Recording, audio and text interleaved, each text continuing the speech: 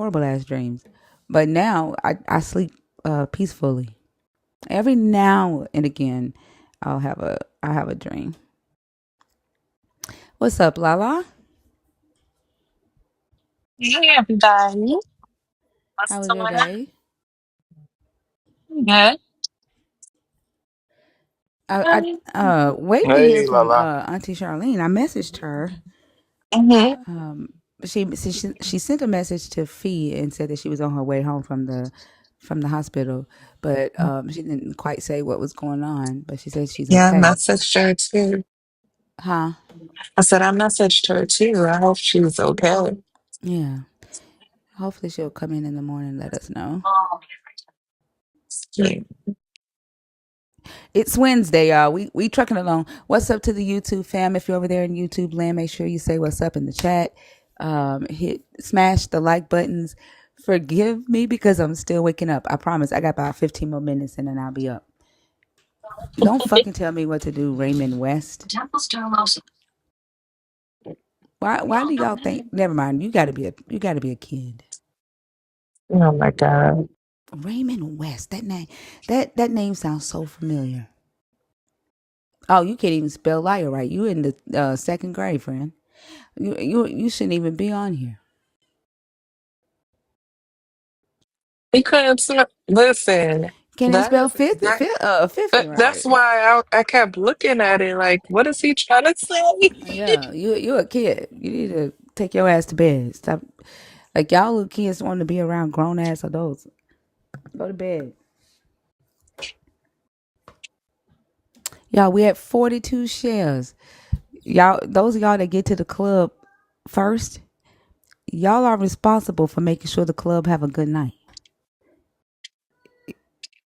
Y'all can't come in the club and then like stand around the walls. What's up, August? When y'all get there, y'all gotta make the club pop. It's gotta be jumping because of y'all. That's one of the reasons why I get there late.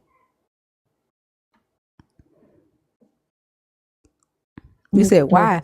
Because if the people who get to the club first don't make the club like the place to be, it ain't like ain't nobody gonna want to pay stand in line to get in there.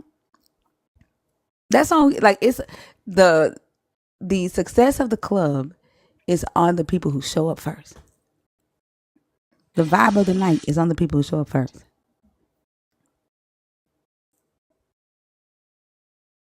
Yeah, that's why I don't. I be late. I'm like, I ain't. It opened at 11. All right, I'll see y'all at 12:30. I see y'all at 1. I ain't getting in no club as soon as it open. Yeah, I used to come in late, but I just wanted to make a scene. That's all. Yep, let them do all the work. Get the vibe right. Let them like get it filled up. Cause like when you get there and it's half empty, motherfuckers want to talk to you. You know what I'm saying? Oh Like, Hmm. yes. yeah, they want to walk over and talk to you. It ain't crowded yet. Nobody want to dance yet. People ain't they ain't got the drinks in their system yet. Like, no, y'all do all that work. No, I'll see y'all in absolutely. about an hour or two. Huh? Exactly. My friends that I used to hang out with, they didn't find out that I didn't drink till about 12 or 13 years ago. All this time when we used to go to the club, I used to go in there and order, and I wanted it put in the Long Island tea glasses, the tall glasses. And it would just be orange juice with a bunch of fruit, grape, the little fruit at the top, the cherries and stuff like that. And they thought I was drinking all this time. Hmm. And I never drank. And they was getting toe up. You was appearing drunk. No, I didn't appear drunk. I would just, it was just cool to have a drink in the club. But who said it had to be liquor? Oh, That's it's just cool to true. have a cup in your hand.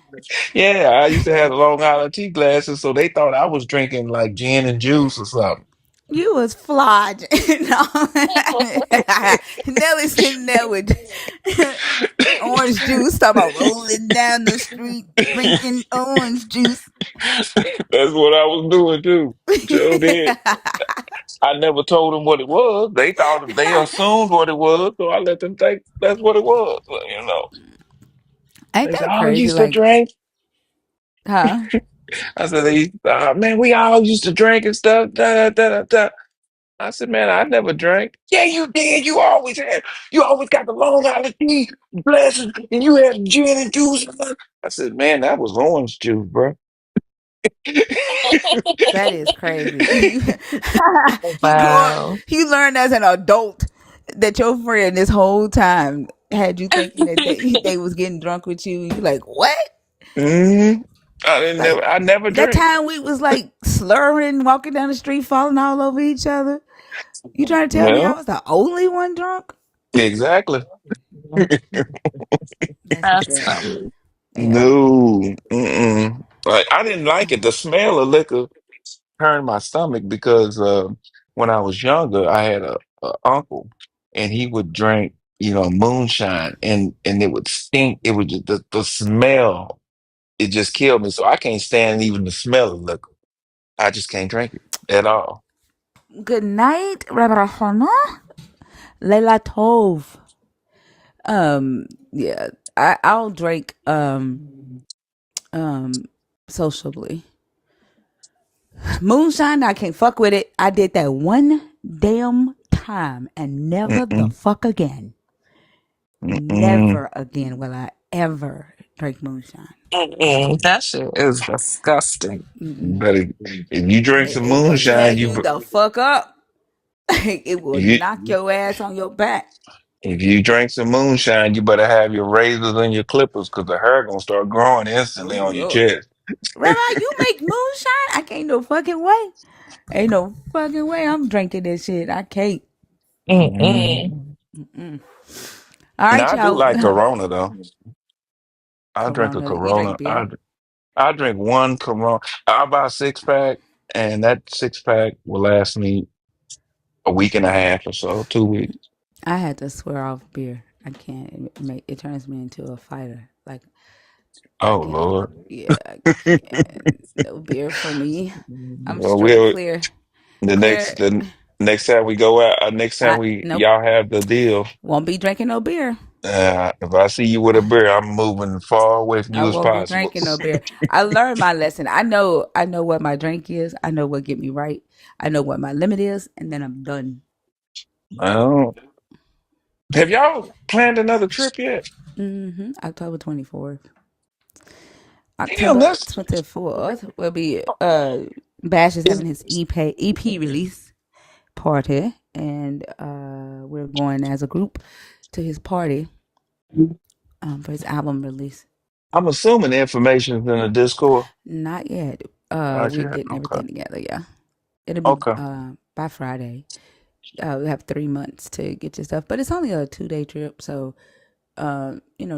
not anything too expensive. Just going to party with Bash for his album release party. Oh, Yeah, okay. That's what's up. yeah. All right, y'all. We are at 100 shares. We I think we're tired tonight because normally we be well over 100 by now. We're 13 minutes in. Again, saying what's up to the YouTube fam. What's up, Woken Stoke? Here, let me go ahead and there you go. All right, Woken Stoke, I got you as a mod now. Thank you so much for volunteering to mod the YouTube. Um, let's see who else is over there. Kaylin, hey, how are you? He said, thank you, hello, and everyone else in this bitch. Y'all have a great night. Morning headed headed to Santorini. Just popping in to say hello. What's up, Keelan? Shut up, Lightword. Shut the fuck up. Uh, Ladette, you hope we find God. I hope you find him too. Hail Um, Satan, bro 100, huh? we're Hawaii is under a tsunami watch. Oh my gosh, seriously? Yep, Hawaii and a few other states and countries. There was an 8.0 earthquake. No, I did not know that. I thought he said he wouldn't do no shit like that again. Wow. That shit is scary. Yep. What's up, Dank Bird? Chris, what's up? Cody Green, what's up? Thank y'all so much for being here. Ephraim, what's up? All right, y'all, we are ready to go ahead and get started. If you are a believer in the God of the Bible, if you're deconstructing, if you're an atheist, and you are 25 and up, the guest box is open. I did see several people in the request. Make sure that you are in there on purpose and not on accident, please. Actually, Nia, Lanaya. Lanaya. Hi, how are you? Hi, I'm good. That's good. That's good. Is it actual Lanaya? It's like a mix between the word actually and then my name. Oh, okay, okay, okay. I It's see you're 29 according to your bio. yes. All right. Are you Yeah. a believer in the God of the Bible? Are you deconstructing? Or are you an atheist? I grew up in the church, but right now I just consider myself to be spiritual. I did go through a period of time where I was labeling myself as atheist. But do you believe in the God that's in the Bible, the God we're discussing? Not in the Bible, no. Okay. So we are discussing the God in the Bible and not just like any God or any belief system. Hmm. So I am going to move you back down to the comments. You're more than welcome to stay and listen, okay? Oh, okay. Okay. Yeah. Like this Prompt isn't a made me conversation think just about that religion, period. Huh? the prompt made me think that the conversation was about Jesus Christ. Right. But I'm looking to talk to people who believe in Jesus, people who are deconstructing from Jesus, or atheists. And you're not one of those.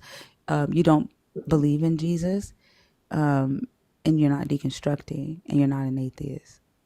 Oh, I do believe in Jesus, but okay, that's Well, I fine. I'll go asked back if it to was, listening. do you believe in the God of the Bible? You said no. So you do believe in Oh, Jesus? well, I was speaking more so to like the Bible, not Jesus. Like I believe Jesus exists. I don't believe in the Bible. But Jesus is in the Bible. That like that's the only text that we have about Jesus, right? Mhm. So unless you have like a different Jesus that you've, which we found that a lot of people do, right? Like they still want to believe in a Jesus, so they create their own version of Jesus that isn't necessarily the one in the Bible, and that I can't do anything with either because I don't know the Jesus you created for yourself. Does that make sense? Um no, but it's fine. Well, let me ask you a I'll just question. How the Jesus that you know, if it's not the one in the Bible, how did you get that it is together? the one from the Bible, but I mean, I guess the one in the Bible has been like misrepresented, like so far from what he was actually supposed to be like portrayed as, that like Well, if um you're not going by the Bible, right? How do you know that he was misrepresented? but like I said, I grew up in the church, so like I know the Bible and I've learned about Jesus Christ. I don't know. I was just trying to answer the prompt, but Right. uh I'm trying to see if you like get you qualified for the prompt because you say you do believe in Jesus, but I'm trying to make sure it's the one that we can discuss, right? Because we go by the Jesus in the Bible, and we use the Bible, right, to talk about what this Jesus did and said. And but if you're saying that you don't believe in the Bible, and the Jesus that you believe in is in the Bible, I'm a little confused as to how when you say that Jesus has been misrepresented, what other representation do you have of how he's supposed to be represented?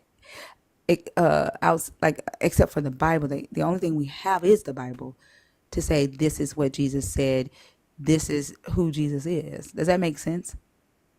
Yeah, and I guess it's my answer to that would be the people who taught me the Bible, like the pastors and preachers and members of my religious communities who have tried to preach to me about the Bible. Like the way that they have taught me about Jesus, I guess, is like what I don't believe in. Oh, right. Okay, I understand that that's what you're saying. But where are you getting this other belief outside of what they taught you if it's not the Bible, though? Because you said you don't believe in the Bible. Does that make sense? Like if they're teaching you a version of Jesus and you say, that's the wrong version of Jesus they're teaching me, but the version of Jesus that's in the Bible isn't right. Where is your version of Jesus coming from? Does that make sense? Well, I mean, the Bible has been edited time after time again. Like it's not even the original. But I'm asking, Bible. where is your version, the Jesus you believe in today? Where did that version of Jesus come from, if not the Bible? Okay, I guess I misspoke at some point because it's the Jesus from the Bible. Okay, so Then it is the Jesus from the Bible. Okay. And so you're saying you read the Bible and then you realized that the pastors and teachers that have been teaching you about Jesus this whole time didn't quite match the Jesus in the Bible. And so you're no longer a Christian, you're spiritual, but you do believe in Jesus. You believe that he died for your sins. yeah, I don't. Idiot, not that. No. Do you believe in like Christ consciousness? Is that what it is? My echo, yeah, it's going to echo. It's not me. It's TikTok Studio. I'm sorry. Is it Christ consciousness? Like he taught, like the esoteric, like he taught with the kingdom is within and all of that. Is that what you? Yes. Okay. Yeah, that's so like we're talking about like Christianity. That's a different Jesus, and honestly, I think that people take that one statement of him saying the kingdom is within and they twist it into this whole esoteric style teaching, but that's not the Jesus in the Bible either. Yeah, like the Jesus in the Bible, there's actually 6 Jesuses in the Bible, but it's kind of difficult for me to have this conversation with Christ consciousness type believers because it's all spiritual and it's very subjective. And spiritual has a very vague connotation to it. Like it doesn't necessarily have one definition, right? And so spiritual Sure. to you might be spiritual to somebody else, might be something different to somebody else. Yeah. But I thank you for coming up. Yep. All right. Have a good Have a night. good night. All right. You too.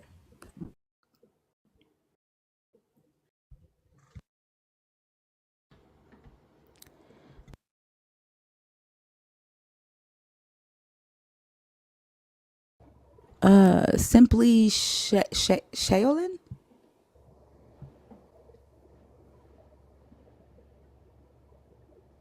Simply I don't know. Shaolin? Okay.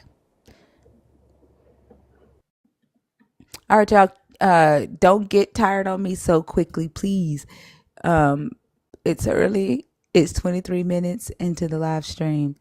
Gotta let TikTok know that y'all are alive and well in here and that we are not using bots. If they don't see engagement, they're not gonna push the stream out. What's up, Black Kitty? Punu? Hey, what's going on? I accidentally got on the chat. I was trying to like the thing, Okay. but it kept like requesting me. So you can just drop me off. Okay. I'm just chilling, listening. So thank you. You're welcome. Have a good night. All right, y'all. The guest box is empty. If you are a believer in the God of the Bible, if you are deconstructing, you're an atheist and 25 and up, you can come up and have a conversation. Tonight's conversation is going to continue with the 2 topics with Adam and Eve outside of the garden, with also trying to figure out exactly what is spiritual death spiritual life and spiritual death. Like, I'm still a little bit confused on that topic. And then if we find someone that doesn't subscribe to the fall of man concept, we'll revert back What's to up, everyone? the original topic. Okay, so if you are a believer in the God of the Bible, if you are deconstructing, or if you are an atheist or 25 and up, the guest box is open. Foreign foreign, what is that? Foreign Yeah, you say X? foreign. It's fine. Foreign is fine. What's the second word though? What is it? How do you pronounce that? Satruch. Satrus. Yeah, Okay. Can I get your age, please, for TikTok purposes? 35. Are you a believer in the God of the Bible, deconstructing, or an atheist? I'm a believer. In the God of the Bible? Yes. Okay. Do you subscribe to the original sin concept? Uh, yeah, I do. So the Adam and Eve sinned in the garden, and then once they sinned, mankind was corrupted with sin. Satan was kicked down on the earth, and then they were kicked out the garden. That's the belief you have? So Adam and Eve sinned, and then no. Well, Satan was kicked out.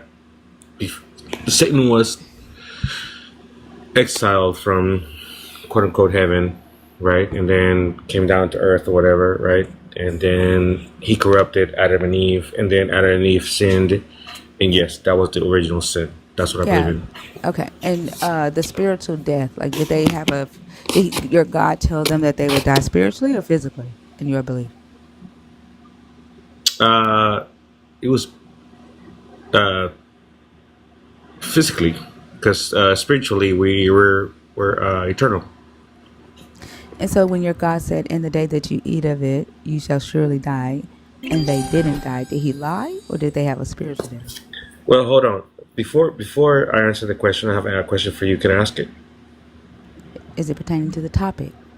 Yes, it is. Yeah. Is there such thing as an absolute truth? What?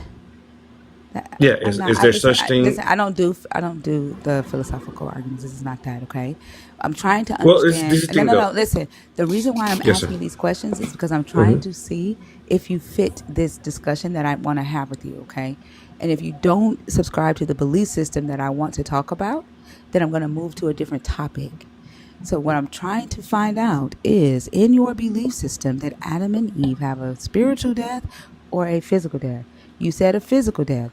So what I'm asking you is, if it was a physical death, when the God tells them, in the day that you eat of it, you will surely die, do you believe he lied to them in your belief system?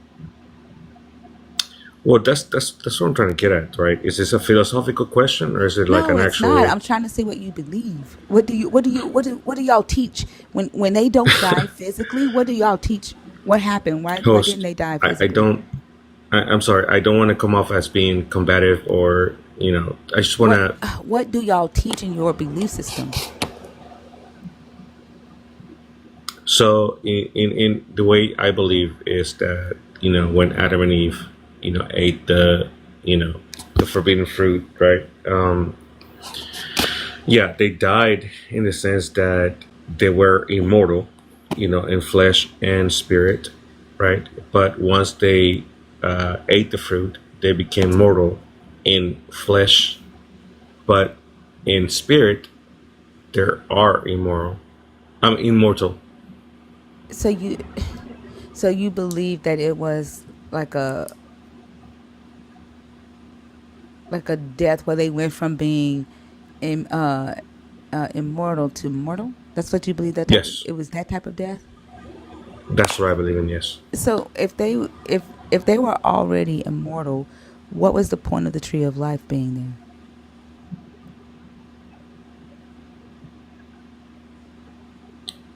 What was the point of the tree of life? Yeah. If they were already immortal, why would your God put the tree of life in the garden for them to eat? Honestly, I don't know. And it wouldn't make sense, right? Like, why would they need to eat from a tree that would give them life if they already had immortal life? Well, are you the authority for what makes sense or not? Yes, for myself. Yes, I'm the one who gets to decide Okay, what cool. makes sense for me. Then, yeah, cool. Then if I'm an authority for what makes sense to me, then yeah, it makes sense to me. That makes sense to you that they would Yeah, to have a me though, tree. to me, not to you, to I me. get it. Right. I'm Hmm. asking. Damn, if Yeah, you don't want me to I'm ask you sorry. questions, Okay, then why fine. are you on my stage? Why are you getting offensive? Because at the beginning you didn't let me ask that one question. What question didn't I let you ask? If there's such thing as an absolute truth. But why are you asking that? I'm not trying to ask you a philosophical question. Because you make claims like you know the absolute truth. What claim did I make? No, you're right about that. You make questions like you know the I'm absolute going to truth. ask questions so I can try to understand. How else do you understand unless you ask questions? Okay, The good. fuck? Okay, fine. I'm sorry, host. I don't want to get you aggravated. I really don't. That is very I really don't. aggravating. Like y'all Yeah, I get know. mad. Y'all get mad at people asking y'all questions because you have adopted this silent agreement to become a believer, which means that you will accept information without evidence, without understanding, without it making sense, like without logic. Like when you say I'm a believer, you're saying I forego skepticism, I forego logic, I forego evidence. Like I don't need any of that. And then when someone else who has not signed that agreement or entered that silent agreement with you ask you questions, y'all get offensive. I mean defensive. I'm asking questions so I can understand what it is that you believe so that I can enter the conversation that I actually want to have tonight. Okay. I apologize. Yeah, like I'm trying to understand if you're saying that they are immortal already, what Hmm. is the purpose of that tree of life in the garden? Because if he says that they can eat from every tree except the tree of knowledge of good and evil, that means that he was telling them they could eat from that tree of life too. And the tree of life is what gives immortal life. If you ask me what was the purpose of that tree being in the garden when they were there, I am not sure. We are not told why. What was the purpose for that being there? So I wouldn't I'm be able to asking you to answer that use question. I'm asking you, right, logically to you, Hmm. right? If somebody needed iron, right? If there's we just got finished talking about iron. Let's say that was a tree or a plant that gives you iron, right? And somebody says, hey, here's a tree that will give you iron. You can eat from it to, you know, would you expect that that person already has all the iron that they need? That Um, the, that the tree if of I iron is just there? Yeah, so if I understand it correctly, right, then myself, my own opinion only, right, no one else's. I would say that the tree was there to see if man understood free will or not. The tree of life was? Yeah.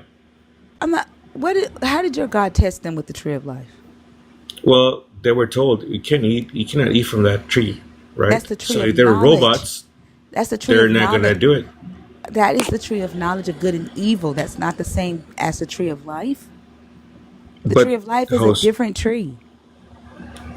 this is the reason why I asked you if an absolute truth exists, It is an because absolute truth that the tree of life is a different tree from the tree of knowledge. That is an absolute truth. You know why? do you Because the know what an book says absolute it truth is. is? Yes. What is it? It's not subjective. It's objective. It is objectively true that that tree of life in that story is a different tree from the tree of knowledge. So you're saying that the tree of knowledge existed, No, in the and you can prove story. it? Are you fucking kidding me? I'm about to kick your ass off my stage. You can kick me right now if you want Yeah, to. I really bye. don't care. Okay, goodbye with your confused ass. Confused as fuck, motherfucker. Yeah, he weird. That motherfucker was confused. Yo, Austin, yes, how old are you? I'm 21. You gotta be 25 to be up here, okay? Oh, really? Yeah, have a good one. Dang. All right, yeah. What the hell? He's like, is there an absolute truth? Like, and so many. This is what I've been feeling like. They get so mad because it's like, don't bust my bubble of lies. Like you're making claims. What claim am I making? Wait, no, you're right. You're not making claims. You're making claims of questions. What? Yeah, Making claims of questions? it's obvious that he never read that part of the Bible because it plainly states that the purpose of them, the purpose of God putting the flame around the sword around the tree of life, so they would not be immortal, not because they already immortal. That doesn't make sense. And then he's like, "Oh, the reason the tree of life was there was to test their free will." Um, the tree of life and the tree of knowledge are not the same tree. Is there an absolute truth? Is that an absolute truth? What? Listen to them. Tree of life, tree of knowledge. Like the words come out of your it comes out of your mouth. Yeah, that was hilarious. That was funny. That kind of woke me up. Goodness gracious. Anyway, if you are a believer in the God of the Bible and you are 25 and up, someone deconstructing 25 and up, or an atheist, the guest box is open. If you are a nerd, you could be 21 and up, to come up and discuss the topics or discuss your deconstruction journey. And you must be in your second month as a nerd. Also, if you are a nerd in your second month and you have not got access to the Discord, please reach out to a mod so that we can get you into the Discord. Y'all got to help us out. Please don't start Wednesday night like this. 36 minutes in, 300 people in the stream, and no conversations. Let's go, y'all. I'm still trying to wake up. Oh my God. Did Jesus tell you to type that? Did Jesus tell you to tell me to kill myself? What the fuck? Who said that? Somebody on YouTube named Gripper. Like, y'all are not okay. Y'all are some evil motherfuckers. They really are. Wow. Like, y'all are evil as Somebody hell. literally said that. Yeah. Y'all are not okay. I don't understand how anybody could be a believer and see how y'all motherfuckers act to defend this God and be proud to say that they are a fucking believer. If I unalive myself, we'll see if God exists or not, you stupid bitch. Like, why I gotta kill myself to see your God? If he was real, I should be able to see him now, dumb fuck. The fact that you hope that I die to see if your God is real means he's not fucking real. Means you can't talk to him here. Means he ain't doing shit for you here. Means he ain't doing shit for the world here. That's why you want me to die. Dumb fuck. That is crazy. Reminds me of that comedian that said people say stupid stuff like he dead and gone. He's, he said, "Shit, you know anybody that's dead and stayed?" Exactly. Like, y'all are not okay. Y'all get so mad that people don't want to subscribe and be pulled into your fucked up ass mental fuck. It's crazy. Like, ugh, y'all like some bunch of big ass insecure ass kids. Mm-mm-mm. That's some insecure ass shit. Cause if I had something powerful, ain't no fucking way I'd be mad that your ass ain't subscribing to it, bitch. Like, I don't give a fuck what you think about me. I don't give a fuck. Like, if I tell myself I'm beautiful, motherfucker, you could try to tell me I'm ugly and I wouldn't give a fuck. Like, ain't no fucking way. If I had a powerful ass deity, I'd be crying that you didn't believe me. Y'all motherfuckers, something wrong with y'all motherfuckers. What's up, Facts. auntie? Hey Hey, everybody. Auntie. How you How are you feeling? feeling? Well, Hey, I'm trying to get there. What happened? I was having a sharp pain on my left side abdomen, right? It was running down my leg, and I didn't know what was going on. And it had got so I couldn't hardly even walk. So I went to urgent care, but of course it's only so much they can do there, so they sent me on to the hospital for other testing. And so when I got there, they did everything. When I tell you they did everything, they did everything. But I have something called gastritis, where my intestines are spasming.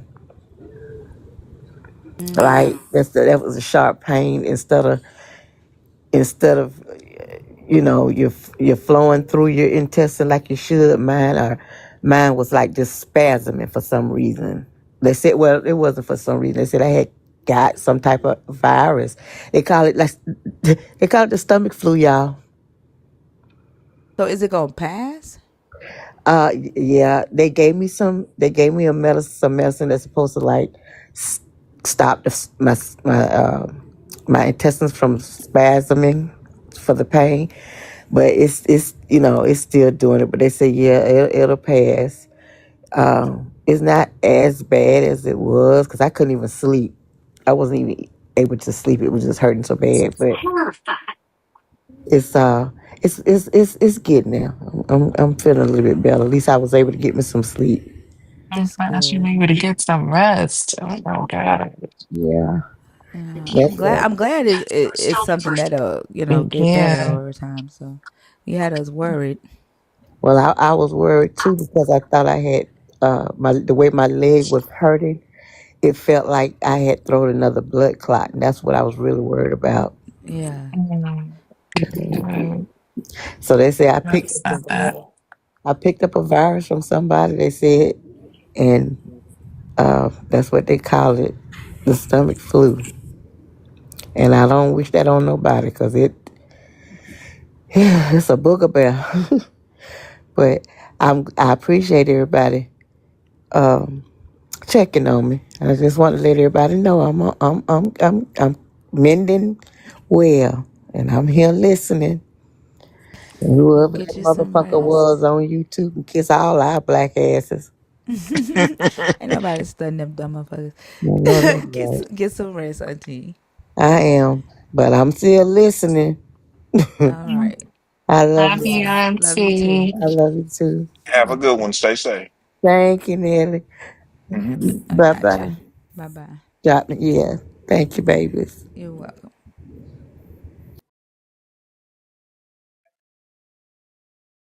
Mm, I'm glad it's a stomach virus and not anything too.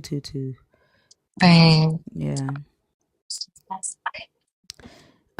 Kennedy, are you in the box? Is this the Kennedy that be coming up asking to ask questions? Kennedy, how old are you?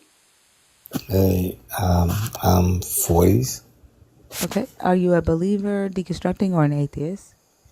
Actually, I'm deconstructing for my mom. Actually, You're deconstructing from your mom. yeah. What does that mean? Why you laugh at that?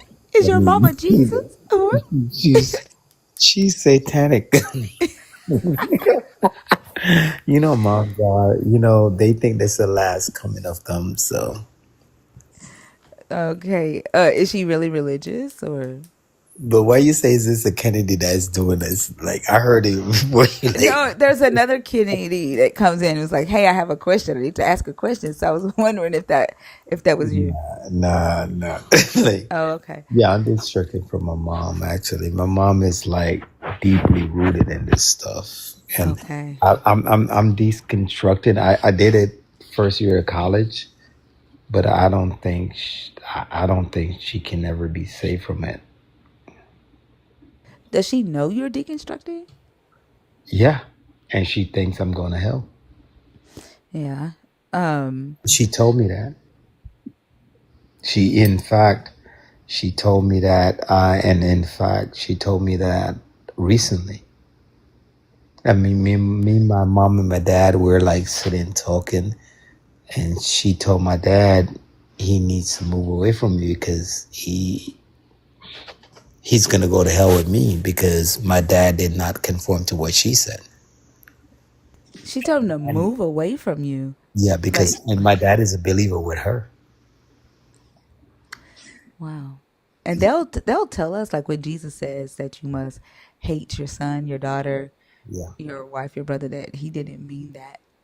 But then they'll go and, you know, do stuff like that. That's one yeah. of the reasons why I say that this religion is one of the worst things that ever happened to humanity because it will destroy entire families. And I don't know what else to say to her, like other than let her like die. You said what? You said what? Come You on, don't know what to say other than what? thinker. I'm seriously saying this. I don't know what else to say to her, other than like say, okay, just die. Are you serious? Yes, Damn. because there's nothing. She's always tried to recalibrate my life than hers. So have you tried setting boundaries with her? I have. She don't respect them, and that's what I see with a lot of. And in fact, some of my friends who have like parents who are like Christian believers will respect their boundaries. They don't respect ours. They always think they can violate our spaces, and Yeah. that's where I'm at in my processes. I've had to block my mom and my brother. My brother took over my dad's church when my dad died. I've had to block them for months at a time,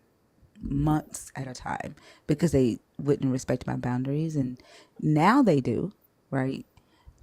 And then I said last week I left the family chat because of the prayers that go on in there and the hell threats. Uh, and so I told them, like, I'm just going to leave the chat. I'm not going to tell y'all what y'all can and can't talk about amongst each other, because all of y'all are believers and I'm the only non-believer. So I just left the chat and told them if there's some family information that I need to know, just text me separately. So I have to like set the boundaries for myself. If they're not going to respect them, then they don't get that type of access to me. Yeah, because I wake up every morning and it's morning to these group chats about just everything else other than life. It's just Bible verses, what God has done, and it's crazy. And I'm saying like I'm the one paying for your tire to be fixed. You didn't say God did that. Like Yeah. you know what I'm saying? It's just a context that they don't get. You know what I mean? And so that's what I don't understand with that. That makes a lot of sense. Yeah.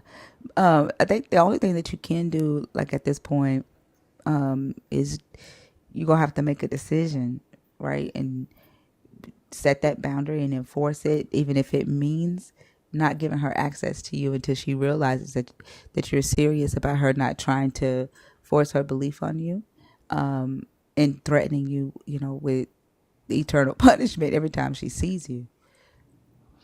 Yeah, and I, think I'm not programmed to do that. It's my mom, it's family, and my dad. My dad is on the side. Like my dad is like he's on that side. He's like, yeah, it's just whatever it is. He's not like he's not committed on that side. So me and him have conversation. We sit down and we talk.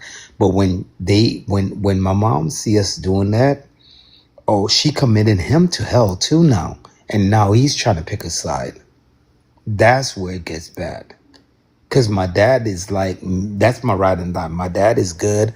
My mom, we're good until, she committed me to hell. And then now, when she saw that I have company with my dad, now it's like. But have you ever said to her, like, hey, when you do this, when you call me, Satan, or commending me to hell, or saying I'm demonic, it's offensive to me. It makes me feel uncomfortable and I don't want to be around you.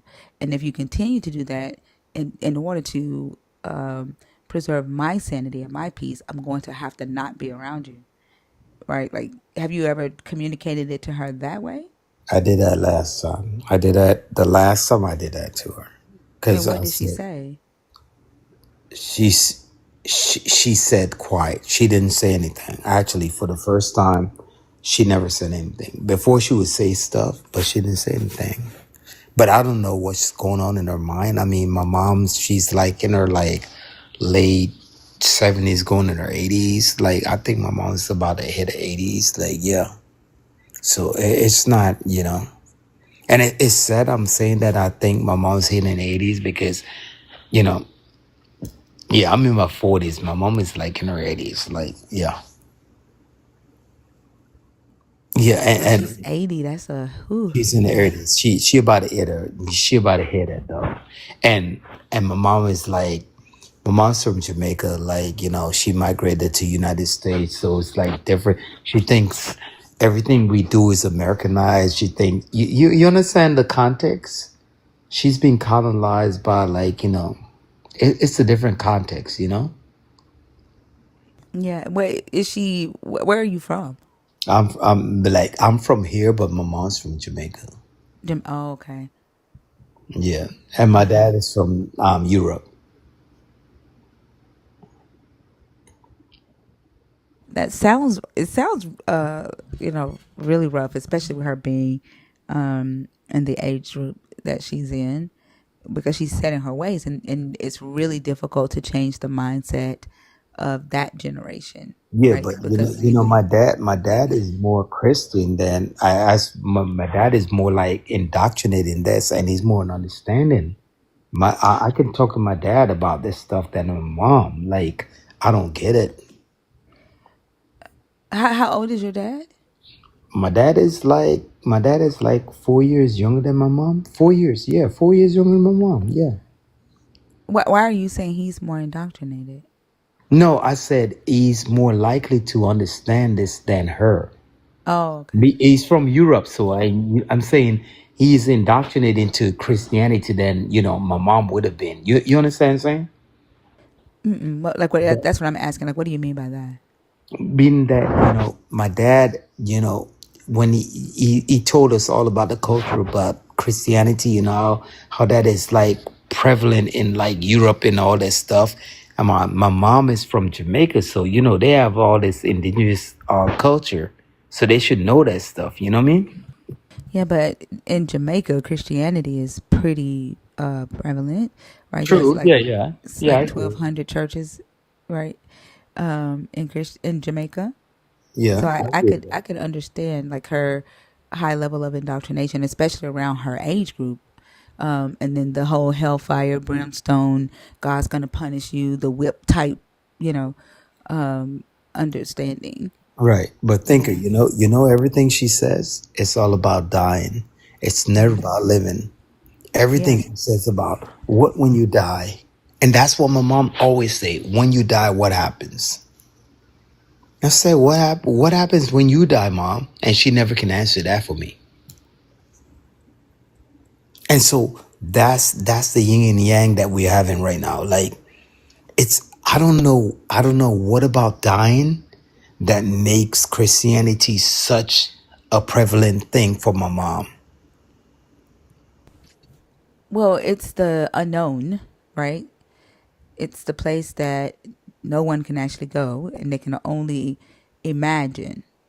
They've Somebody else has imagined for them and told them that if you don't do this, then after you die, you're going to have pain eternal. But if you do this, the things that you want in your life that you couldn't have here, you're going to have in abundance, right? And so the fear of death and being punished eternally is controlling your mom. And then the hope and desire to have the things that she did not have because she lived in an oppressive society during her life, she's hoping to finally get that rest and have those things when she died. Does that make sense? So Yeah. she's living in her hope lies in the things unknown. Yes, so I don't know what to say to her. That's why I came up to her just to ask you, like, because I know you and your mom had the conversation that needed to be had, right? And so We I fought a lot. Yeah, I mean, I heard some situation, but I mean, I've been working a lot. I mean, thinker seriously. So sometimes I don't hear how you digress into how you do it. You know, that's where I'm at in processes because I do care about my mom too, and Mhm. I mean, I'm not gonna like chop her up as chopped liver, you know. And my dad, like, he's like, hey, just talk to you. You know, my dad is more the passive person. Like, talk to your mom. You digress to your mom. You know what I mean? You get a conduct. You get it right.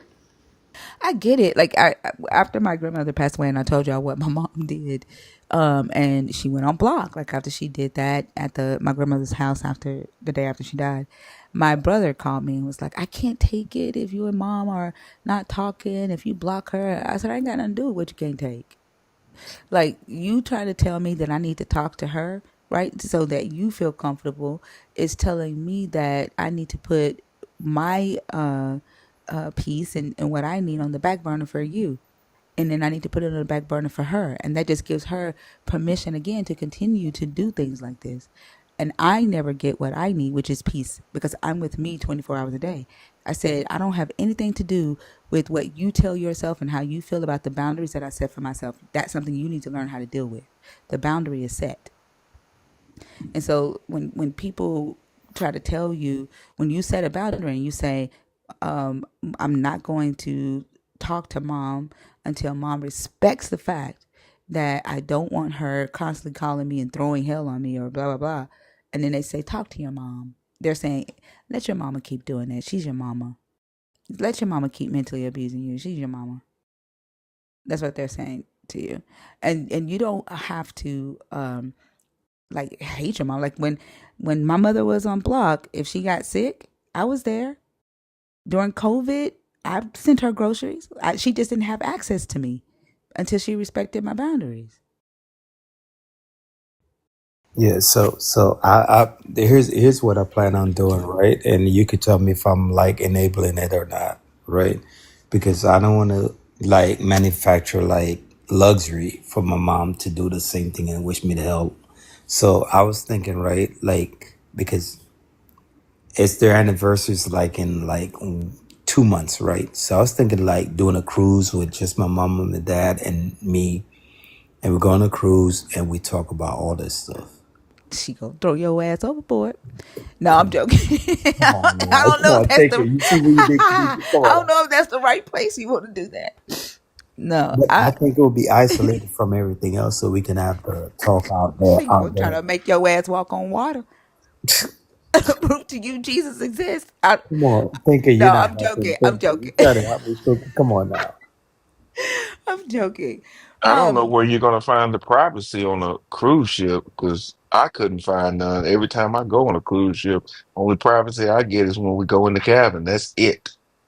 but also, there's a real possibility that she could piss you off so bad, and you're like stuck in the middle of the ocean with her for days. Like, I don't know if that's a good idea. You might jump over yourself. Exactly. Like, I don't know. I'll swim back. Oh, No, I didn't. I didn't think about that. About the like, yeah, yeah. So where should I do it? Because I don't want to do it where she's like comfortable in her space though. Because my mom is like, she knows that. Maybe a cabin. Like, have you ever taken her to the cabins? Yeah, it's funny because we go to New York, in Boston a little bit, and we chill out a little bit. But she's always talking about how God made the snow came, and that's why I don't want to do that no more. Wait, God made a snow cane? Yes, she What's a said snow God, cane? the snow. She Oh, said the hi. snow Okay. came. Yeah. Oh, God made the Oh. snow came. Oh, okay. Yeah. And stuff like that is okay. Like my mom, she'll stand out. Like if it snows, she'll call me and she'll stand out and she'll be like, God is so wonderful. Look at the beautiful snow. Like she loves the snow. And I'll just like, you Yeah, know. but my mom said the snow is because God made it came. And when it doesn't come, God didn't make it come. Yeah, I mean, that. I know, like, you know that, right? Yeah, yeah. Like, I know to because I went to school, and when I say, "Mom, the snow is snowing because it's winter," she said, "Oh, that's why you went to school. You see, you're discrediting God." what? Yeah. So that's yeah. I don't know. Like, I mean, I don't know any other place other than her home. Like, I don't know. And then, like, we also have to keep in mind that, our parents may have boundaries too. And if y'all remember me saying, I respect the boundary that my mother set, right? She said, when she learned that I was searching, for me to never tell her what I find, because she said that it would break her heart if she learned that what she had dedicated her life to was a lie.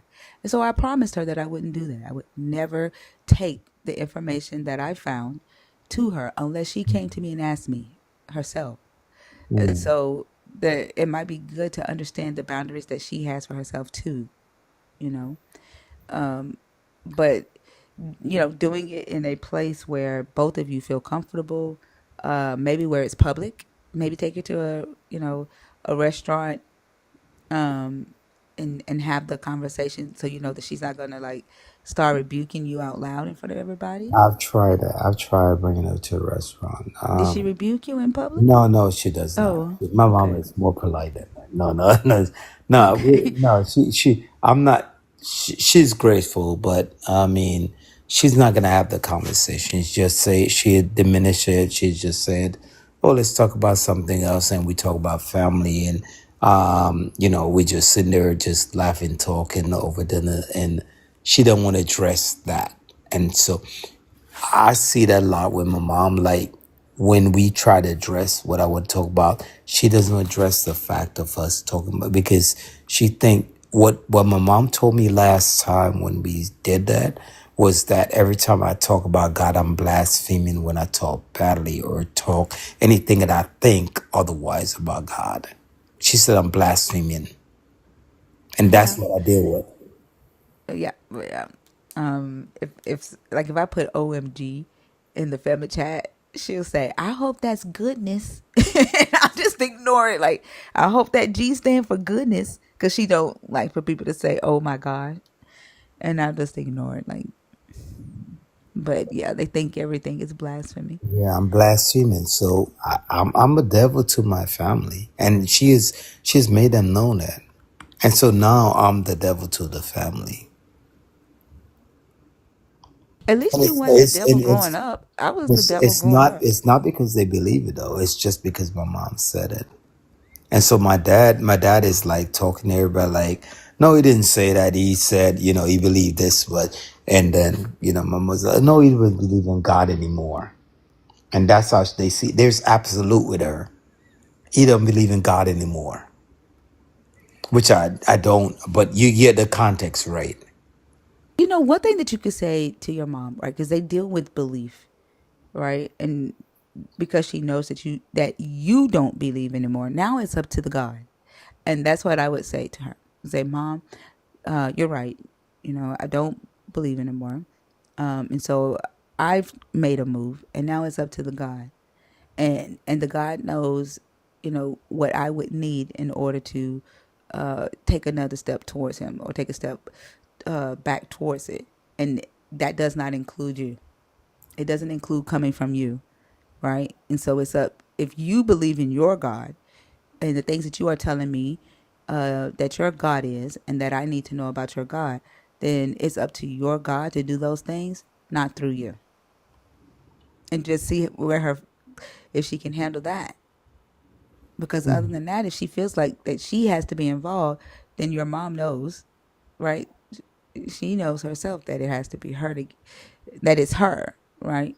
Yeah. But if you just say, I guess at this point, Mom, you just have to trust what you've been telling me about your God. It's time for you to put your trust in that, right? And let your God make the move.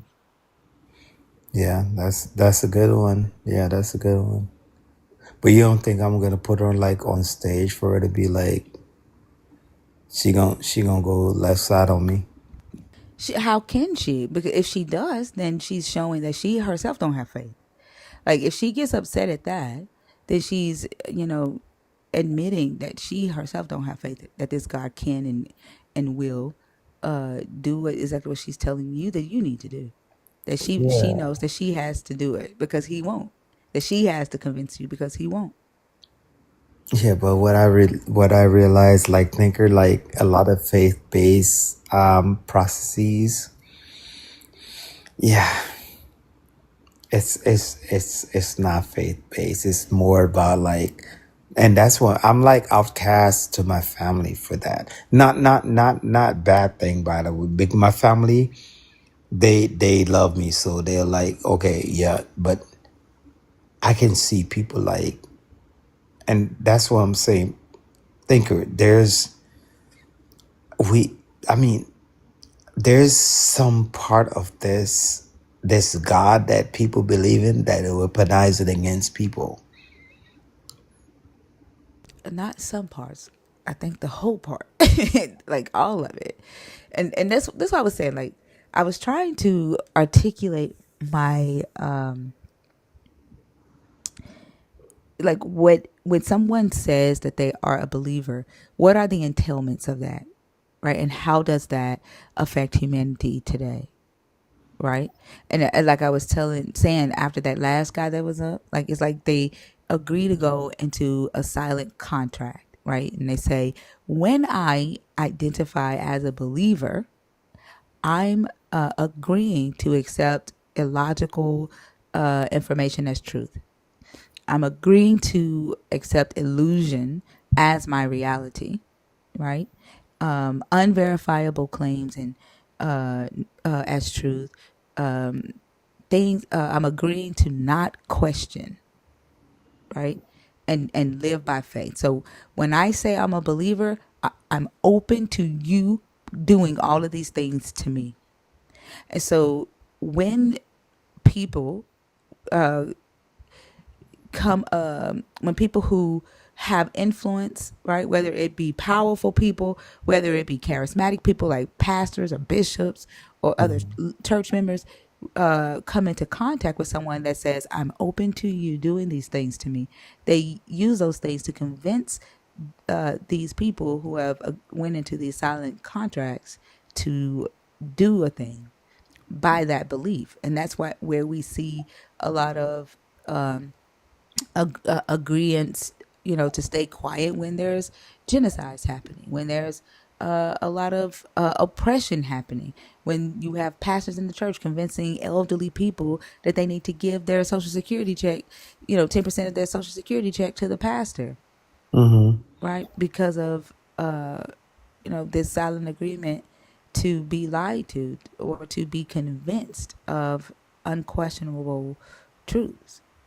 And so it causes a lot of harm on humanity. And then one could say, oh, it's done good too. Like, people have built communities. Some people have adopted the idea that, oh, we're supposed to feed the poor, Right. right? We're supposed to housing unhoused. And because of that belief that a God said that it is your job to feed the poor and housing unhoused, you give to the church, because you believe that that's what the church is doing with the money, but you also don't question what the church is doing with the money. And you see the pastor driving a Maserati, right? Or you see the pastor driving a better car than you're driving, buying a new house, and you living in low income neighborhood, and you don't question what the pastor is doing with the money. So it's Yeah. kind of like a double-edged sword. But when are we being heard? When will be heard? Though. When? When can we or when will be heard though? When will it be heard? Is that what you said? Yes. When will we when will As we? non-believers? Yeah. When is our time to be heard though? Right now.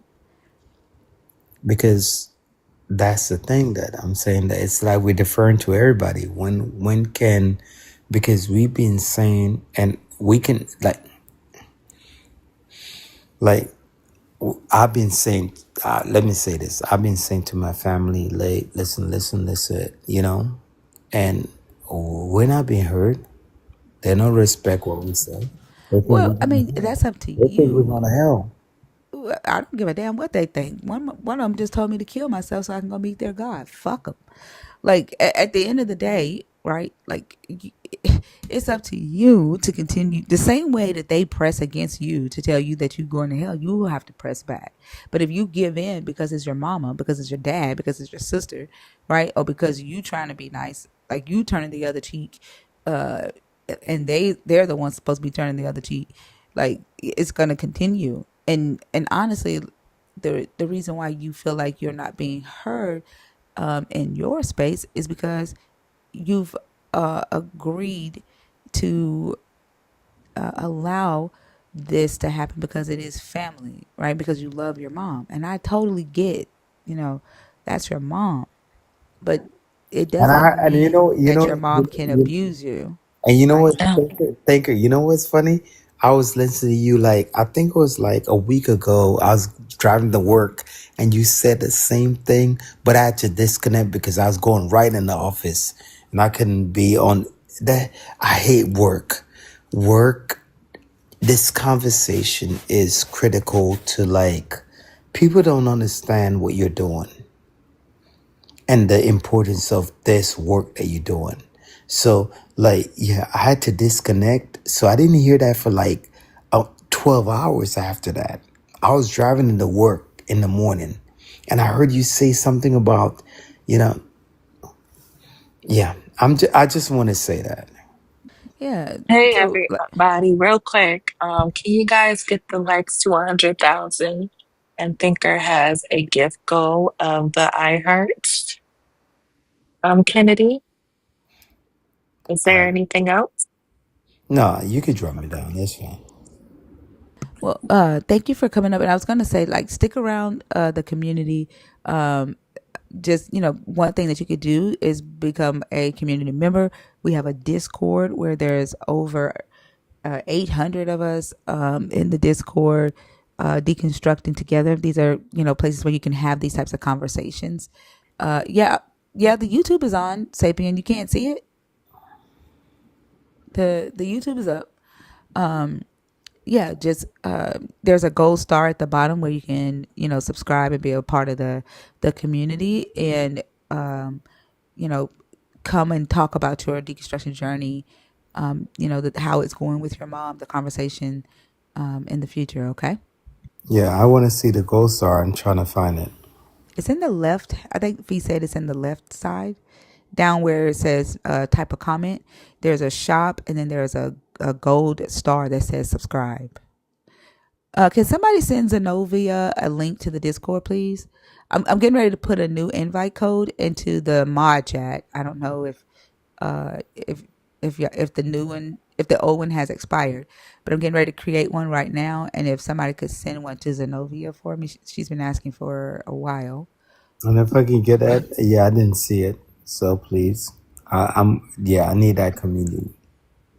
Well, you after you've I been a part sent of the it. community. Okay, thank you, Lala. After you've been a part of the community for 30 days, you get access to the Discord. But like I said, we would love to, you know, hear more from you. Okay, and I hope you have a great rest of the night.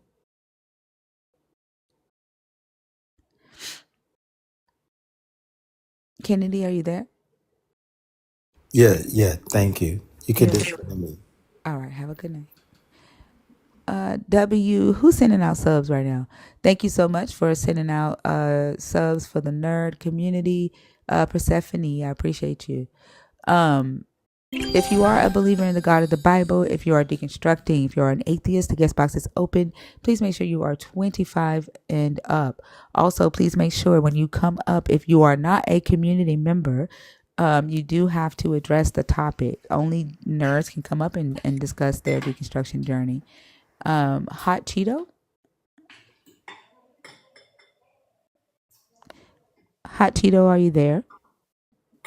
I guess not. Okay. All right, y'all. The guest box is empty. We are an hour into the show. Um, let's get some good conversations going. We have 356 people on TikTok with another 75 on YouTube.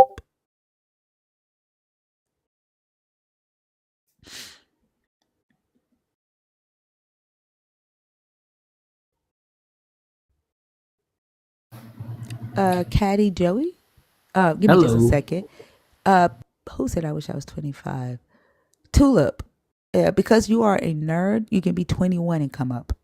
So if you're at least 21 as a nerd, you can come up, Tulip. Caddy Joey, how old are you? I'm 38 years old. Are you a believer in the God of the Bible? Are you deconstructing? Or are you an atheist? Uh, I'm a Hindu, but I'd like to talk about the topic if I can.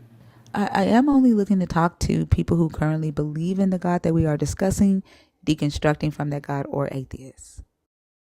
Is there a reason that you want to talk about it, as if this is not your, like, what you believe in, or? Oh, yeah, because it's a very colonizer, authoritarian, dualistic philosophy it's very dangerous to a level. So I was just going to talk about it a little bit. You go ahead and say what you want to say about it. Well, it's really a Middle Eastern. It started off a Middle Eastern religion, Abrahamic religions mainly, and they even colonized the Europeans and in a lot of other places in the world. And the philosophy is very dualistic. It doesn't look at the naturalness of the world. It looks at the authoritarian creation sort of principle and says that's the only principle that matters, and there's an authority that you must obey. And that type of attitude has led many different people into many different types of indoctrination. And in fact, it also mixes with capitalism very well, because it creates this us versus them mentality that capitalism thrives off of competition using that type of paradigm. They go hand in hand almost, capitalism and Abrahamic belief systems. Yeah, I agree. There is a story in Genesis where the God actually sets up this structure of capitalism, where he switches the resources from everybody in Egypt to where the Pharaoh controls all of the resources, and then he puts it in the hands of Joseph. And it's scholars like talk about that as the economic turnover of wealth. That's the moment where the wealth switched from the people to the powerful, and it was this God's plan to do that. And reading that and studying that specific story is one of the things that helped me see that this book is a book for the colonizer. Like, it's an instruction book that teaches the colonizers how to go into other lands and switch, like, take over the resources and indoctrinate the people and continue to stay in power.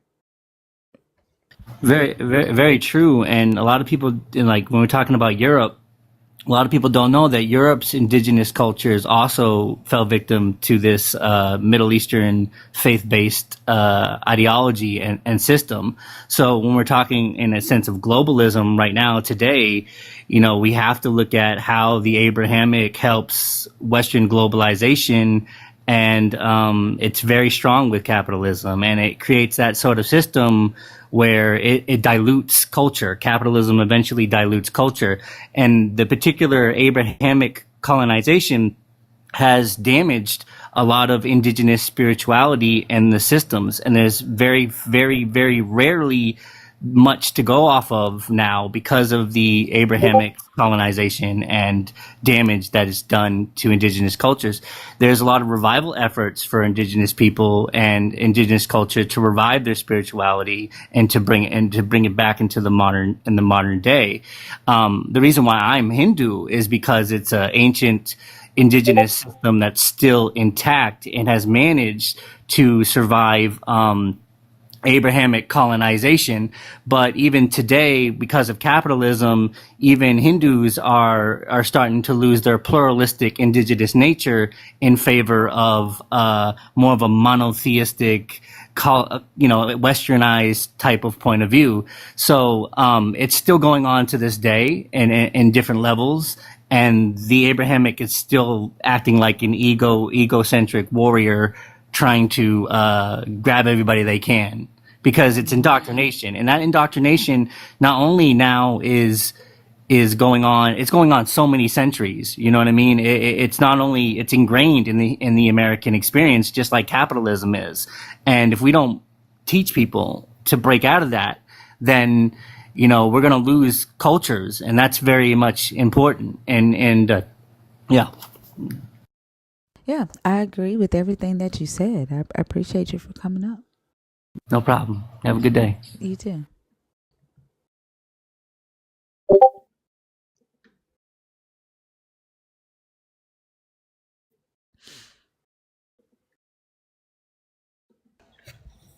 Juju? Hello, Hi, how are you? I'm good. That's good. Can I get your age, please? I'm 25. Are you a believer? Are you deconstructing? Or are you an atheist? For me, well, my upbringing religious is kind of is kind of weird, but I will try to explain it I just in want to know, several do you ways. believe in the God of the Bible? Like I am religiously Muslim, but But ethnically I'm Jewish. okay. Well, we are talking about the God of the Christian Bible, though, and I'm looking to talk to people who believe in that God, who are deconstructing from that God, or are atheists. So I am going to drop you down, okay? Okay. All right. Have a good day.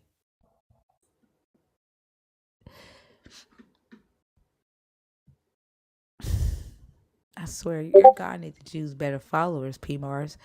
Like, the fact that you are in here begging me to stop bullying your God means your God isn't all powerful. How the fuck do you bully an all powerful God? Tulip, how are you? I'm good. I've had a chat with you before in the past. You have? Yeah, I have. It was a couple of months ago. It was when I first became a nerd here, but I'm glad to be back. That's what's up. What did you come up to talk about?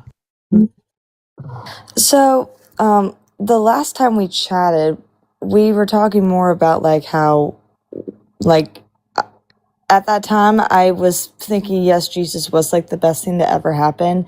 But then when I looked like really deeply into it, especially with like the Bible verses of him talking about smashing the heads of children who disobey, their parents and all that stuff, I started to really look deeply into it, especially like spiritually and mentally. And I was kind of in like a dark place.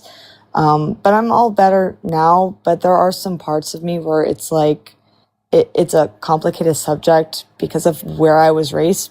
Because again, I grew up within the Christian idea, Bible studies, Bible church, or like Bible summer camps, Christian private schools, you know, the whole ordeal of the perfect Christian family. So just like, just learning more about how this is horrible for humanity, especially with like how politics, evangelicals have used this sort of ideology to impact political gain, financial gain, and like tear apart families based off of like their status or class, has like really shifted the point of view of what it means to be a quote Christian, or what it means to be like a follower of Christ. But yeah, it's a very complicated subject when it comes to learning about this sort of stuff. Yeah, I agree, which is why conversations like this are important, and why, you know, going deeper into the concepts and breaking them down individually, right, is important as well. Somebody said yesterday, it only takes 15 minutes to have a conversation about Jesus. No, like for you, maybe, because all it takes for you is to accept the belief. Like, you're just trying to get somebody to go into this silent contract with you and agree to be a believer, because then it doesn't take a lot to convince a believer of that something is true.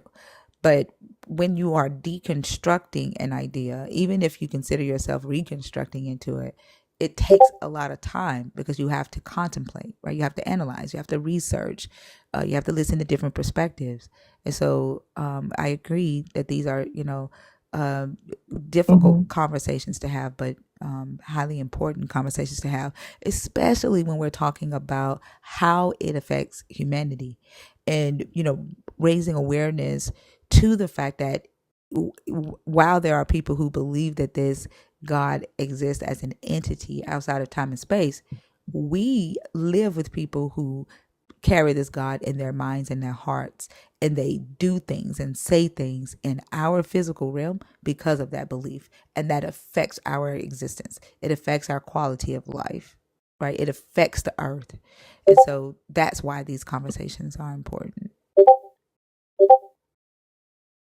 It's especially hard because I was on your live last night with the lady where what was she was learning She was Hebrew, learning like what was Paleo it, the one Hebrew. with the husband, the one with like the Yeah, she was learning yeah, how to speak in and just sans like serif. looking into that and yeah, just like when I look at people like that and like look at people, I kind of like I it's not like I try to look at them as though they're like stupid or anything. I think it's just more like an educated worldview, because in a world where we are like losing our education, losing like the ability to actually have free will outside of this sort of religion, we're kind of like confined into a bubble where we cannot think outside of outside of a specific religion, and like living in this nationalistic or Christian nationalistic society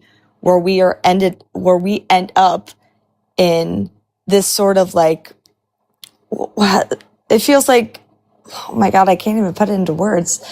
It just feels like we're outside of the matrix, or we took the red pill and people are still like taking the blue pill.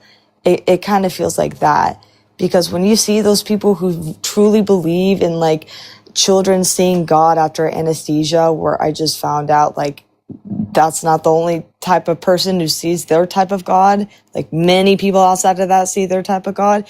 It just makes you feel like, what is the truth? What is the red pill? What are we supposed to do outside of that sort of, that sort of conflict when it comes to religion?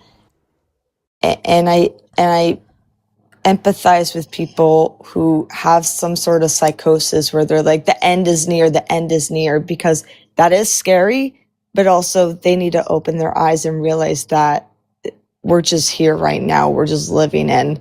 The eclipse isn't going to be the absolute rapture that they all predict or they think it is. Well, we've had several eclipses, thousands of eclipses, and the rapture never has taken place. Looker, thank you so much for that gift. That was pretty. I appreciate that. And but they don't allow themselves to acknowledge the fact that there has been many eclipses over time, and we are still here. They don't allow themselves to acknowledge the fact of one of the things that you brought up is that there are people in other who have different belief systems who also have these near-death experiences or these supernatural experiences, and they see the God that they believe in. They don't acknowledge the fact that even within the belief system that they have, where they, there are people who believe in the same God, they see different things when they have these supernatural experiences or near-death experiences. Like they're not even experiencing the same God. And none of that matters to them because, again, they've subscribed to the system of belief, and facts don't matter, right? Yeah, and so I empathize with them as well, but also, like for me, excusing it or looking over it because I understand that they've agreed to this silent agreement of illusion does not negate the harm that they agree to do or allow for the sake of their belief. Like Exactly. it outweighs the good. I think it's because they can't take accountability for like how they treat others. Like the amount of people who have this fear mongering of the rapture is here. The rapture is here. Jesus is coming. Repent, repent, repent. And then when people are like, shut the fuck up. This isn't happening. We don't know when the rapture is happening from other believers or people who are atheists, who are saying it's not happening because you don't even know your own scripture, or you don't even know like of course, Isaiah 60 and their projection of like what the rapture is or what the happens in Revelation. And then when they figure out, oh, that's not what Revelation is actually saying, in my point of view, they don't want to listen because it doesn't like negate what they want to believe in, because they come up with the version of what their God should be, right? Because like I know this creator who's known for this sort of teaching, no nonsense spirituality, who could basically understand somebody's type of version of God that they create based off like talking to them and like have this sort of like it's kind of like a personality test, but basically for their version of God that they've created for themselves. And again, it's just one of those things where they don't take accountability for how it affects others around them, that cause people to have this sort of panic and then feel very uneducated with understanding the Bible like you do. Yeah, well, like you said, it's because they've created their own God. Like they've created their own version of it. So the Bible doesn't necessarily match the version of the God that they've created. So they don't see a point in reading the book. And then when we come and we take them back to the book, it feels offensive because we're kind of telling them that the agreement that they have gone into needs to be null and void, or at least reconstructed, right? And so they get offensive to that. But yeah, I agree. It's definitely a difficult thing to tackle, and often I feel and wonder if the efforts that we are putting in will even be beneficial, because we see the effort that they're putting in to take us back to this indoctrinated state, right? And they are going to the children, like targeting the children and indoctrinating the children. And I was talking to a teacher at my daughter's show, and she said that they were not allowed to fail a child. Like, when she was telling me about how the parents have blocked them, and I was like, well, what if their child is failing? She's like, oh, we're not allowed to fail a child. And I said, what? She was like, yeah, we can't fail a child. She's like, so it doesn't matter. Like, we're not calling them to say, hey, your child is failing, because we are not allowed to fail a child. And when you think about the way to indoctrinate a society is to control knowledge, right? To keep them ignorant. And if there's not a push to make sure the young people that you are, of the next generation can even form a coherent sentence or a structure an argument against an idea, right? It's easier to indoctrinate them. It's easier to tell them what to think. Especially if you are able to structure an argument, they're going to look at you and automatically think you know what you're talking about, because they don't know how to, recognize an argument and form one for themselves or push back. And that's what they're doing right now. That's what. And that's exactly what I was trying to say, but I suck at like conforming sentences sometimes. So my apologies on that. But yeah, it's exactly what it's been happening, especially with like, not to be like all political, but considering that religion is political, like the Department of Education allowing all the states to declare it, especially like what's happening in Texas and trying to put the 10 Commandments within schools and all these sorts of policies where they want to put back, quote, morals within the school of teaching them about the Bible verses and whatnot. And then when I tell this to my dad, I'm like, what, do you not realize how bad this is? And they're like, well, they could choose to put that in class. It's like choosing what course you want to take in college. And I'm like, I don't think you understand that this is going to be indoctrinating our children in public and private schools, especially public schools, because like, if they can't bring the kids to public schools because of how, broke everyone is, and they can't afford these private schools where they could get them all dressed up fancy and put them in like this all Christian school, then might as well bring them to lower income classes or income schools, so that you got to start them young, even if like they don't even help them with their education whatsoever. Because I actually have a friend who's a teacher, and like she's like, I'm in first grade and they're even falling behind, and I bought some stuff for her from like Dollar Tree, and I got her like generic like ABC cards or like basic word cards, like the word I or the word can, and I just thought like, oh, it's cheesy, maybe she could have it. And she's like, no, they can't even read it. And that's just like, that's scary. This is our future. This is our children that we're talking about, especially since we're becoming a Christian nationalistic society where the people are becoming dumber, the people are easier to be manipulated. And when you put a book in front of them, just like they did with, I know this is a horrible comparison, like they did with the slaves, where they like cut pieces out of the Bible to like conform them or like put them in this little box because they don't want them to experience freedom outside of it, then you get them in the matrix and you get them to the point where it's hard for them to crawl themselves out of the Christian ideology and the actual truth.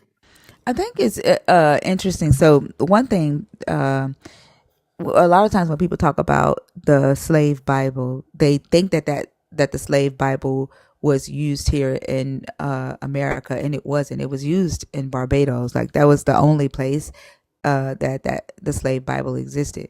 In America, the slaves, the enslaved people had access to the whole Bible, but through their slave master, through the approved teachers of the slave master. So they were read the passages from the book and given interpretation of those scriptures from the people who were giving them the God. When we look at what's happening in America, they're creating these vouchers, like these school vouchers, so parents who otherwise would not be able to send their children to these these private schools that are rooted in Christianity can now, and so that they can control what they're teaching these children from these low income neighborhoods, so that they are able to indoctrinate them. It's kind of the same thing they did with like HBCUs when it was the Protestant churches, the Methodist churches who originally, funded the first HBCU universities. And they were doing that, one, so that they could be seen as, saving the enslaved or the Negro, and so that they could control what they were teaching them, what they learned. And so we see them using that same strategy today. But because we don't, there's been a lot of mythology taught around, the history of Black people in America.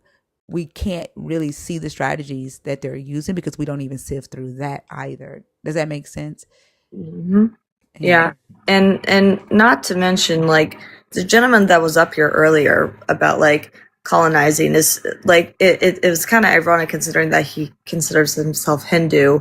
I actually did a religious study a couple of years back about Hindu nationalism and the persecution of Muslims in India, because their idea is if you were born in India, you are considered full on Hindu.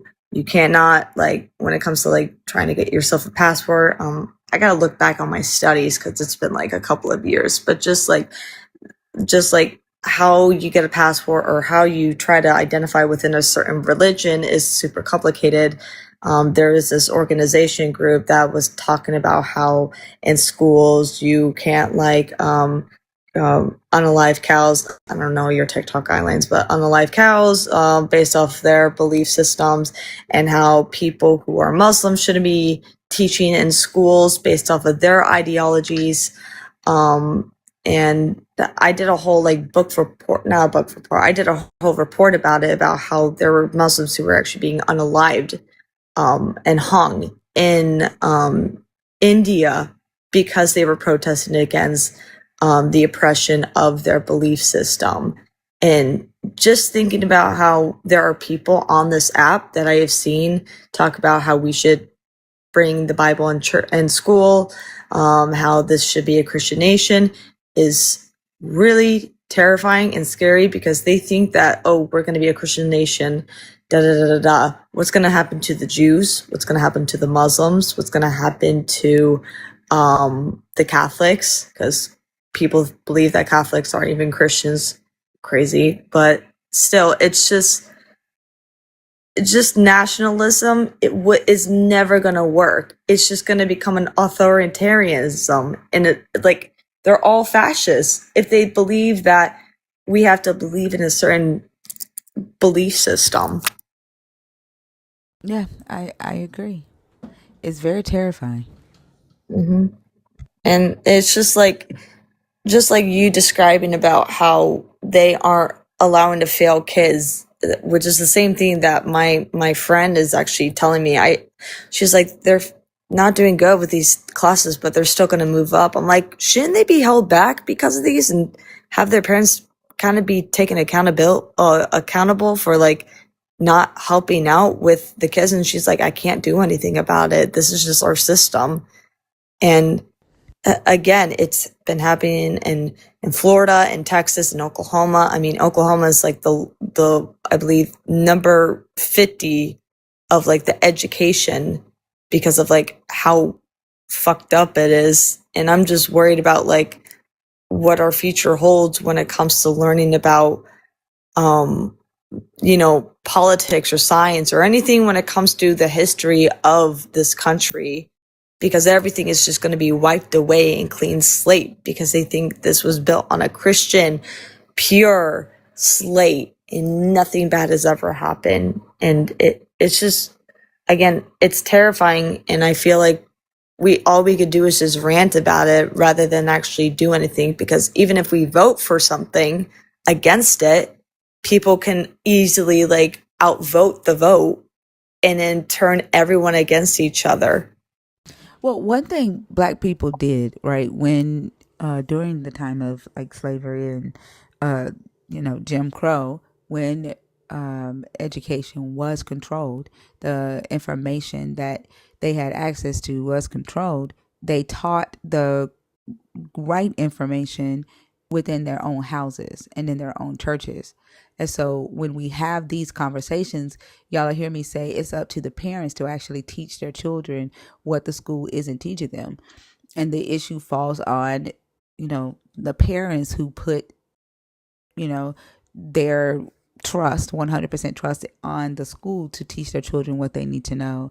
And then when the kids get home, there's no education, happening. And I get it. Some parents say, I don't have time. I'm working 2 jobs. I completely get it.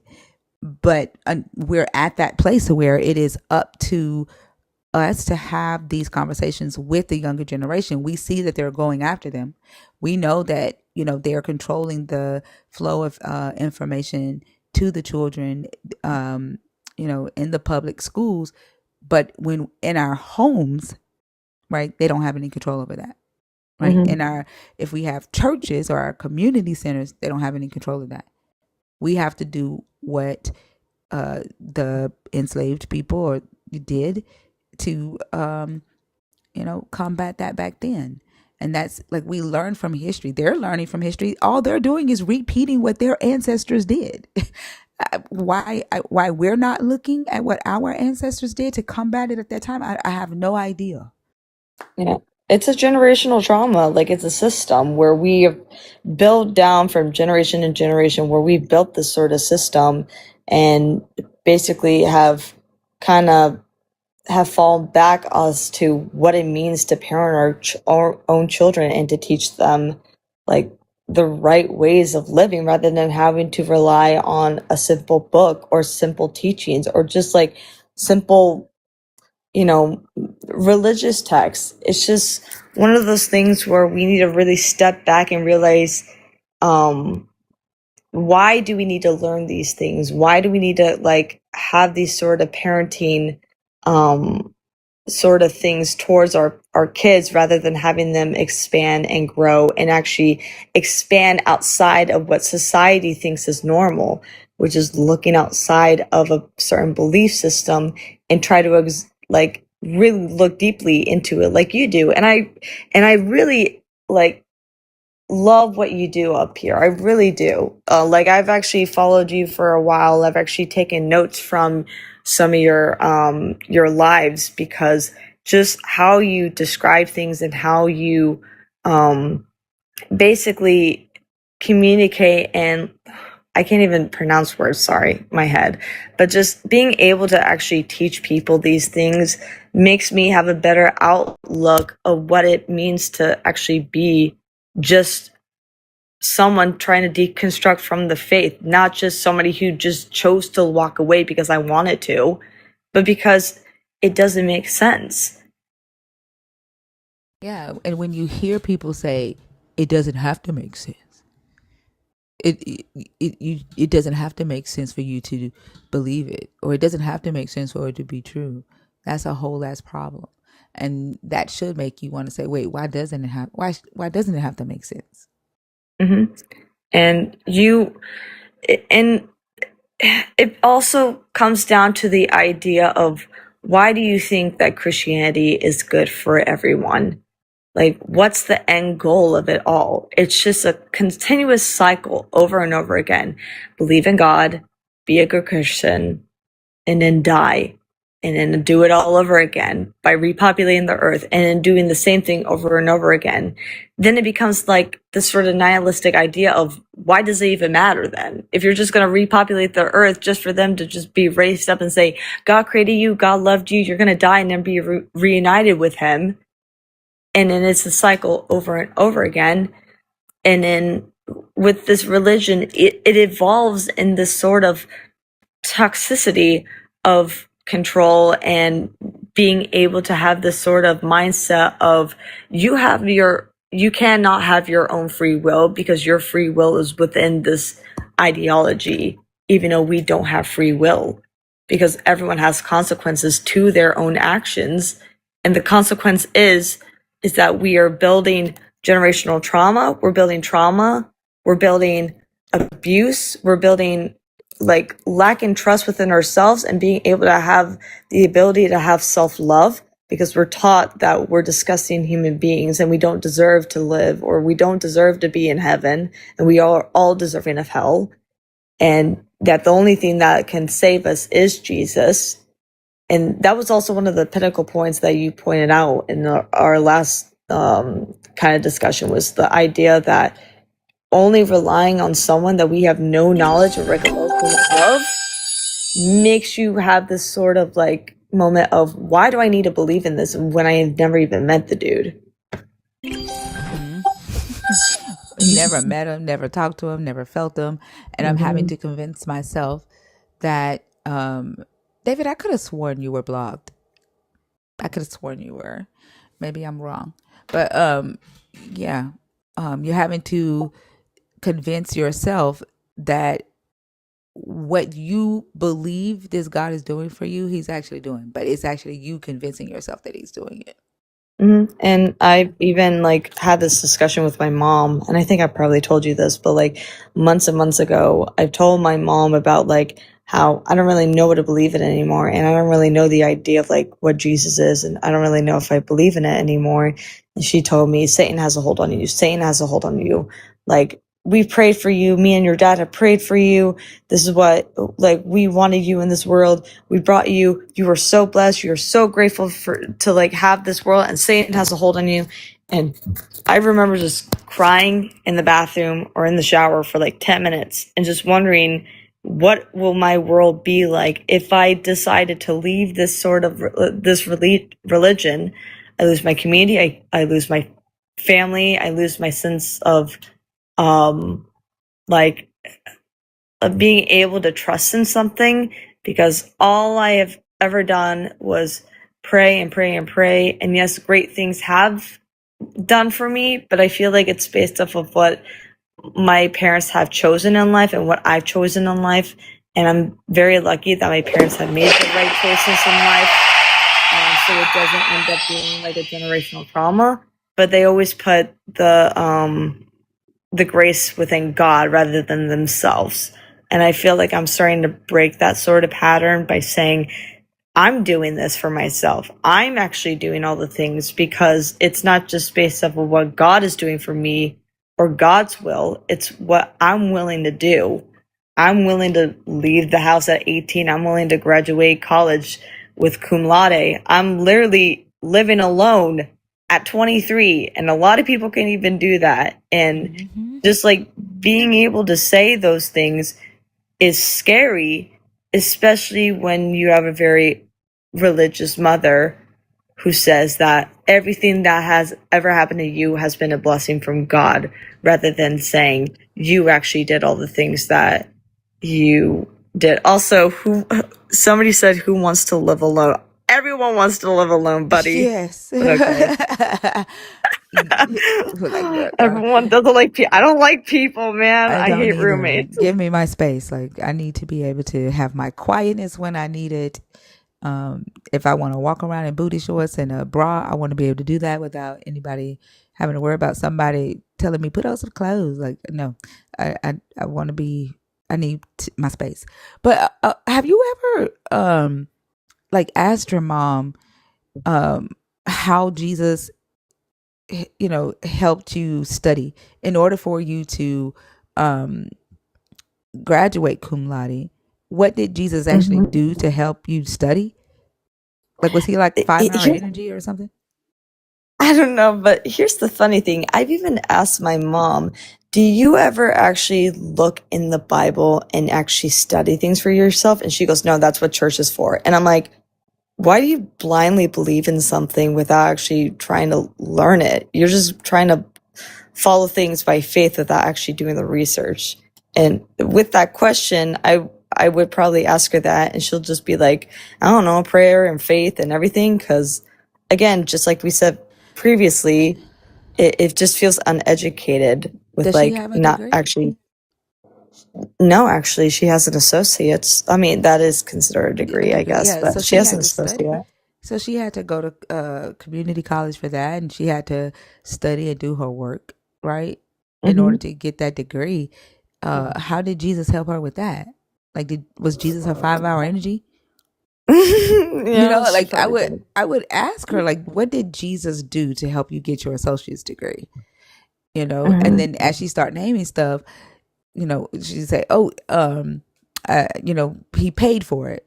Well, how did he pay for it? Like, did your parents pay for it?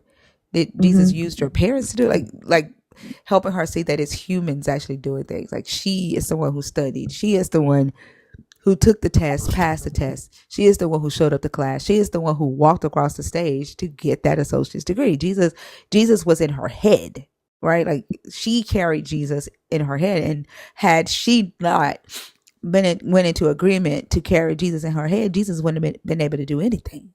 Yeah. And I will say that my mom did grow up in a very traumatic childhood. Like, her dad was an alcoholic and did a lot of drug abuse and left her on a bench when she was 4 years old. And she told me about how she was praying on that bench. And I'm like, oh, damn. 4? At 4, yeah, she told me that. She was like, she was praying on that bench. She was just wanting to find that sort of guidance. And I guess, again, we create this idea of what we want. We create a God, we create Jesus, we create the idea of what we want to comfort us. And I think it's her comfort level, and I never want to break that. It's kind of like telling someone with a baby doll or an imaginary friend, hey, they're not real, they're not real. If they want to believe that it's real, let them, but also be wary of it, because it could also be kind of toxic to others. Because my mom said about how Satan has a hold on me, yeah, that is toxic. But how she built a relationship with her God, with Jesus, is beautiful, but it does come with a cost. With her relationship with me and being able to talk about this stuff, because she never actually wants to talk about it, because she doesn't like to answer the hard questions. She doesn't get to get upset that you are not subscribing to her illusion, right? And I agree. If she wants to believe for herself this memory that she's created, that she was on that bench talking to God and asking for guidance at 4 years old, let her. But then if she is in a conversation with me and she is asking me to join that illusion, I'm going to ask questions, right? Like if you're offering that information to me, I don't have to accept that as, truth. Because the reality of a 4-year-old being left alone, they're not going to be talking to God asking for guidance. Like that's something that she's convinced herself that she did. And like you said, that's a beautiful gift of strength. But if she's saying like this is why Jesus is real and this is why you need to accept the belief system that I've accepted for myself, that's a problem. And you're asking me to forego logic, right? You're asking me to just allow myself to be lied to for the sake of your belief, and I'm not willing to do that. You know what I'm saying? And then when I say when I ask a question and I say, well, what do you mean you were asking for guidance? Did Jesus give you guidance? Like, did he tell you where to go? Did he tell you what foster home to go to? Did he tell you what foster home to call? Like, what guidance did Jesus give you? Then it's Satan got you, right? Like, you don't get to do that because you feel some type of way that I won't allow you to pull me into your illusion. Yeah.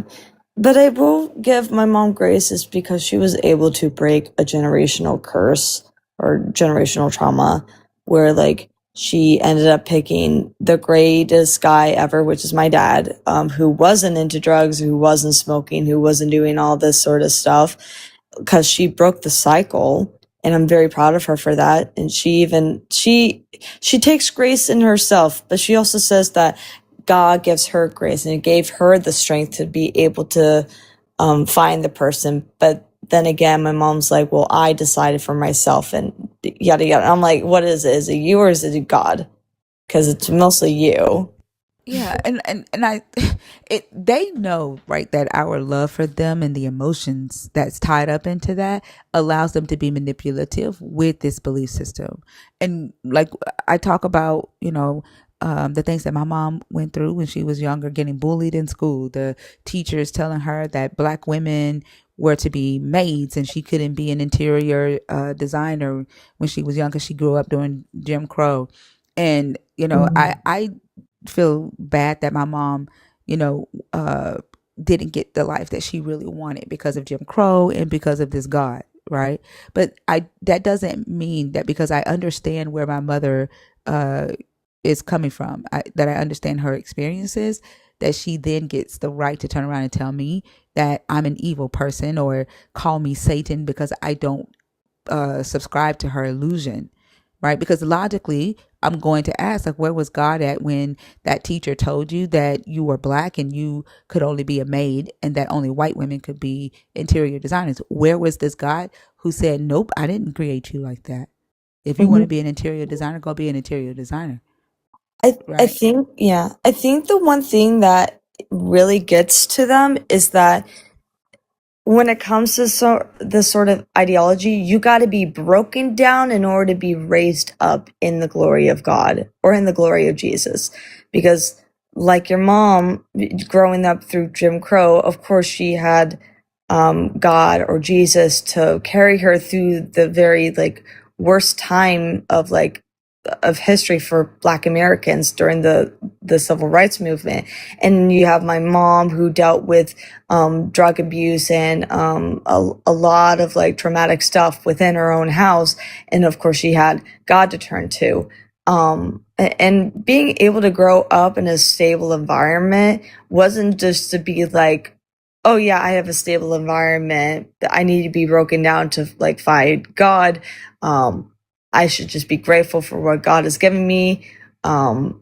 It just like, again, being able to have that sense of self-awareness, that sense of independence, because then if you let people be more independent and actually have this sense of like clarity and sense of love for themselves, then you start to lose them because, again, you need to feel broken in order to feel as though you need to find something to give you that grace or that sense of like, quote, like comfort, which is God.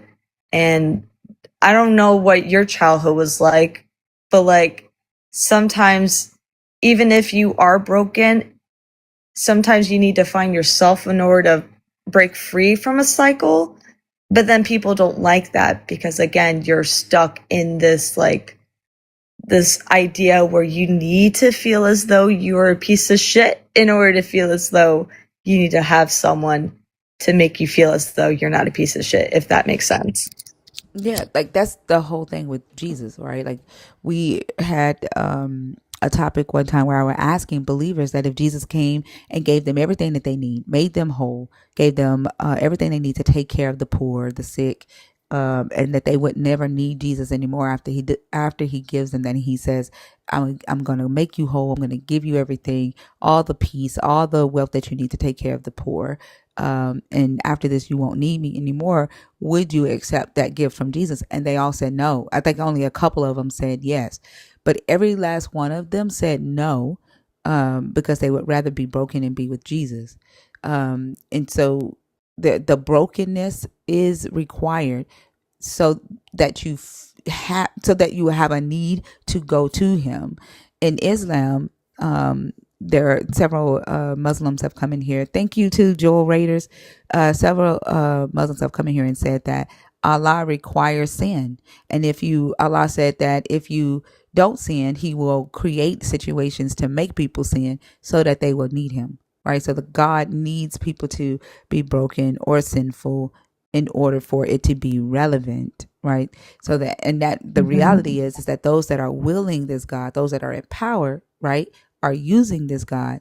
And the only way they can use the God to control the masses is to convince the masses that they are broken, to convince the masses that they are ignorant, they're not smart enough, and that they need something higher than themselves, right, to look to, so that they can control it.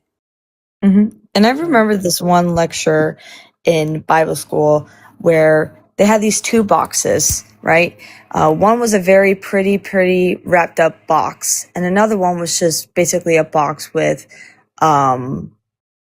basically like brown paper on top of it. And the analogy was like, which one would you rather get, the pretty one or the ugly box? And people were like, oh, I want the pretty one. And then they opened up the box and there were a couple of words in it, which was like greed, lust, like just like it's like Pandora's box or something. Basically, yeah. But then they were like, well, now let's look inside the brown paper box, and you open it and it says kindness, loyalty, beauty, like this. And I can't believe I even remember this. This was like when I was like 7 or 8. But just like, basically the whole concept of it is like, don't judge a book by its cover, but also, even if something looks ugly to you from God, it's actually beautiful, right? And then it just like kind of made me like, it was just a weird lecture to me, but also like, it's still a good like kind of like a good lecture of like, you can't judge a book by its cover, but at the same time, I don't know, because like I feel like it's a part of the illusion, right? Like anything, like it's almost like anything that the God does is good. Like I was listening to Javarius's live today. Sometimes I just sit on the outside and just listen. And there was a guy, I mean, a woman creator of this. She's a Christian. And they were talking about Jephthah's sacrifice, right? And they asked the believer whether it was a good thing that the God accepted Jephthah's daughter as a sacrifice, and she was saying, I can't answer that. Like God has a bigger picture, and whatever God allows at that moment, it could be the worst thing. It's gonna end up beautiful. And Javarius asked her, like, what was beautiful about Jephthah sacrificing his daughter to this God? And she said, we'll find out on Judgment Day. Like we'll find the beautiful thing out on Judgment Day, and she's probably in heaven with God, and that was the beautiful thing. That was God's bigger plan.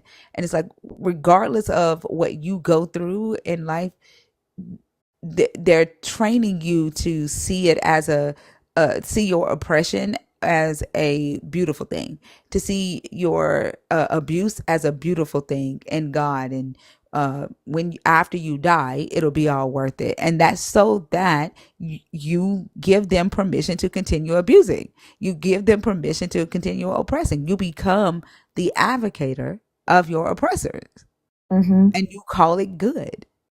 Yeah, and somebody said it perfectly in the comments about like how they marry their own misery, or like I already lost that comment, but basically like marrying their own misery because they're built on it and they're raised within it, and they're like taught and indoctrinated into understanding like maybe misery is good, maybe this is the way to build yourself up from misery. But then you look back in like Genesis and you're just like, well, we shouldn't have had suffering in the beginning, but now you're saying that suffering is good. But like the idea of like Adam and Eve, and like from your last conversation about like where was Satan, when Adam and Eve had Cain and Abel, and they were raised up until like Abel killed Cain and whatnot. It's just like again, it's a cycle. It's such a bad cycle. You think, oh, we need to have good, we need to have glory, we need to have God, but then at the same time you're like, well, we need to have misery, we need to have this sort of suffering because it's great. This is for Judgment Day. You can't pick a side, because not if Christianity was so good, everything would have been in a straight line, but it isn't. It's all over the place. You cannot have a perfect answer within those questions. And then that's why people like us who leave the faith don't get the answers, because they're stuck within that path where it's like, this is good, right? This is good. Misery is good. Misery is our company. This is great. This is for God's glory. But then what they don't realize is that it's actually just useless suffering. You don't need to suffer. You just need to live. And then they blame themselves for the suffering while saying that it's good that, well, they say that their God is allowing them to suffer because it's a good thing, right? He's making them stronger, and he's going to do, a good thing out of the suffering. But then they'll say, well, it's free will. I'm suffering because it's me. I'm unclean. I'm wretched. I make the bad choice. Right. It was kind of like that Eastern Orthodox Christian that was on the live 2 nights ago, where he was trying to assert that the Western original sin concept is different from the Eastern original sin, because he believes that sin is not in the nature of humans, although they believe that you are born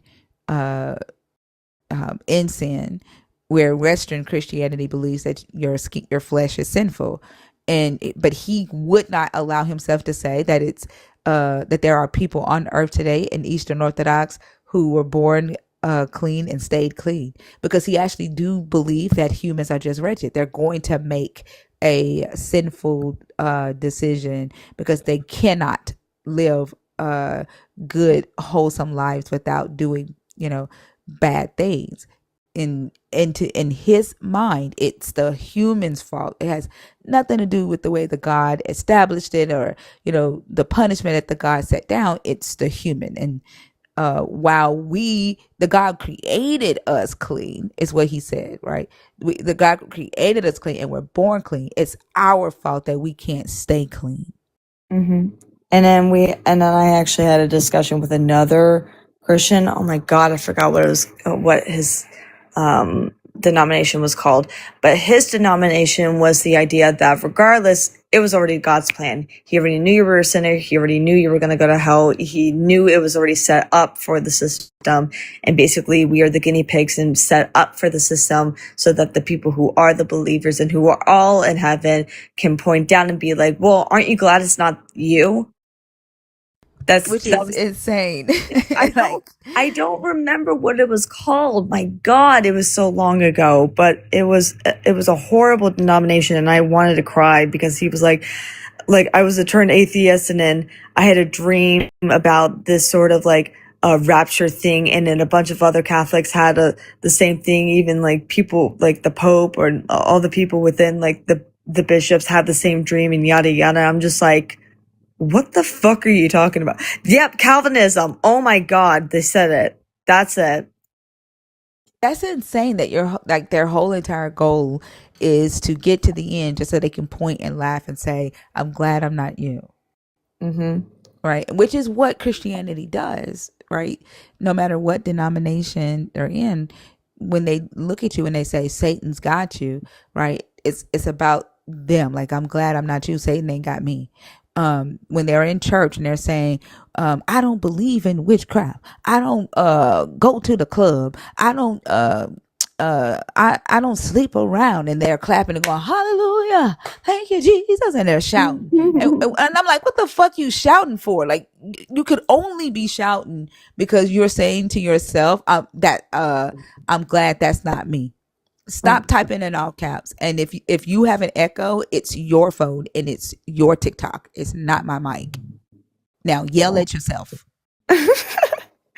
But yeah, it's just like, again, it's like one of those things where if Christianity was the right religion, why are you trying to defend it? And why is there so many denominations? And you continuously say, well, you're not a real Christian. You're not a real Christian. You're not a real Christian.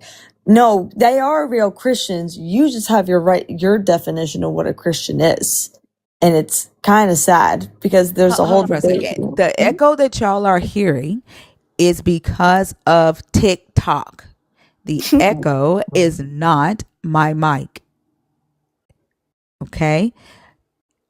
You can swipe out and come back in and it will go away. In a minute, you will hear it go away. It's not my mic. It's your TikTok. She's God. That's why she's second winged. Goodness gracious. Yeah, it's just like, again, it's just one of those, it's the system. The system doesn't work. And it's kind of sad because, like, I grew up within the religion and I was even taught that atheists were going to try to convert me into atheism and I had to defend my faith. When in actuality, I need to defend my faith from Christianity because Christianity was the one that made me deconstruct. Because I don't know if you know my story, but I grew up within the Christian Methodist Church. I went to a private Christian school in high school, and then the matrix started to peel itself away, where it was every single day, pledge to a flag, pledge to the Christian flag, devotion, chapel every Wednesday. Just There's a continuous. Christian flag? Yes, actually. Do you want me to recite the national anthem for it? Yeah, I never knew that. This is an actual thing. Okay, it's I pledge allegiance to the Christian flag and to the Savior for its kingdom and stand, one nation, crucified, risen, and come again, with life and liberty to all who believe. What? Where were you having to do that at a Christian school? Yep, Mount Perrin Christian School in Kennesaw, Georgia. What? And if you look never at heard that a day in my life. Yeah. And if you look up Kennesaw, Georgia, Mount Perrin, that place actually has a lot of controversy over there, one of which was a student-teacher relationship. But Oh my yeah. goodness. Why is that not seen as idolatry? I don't know. And it's ironic considering that teacher actually did it previously at a different school, but then they just let him go and then he got another job at that school. So Wow. yeah. Wow. And they look over, pedophilia like it's just, somebody telling a lie or something.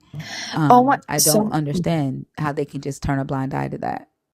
As somebody said, the amazing thing, it was on the Jimmy Kimmel, it was said, you care more about the rapists you care more about the rapists rather than the trans people that you think are rapists. Because if you look at all the people who have, quote, been saved by God, who have sexually abused, who have sexually assaulted or essayed a bunch of people, who have been brought up in the congregation and have actually been forgiven, it is absolutely insane, especially since the victims don't get a light of day because all they are taught is to forgive. And if they can't let it go, well, that's just, you just have a heavy heart. You need to let that go. You need to give that to God. You need to have that sense of, pray about it. And it sucks because, like I mentioned, non-spiritual, no nonsense spirituality actually had a discussion about this, about Russell Brand, who was accused of abusing a bunch of women, and then he turned to Christ, and how it never appeases the victims because the victims get nothing out of it because there's no punishment for the said abuser. And it sucks how it's a continuous cycle through and through each generation, and how people are talking about how wanting to have their daughters get married off young so that they could be married and have children and then be the perfect Christian wife. Again, it endorses the idea of pedophilia or schmelophilia. Sorry, TikTok islands. Because of the whole Old Testament, and they want to bring back that sort of quote traditionalism back into the Christian family. But also I think that it's more than just like the Old Testament, like Jesus, coming for the sinners, and they say Jesus sat with the sinners, he died for the sinners. And again, to me, it's just the opening that says, accept this contract that allows me to draw you into the illusion where you will allow me to continue raping children and forgive me over and over again. That it's just it's an agreement to do that. And I don't quite understand their saying, oh, it's the people of the LGBTQIA are the reason that children are getting SA, but then they'll see that somebody is SAing the children, and they'll tell the child to forgive the person that's SAing them. If you're going to tell them that they need to forgive the person that's SAing them, then you shouldn't have any hatred towards the LGBTQIA community. Then it doesn't make sense if that's what you truly believe. Like, if you truly believe that that's the reason for it, right? Like, you're just using them as a scapegoat for your fucking hatred, and you know exactly where the essaying is happening. You just are convincing children to forgive their rapists in the name of your Jesus. And it then the idea of, well, that's their free will. Those people had the free will to do that to you, but then their free will was also infringed as well. And then the debate of what is free will comes into play, and they can't even decipher that, because at the end of the day, free will doesn't exist within their idea, because their choices have already been infringed.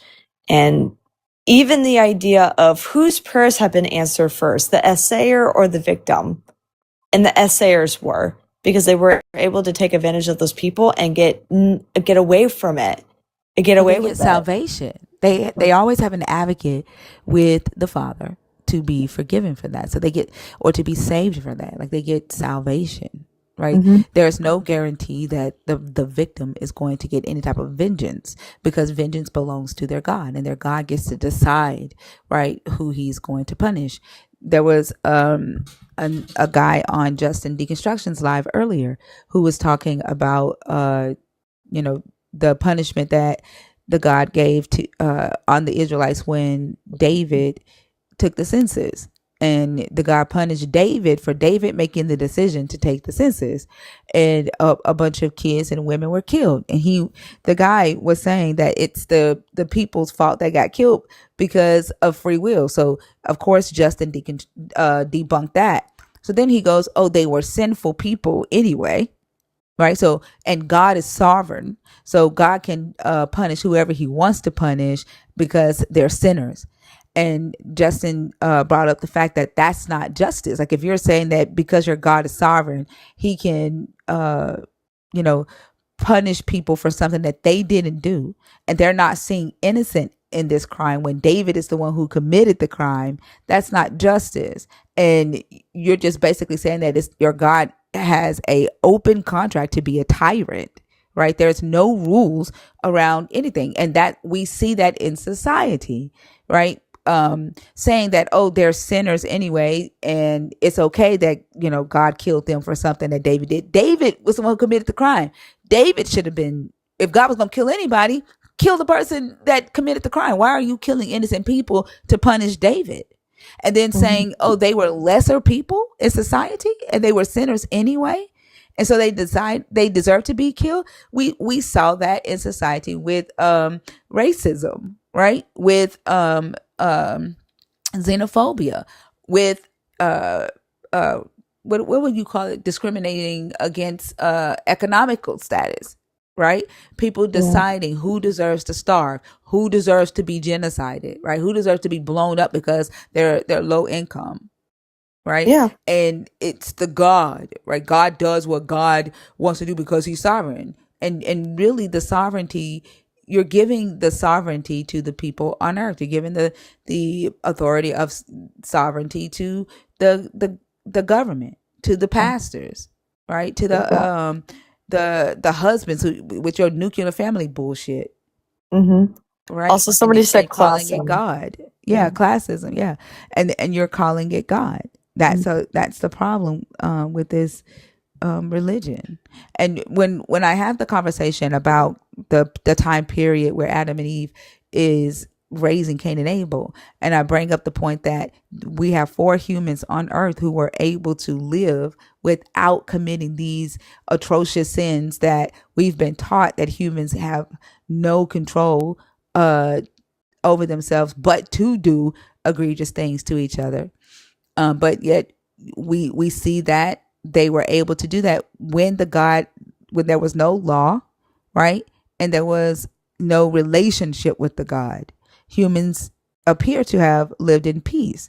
And so to convince me, right, that I'm dirty and that I can't help but to sin because I'm human, it's more about you, right? So when you do something, right, when you say, when you grape somebody, you say, I can't help it, I'm a sinner. He can't help it, he's a sinner. He can't help it, he's wretched. We were born in sin. Yeah. But what about this time period where these humans, when there were less humans on earth, they weren't doing all that shit. Mm-hmm. And then the concept of forgiving and forgiveness is toxic, because I remember one lecture about this, there was like an animation of a girl making so many mistakes and then forgiving them, and then doing another mistake and then forgiving them, and then making another mistake and then forgiving them. And then they say there's no limitation of forgiving them, but at the same time there's a limit of it. And there's a point where you're like, okay, this is kind of getting out of hand. You need to stop. Like, why do you think I should forgive you for something that you were continuously doing, or like you did, that fucked me up horribly, mentally, spiritually, physically, and I had to forgive you for that because that's what grace is, and that's what we need to do. And it's continuous in the quote, like you said, nuclear family, within the idea of maybe it was my fault that he ended up doing that to me. And then we end up blaming the victims for said crime, and then twisting it around and just be like, well, he made you, you made him lust. So then it ends up switching around as though they have to apologize to the perpetrator. And then at the same time, you're just like, well, then who is supposed to forgive? Like, there's no forgiveness there. There's just blatant disrespect, blatant criminal activities where you allow these things to happen, but in all grace and all glory, you can forgive them, and then they're basically a clean slate. That's not how things work. Honestly, they make the victim out to be the most evil one because they won't forgive. You then become Satan. You then become the devil because you don't have a spirit of forgiving. Like, they put the guilt on the victim They because don't you like don't want to boundaries. forgive. They hate boundaries. That's the issue. It's because when we put a boundary in place where we say, I do not like it when you do this to me, whether it's you touching me, whether you saying something to me, whether you bring up something that I told you I don't like because it triggers me, and you continuously cross over them, and then I get pissed off and I say to fuck off, and then you're like, whoa, whoa, whoa, whoa, whoa, why are you mad at me? Well, you're just being overly dramatic and yada, yada, yada. Like, you should be the one who should apologize for overreacting, when we're not actually overreacting. We're just trying to put a boundary in place because we respect ourselves to say, this is not what I'm not comfortable with. Henceforth, everyone should be able to confine with those boundaries. But if you can't handle that, there's the fucking door. Yep. And they'll try to make you feel bad for saying there's the fucking door. And you just gotta, be mentally strong and know that that doesn't make you a bad person for, enforcing your boundary and getting away from people who mean you harm. It doesn't make you a bad person. They'll try to convince you that you are. And that's because they want to continue to abuse you, whether they are the ones making it possible for you to be abused, or they are the ones that are doing the abusing. And just the whole concept of not being able to have, like, basically control of your own autonomy or this own mindset, because they say, well, we do have free will, but then whenever we have like control over our own autonomy, we're basically labeled as narcissist or greed or anything outside Jezebels. or Jezebels, because we can't have any sort of like any sort of critical thinking outside of what we're taught, because they don't like that. And especially since when I'm saying to someone, I don't feel comfortable whenever you bring up a religion or you bring up a certain topic about this, and they say, well, why not? Well, I'm not. It's because my body, my spirit, my soul, if we do have a soul, who knows? If my body reacts to a way that doesn't feel comfortable, I'm not going to force it to like it unless I feel at ease or feel comfortable enough to try to push those things for me to feel at ease with something. And it's about time. It's about comfort. But at the same time, we're running out of time. You need to figure this shit out and try to find Jesus, or else it's already too late. There's no need to rush things because there's no timer that's counting down. You created the timer. You created the countdown. When it's based off what I'm comfortable with and what my goal is in life, it's not to find Jesus. It's not to find church. It's not to find the sort of community where I'm belittled or talk shit about behind my back because I don't confine to these societal norms in their church because that's what they want to believe in, right? So then when I say there's no countdown for me, there's no timer where it says I have to do it or else it's too late, they don't like that. Because again, they don't like that there are people outside of that society where they're willing to be able to put boundaries in place because they weren't able to do that for themselves. Are there any mods in the chat? Give me just a second to.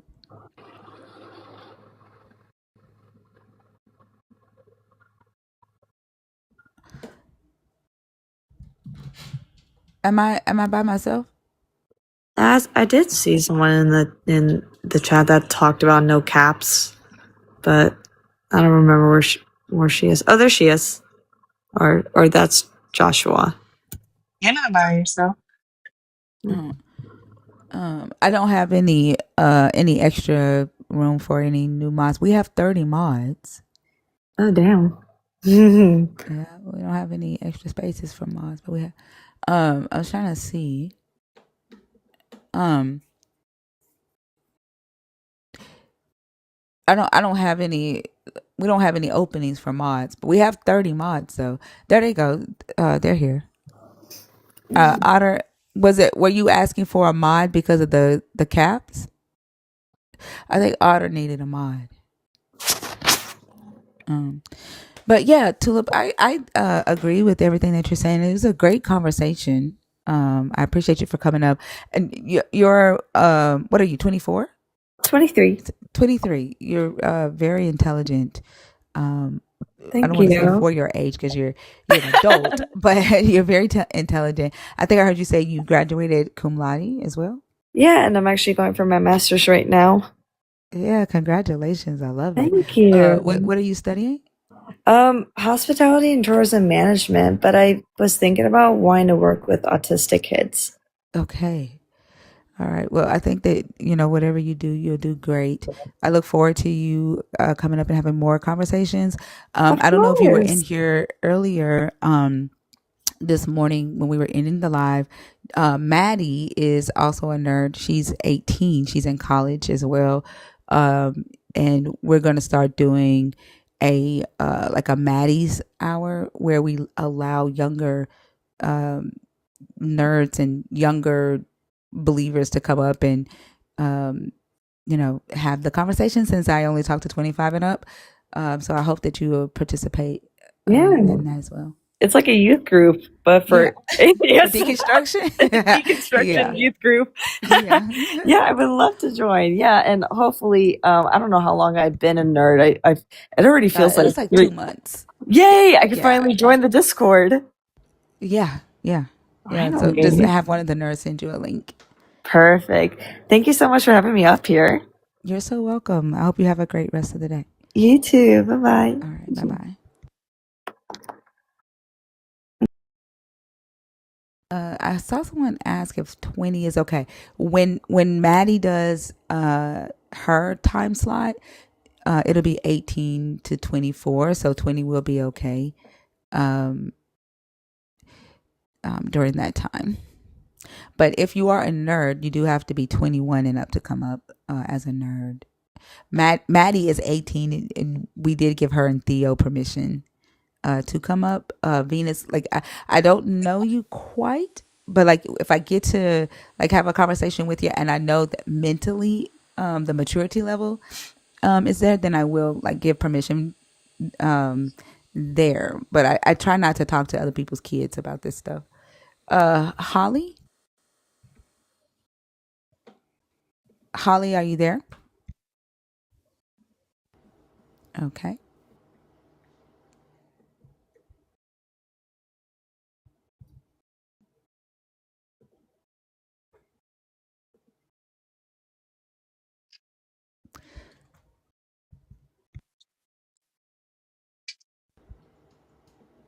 All right, y'all. If you are a believer in the God of the Bible, if you are deconstructing, or if you're an atheist, the guest box is open. You must be 25 or up. CJ Johnson, I'm gonna take you down. I don't know what's going on with your microphone, but if you submitted on purpose to come on stage, please re-request again. Jay, I see you in the guest request box. Are you in there on accident or on purpose? Ree? All right, Ree is knocked out. All right, y'all, the guest box is empty.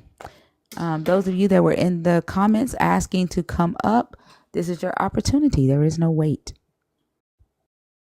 We have 626 people watching the live stream right now. It is 1:32 a.m. Central Standard Time, 2:32 Eastern.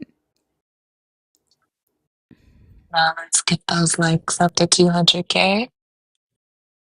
Don't forget to feed the beast. It's the tiny guy. Subscribe and continue to share the live. Dan, I appreciate that. I do, like, I need to talk to her myself. Like, some people's maturity level might be different than, like I need to, I'll have to talk to her myself.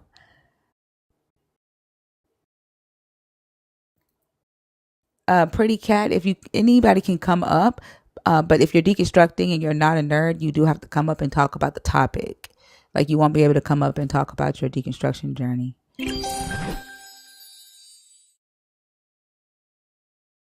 You said you're struggling to not be angry about the lie. That's pretty valid. I would say, join the community, join the Discord. There's a lot of conversations that happen on the Discord with other people who are deconstructing that feel the same way. I think that would be one thing to do to help you out through that.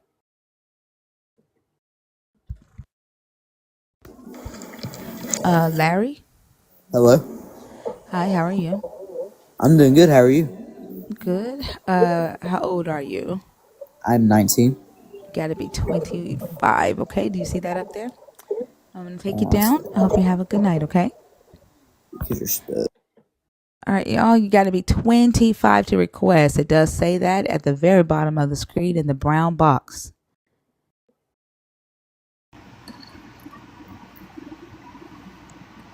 What's up, Chicago? Hey, how you doing, Thinker? I went ahead and took 3 Red Bulls around 10:59. So, I'm doing all right. So, I'm going to try to go to bed, but I make sure those Red Bulls, I can come with you at the energy that you commanded me to have at morning, night. So, I hope this is great for you. This is what you wanted. So I hope I did. Oh, Are you going to do this every time? Josh? You gonna Which do this one? every Take time? the Red Bulls every night? I hear you trying to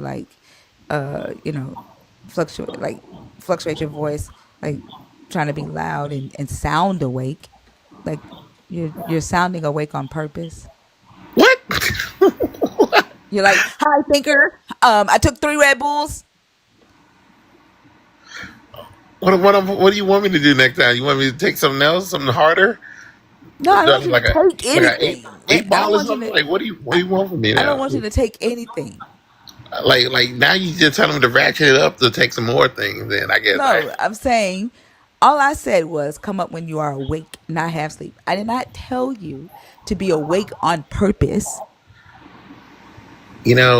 the God of the Bible sounds much clearer than this because No, I can't be no more clear than Chicago. If your ass is half sleep, go to sleep. okay. It can't be no more clear than that. Nah. And then come up when you are awake. When you feel like when you're awake and rested and you feel like coming up, then come up. That's So I didn't tell your ass to drink no damn Red Bull. if I take some You Red just not you Bull, just like a fucking Christian interpreting shit that ain't there. but that's how I hear it in my head, which is the Lord speak. Well, So if then the you shouldn't be Lord, talking to the Lord. it That's how says the Lord be getting y'all fucked up. if you look in Ephesians, it says that if thy who drinketh of the red bull's cup is shall stay up past 11ness at nicest or morningest. I'm gonna show you what's her name made Chicago. for you. Hold on for a second. Yes, Lala. You crazy, Chicago. You know that? How do I get to the pictures? Hold on. Vita made you something. Hold on, see if I can bring it up. I had to figure out how to get to the green screen on here. I don't know. I might not be able to find it because I don't know how to get to the green screen on my backup account. On the back, they hit the effect button. I did that. Is it under backgrounds? Like, Effect, and then it'll be green screen. You scroll oh, over. there it is. Okay. All right. Here we go. Do you see what she made you? Oh, I got a dragon platinum. Oh, Hold on. shit. Let me see. Hold on. Let's see. What happened? You too can get the dragon platinum card. Well, you can guys Why become is it the not baby saving dragons. it? I don't know. Jack, it ain't saving So it. make sure you guys are subscribing so you can turn your little sad faces or your nerd into a real dragon nerd, a dragon platinum nerd. So this is what the dragon platinum allows you to do. It allows you to buy 3 Red Bulls and drink it right before you go to bed, so you can enjoy yourself. So if you want to go ahead and be able to drink 3 Red Bulls, or I see a lot of 8-ball talk with you That's guys. pretty dope. Ain't it? There's It's something good. I joke. There you go, Chicago. That's for you. Yay! Yay! I waited all year for this moment. Okay. All right. Well, I'll let you get back to it. I'm about to go to bed and jog off this Red Bull. And but next time I'll do something stronger for you, even better. Don't Gotcha. drink no damn Red Bull, especially if Right. you finna go to sleep. That don't make no fucking sense. Right. You said do something stronger. Got you. Don't Love do you. it. Don't do Bye. anything. The fuck? Goodness gracious. Unique, are you in the box on purpose or on accident? CJ Johnson? Hello, CJ? All right. CJ, this is like the fourth time your account has accidentally come up on stage. If y'all are liking the live, try to like Jesus's face. Like if you like hit good night, baby. Hey, can you make me some coffee, please? Here go here. Thank you so much. I appreciate you. Tap Jesus' face, and that way you don't accidentally request up.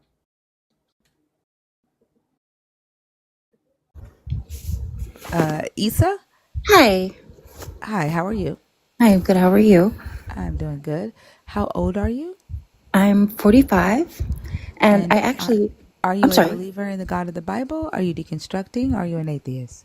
I am an atheist. And I left a comment in the chat down here because I am an atheist, but I don't want to derail the discussion, and I can tie it into your prompt.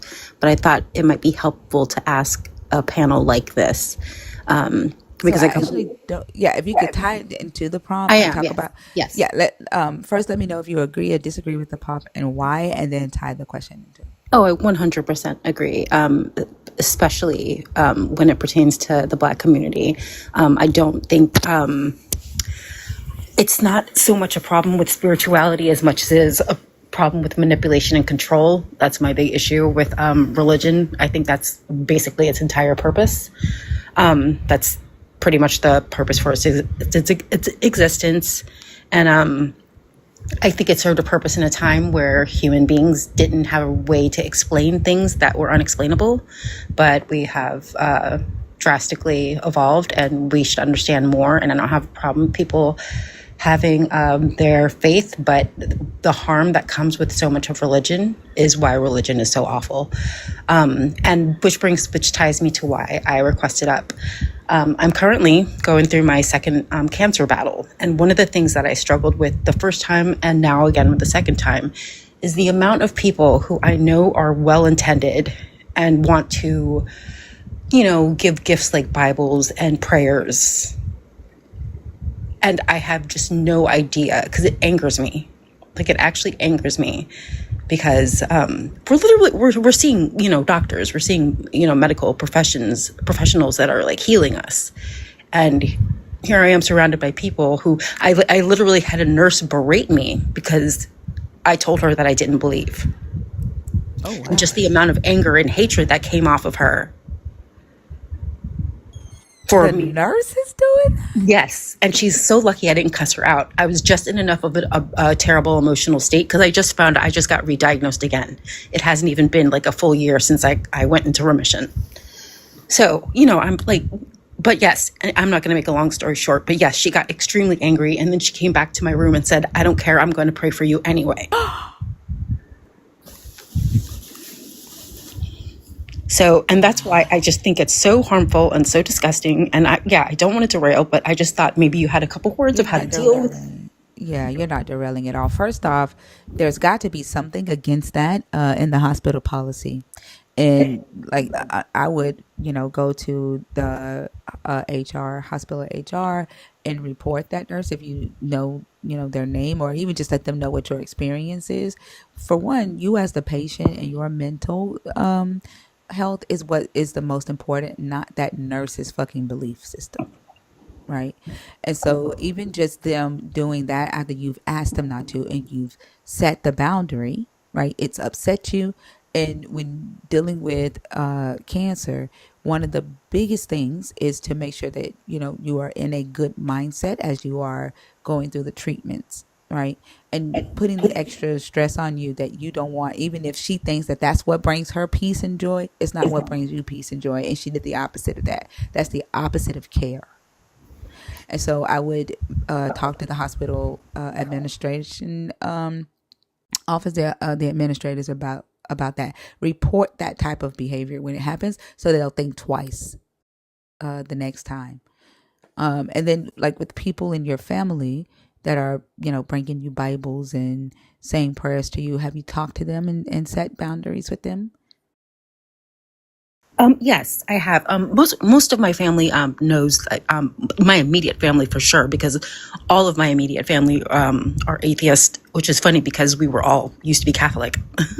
But we're all atheists, but it's just because I come from a family so full of that, that's going to happen. It's just so shocking the amount of strangers that push it on me just because I have to be in places where I have to spend 7 hours hooked up to IVs. And I hear so much of that. And I'm just, it's like, and it's strange how none of that, I'm sorry, I'm like, my AC is like right next to me and I'm freezing. So I'm shivering a little bit. But It's okay. You don't have to apologize. But people who are non-believers come off as rude when we say no thank you. Yet, how is it not rude to, without a person wanting it, to push that on somebody? I don't see how they can't see that. I don't understand it. Because they've been taught that their God is the default, that their God is the one and only true God, and it's their like to me it mimics white supremacy a lot with the right to comfort, right? It's almost as if it's not almost as if like they believe that their belief system and their God is the standard, and everybody unconsciously wants to reach that goal of their God. Similarly to how the belief is that everybody wants to reach the goal of the American dream, right? Yep. Yeah, and they don't think twice about it. Like yesterday, towards the end of the live, a young black guy came up. He was a Christian. He was too young to be on the live. He was real respectful. He ended with "God bless you," and I asked him before he got off. I said, "Have you ever thought to yourself, should I say that to the person because maybe that person doesn't believe in my God?" And he said, "No, I've never thought of that." And I was like, you probably should, because you don't know that if you're saying God bless you to that person, if it's actually, a good thing, if they're taking it, if they feel offended by it. And if your intentions are to, end the conversation on a well place and to really wish that person a good day, then you probably should say, have a good day. Yeah, just right? keep it secular. Yeah. And he was Yeah. like, I'll think about that. He's like, thank you for, bringing that to my attention. So they don't think about that because they haven't been taught to think that. They've been taught that their God is the standard. You're right. Yeah, it's the same reason why they get offended that about saying happy holidays. Yeah. As if there aren't other observances, I'm sorry, at the end, at that same time of year. But yeah, every other one was, oh, it's not real. They're not real gods. They're wooden gods. They're fake gods. Absolutely. Yeah, thank you. I just wanted to jump up. I thought maybe you guys had some wise words because it's so frustrating. And trust and believe when I tell you this, despite of having to deal with all of this, I have been in the most positive state. I've probably been in the most positive state and happiest I've ever been in my entire life, despite dealing with all of this. And it's just one of those things that frustrates me to no end because I would never want to make somebody uncomfortable. And I feel like people are around me not having a problem doing that. They're so insensitive, right? Like, as you are talking about this, there's one in the comments, and they always use that word hurt and try to use it as a weapon because they don't like hearing what we say, yet they sit their asses around us and listen to our conversations and hurt themselves so that they can try to hurt us. Yeah, but I would like to explain why hallways fits. Why? Yeah. I wonder what it is that constitutes as hurt, because I'm very fortunate and quite happy. But it's projection. They're like, that person doesn't like to hear you say that you don't want to be told, I'm going to pray for you, right? That hurt them because that's their belief system. It's their right to comfort, and their right to comfort is being threatened right now or being poked right now. And they don't like to hear us say that, when someone says, God bless you, you probably should ask yourself first, does this person believe in the God? Because then it's threatening their default status, that their God is the one and only true God. So really it's them that's hurt, and they're just projecting, and they've been taught to use hurt as a a weapon or like a tool or a strategy to try to get people to buy into this God. That is an excellent way of seeing that, actually, because that is the truth. They are the ones that are hurt. They are the ones who are hurt. Yeah, look, he said that I was told, or she said, I was told to come here. I'm not hurt. My people was crucified for preaching the word. So they believed that they were chosen, right, by this God to come into this room. That's another And problem. Arrogance. yeah, That arrogance is nasty. and their chosen status, or their whatever they've told themselves that this God, this mission this God gave them, is being threatened by the things that we're saying. Goodness gracious. Projection. Yeah, It's a yeah. motherfucker. No, it makes no sense. I just don't see how, if your God is so strong, he doesn't need your protection, or it doesn't. Whatever. Yeah, there was another one in the comments tonight talking about stop bullying God. What? Yeah. I thought your God was all powerful. He getting bullied by a human? It doesn't make Yep. sense. But yeah, I just wanted to come up and because that's been something that's been eating away at me a lot recently, and I'm actually, just because of this conversation, I am going to talk to a patient advocate. It's just stressful. It's been a stressful time, So, Keep but me updated on that, because I I do will. I think followed you. that, yeah, okay, awesome. I'm gonna follow you back, Awesome. because I think that those are things that need to be brought, to the forefront, and then sometimes the administrator might be a believer too, and they might not, you know, Mm-hmm. respond the way that we think that they should respond. But these are the things that we need to, fight for, Mm-hmm. because again, health to you, care to you as the patient is what should matter, not somebody's belief system. Oh my gosh, who did this? Somebody gave me a gift of subscription. Miss Etc. Oh, thank Thank you you so all. much. I'll be here. Thank I'll you. be here more often. Well, thank you. I appreciate all the well wishes in the comments. That's better than it. That's more useful than any prayer, because all that does is add to my, my mental positivity, and that is the biggest. That is probably the most healing thing for me right now. Absolutely. I dealt with cancer twice. I only had to take chemo pills the first time. The second time, surgery took care of it. But also, my one of my really close friends who now has a cancer society for uterine cancer, she dealt with it twice. And one thing that we focused on with her, she had to go through chemo twice. We focused on with her was staying in the right mindset, Yeah, and she absolutely. beat it twice. So yeah, just stay Absolutely. positive. We're here for you. We love you. And keep me updated when you Thank you talk to so much. I them. will. I will keep you updated. Thank Okay. you. You're welcome. Have a good night. You too. Thank you.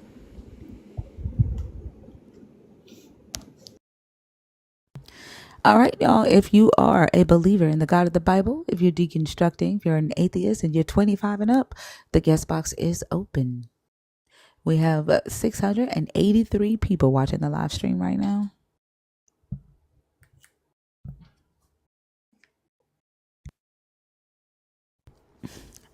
Let's not get quiet at 2 o'clock in the morning. When somebody tells So, me God bless me in public, I just ignore it. same. Yeah. I just keep it moving. So, does your daughter have another show coming up? Not yet. Right now, she's working on stage presence and stuff with her coach. Like, so not yet.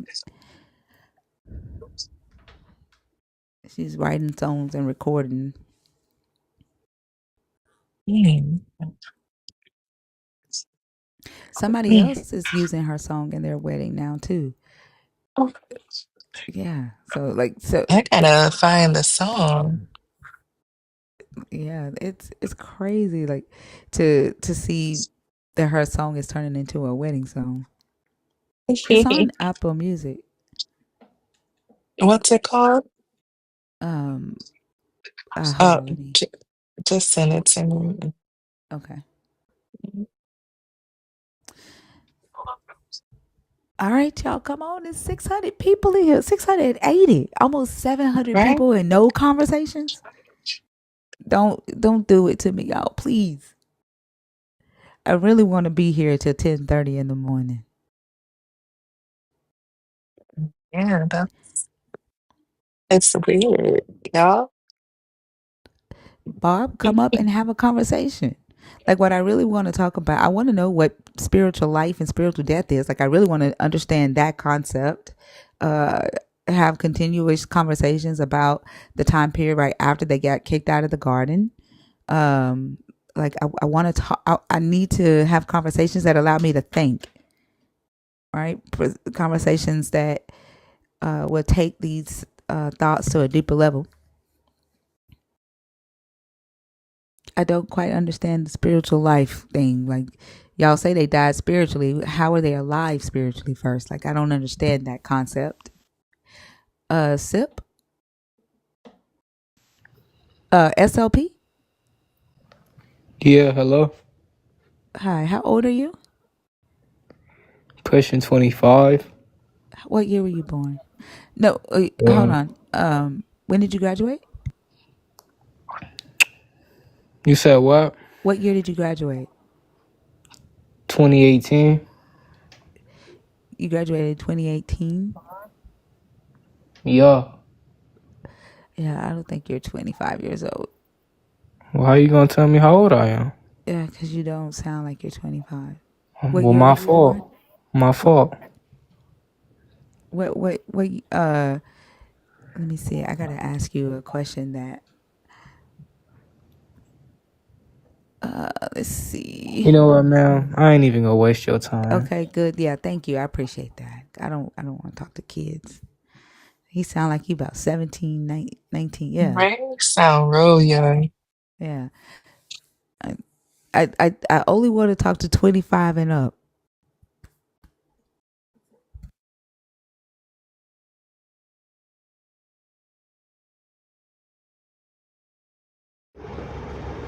Vanilla?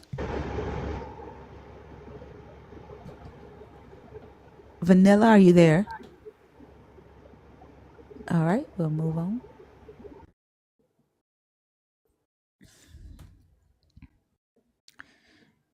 I see some of you believers in the comments. Y'all acting scared? Why are you asking me questions from the comments like I'm gonna have a whole ass conversation with you from the comments? I'm not.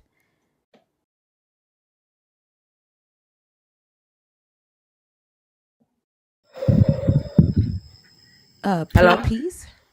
Hey, how you doing? Good. How are you? I'm good.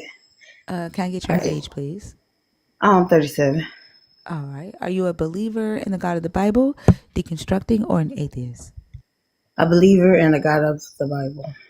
Okay. And do you subscribe to the original sin, spiritual death, fall of man doctrine? Not the doctrine of the church, if that's what you mean. Like, do you believe that Adam and Eve sinned in the garden, and that's why humans have are born in sin?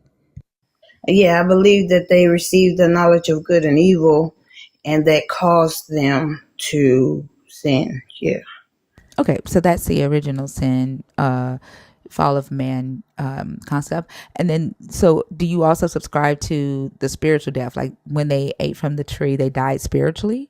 Yes, and I can explain that. Okay, first I want to understand what is spiritual life.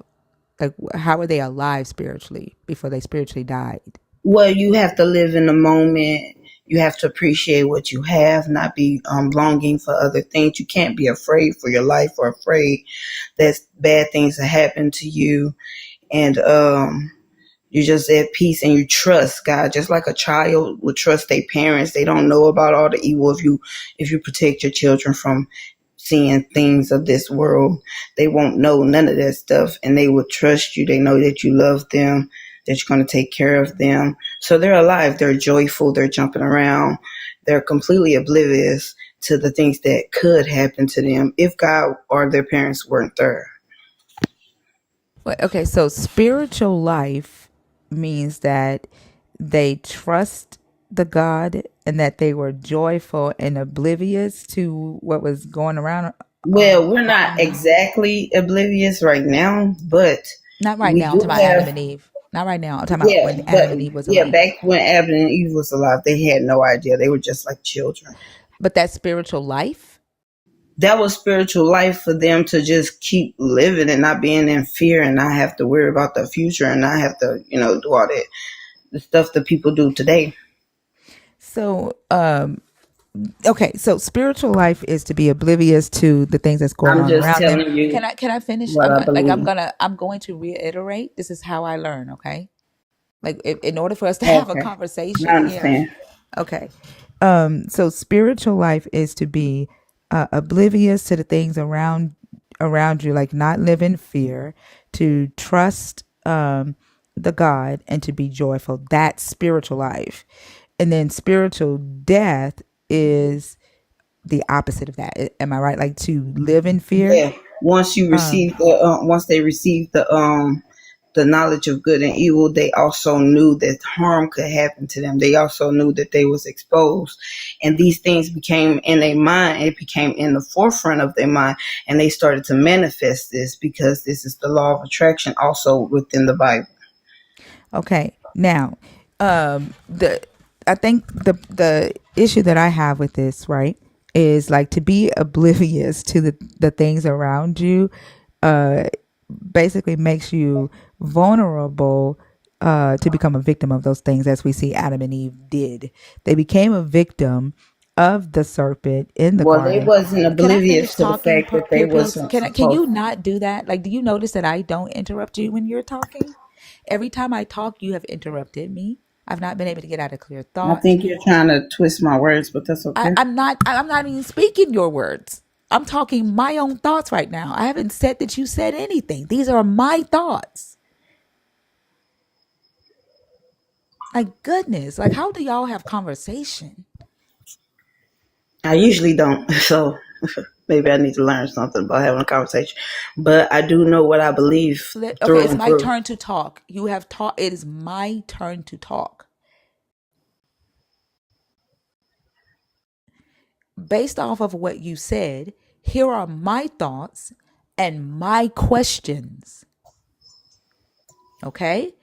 If someone is living in oblivion and they don't recognize the fear, the evil that's around them, or the harm that is around them, then that to me makes them more vulnerable to becoming a victim to the bad that is around them. As we've seen, Adam and Eve became a victim to the serpent. They were unaware that the serpent that they were talking to in that garden had the intent of getting them to disobey their God. That they were unaware that that serpent knew that if they disobeyed their God, that their God would curse them. Right? They were unaware of that, and so they became a victim. We see that with children are not. If a child isn't told that an adult is unsafe, that child trusts their parents, they trust the adults around them because they're told to obey adults. And then an unsafe adult around them makes that child a victim. I don't necessarily see how this spiritual life is a good thing. And then you say when they spiritually died, they were aware of the evil around them, and then they began to manifest it. When they get kicked out of the garden, there is a time period where this sin and this Satan appears to not do anything in the humans. They appear to live a life uh, safe from sin and Satan as they have babies and raise their kids. So I don't necessarily see this manifestation that you're talking about. And I don't agree that being oblivious is life, because it makes you Okay. a victim. All right. So they was aware that they wasn't supposed to eat from the tree. That's one thing. But the other thing is the curse was within the curse that was given to the woman, because because Adam was stronger than her. So when his mind got corrupted, he was in a position to rule over her, and he took advantage of that because he had a corrupted mind to be able to dominate her. And so she wasn't as free as she was before. So that was a part of that curse that they was living, but it also manifested in their children because now one has an evil eye towards the other, and these things unfolded to where he ended up unaliving his brother. So, yeah, he didn't have any good reason to do that, but in his mind, he was second best. Even though he was older, he was envious, he was fearful. Hold on. Why are we talking about Cain and Abel? We were talking about spiritual life and spiritual You death. was talking about the life that they lived after they left. I'm talking about. I didn't say anything about Cain and Abel's situation. But we were talking. Can you not do that? I just told you. No. That Hey, Adam, hey. If I don't think that I can actually have a conversation with you, I'm gonna take you down. Okay, I'm trying to understand spiritual life and spiritual death, and I responded to the things that you have said. Right, I responded with my own thoughts and my own questions regarding the things that you have said about spiritual life and spiritual death. Can you respond to that? you asked me a question. You said, how did they suffer after they left the garden because wasn't nobody doing nothing to them? But I said Adam, they did not. I said there is no man. If you said that spiritual death is when they manifest that fear in them, and I said you don't necessarily see any manifestation of this fear in Adam or Eve during the time immediately. period that they are raising their children. There's no manifestation of that Okay, from the but time that they get kicked out of the garden up I'm until finna Cain. refute that. Can you not do that?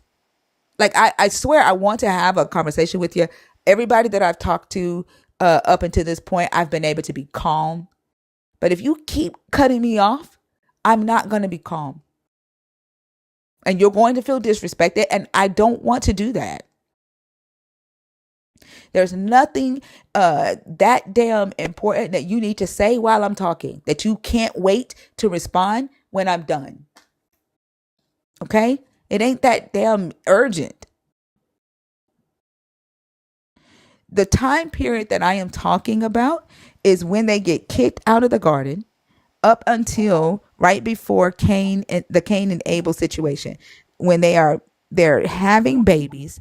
The babies are infants, they become toddlers, they become adolescents, they become teenagers, then they become young adults. During that time, you don't see a manifestation of this fear or of this sin or of this Satan. It appears that they are able to build a life outside of the garden, have babies, play with those babies, raise those babies until the God comes back on the scene. Right? And it sounds like spiritual death was actually a better thing than this spiritual life to me. Okay. Well, immediately after they ate from the tree of the good knowledge of good and evil, they recognized they was naked, and they also feared what God would do to them. Immediately, they manifested God to punish them and put them out. But He did do them a favor and make them clothes because they was also fearful of being exposed physically because they were naked. So then they leave. So you're thinking about the life that Adam and Eve lived together. You don't know the mind state of Adam. We already know what men are like.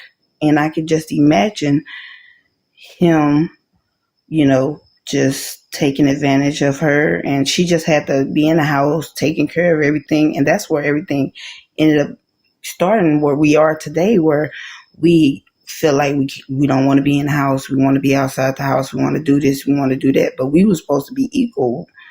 But Adam took advantage of his strength. Well, men take advantage of their strength over women. And then having the children, that's great. That's wonderful. They had 2 sons, but eventually one will unalive the other based on this knowledge of good and evil. So this is a part of why they was suffering and why we suffer today.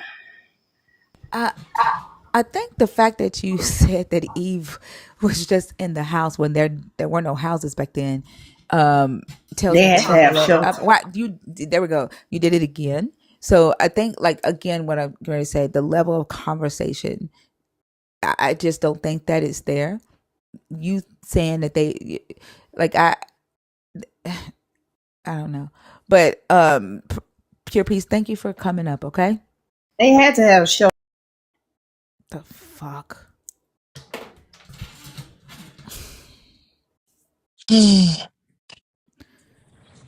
Yeah, that wasn't gonna be a good conversation, and that wasn't gonna do nothing but frustrate the Yeah, fuck out of me. I knew within a few minutes you were about to spaz out. Yeah,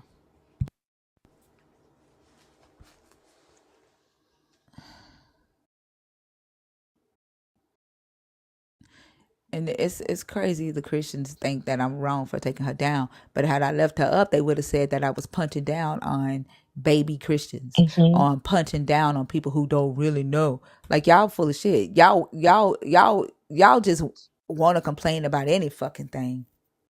Yep, you can go tell everybody I fell miserably.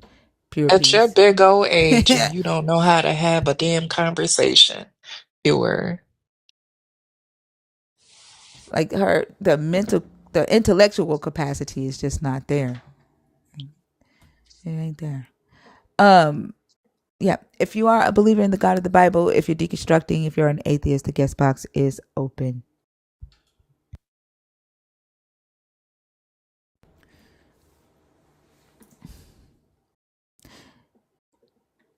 She said Eve just wanted to be in the house.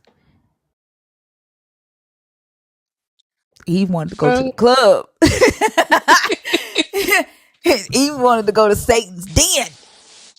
She didn't want to be in no house taking care of no babies. What was Adam out doing? Like, I'm trying to figure out. Adam was cruising the streets. The fuck?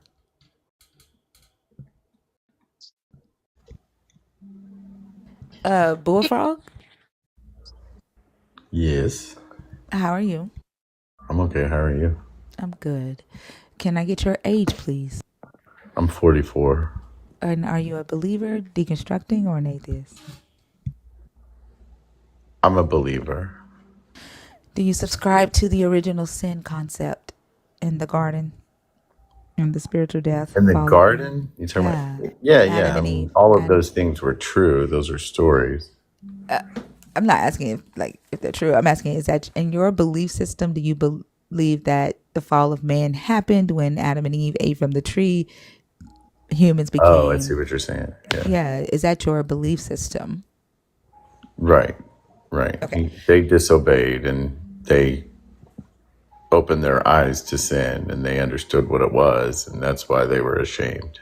No, is that when humans became sinful? Like, the flesh became sinful? No, they were always sinful. Before they ate from the tree, they were always sinful? Well, those were the first men created. Did he create them sinful? Did he create? Yeah, he created them with free will. He gave them No, instruction. not He with free gave them a will. Did he pamphlet. create them sinful?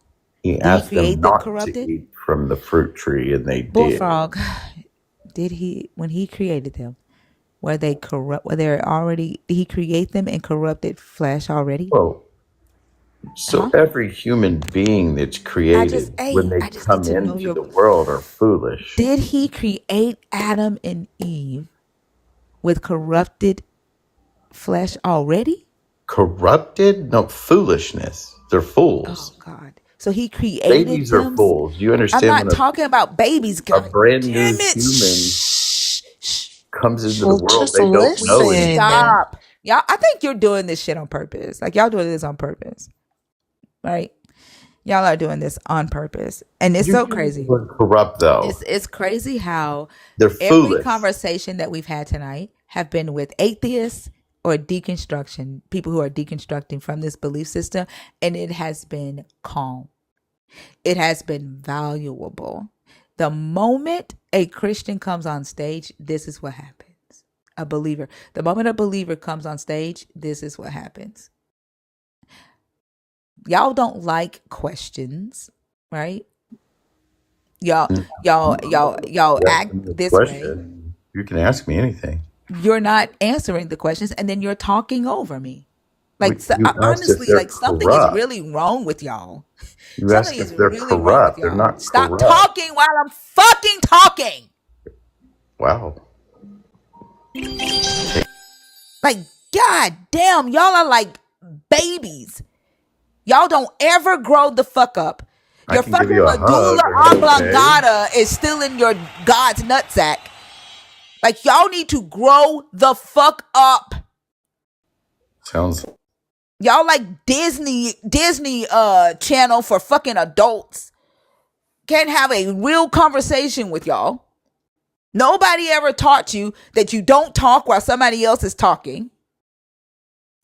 I have to turn into a fucking kindergartner teacher when y'all come on stage. I should be able to have at least high school level conversations with y'all, and I can't.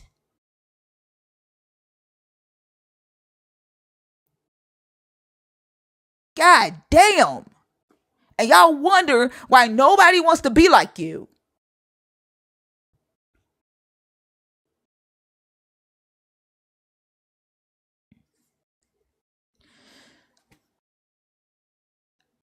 Can you have a conversation? Like, are we able to move forward and have a conversation without you doing all this shit? If not, I'm going to take you down. Probably not. Probably Okay, not. get down. All right. Bye. See you later. What in the entire fuck is wrong with them? They got Jesus juice in them. Need to put that shit back on the shelf.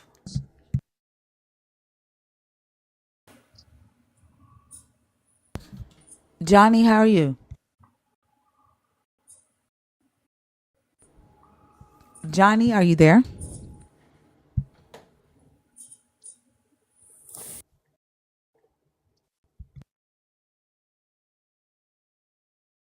Yes, I'm fucking controlling, motherfucker. I'm going to control my space. I'm going to control my boundaries. You're not. And the fact that you think you should is a fucking problem. Jesus lied to you by telling you that you should be able to go into someone else's space and control that space. Jesus lied. Jesse, how are you? I'm good, thank you. How are you doing? I'm frustrated right now. I see. How old are you? I'm 32. Are you a believer? Are you deconstructing? Are you an atheist? I'm a believer. Before I begin, what do you think about how the two believers behave? Have you been watching the stream all night? No, I just barely came in maybe like 2 or 3 minutes ago. I did see your interaction with the last Okay, gentleman. that's fine. Never mind. Do you subscribe to the fall of man concept, the Adam and Eve in the garden? I do. And did Adam and Eve have a spiritual death? Yeah, I would say that they spiritually died. Okay. What I would like to know first is, or understand, is this concept of a spiritual death. First, I need to understand, how were they spiritually alive? What is the difference between Adam and Eve? Not y'all today, okay? We are talking about Adam and Eve. What is the difference between Adam and Eve being spiritually alive versus Adam and Eve being spiritually dead? Yeah.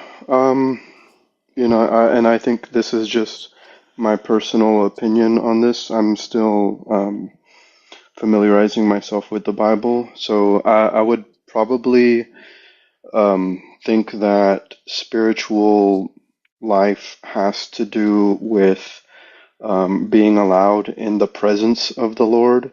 So in the Garden of Eden, Adam and Eve were allowed in a presence that the Lord placed in the garden. And I believe after we spiritually died, after sin had entered humanity, that we ceased to have the capacity to be in the presence of the Lord due to sin. And when you say presence, are you talking about like the physical presence, like Yes. So when they were spiritually alive, they could be in front of the God. Like the God Uh, would appear in front of them. When they spiritually died, they could no longer see him. Is that correct? Is that what I'm understanding? yes, in a physical sense, but it's also in the sense of God being a perfect being. So if God were to enter the presence of, let's say, you or I as an individual in some sort of physical capacity, because he demands perfection in his presence, our sin would be put to death and we would immediately die. Wait, say that again. What now? Say that So again for me. yeah. So, because God demands perfection in His presence, um, if there is any sin within His presence, that sin would automatically receive His divine judgment and would be put to death. And through that, we would be put to death in the flesh. Okay, so two questions there, okay? Hmm. The the garden could not have been perfect if the serpent, which either is Satan or possessed by Satan, is in it. Second, when Adam and Eve sinned, they are talking to your God. They see your God. They hear his footsteps, all while they are in this spiritual death state, and they did not die. So he Yeah. was in the presence of them being sinful humans after they sinned, right? He's Yeah. talking to them. So it can't be that if sin is in the presence of your God, the sin will immediately die, because that didn't happen with Adam and Eve.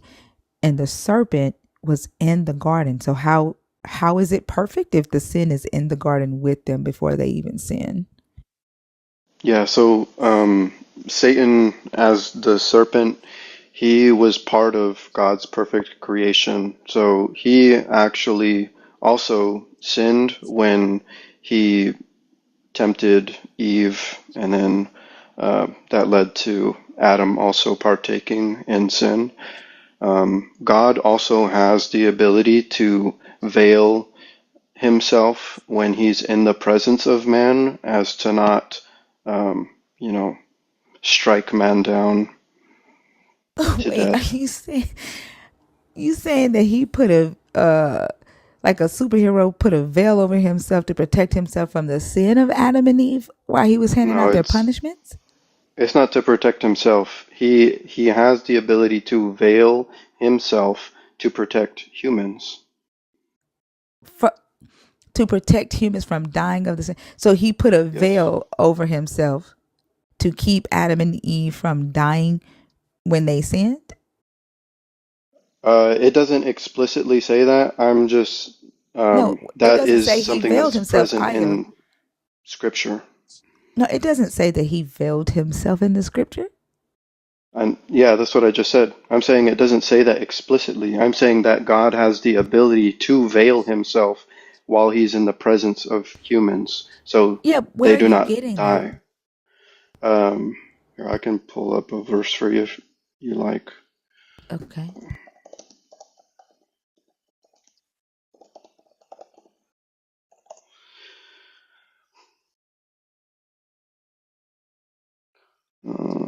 So, let me see.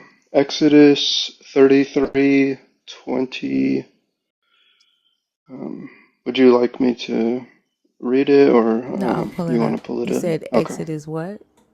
Exodus chapter 33, verse 22 to 23.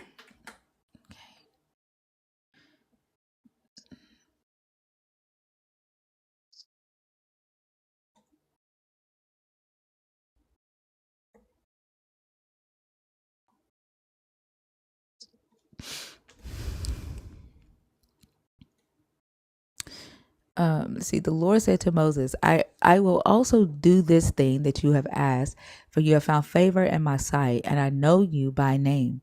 Moses said, please show me your glory. And he said, I will make all my goodness pass before you, and will proclaim before you the name. The Lord and I will be gracious to whom I will be gracious, and will show mercy on whom I will show mercy. But he said, you cannot see my face, for no one shall see me and live. And the Lord continued, see, there is a place by me where you shall stand on the rock, and while my glory passes by, I will put you in a cleft of the rock, and I will cover you with my hand until I have passed by. And then I will take away my hand, and you shall see my back, but my face shall not be seen. Where is this veil, and what does this have to do with sin and your God not being able to be in the place of sin? Yeah, so the veil is more of a theological term that describes what the Lord is doing. Moses What is theology? asking. What theologian talks about this veil here in Exodus 33? What's the theologian's I'm name? not saying a specific. I'm saying it's a theological term. You could probably look it up and find it. Where It's theological term means that a theologian, right, came up with that term and basically presented that term as theology. So it would be a yeah. specific theologian who ascertains that. And I'm asking where did you get this from? This theology about the veil for Exodus 33 from? What commentary? Yeah, no, I'm just saying that I don't know specifically the theologian that would be, responsible for coining this term. I just understand it to be a theological concept. Yeah, I'm Um, asking where did you learn this theological concept from? Where did you get it from? Not anything in particular. I just watch videos, or I'll listen to podcasts. So I don't generally have direct sources. I mostly, I mentioned before, I'm still just getting back into the Bible, so I wouldn't consider myself to be extremely knowledgeable by any means. No, I'm asking, you know how if you tell me you know a thing, right? Yeah. I'm going to ask you for your source for how you know that thing. And what I'm hearing you say right now is you don't know how you know it.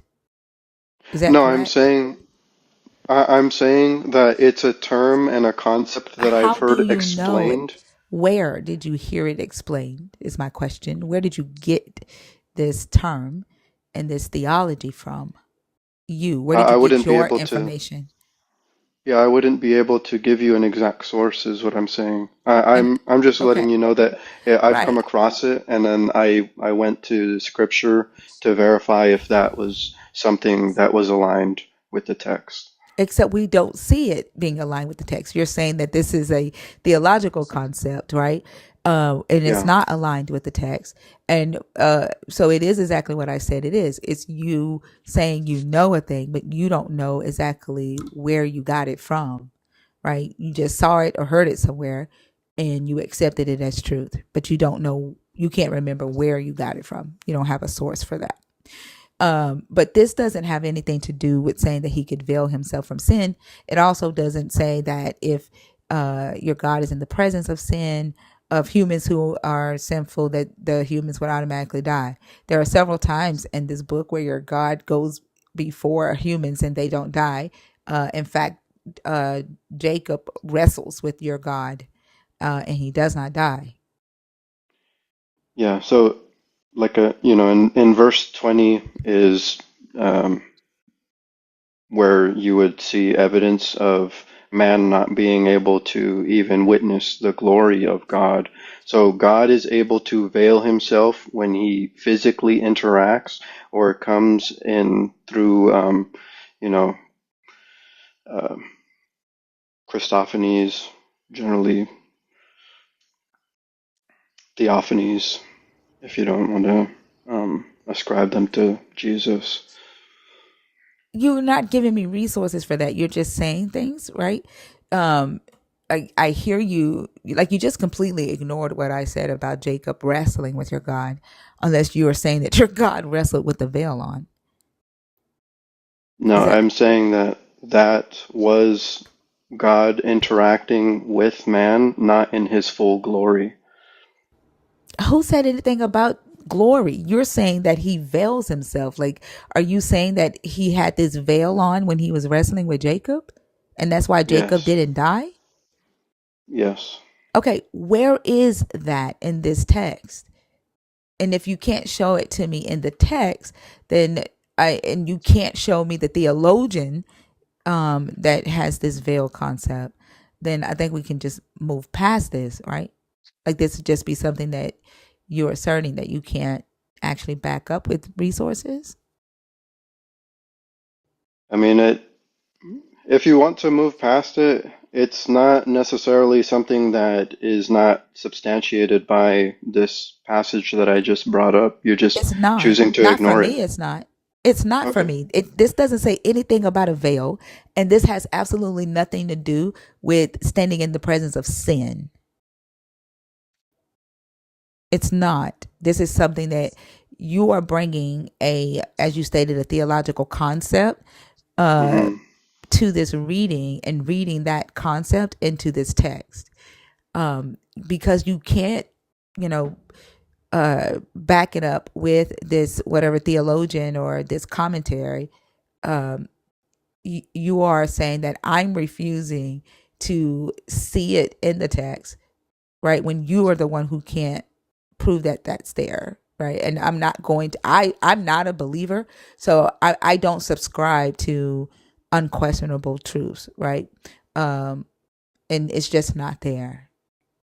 This is about No, him just seeing your God, you're saying period. that I'm, This is Moses. This is Moses on Mount Sinai asking to see your God. Your God says, no man can see me and live, which we know that that isn't true because Adam and Eve saw him and lived.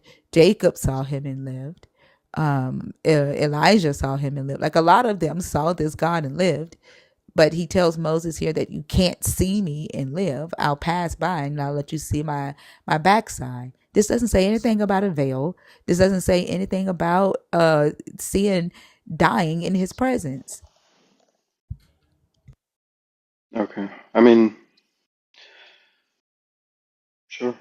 It's not something that I'm inserting in the text. It's a theological conclusion based in the text. I hear you using the word theological. I've asked you for the theologian, right? I've asked you for the Okay. resource. You don't have it. I've even Okay. asked, well, I where just did looked you it up. learn? I'm sorry, I can I'm provide it. talking. Hello, I'm talking. Sure.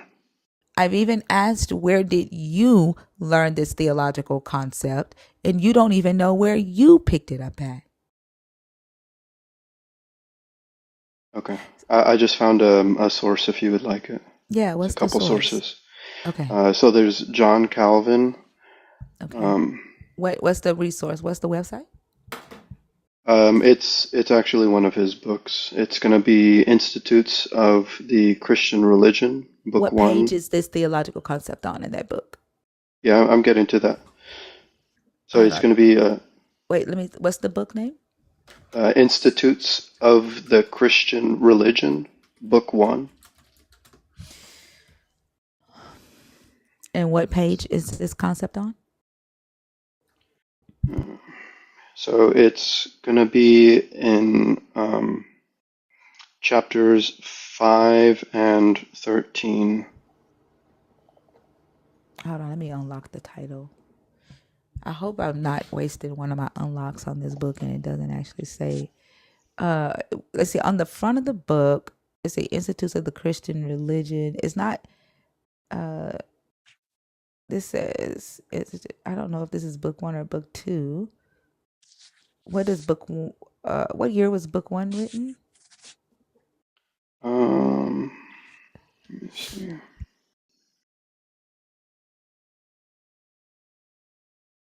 So it's actually in, I don't know which website you're using.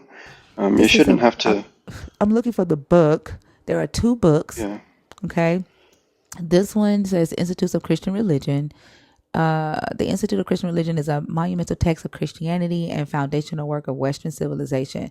First penned in 1536 in Latin, this seminal work of Protestant theology has been translated into countless languages and studied widely by theologians, pastors, university students, and religious scholars alike for nearly 500 years.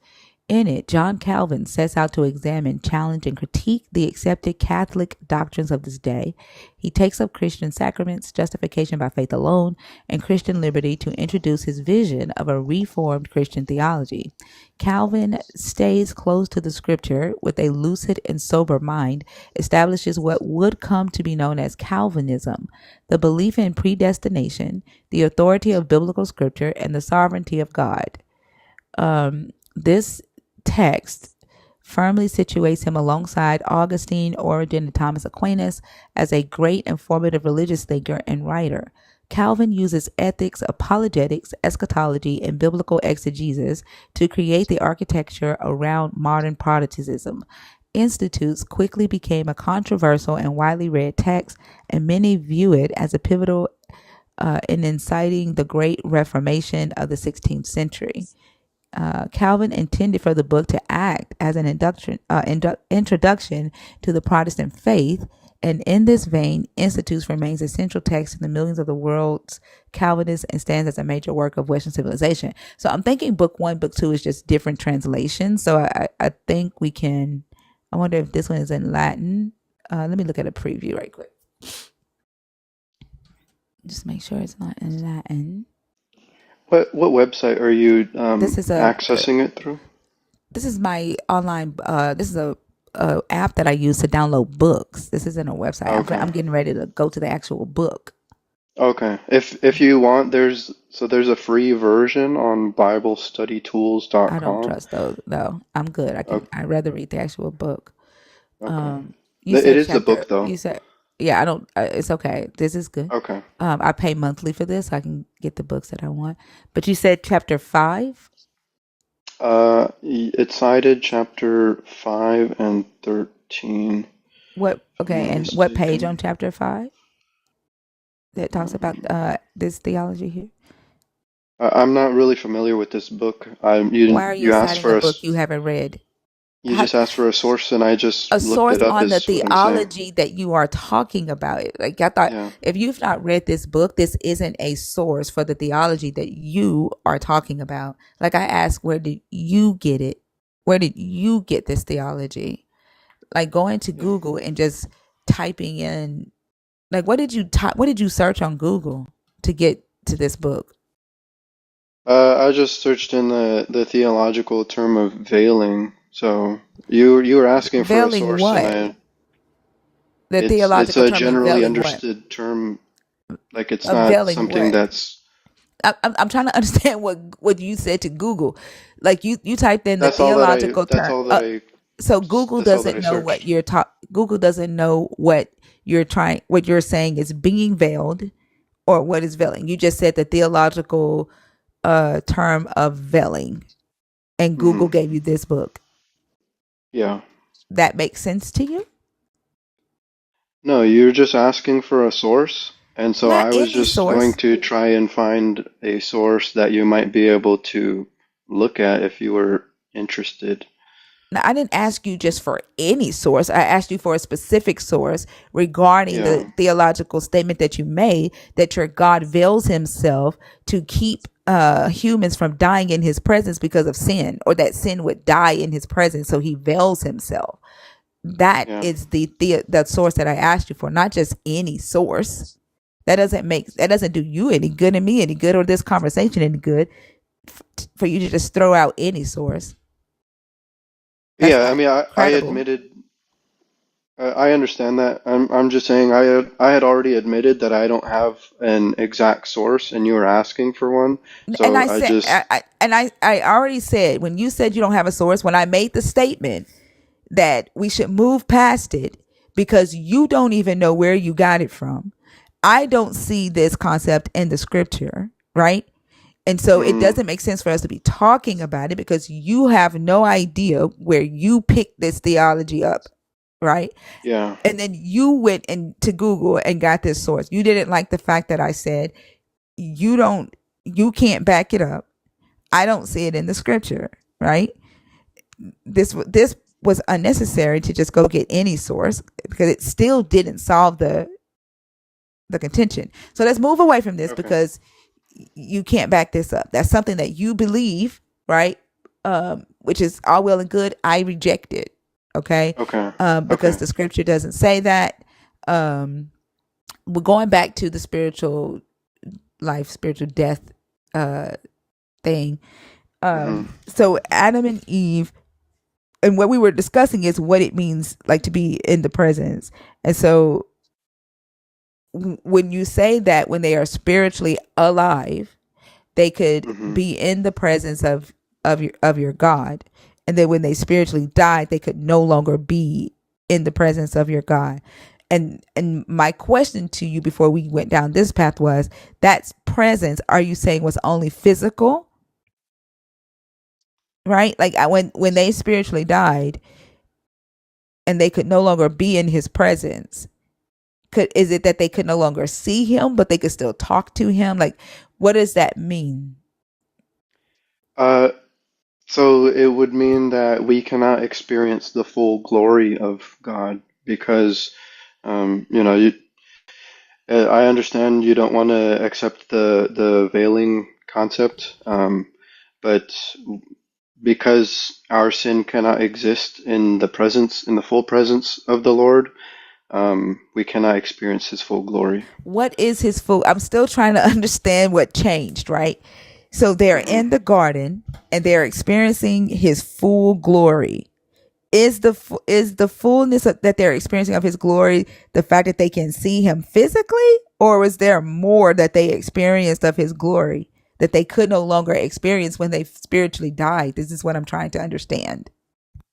Yeah. So, like you mentioned earlier, God can come into the world through theophanies, and he can interact, and people can see him physically as maybe the form of an angel or in the form of a man. So we can still interact with God, just not to the capacity that we are able to when we are free of sin. We got that, and you're still saying the same thing. I'm trying to understand. We already identified that you're saying that they could no longer see him physically, right? I said that. No, I'm saying we can. Jesse, you said that when they spiritually died, they could no longer be in his presence. And I said, is that just physical? Right? Like when they were in the garden, they could physically be around him and see him.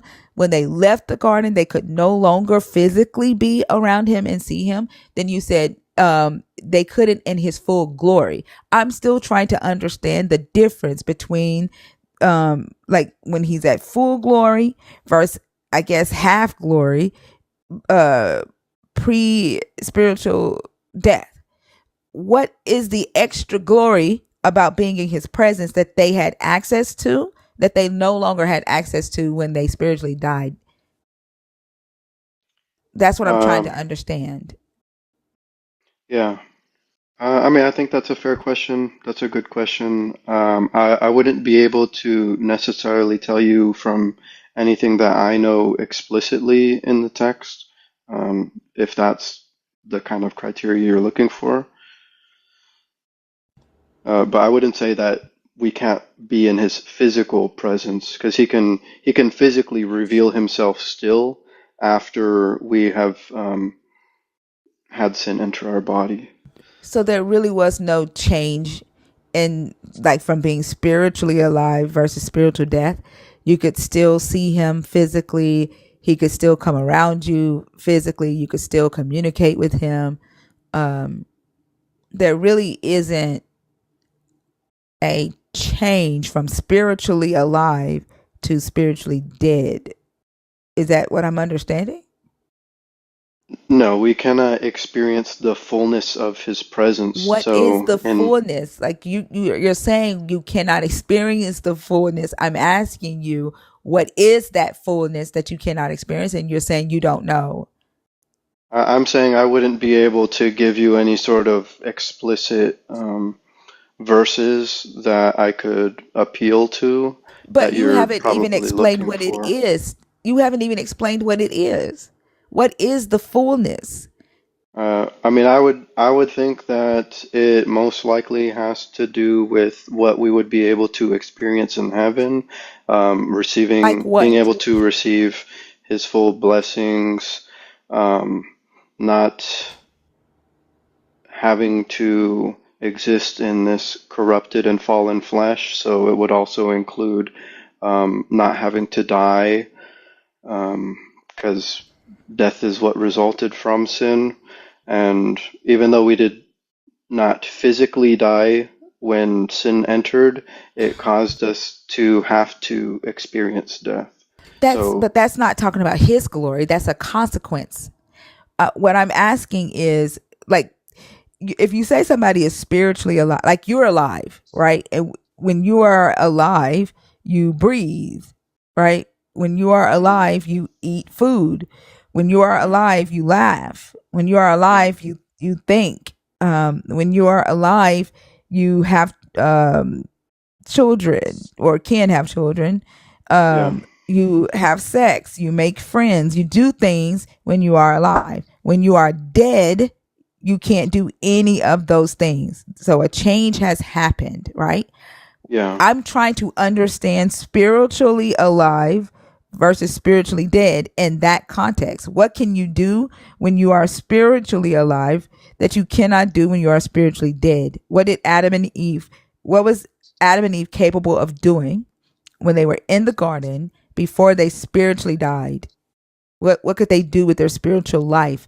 And the only thing I hear you saying is that they could be in the presence of the Lord. But then you're yeah, saying they could still be in his presence even after they spiritually died. So I don't hear a difference from life to death yeah. spiritually. So it would also include our physical body would be essentially eternal. I'm That not would be asking one of the about the physical benefits. body. I'm asking about the spiritual life. Yeah, I'm saying that that goes hand in hand. So How? because we are spiritually dead, our sin cannot exist eternally in that flesh. And so God has placed a life limit on us.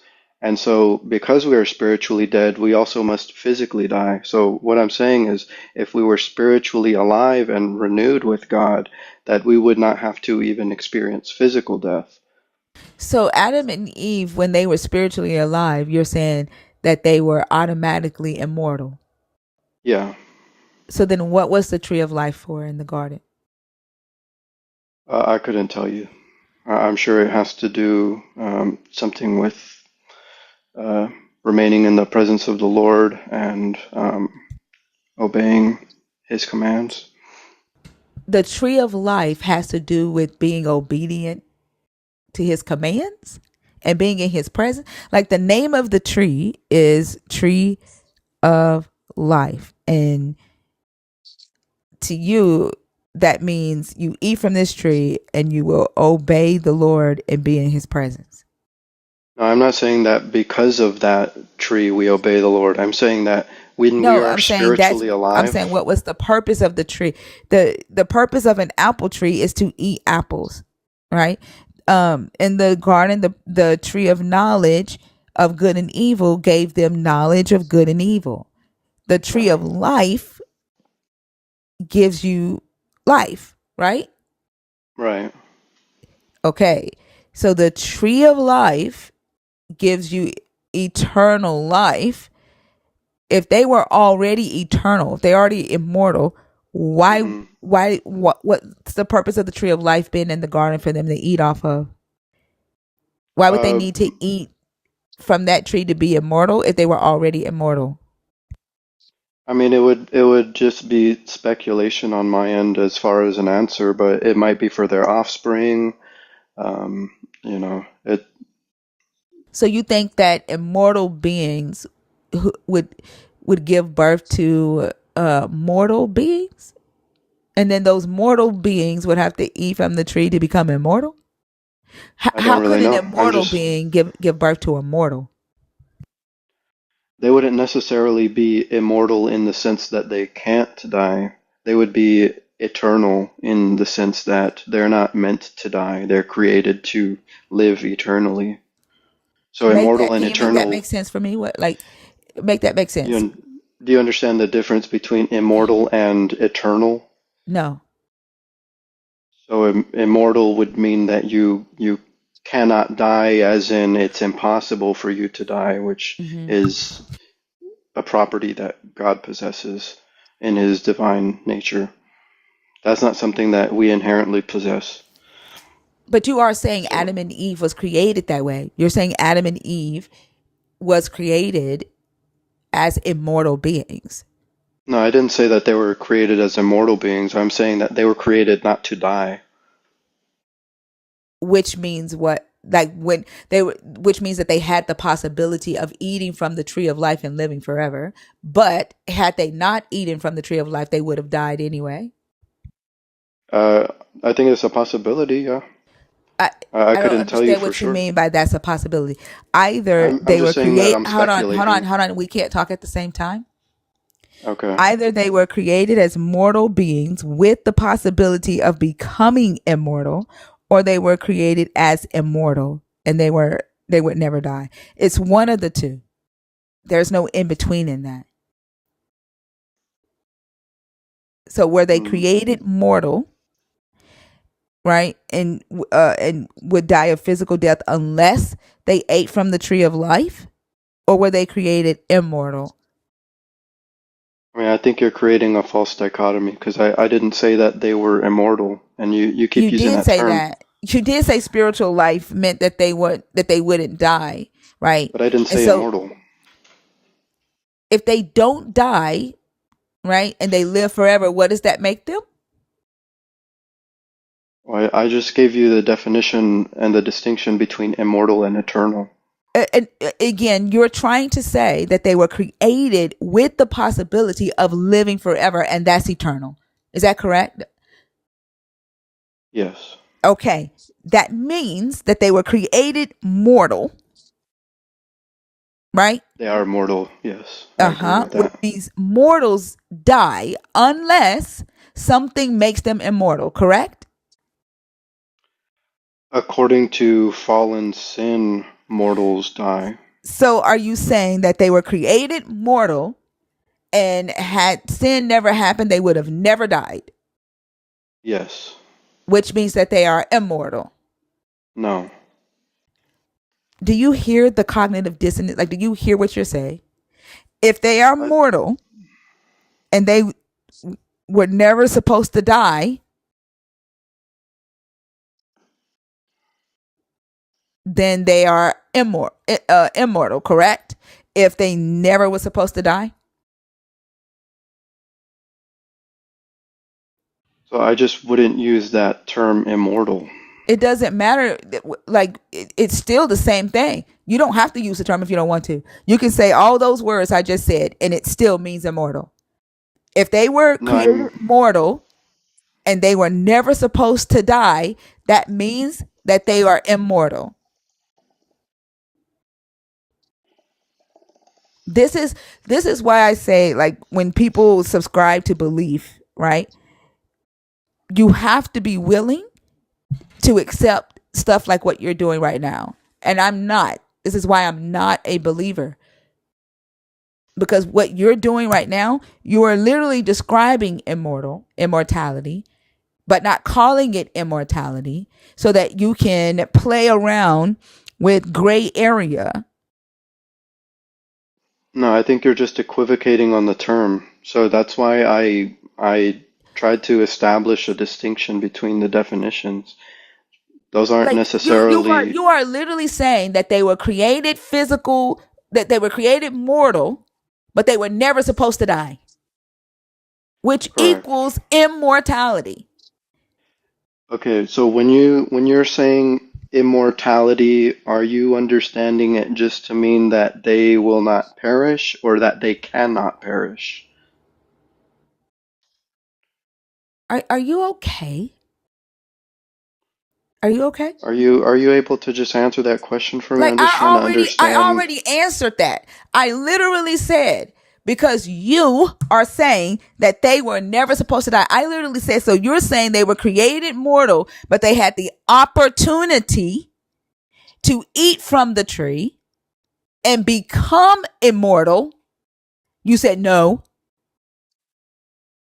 And then I said, so are you saying that they were created mortal, but they were never supposed to die? That they would never die? You said yes.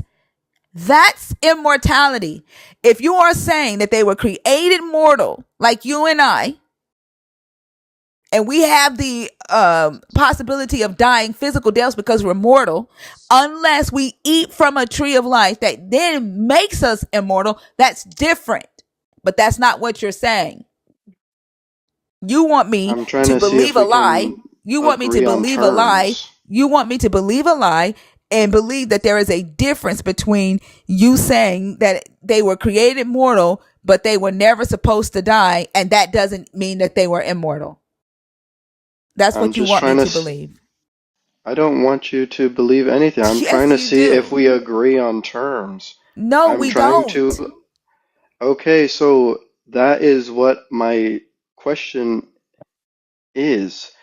Is when you say immortal, are you understanding that to mean that somebody cannot die, as in they are not capable of death in any sense? Or What are do you you saying, what? What's the definition of immortal? are you gonna let me ask my question? We've already been through this, right? Like I feel like the You're way that you're trying to equivocating. play on word. No, you are. I'm Look at the trying to comments. get, Like look at the comments. I don't Look need at the to look at comments. the Everybody in the comments. I don't care about the comments. everybody in the comments, right, is saying the exact same thing that I'm saying. And That's honestly, they because think they're that you're your doing this echo on purpose. chamber. They think, how the fuck is it an echo chamber and you're up here saying something different than what I would say? Echo chambers agree They with are each your other. echo chamber. That doesn't make any fucking sense. There are even Christians in the comments who don't agree with you. Okay, then have them come up. I only talk to one person at a time. Like, y'all are so fucking frustrating. It don't make no fucking sense. The definition of immortal is to live forever. The Okay. definition of eternal is to last forever. You are trying to say that they were both mortal and immortal at the same time without using the word immortal. This is what y'all do as Christians. Y'all make shit up. You lie. You change words. And then you try to force people to accept the bullshit. You know damn well the definition of immortal is to live forever. You know that shit. And this game you're playing around that word is a waste of time. I'm not playing any game. I'm trying to see if we understand the term the same way. You're not trying to see that. I've already told you multiple times that we don't. I've already told you that. I don't know why you will be trying to see that when I very clearly stated that we don't multiple times. I've even gone through several different explanations of it. Kindergarten style on top of that. Okay.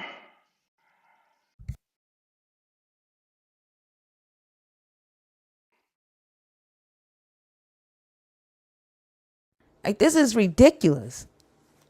And y'all shouldn't have to play with words or lie or try to manipulate or mindfuck people if this was true. You're just making that assertion. I'm not lying. I'm literally trying to find some common ground. I didn't say you were lying. I used the word y'all. Yeah, you're generalizing, and I'm I included am. in that. I am generalizing because I talk to Christians every damn day, 11 hours a day, and this is what y'all do. Y'all use semantics, you make up words, you make up your own quote unquote theological assertions, and then when we ask you for resources for that, y'all never have them. And you expect people to just accept what you say as fact, as truth. That is literally the silent agreement that I say Christians enter into on their own. Believers, I don't even want to say just Christians. When a person says, I am a believer, you are saying, I subscribe to factual information. I subscribe to illusions. I subscribe to semantics. It's your That's personal what you're belief. saying. I don't need to fully understand an entire concept or theology or religion to subscribe to it. I just said that. I just said you don't, because that's Yeah. why you That's why you wear the badge of a believer. I'm not a believer because I do need to fully understand. Okay.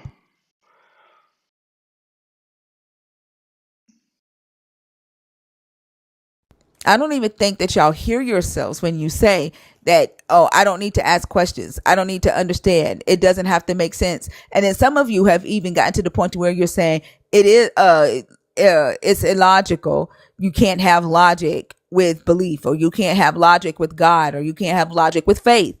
Like, y'all are even as believers on this stage, y'all are even starting to call your own belief system illogical,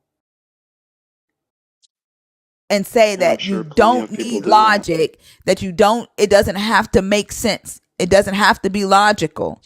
For you, it don't, because you are a believer. You are saying, I agree, right? To allow you to give me information that's not factual, and I will accept it as truth. I agree to allow you to give me stories that are illogical, and I will accept it as my reality. That's what making the proclamation of being a believer is essentially doing. And that's what I'm learning from these conversations.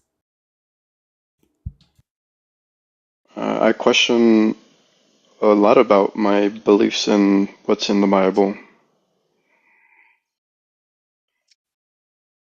I just always come back to the truth of the Bible.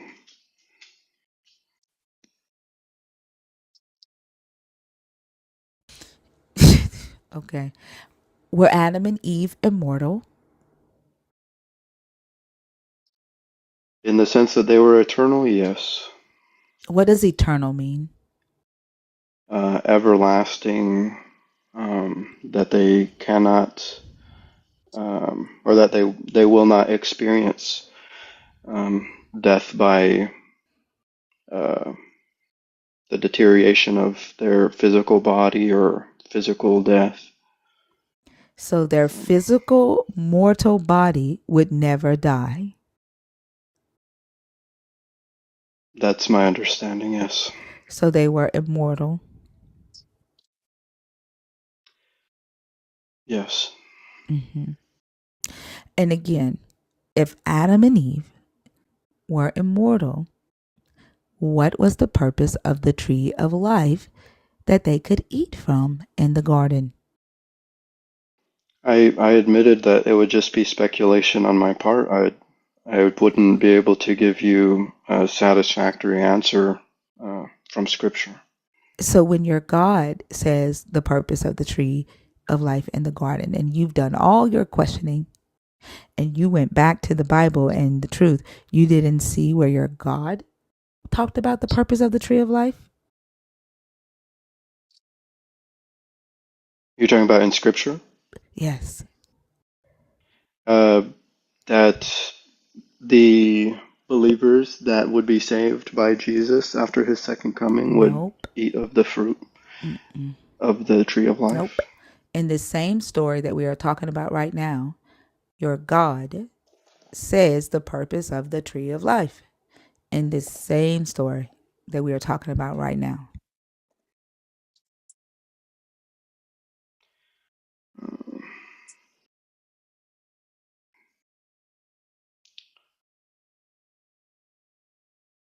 So Yeah, it would allow them to live forever in God's presence.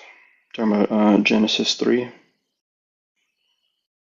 It doesn't say anything about allow them to live forever in his presence. You are adding that. You're adding that part to it. Why do you, if it's his truth, why do you have to add to it? If it's truth.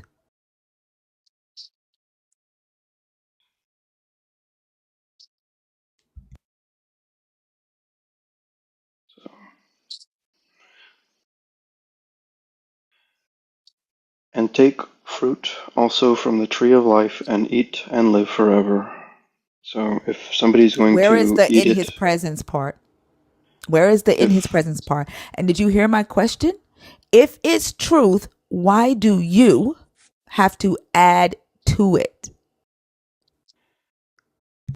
that's just a conclusion from reading the text. If somebody is going to eat this fruit and they're going to live forever, they are going to be with the Lord forever. They're not just going to Where be does it say in that? seclusion. Where it does not there what? Where does it say that? God inhabited the garden with Adam and Eve. He was Did in he their kick them presence. out? They were in his presence. And what who's to say that they have to be in this garden forever? Who's to say that they could never leave the garden?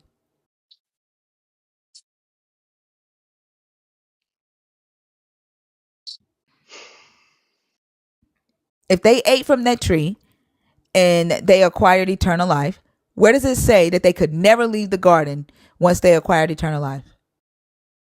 It doesn't say that. Right. You are adding to that. Well, God has an omnipresent property according to his nature. So wherever they would go, if maybe they chose to leave the garden, they would still be able to be in his presence. Which is why it makes no sense for you to be saying that he blocked that tree so they wouldn't be able to have eternal life in his presence. Because according to you, whether they have eternal life or not, they're still in his presence because he is everywhere at the same time. Just not in his full presence. Oh, now it's his full presence. How can you be everywhere at the same time and it only be in sometimes you're in his full presence and sometimes you're in his half presence? That's part of God's sovereignty. He's able to suspend his sovereignty over mankind and What is over sovereignty? his creation. What is sovereignty? That would be supreme authority over all things. Authority. What does that have to do with his ability to be everywhere at the same time? Like basically you're saying that he can be illogical. Right? It's illogical to say that your God is omnipresent and that he's everywhere at the same time and then say, well, and when you go down the street, you only experience half of his presence, not his full presence. But he can be everywhere at the same time and not be everywhere at the same time because he's sovereign. He can be contradictory in nature because he's sovereign. That's what you want me to believe right now? You believe it's a contradiction. I don't. Can something that's can a pool be filled with water to the brim and not be filled with water to the brim at the same time? It's a false analogy. That doesn't correlate to God's omniscience and omnipresence. Can a pool of water be filled to the brim and not be filled to the brim at the same time? That would be a contradiction. That would be a contradiction. But it would not be a contradiction if your God is present everywhere in full and not present everywhere and only half full because he's sovereign, correct? I'm not saying he's half present. When you say that you don't experience the fullness of his presence, right? That you can't be in the fullness of his presence, and he's everywhere at the same time, that would mean that at somewhere he's not full. His presence isn't full.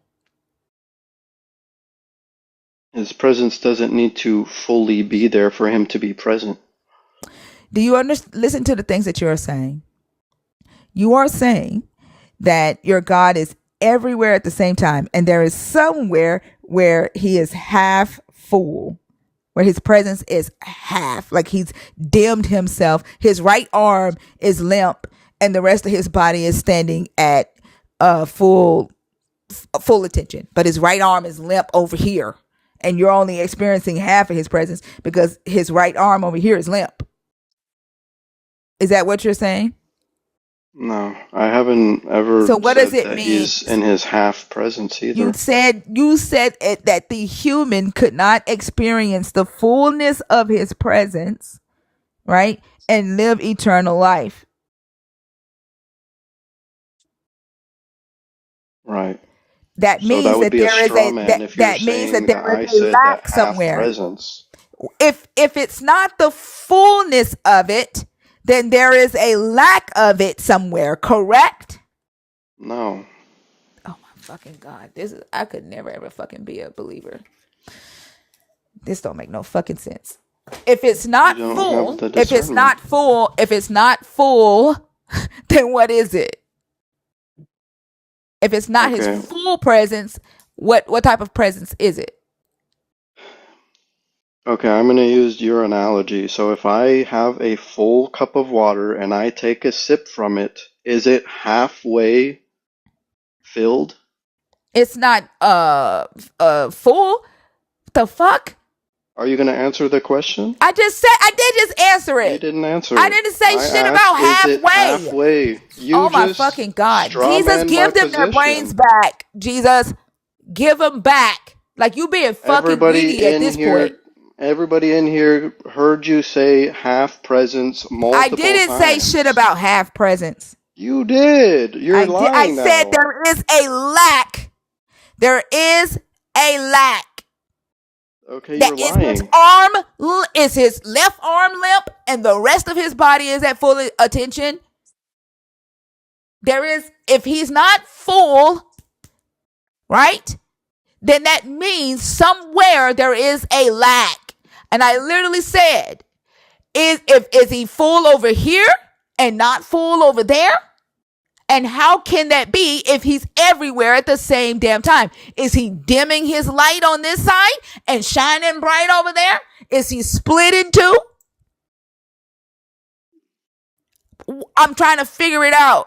How can you be full? How can you be full? And how can you be full in one place and not full in another place, but be at the same place at the same damn time?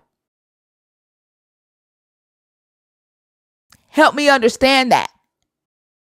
You keep strawmanning my position and then you lie about what you just said multiple times. Okay, cool. I lied. Help me understand that. How can I be have full presence of the God, right? Mm-hmm. And the God be everywhere, and then I do something wrong, and then all of a sudden I get less than full of his presence.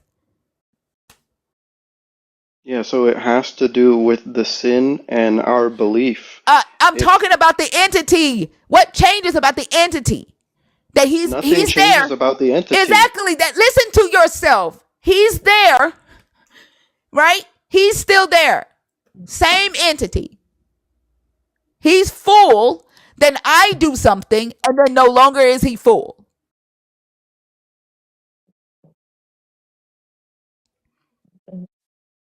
Yeah, God's nature never changes. Except so you just he said would he did. limit himself in our Is that presence. a change? Is that a change? Him limiting himself, is that a change? Not in his nature, no. So if he's full and then he limits his fullness and takes it down a notch, that's not a change. Not according to his nature. What's according to his nature in what way? That he can be illogical, that he can be contradictory. He's not illogical. You're just You don't think asserting it's that. illogical to say that a cup is full and then I pour some of it out to limit the fullness of the cup, that there was a change made in that cup and what was in the cup? That's I think, logical. But it's right. illogical. But it's not illogical to say that your God is full and then he limits his fullness, but that still don't constitute a change. Right. I think you're asking fair and valid questions, but you're also projecting human limitations onto an I literally immaterial said that being. your God can break these limitations, right? Because he's sovereign, which means your God can be illogical because he's sovereign. Your God can be contradictory because he's sovereign. I They already don't said that. contradict his nature. It is contradictory. It's Yeah, I'm saying you're contradictory. misrepresenting. I'm not misrepresenting his nature. You are literally the one saying this shit. You are saying that he can be full, limit himself, and it not be a contradiction. It not be a change, and that not be a contradiction. You are the one who's saying he is everywhere at the same time, but there are times when he's not fully present, and that's not a contradiction. I'm not misrepresenting his nature. And you are saying that he can do these things because he is your God and because he's sovereign. You believe, you have accepted and agreed to accept these contradictions as truth, as realities, right? I'm not. I'm not a believer. You have to be a believer to accept that shit, right? That's the silent agreement that you go into as a believer. Okay, so if I were playing a basketball game with a 5-year-old, even though I have the capacity to physically play better than the 5-year-old, I would be able to limit myself, but me limiting myself would not change my nature. I didn't say shit about changing the nature. Did you make a change about No, yourself in that moment? no, When you say you limited yourself, right? You limited yourself, your ability to run fast, right? You ran slower because you're playing against a 5-year-old. Was that a change? no. So you stayed the same? You played the same that you always play? What would the change be if You are I'm not not playing at playing my the full same that capacity? you always play. That's the change. It wouldn't be a change if I wasn't actively playing at my full You capacity. changed It the would way be, you play. You changed the way you play for the sake of the 5-year-old. The fuck? right. I mean, cussing and yelling I doesn't always curse. strengthen your argument. I'm not letting, this is the thing. I'm probably more consistent than your God. I always fucking curse. And you saying anything about it is not going to change that. And I Okay. yell, and I'm loud, and you saying anything about it isn't going to change that. Okay. I don't know what to tell you. I don't think we You would be can't able tell to me anything. find common ground because you're not Right. really able to come to any sort of coherence. No, you are the one who is incoherent. And you're right. We're not going to come to common ground because you are a believer. And I have not agreed to enter into your silent contract that says, lie to me. Facts don't have to be true. Logic can be illogical. And contradictions don't matter. We're not going to be able to come to common ground because I have not signed your agreement. I'm not a part of your club. Hey, Jeff. Hi. I don't even know why I'm awake, but it's probably because one of my dogs had the snip yesterday, and, I got anxiety about that. Anyway, I'm just wondering why we're making stuff up. That's my question. Why are we making stuff up? Because he's a believer, and when you talk to believers, you gotta suspend all logic, and you gotta believe that because a God is sovereign, He can also be illogical, and that be seen as logic at the same time because He's sovereign. Like the rules of logic don't apply to their God. You're not even listening to what I'm saying. I'm saying that he suspends his sovereignty over mankind. That's not what you said before, but that's okay. Listen, That is what I said. no, it's not. But that's okay. That's okay. Look, don't. Let's not quibble over that part.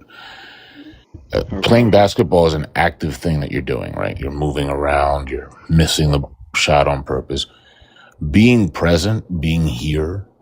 Like if I was to jump in a pool and I'm in the presence of the water, the full presence of the water, what would it mean for me to not be in the full presence of the water? How are you defining presence? Being there. Physically?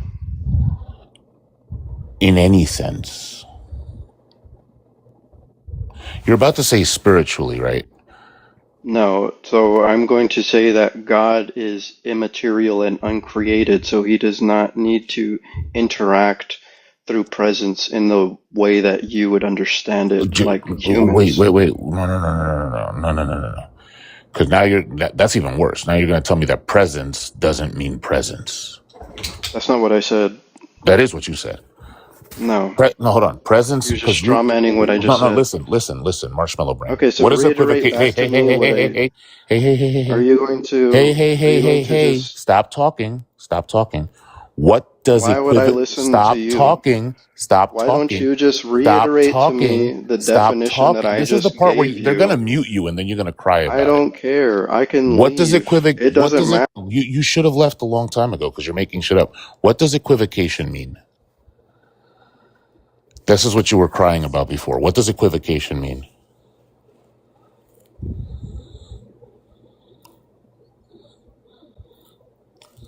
Okay, cool. Equivocation means using a word in two different senses and trying to make it seem the same. So if you're saying if the whole time we're talking about presence and now all of a sudden you're saying it's not presence the way I understand it, then you're just saying it's a different sense of presence, right? No. Okay, so it is presence the way I understand it. He changed the presence. I just got back. He's saying it's a different presence now. So he's telling me that it is the same presence. It's not a different sense of presence, but it's simultaneously not presence the way I understand it. Oh, this is why I got frustrated with him. He's Okay, been doing this all what is immaterial? the whole time. Okay, when you obviously, said, I'm sure you reject God as a deity. Jesse. So if I were to ask this is you the problem. This is the problem. Immaterial means, no. Why are you just interjecting? Because I can. Because what I have to say is more important than what you were saying. I didn't say anything about material or immaterial. You asked me presence in what way, and I said in whatever sense the person can be present. Being there is what presence means. And then you're telling me that there's some arbitrary sense of presence that involves immaterial and that absolves him from being present. I don't know what that means. Okay, so just say that you don't understand it. I did say that. Right. But you're trying to make it seem like I'm equivocating. You are, because I'm not equivocating. Hold on. I can just define it for you real quick. Give me what you mean by presence that is the same sense of presence that you would use for anything else. So do you know what immaterial is before I move to that? Not material. Give me the definition that you have of presence that would be the same sense of presence that you would use for literally anything else. So it would just be the state of existing or being in a place. Wait, being in a place? That sounds very material. So doesn't is this necessitate physicality? Hold on. I didn't say it necessitated anything. I You said just said it's it sounds. yeah. That doesn't sounds and necessitate are two different words. I said to me, to my ear, when I hear that, Okay. it sounds material. So now you're going to explain to us in what way it's the immaterial can do the same thing.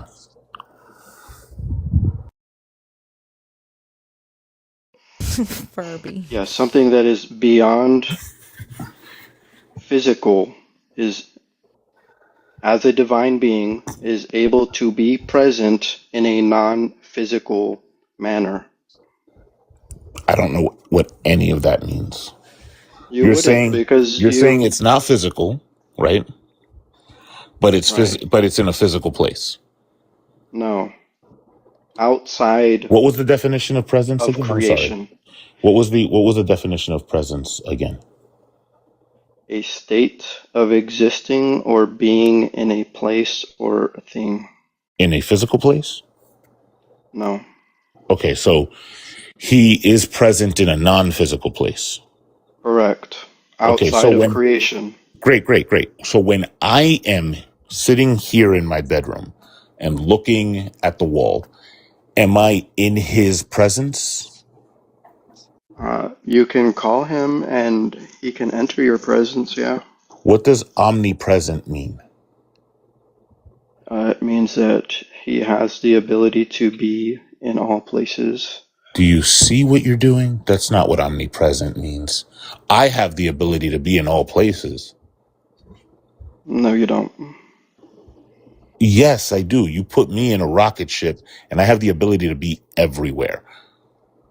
I may not even be alive when I get there, but my body has the ability to be anywhere in the universe. But that's not what omnipresent means.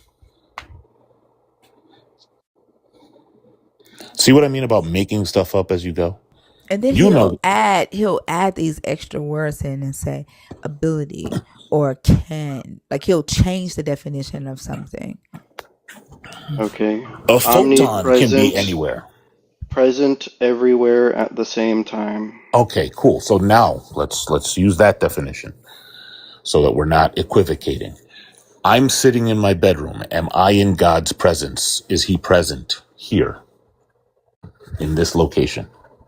Yes. Okay, great. Now we're in agreement. That's interesting because just a minute ago, 5 minutes ago, you said he could come. He could come there. So you've changed what you understand about your God's presence within the last 5 seconds. Coming into communion, as in prayer. But I don't no, pray. he said, I'm in my bedroom, right?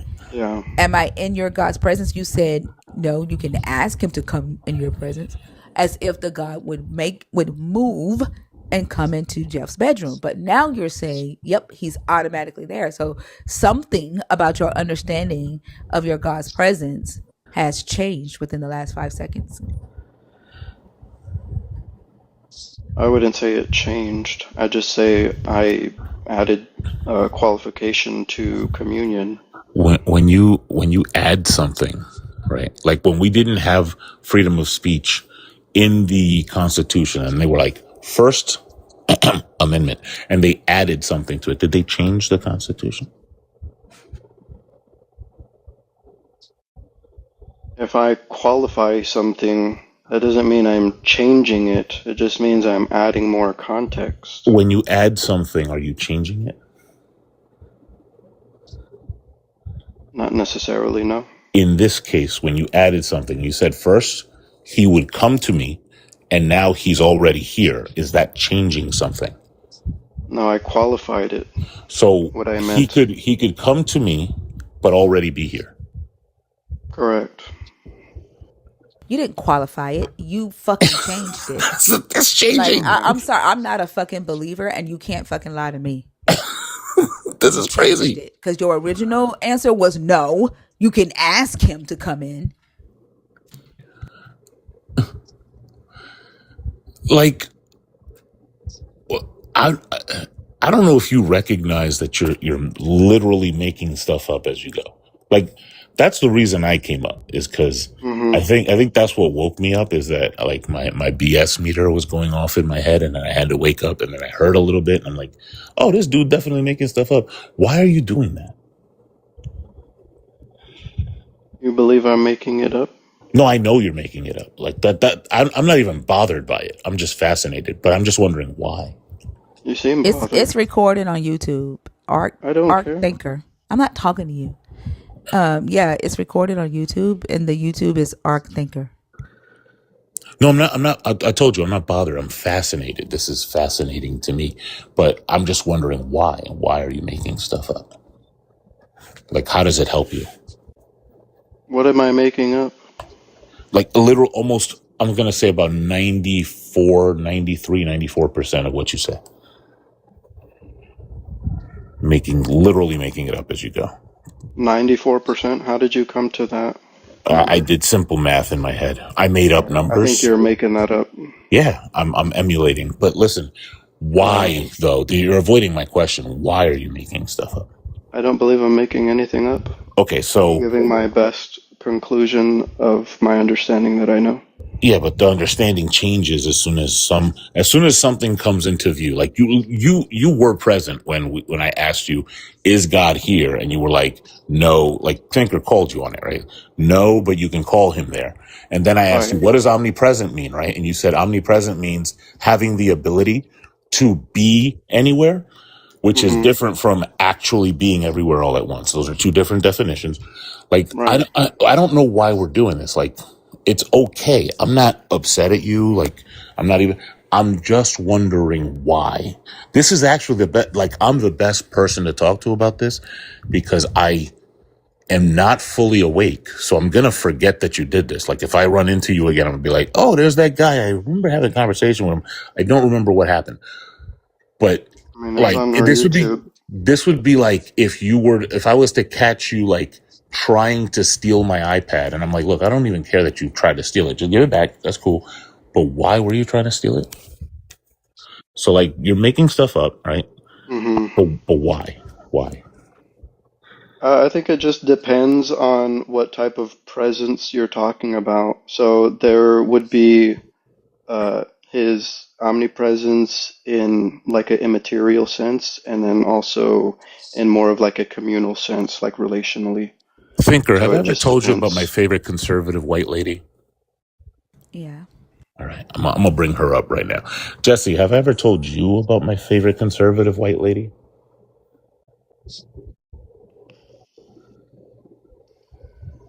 No? Okay. Her name is Judith Scheindlin. I love Judith Scheindlin. I'm not a conservative myself. I think most conservatives should face the wall. But Judge Judy, I would probably make a case for her to be like exempt.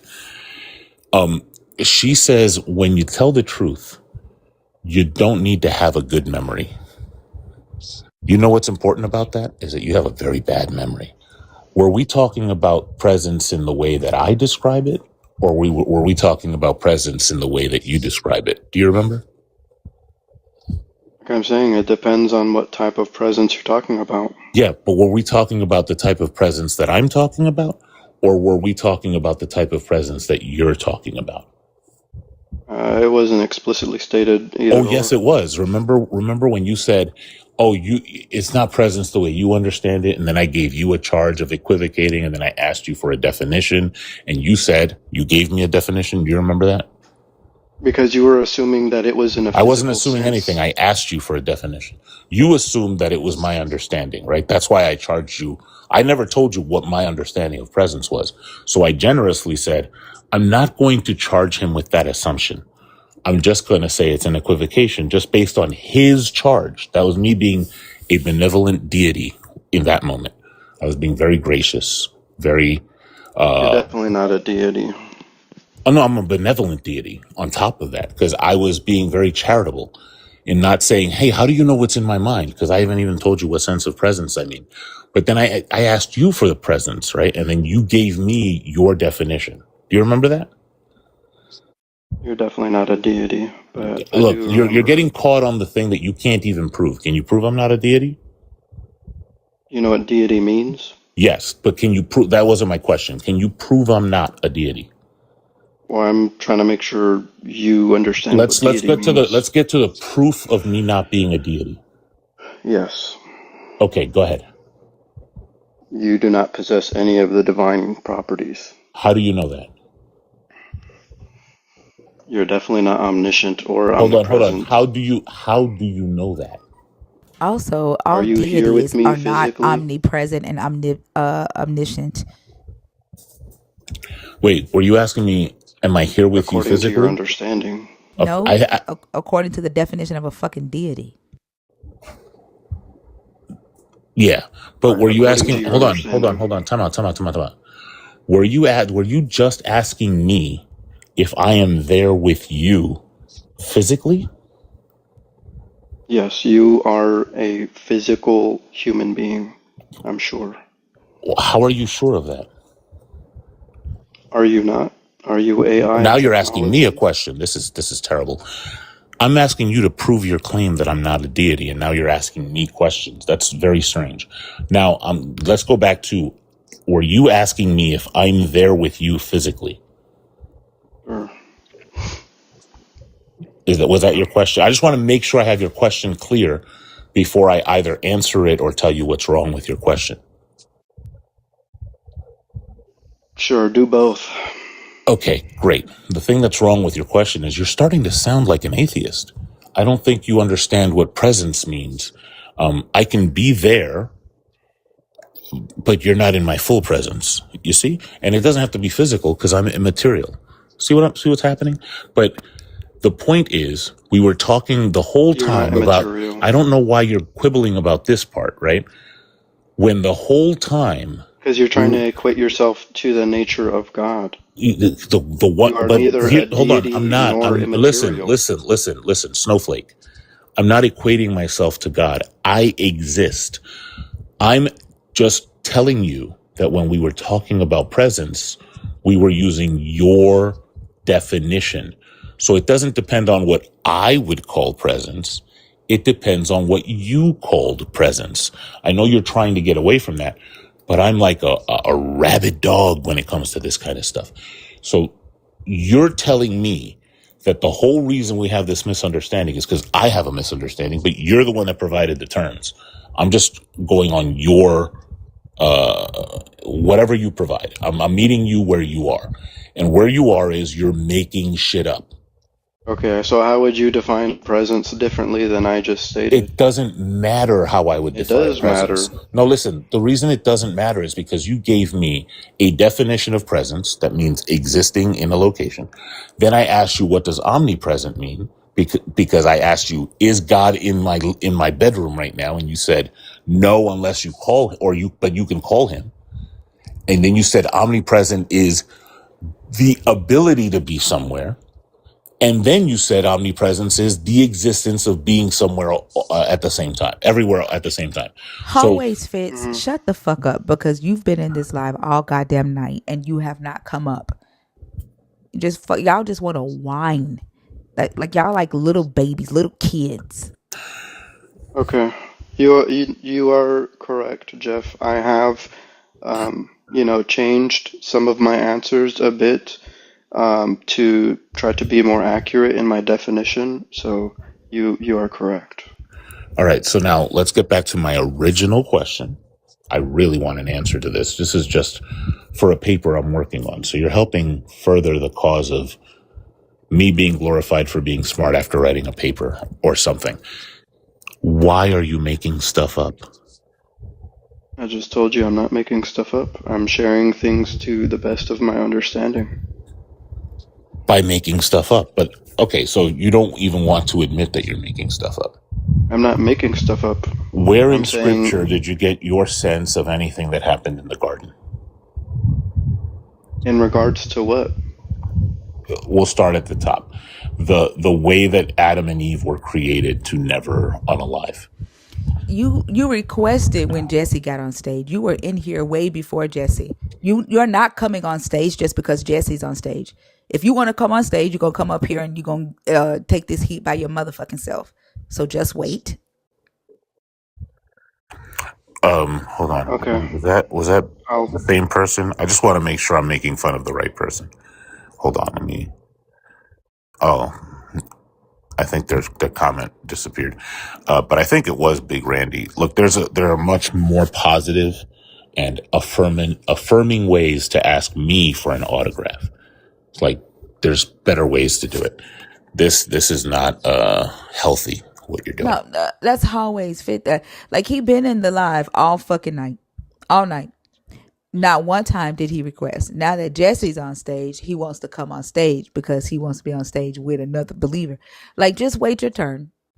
You'll come up here by yourself.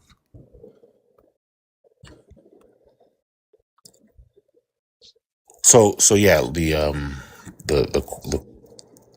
sense of them, the way they were created to never unalive. Yeah. So I would just say that it's just a basic conclusion from chapter 3, verse 3, Genesis. So he said, let me see. But from the fruit of the tree which is in the middle of the garden, God had said, "You shall not eat from it or touch it, or you will die." So I would just come to the conclusion that if they did not eat from it or touch it, then they would not have died. Okay, so that's a formal fallacy. You understand that, right? No, please explain that. So you're saying if they eat the fruit, right, they will unalive. Right? That's what the verse says. Okay, so then you're saying if P then Q, then you're saying not P, therefore not Q. That's just called denying the antecedent. You can look it up. It's a formal fallacy. Okay, I'll take It your would be word for it. no, it's not. I can demonstrate. No, If it I'm listening. rains, hold on. If it rains, the ground will be wet. Right? It did not rain, therefore the ground is not wet. Does that follow? No, because the ground could be wet for a different reason. The same way that you say, if they eat the fruit, like I watch this. If you drink bleach, you will unalive. You did not drink bleach, therefore you will never unalive. That doesn't follow. That's why it's a Okay. formal fallacy. Like a formal fallacy just means that the argument itself is invalid. Okay, I think that's fair. Okay, so then is that where you drew the conclusion from? No, I mean, they also have access to the fruit from the tree of life. So I wouldn't know in that which goes to sense. thinker's charge. That goes to thinker's charge, right? That was what you said, Thinker, right? That if they needed Yep, to eat and the he fruit, denied that. right? Like, so if they have access to the fruit, then they weren't created to not unalive. They needed to eat the fruit. So that couldn't have been where you got the conclusion from. We're Yeah, running out of runway. yeah. I admitted that I'm not very well versed, and that some of the things that I was stating were just my conjecture. Made So up. I stated What does that's not conjecture made up. mean? What does conjecture mean? Oh my fucking god! This is what, like, when in the Talmud, when it talks about how the logos just moves back and forth and words don't mean words, and the goal of the logos is to get people to believe up is down and down is up and good is bad and bad is good. This Jesse is a prime example of that shit. Jesus being the logos is a horrible thing, and Jesse is an example of that. Okay. So Jesse, when you say conjecture, what do you mean? I'm just meaning that it's my opinion, and I do not have like a full understanding of Scripture. So your opinion based on What I understand it to be currently, although I and that admittedly do understanding not comes from fully. It would be whatever it is that I'm interpreting the text to mean. making stuff up. Okay, you can say that. I'm just saying that I this did is the say that. I conclusion. know I can say that. My vocal Right. cords, my And I'm larynx intact. I said it. And look, is there a part of scripture that says they were made that way? no. Okay, so then I have already admitted that. what does that leave us with? Just because something is not explicitly stated in Scripture does not mean that it is not true. See, now you're adding stuff to what I said. Did I say explicitly?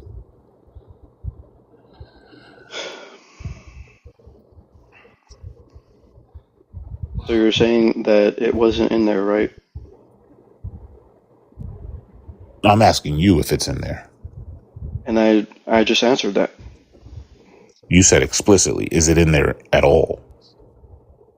I just answered that question. No, you said explicitly.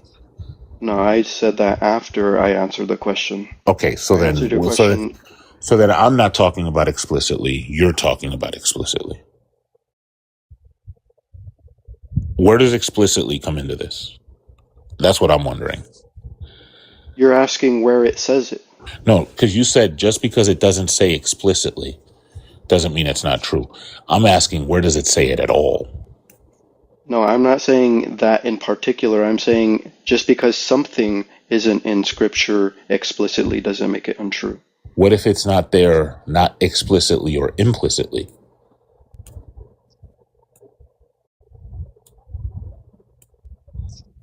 Then, I mean, it'd just be an assertion. I mean, it could still be true, right? It might. But until we know for sure, it's just something that someone made up, right? It wouldn't necessarily have to be made up. It could be something that somebody believes they are interpreting. Then it would be implicit. I said if it's not explicit, right? So it's not explicitly there. Is it implicitly there? I mean, from that verse, I believe that it may have been implicit, but I wouldn't say that that's Which verse? a conclusion, the one that I just read. I'm just saying. But we saw that was a fallacy to make that implied, right? That's not an that's a false reasoning fallacy there. We went over that. It's untrue. I didn't say about the truth. I'm not talking about truth. I'm talking about implicit. Right. Is it implied? Are you able to imply something with a fallacy? The answer is no. Because something may be. You're about to say it's not. That doesn't mean it's not true again. I don't want to get frustrated. I'm not talking about truth. I'm talking about the implication.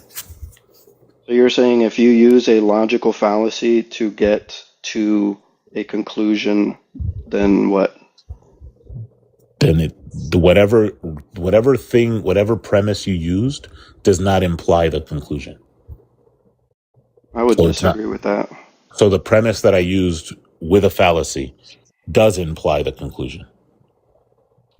Let's try it. Okay. If I clap my hands, it rains in China. I clap my hands, therefore it's going to rain in China. I'm using a fallacy there. It's not a formal fallacy. That's a valid argument. But can I imply that if I clap my hands, it's going to rain in China? Does that imply the thing? Not necessarily, no. No, not at all. Yeah, it's not. It doesn't imply it at all, right?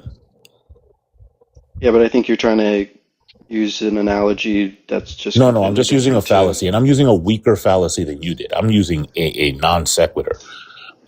Yeah. Where the argument is valid, but the premise, the first premise is not true, right? Okay. You used a formal fallacy, which means that it doesn't matter if the premises are true; they don't lead to the conclusion. That's like mathematic. That's like saying when you use a formal fallacy, it's the equivalent of saying 1 + 1 is 7.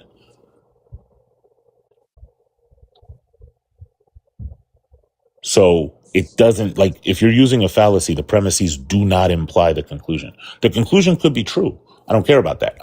I'm saying it doesn't imply it. Okay. Okay, so then it's not there explicitly and it's not there implicitly. That's what I'm saying. Okay. All right. So if it's not there explicitly and it's not there implicitly, what does that leave us with? Just say, right. We made it up. I'm just saying that is what I understood it to mean. Okay, so that doesn't mean that I made it up. Okay, so just because I understand it to be a logical fallacy because you just explained that to me doesn't mean that I just made it up. No, It that's just good. means That's that is what I that's that understood that's from the good. So text. you understood something based on faulty reasoning. We pointed it out.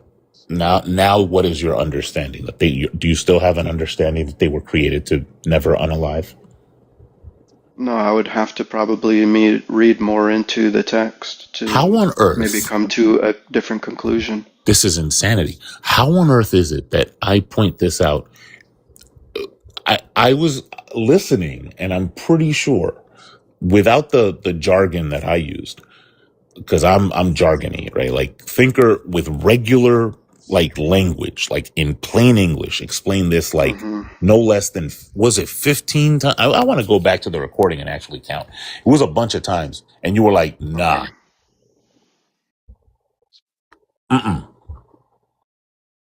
nah, you straw manning me. I don't understand It's how we because got. I'm a woman and he's used to gaslighting women. Like the same tactics that he used to try to gaslight me is the same thing that men use to gaslight women when they get caught cheating. You didn't see Right. what you saw. You didn't Why, hear what you heard. why I got Shaggy in my ear now? Um. Okay. So now, how does this change anything about what you were saying about the garden before, about presence and all of that? Because that's not in there either. I mean, I would still hold to that view that, we were banished from the Lord's full glory due to our sin. There he go again using But that what word if fool. He don't like honestly I'm over him. Like he don't even know how to explain like what he mean by fool, right? If something changed when they spiritually died, you can't even articulate what that change was. You don't even know what they had prior to this spiritual death. Like if somebody is spiritually alive and then they had and they spiritually died, they lost something. And all you keep saying is they lost the full presence. They lost the full glory. Well, what the fuck is the half glory? What the hell is the lesser glory? And you can't explain that. So you're saying that something was lost? What the fuck is a death?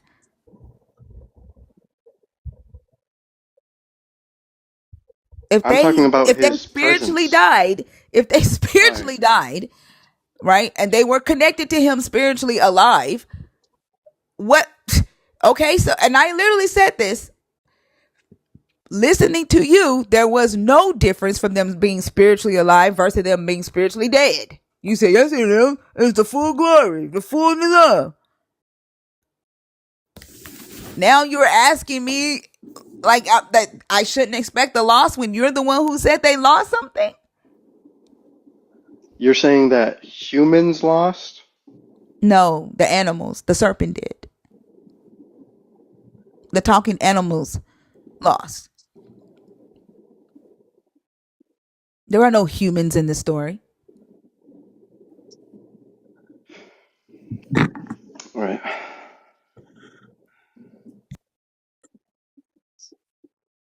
Yes, they lost their ability to commune, I would say, probably in a more pure sense because of their spiritual death. They lost what? The ability to commune with God in a more pure sense. What the hell is what is the pure versus impure sense of communing with your God?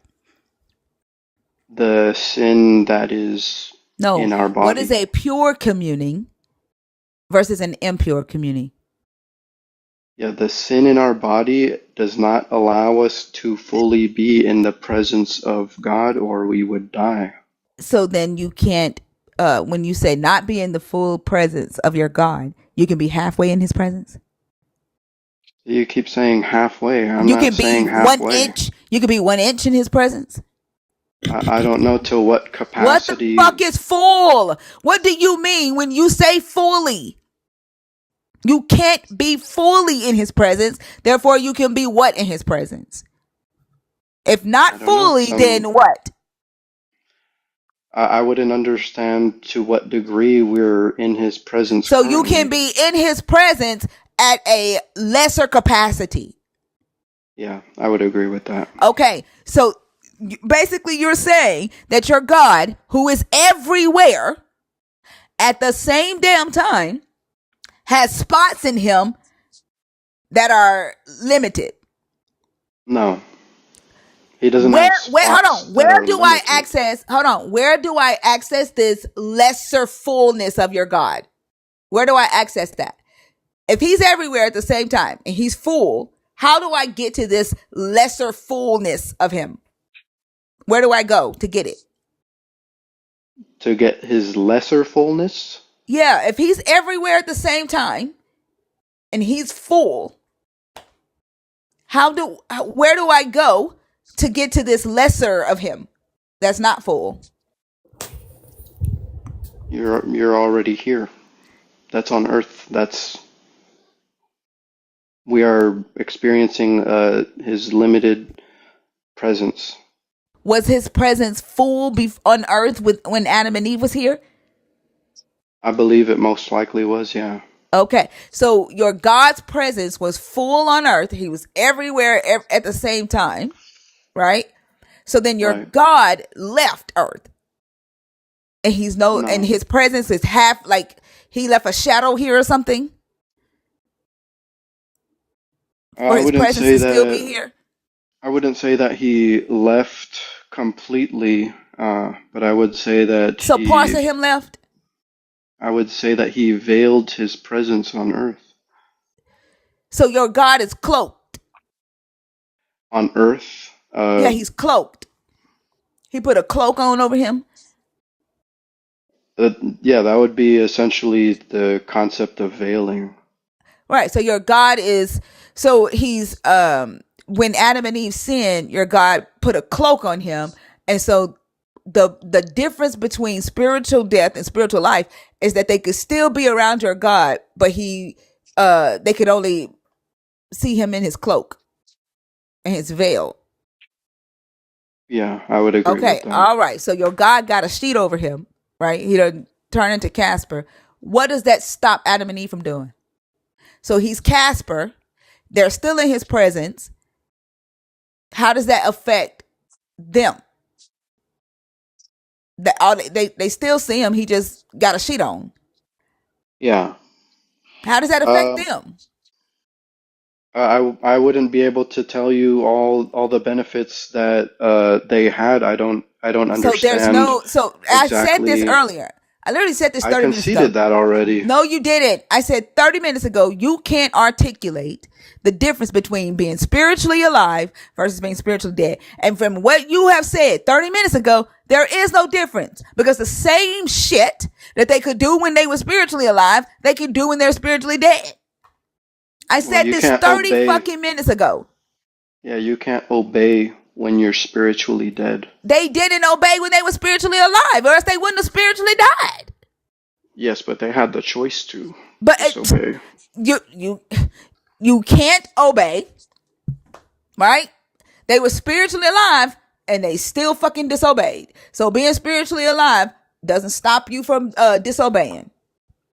I wouldn't say that it stops you from disobeying. I would just say that you have the capacity of obedience when you are spiritually alive. So nobody can obey your God when they're spiritually dead. Correct. So when your God gave laws, he was spiritually stupid for creating those laws, because he already knew that spiritually dead people can't follow them shits. No. I'm sorry.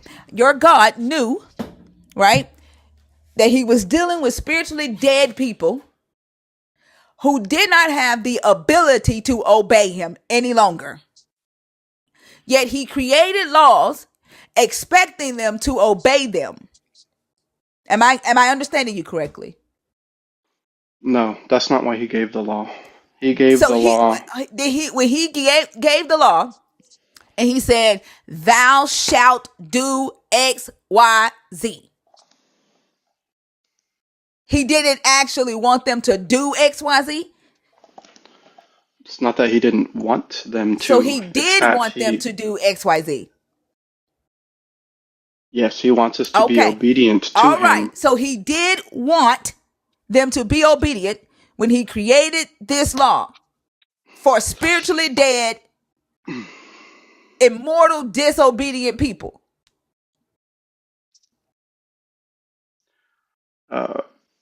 Well, there was a purpose for God giving us the law that was Your not God exactly was for spiritually us. stupid.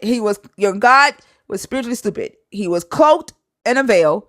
Actually, honestly, if he'd have taken the motherfucking veil off, he would notice that he was dealing with spiritually dead people that couldn't obey. And he would not have wasted his time in creating a law. He would not have killed his son and tried to reconvene with spiritually dead people who don't have the ability to obey. He should have taken the fucking veil off. And maybe he could see some shit. He would have been in his full presence. He would have been able to see the full picture. So you would rather have a God that would just automatically kill all of his creations, not give them a chance to I don't reconcile need a God. himself. I don't need a God, period. But you do have a God that did kill his entire creation. Or did you forget the story about Noah and the flood? Yeah, but that's You not the do have a entire God. creation. He literally says he killed everybody but 8 people. You do have a God that killed millions of people, where he could have, if he was going to do that shit, it would have been less harmful for him to just kill Adam and Eve and start back over. And the fucked up thing about it is that even Satan didn't kill Adam and Eve. If Satan, y'all swear up and down that Satan wants to, Satan hates humanity. He hates your God's creation because he wants to be all. Like, he could have moved into Adam when they got out the garden. He had free range, right? Your God done cloaked himself from Adam and Eve, right? Adam and Eve is spiritually dead. They can't obey your God, but Satan got dominion. They can obey Satan. Satan could have just convinced Adam to kill Eve, and then your God's creation would have been fucked. Because there's no more babies. There's no babies coming. Or your God could have got into Eve to kill Adam, and your God's creation would have been fucked right then and there. Even Satan didn't destroy your God's creation. Your God waited until more humans were on earth, until this sin got so bad, and then he took out 2 million people. Where are Or you getting millions of this number people. from? Millions. Let's say 100. Let's say your God killed 100 people. Yeah, but you also said that he killed. So He I'm just destroyed making the a whole earth. distinction He that flooded the entire earth and said that he people didn't were destroy the marrying. earth, though. He said people were marrying and giving in marriage and drinking and being married. These motherfuckers was living life, and your God killed them. It literally says that angels was fucking human women and having babies. Your Right. God killed multiple humans when he could have just killed 2. Satan didn't kill any. And what else were they doing that caused God to take that action? Because you're making it seem You tell me. like It don't fucking say. It just it says does they were say. wicked. What the fuck does it say? Here, Well, let tell me me. pull it up real quick. Yeah. Um,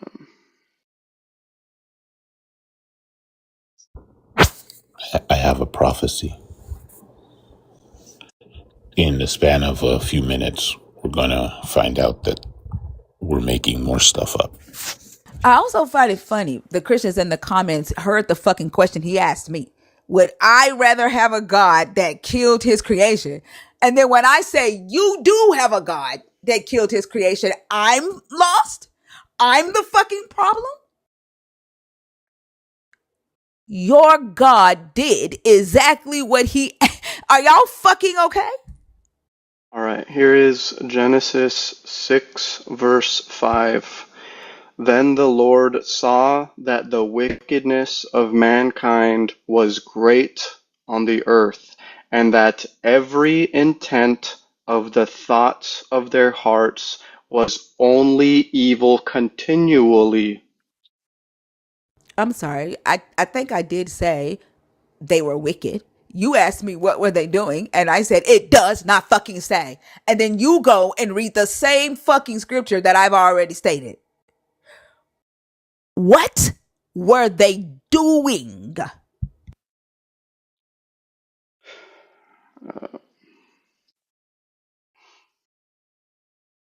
It doesn't other than say, that, does it, Jesse? I don't think it needs to say more than that. It does. Jesse, did You're you the one say, who were Jesse, did saying you they say were it actually marrying, says? and I did not fucking say that. You you are said that really they were David's son. marrying. You honestly, you are probably David's daddy reincarnated. Like, you have the That spirit would of be an David. honor. Thank Yeah, I you. know, because David was a liar. David was a murderer. David was an adulterer. David was a deceiver. Like, you are probably David's daddy Jesse reincarnated. Thank you. Oh, That is a you're great welcome. honor. You are a great image of your God. Thank you. You're very welcome. I appreciate that. I said you're welcome, motherfucker. Yeah, I just said I appreciate that. Yeah, the reason why you keep saying you appreciate that because you don't appreciate it. Like, goddamn, if No, I somebody says do. thank I you, if made somebody in says his thank you image. and you actually mean that shit, then you would move the fuck on. Like, goddamn, I don't know how Jesse, many times I that's said you're generally how I welcome. speak. I I said you're said thank welcome. I you. I don't know how many appreciate that. times. Move the fuck on. Goddamn, Jesse. Okay. I still appreciate it. It's not a big No, you deal. don't. That's why the fuck you keep saying it again. Okay. Uh-huh. Okay, so what was your issue about the flood? Nothing. The chat is tired of you, and so am I. Okay. Well, Bye. I do. No, you don't.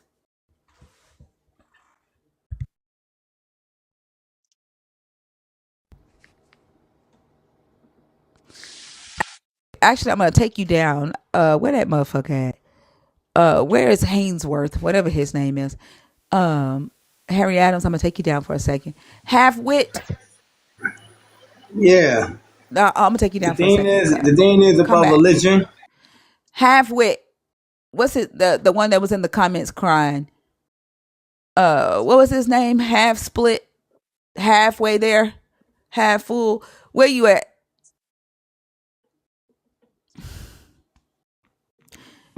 The one that was in the comments crying, saying that he was requesting. What's his name? Hallway. I'm trying to scroll, but well, thinker.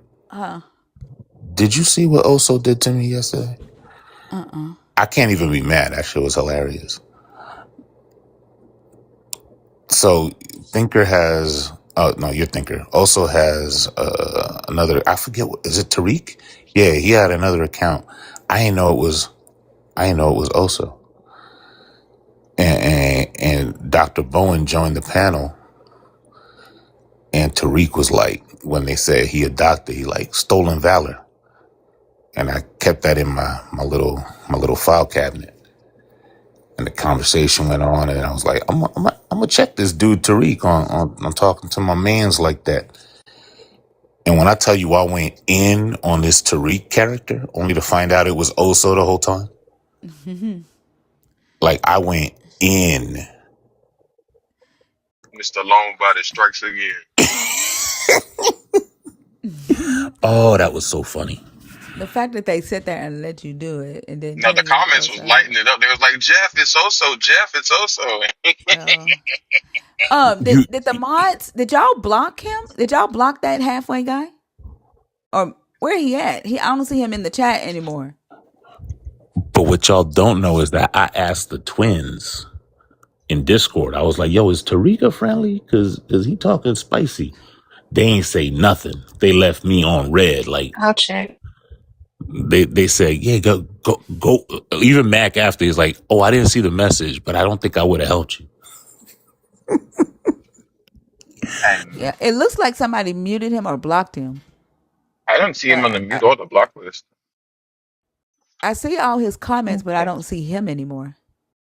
I see people responding to him, but I don't see his original comments anymore. So somebody has muted or blocked him. Unless he blocked me. Unless they muted him for a few minutes. And he left out the chat.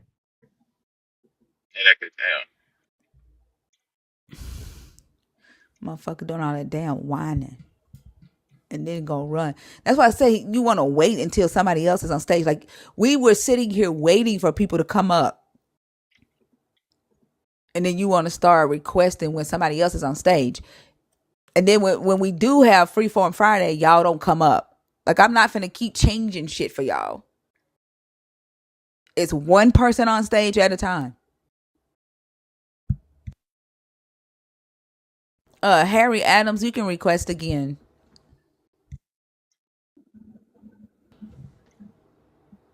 What's your name? Oh, hey, what's your name? This is a nerd. I don't think they up there on purpose.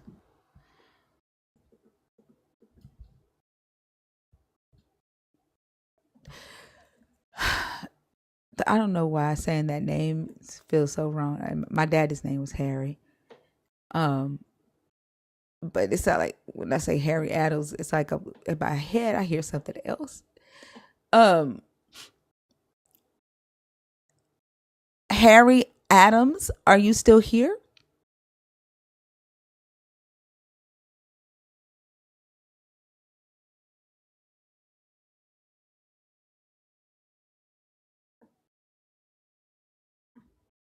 Okay, I was trying to bring you back up and give you another chance.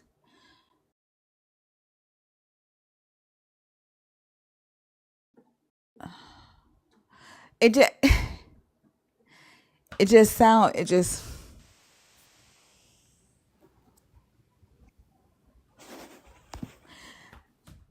what's your name? Maury. What is it? It's Maury. How old are you? 21. Gotta be 25, okay? Have a good one. Y'all, if y'all want me to, y'all gotta make sure they at least 25. Y'all know I ain't finna go in on no kid. You're saving for Maddie.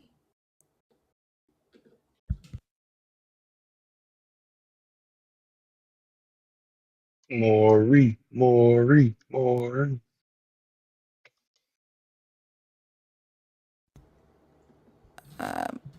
Mareem?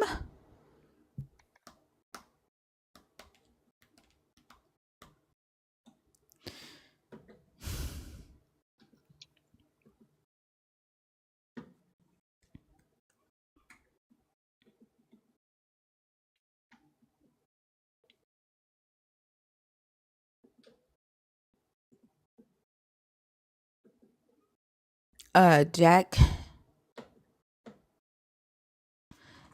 Jack, are you there?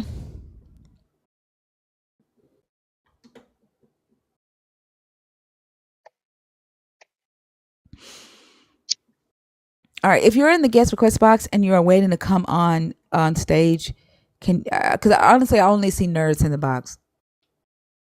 Are y'all in the box on in the request on purpose?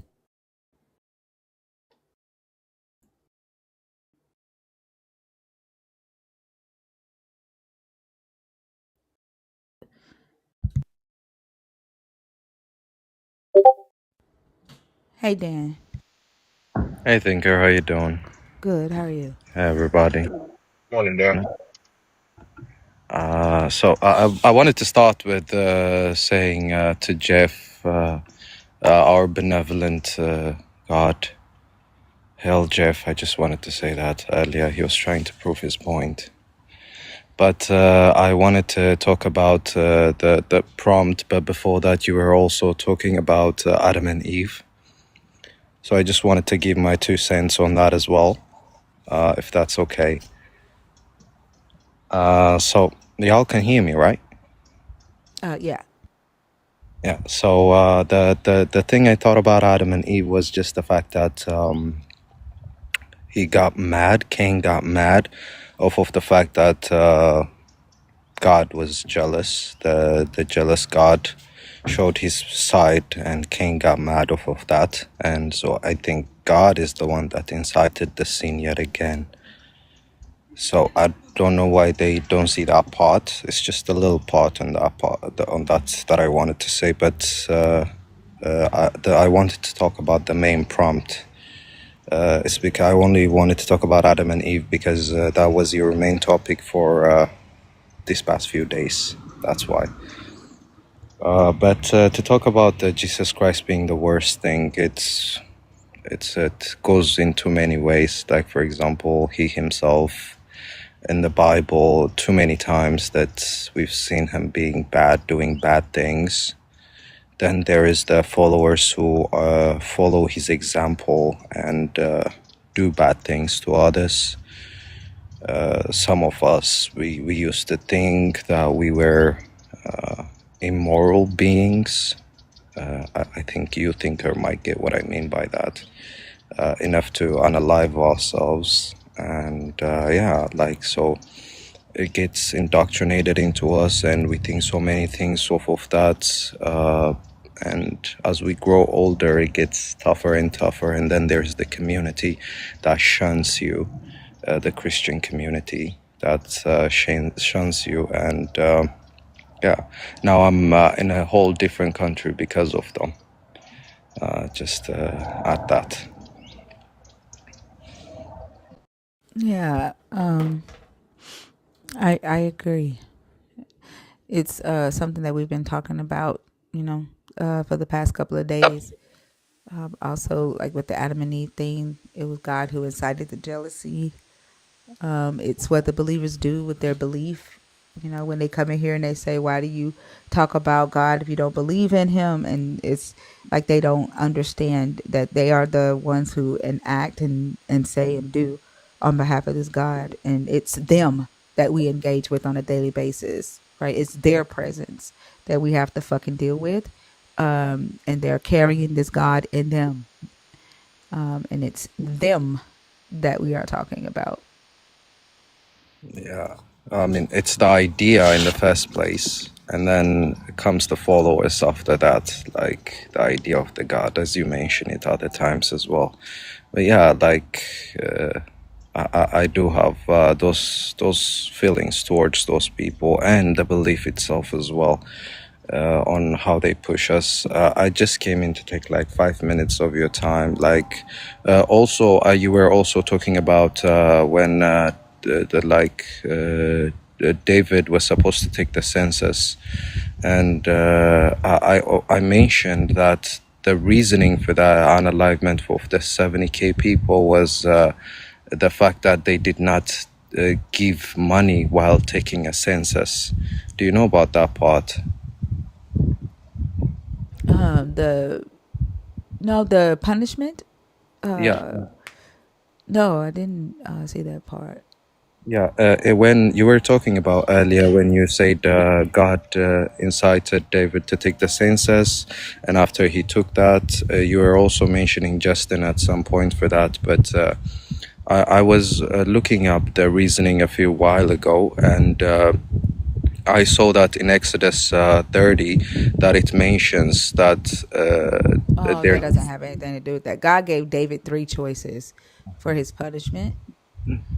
Like you're saying, like in Exodus when he said that they had to give, that was their payment for him setting them free, and they had to give to the temple half a shilling. You talk about that? No, but it literally says, when I was reading the verse in Exodus 30:12, it talks about census. When you take a census, it specifically says. That's why I was looking it up. Yeah, but that doesn't have anything to do with why God killed the 70,000. David was given 3 options for his punishment. Yeah. So he like the reason why they were killed is because David took a census and the God didn't want him to. He wasn't supposed to take that census. But didn't he himself incite him to do it? That's why the chronicler changes it and says that Satan incited him. Yeah, in Chronicles, yeah, it changes, of course. I've seen that one. Yeah, he wasn't supposed to take that census. That's why he got in trouble. Yeah, that's a good thing to know. But my last 2 questions were about, do you know about the Mishneh Torah? Like the Mishnah? Yeah. Do you know where it was written from? Like what books they took in order to make that book or write that book? What do you mean?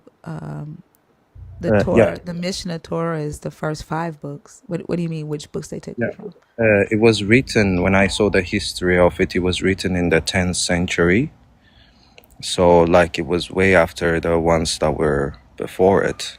So in the reason I brought this up is because like in it there is a verse that talks about the Leviticus 18:23 verse. I think I'm mentioning the right, no, 22, and it mentions it in their book, but explicitly. And it also has the like Jewish, the Hebrew words right next to it. So I wanted to know like where they got those words from in order for them to write it like that. So the Targum translates it that way, and that was translated. I think the Targum by Sinape. I believe that was 2nd century CE. Okay. Yeah. So I don't know if they used the Targum when they translated the Mishnah. Okay, so it's from the Targum of the. Okay, I'll look that up as well. I just wanted to ask you about that specific part because last time you were talking about it with on someone else's live against. I don't even remember their names, but you brought it up to show them whether the translation mattered or not, and. Sorry about the helicopter. Like you also mentioned, like someone else mentioned that there are Torah, other books that mention such things, and I was looking them up, and that's why this thing came up directly. So I wanted to see what you thought about that. That's just. And my last question is, souls are not immortal, right? Like it's only God that's immortal, right? I'm not sure. I don't even think it just says that the souls belong to him. I don't even think it talks about whether they're immortal. Well, it says that the soul dies in the book, so I don't think that the souls are immortal. Yeah, in First Timothy as well, it says only God has immortality. So I just wanted to confirm that with you. The reason why I asked that is because I was thinking about eternally punishing the people. So if their souls are going to unalive, so he's just keeping them alive for eternity just to punish them. That's what I was thinking about. Yeah, like even just the thought of eternal punishment, like he would have to be, like even those that have already died, like he would have to be bringing them back to life, giving them a new body just to burn them for eternity. That's why I said it's a sadistic punishment, even worse than serial killers. It's Anything crazy. that a serial killer could do. And it's just the thought I had in my head is all. Yeah, these are all that I wanted to talk to you about. Thank you for your time, and thanks everybody. You're welcome. I love the show, by the way. You know that. So have a great day. Thank you. Same to you. Have a good one, Dan.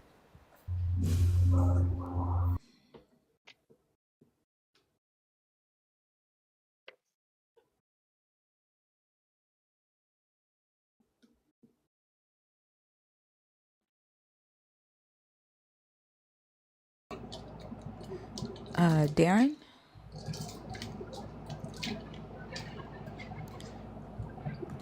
Darren, are you there? Darn.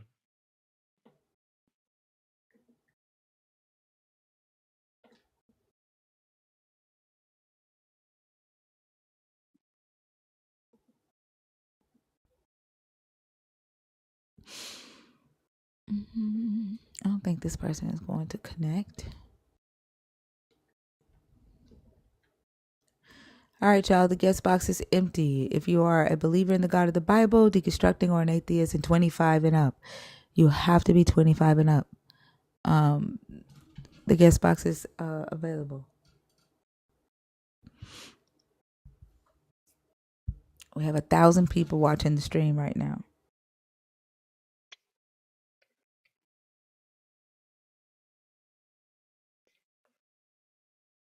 Nobody bumped you out. I told you to request again, Harry.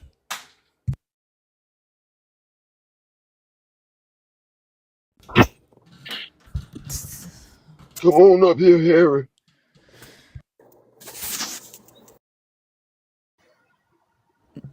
Hello? Come back in 3 years, little dude. Mari. We talking about how Hey, Jesus, the hey, word hey, didn't ever hey, happen hey, to hey, humanity? hey. I know you heard me talking, right? And when you proper TikTok etiquette, right, is to allow the host of the live to first qualify you for the conversation and then introduce you to the topic, because that's not the topic that I want to talk to you about. Okay? But I was talking when you came up on stage. Mari, come back. We're gonna do a hour where 21 through 24 can come and talk to Maddie, who is 18 years old, and she is a deconstructionist. So when come back when it's your age group, okay? And we'll probably start that next week. It'll probably be on a Tuesday. It'll probably be every Tuesday. Still waiting for Maddie to let me know what hours she's in the stream. And so that'll be when you can come up and talk 21 through 24 on Tuesdays. Okay. Harry, how old are you? Please, for TikTok purposes.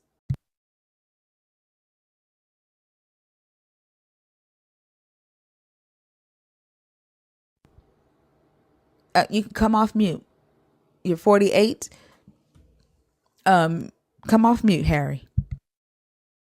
The little microphone button at the bottom of the screen.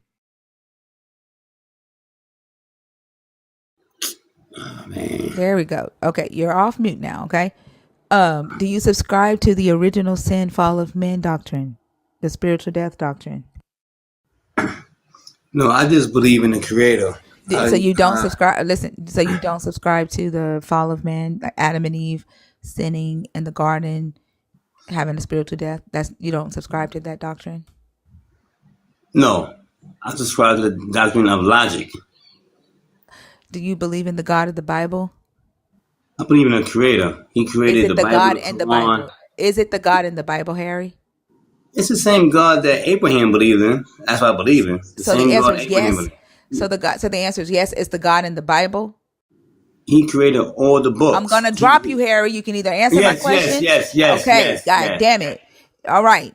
That God that you believe in is in the Bible. Is it also Jesus Christ? I don't believe Jesus is God. No, I believe in God.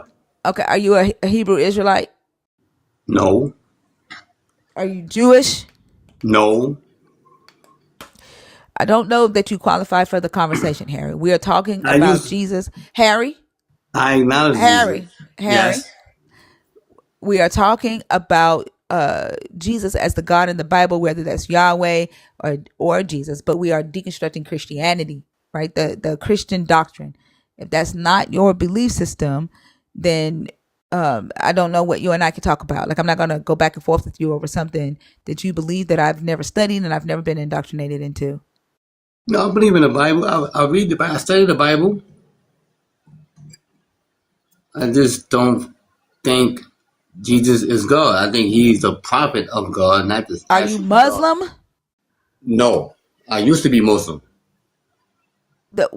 Are you a Christian, Harry? No, I'm not a Christian. I just believe in the Creator. I just Okay, I'm believe in gonna the drop you Creator. because you don't fit the conversation. Okay. Oh shit. Have a good day. Thank you. Uh-huh.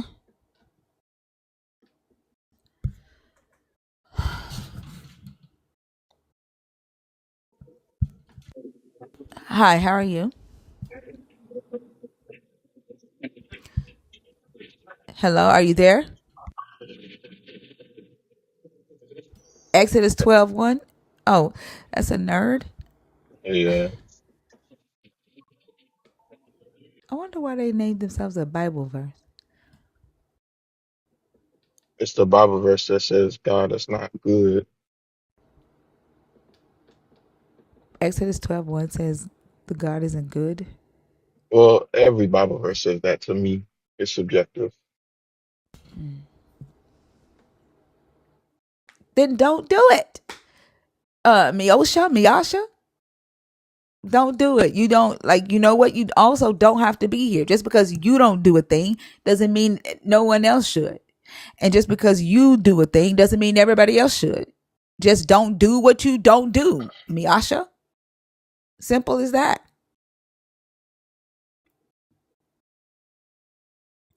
I swear, when y'all be typing this shit, it's almost like you are making yourself the standard. Nobody asked you what you do or what you don't do. Just go live life.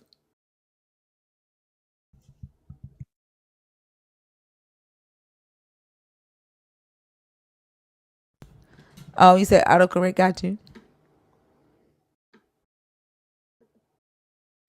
All right, y'all. The guest box is empty. There's no wait. If you are a believer in the God of the Bible, if you're deconstructing, if you're an atheist, 25 and up.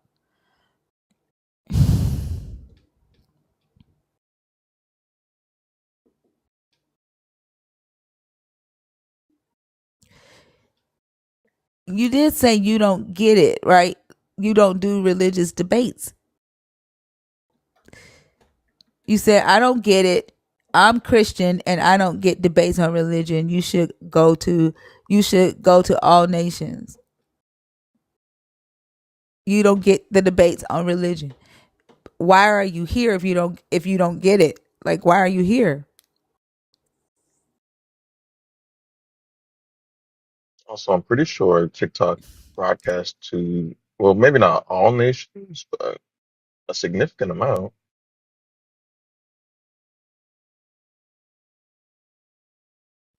And I absolutely agree with my response to what you said. Why are you here then?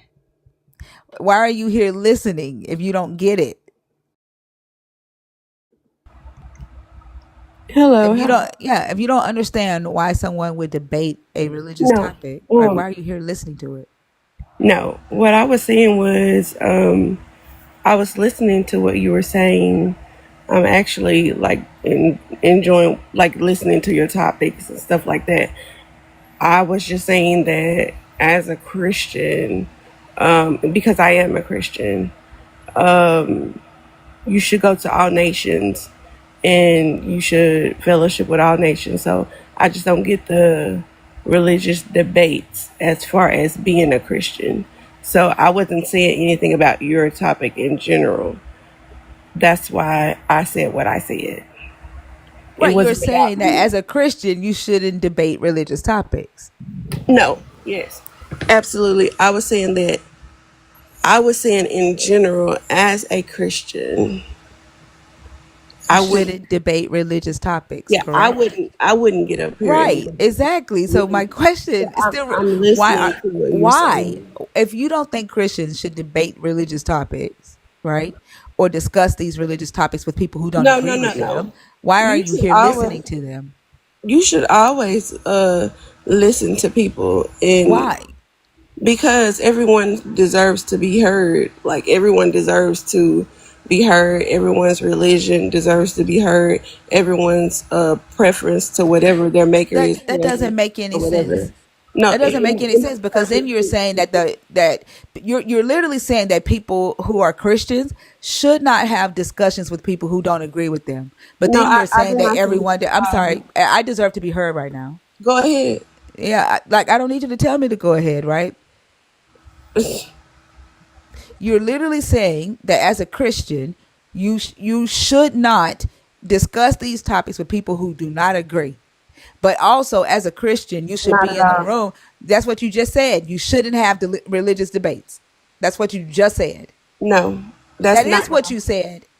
I said that as a Christian, as when I was brought up, I wasn't taught to debate the Bible, is what I'm saying. That's the same thing. Like, I don't know why you trying to change the words. Okay, so if that's what you're getting out of what I'm saying, then that's fine. You literally agree with me when I reiterated what you said. Now you're changing it. No, I'm not changing anything. I'm standing on what I said. I can replay it back. As a Christian, there is no need to debate your religion. Then if there's no need to debate it, again, you are saying I That was was just as a saying Christian. that I was sitting Hey, I here deserve to be and heard. listening, and I deserve I to be heard. agree. I can't understand you when But you and I are talking at the same time. You can try to talk over me or keep on talking. I'm still going to say exactly what you said. It's not going to change. As a Christian, you are saying that you should not debate or talk to people about the things that they disagree with pertaining to your religion, pertaining to your belief, your belief. But you should be in the room listening to them talk about it. That makes no sense. If you don't think that you as a Christian should discuss the things that people do not agree with when it pertains to your belief, then you shouldn't be here listening to it either. That's just you being nosy.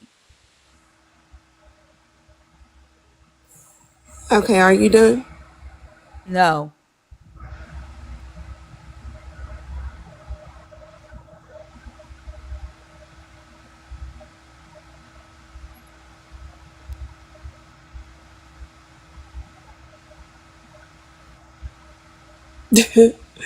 Okay, back to the fact of the matter. What I was saying, was I was here enjoying the topic that you were saying, not discriminating against what you were saying, because as a Christian, you should go to all nations.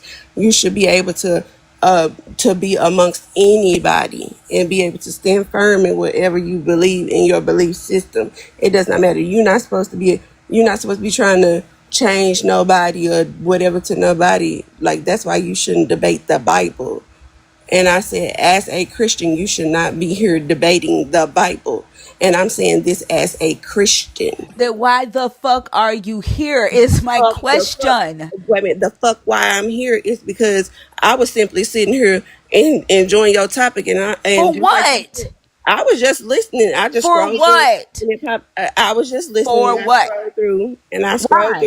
And for what? Yeah, and for what? The only reason why I came here was because I was listening and I enjoyed the topic. I hear you. You've said that 3 times and I still don't know why. If you're not supposed to debate it, why are you sitting here listening to it? Listening to it is something else because other people. Why? Because I have ears to listen to. But why? Because it was something that was interesting to me. Why though? Do you see what I'm saying? You put yourself in a place that you think that you put yourself in a place that you're literally saying you should not be participating in, and yet you're in the comments fucking listening to it. And so as a Christian, you shouldn't be doing this. But I'm gonna sit here and eat my popcorn and watch this shit. Like, y'all are hypocritical as fuck, and then you don't expect to be called out on that shit. You don't expect to be called out on that shit. If you're gonna sit here and listen to the shit while you tell yourself that as a Christian you too good, too holy to debate it, then come up on stage and fucking debate it. Like the fuck? Nasty as shit, and it You takes nasty, everything to be motherfucker. I'll admit, I didn't come up here pretending to be all holy like your ass is. As a motherfucking I took the fucking veil off your motherfucking ass. I didn't come up here pretending to be all holy. Like your ass is sitting in the comments listening to some shit that you claim your Holy Ghost told you not to fucking participate in. But here you the fuck are being nosy. And that's the fucking problem. Y'all motherfuckers want to be around us. I want to be in our presence when we tell y'all to leave us the fuck alone. You want to talk? We wouldn't have to talk about y'all if y'all motherfucking asses wouldn't sit down there. We wouldn't have to talk about y'all if y'all wouldn't sit amongst us. Yo, nasty. Why you want to mute? I'm not muting you no more. I'm done talking. That ain't me. That's the Holy Ghost. Nah, that ain't. That's your nasty ass. That's the Holy Ghost. Nah, that's your nasty. I'm not muting you. Ass. I ain't that's muting your you. Nasty motherfucking that's your God. It sounds you like up here. You trying to be up here. You trying to be. I ain't trying to do shit. I am doing it. It sounds like you're debating right now. You're trying to defend. That's me muting you. It takes nothing. I don't owe you that shit. I don't owe you that shit. You probably shouldn't have commented what you commented. And then you tried to fucking deflect from that shit. Like, I don't owe you that shit. Had you not lied, had you not tried to gaslight,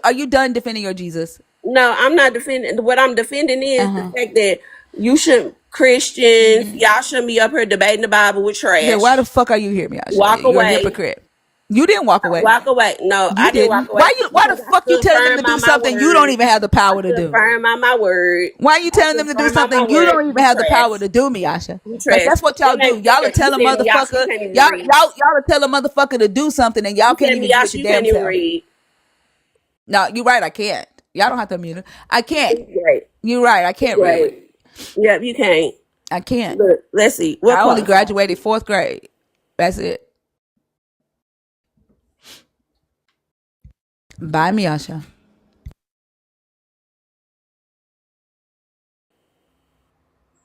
See, because trash gonna be trash. Yep. Everything you doing up And I here. just Well, took who this hurt shit you? out and I just dumped that shit.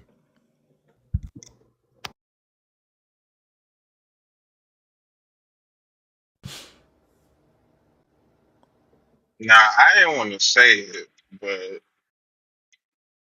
of the two people that was talking, only one of them sounded like they didn't know how to read.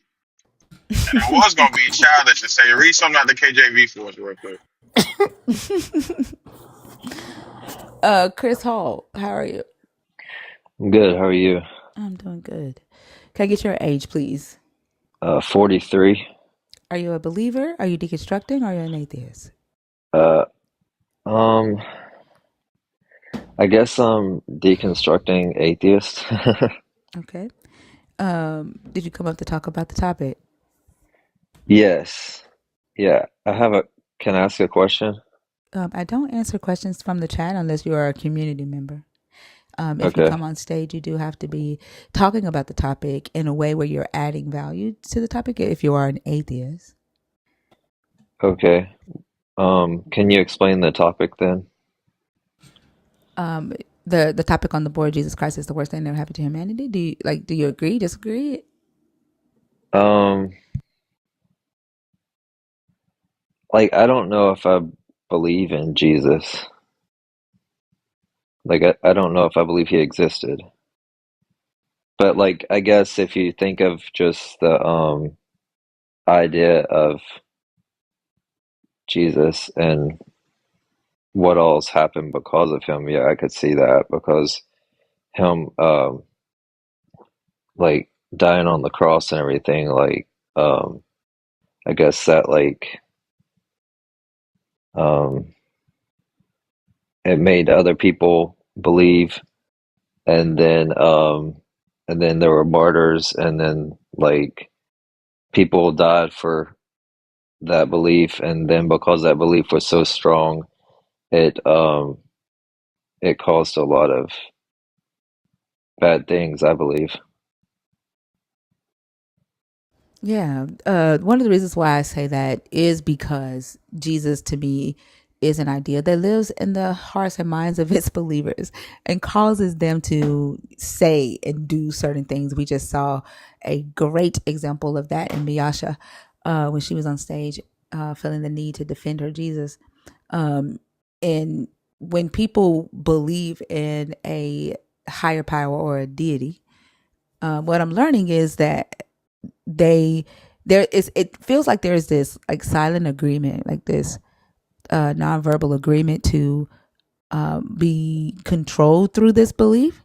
Hmm. And what we've seen is that governments have used it, kings have used it throughout history,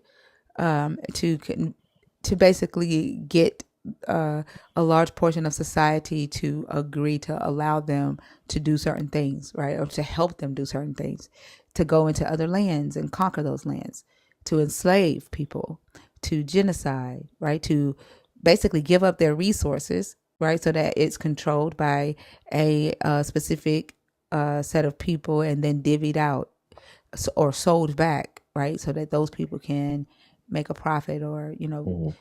gain their wealth.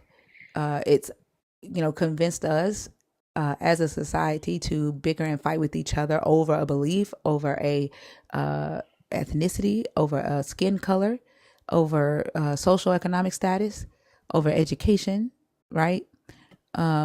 And although there are multiple different deities throughout history, different religions.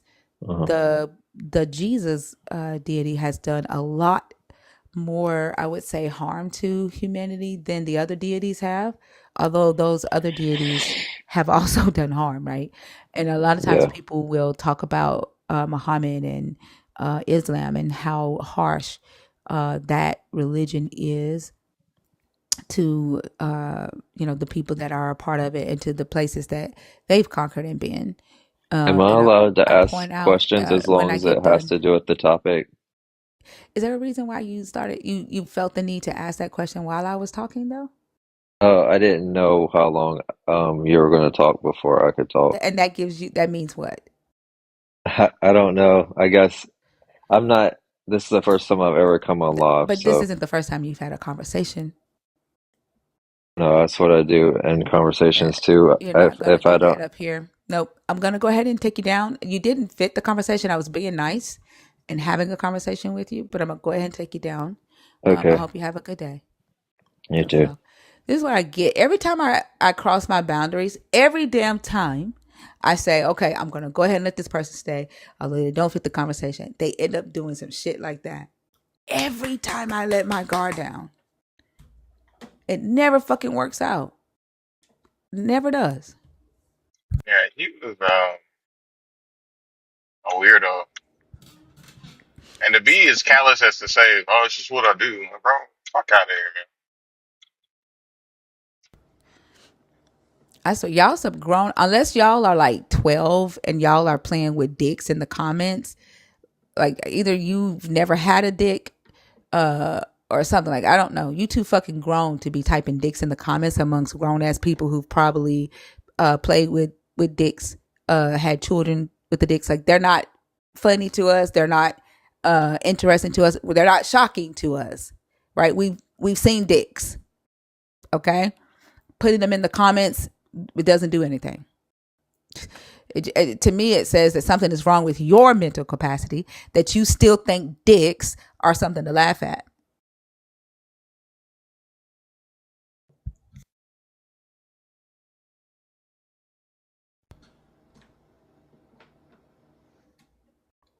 Don't worry about how many dicks I've seen. Like, the fact that you're worried about it is a problem. Maybe you should see more. Mari, you cannot come on stage. Do not request again. Okay.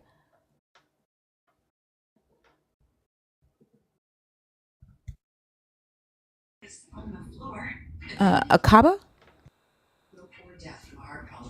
Is it Akaba?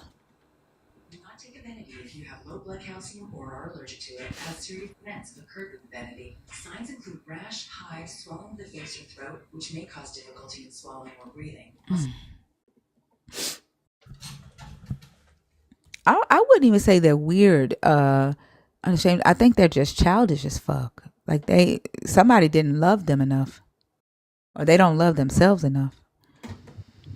BB.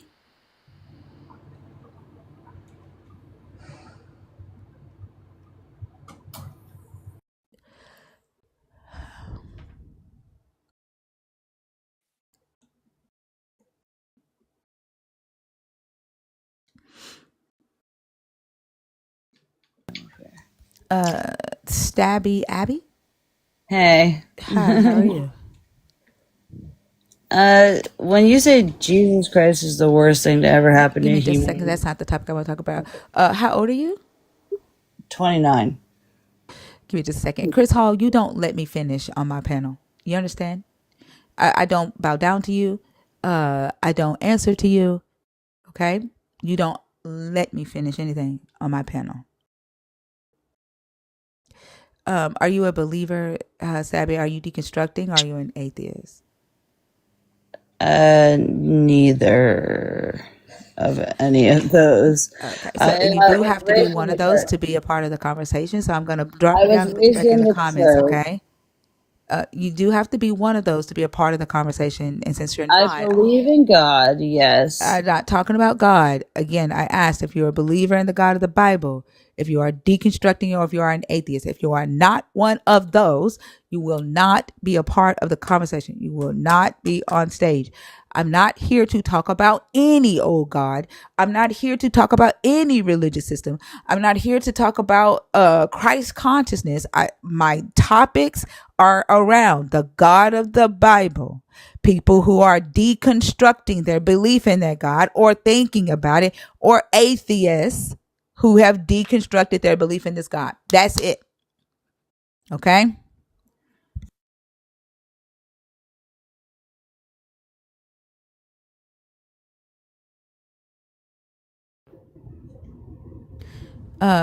Perry Winkler, Hello. how are you? I'm good. How are you? I'm good. How old are you? I'm 30. All right. Are you a believer in the God of the Bible? Oh my gosh. Not anymore. Okay. Are you deconstructing or an atheist? I guess agnostic now, I'd say. So you do have to be one of the three. I would Either definitely lean atheist deconstructing then. or an atheist. Huh? Definitely atheist then. Okay. I just say agnostic so I don't get into arguments. Okay. And did you want to talk about the topic?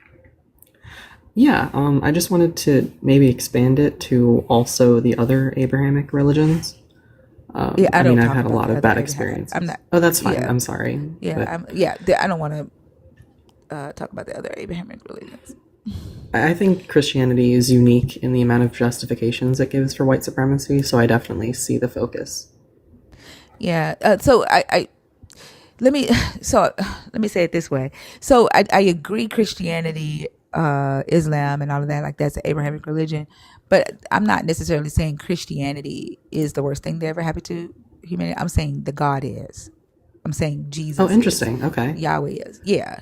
Because I Why think the a lot of people distinction? come up and the God is the one who says and does these things that believers of it take as their ideologies, right? As their moral standards. Okay. They vote based off of these things. Not everybody that believes in this God identifies as a Christian or even participates in a religion, right? And they're not doing things because of a religion told them to. While Christianity has done a lot of harm in the earth throughout history, we still have people who believe in this God that don't identify as that is still causing harm today. So Okay. I don't focus on like a religion. My contention is with the God. Like I think this was the worst invention ever to humanity, for humanity. Okay, that's super interesting. I hadn't thought about it like more towards the God itself. Okay. Well, I don't want to take up too much of your time. I appreciate it. Thanks. You're welcome. Thank you for coming up. Hope you have a good day. You too. All right. I don't know how I felt about that. There was no cussing, no interrupting, no like crazy double talk. It feels weird just to hear a regular conversation. Yeah. I don't know why this dumb motherfucker in the comments think that I'm gonna bring him up on my stage when he's in the comments saying the shit that he's saying. Like you've already let me know the type of conversation that I would have with you. So like you gotta be a dumb motherfucker to keep requesting thinking I'm gonna bring you up on stage. And you know exactly who I'm talking to. Like you've got to be one dumb motherfucker. Yeah, Mac Hi. Luster, stop requesting. How are you, Walk the Walk? I'm good. How are you? I'm good. How old are you? Oh, I'm 30. And are you a believer in the God of the Bible? Are you deconstructing or are you an atheist? Well, I don't believe in the God of the Bible, but I believe in the Creator. But the reason why I came up, I want to know. No. Oh, I'm sorry. Y'all have got to listen to me when I talk. And I Oh, no, say no, this. no, Hold on. No. I think that you're the third person, right? I've said no. this multiple times. These conversations that I want to have on this stage is with people who currently believe in the God of the Bible, people who are deconstructing from that God, or atheists. If you don't fall in one of those three categories, then the conversation isn't for you. I don't have anything against you. I'm just not interested in the conversation pertaining to just talking about any God. Like people believe in a creator. I don't have a problem with that. My conversation is about this God and people who believe in this God. Okay. Oh, my apologize because That's I okay. have language barrier. But I like Oh, the okay. I like the way Americans talk, right? I like your slang, and I wanted to know only why he is the worst thing. But anyway, Yeah, no you can problem. listen from the comments. Yeah, I yeah. promise you, we'll I get will you. listen. Okay. Thank you so much. Yeah, Have a thank good you. one. Thank you too. Bye bye. You're Bye. welcome. Bye bye. Bye. Yeah, please don't put me in the position to have to do that. Like, I'm telling y'all up front who I want to talk to. Okay. I don't have a problem with agnostics. I'm just not interested in having that conversation with you because you're not my target, right? So please don't put me in that position.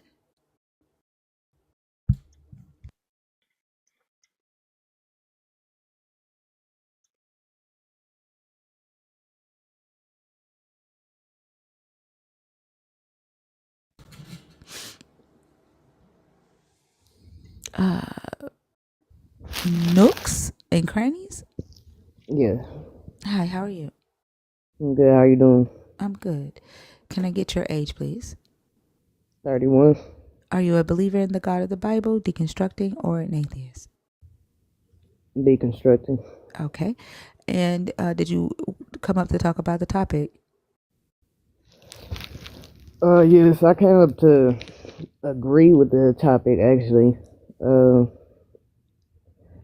Through my research, I discovered a lot of stuff because I'm a person that looks for meaning and everything has a purpose. So I look for purpose in the book, and I saw how his name has been changed since the 16th century in the Bible. You know, obviously coming to the realization that the letter J didn't exist and it was created, So all of those true facts and breakdowns made me come to the realization basically that, you know, I feel like basically these teachers weren't even qualified to even interpret what they were given, and they didn't know what they were doing, and it was twisted for basically propaganda. I guess I'm a little confused. Like, I don't quite understand when a lot of black people come up here and they say the letter J didn't exist. What is that? Why is that important? Like, a lot of letters didn't Because they exist. depict Jesus as a savior, so to praise his name. If his name has been changed, then that's not his name. Like, do In you that think sense. that you actually think his name was Yeshua? Like, No, let's no, say no, there no. was a No, God. Hold on. the Hello, name. hello. Like, we can't talk at the same time, okay? Let's say there was a God, right? Do you actually believe that a human would know what that God's name is, and Of course not. they would know it in like human language? Of course not. So I don't quite understand why the letter J even matters. Because in the Bible and Christianity, he's depicted as a savior. Where we're praising and praying in his name, but his name has been changed. So how can the name be true if the name has been changed? It's not that the name was changed, it was transliterated, right? Like, it in Hebrew you pronounce it one way, right? Latin didn't have the same sounds that Hebrew had, and they had different letters, so it was pronounced one way. And then English when it was translated to English, it was pronounced the way English people talk, right? So, like, it's like, for example, Joshua in Hebrew is Yehusha, right? In Aramaic, it's Yeshua. Yeshua is Yahushua is Joshua. In Aramaic, it's Yeshua, right? But it's still Joshua, but they sound different, right? So when it goes from like one language to the next, like it's the same thing. But if you discount the letter J, what name are you actually calling then? What name are you supposed to call? Exactly. That's what my deconstruction is come to. That's how I deconstructed it. The name actually that I'm referring to was ISIS. It was IYESOUS. It Aish, wasn't Yahweh not ISIS. It or was Yeshua. Eoshius. Yeah, yeah, That's Yeshua. yeah, That's the Latin version of Yeshua. yeah. But That's that's that's still what the. I'm saying. Like that's how I had to deconstruct it. But that's what I'm saying. It does not. It's still the same name. It's just a transliteration of the name. But if like when you say you deconstructed it, did that tell you that there is no God, or that God is wrong? I'm a little confused. It told me that it clarified for me that basically this God in this book was not my God, basically. And where is like? And so, did a God tell you what their real name was? No, I researched. What do you mean that tell But me the like, real name? if a God is engaging with you, right, enough for you to be like, the letter J is that important because I'm calling the wrong name. Did the God that you're supposed to be calling on come and say, "Hey, my real name is this"? No, I researched. But why I why should you have studied. to research it? Like if the God is real and the God is engaging, like you can talk to the God. Shouldn't that God be like, "Hey, that ain't my name. Here's my real name"? Like you shouldn't have to research his name, right? Yeah, of course. So then, I'm not saying that I believe in Jesus Christ. I'm saying that was a I'm part saying of my any God. deconstruction. I'm saying any God, not just Jesus. Any God. Like Oh if yeah, you, yeah. but that's why I'm asking. Has a God stepped up and be like, "Hey, Ams, where the fuck No, you been?" no.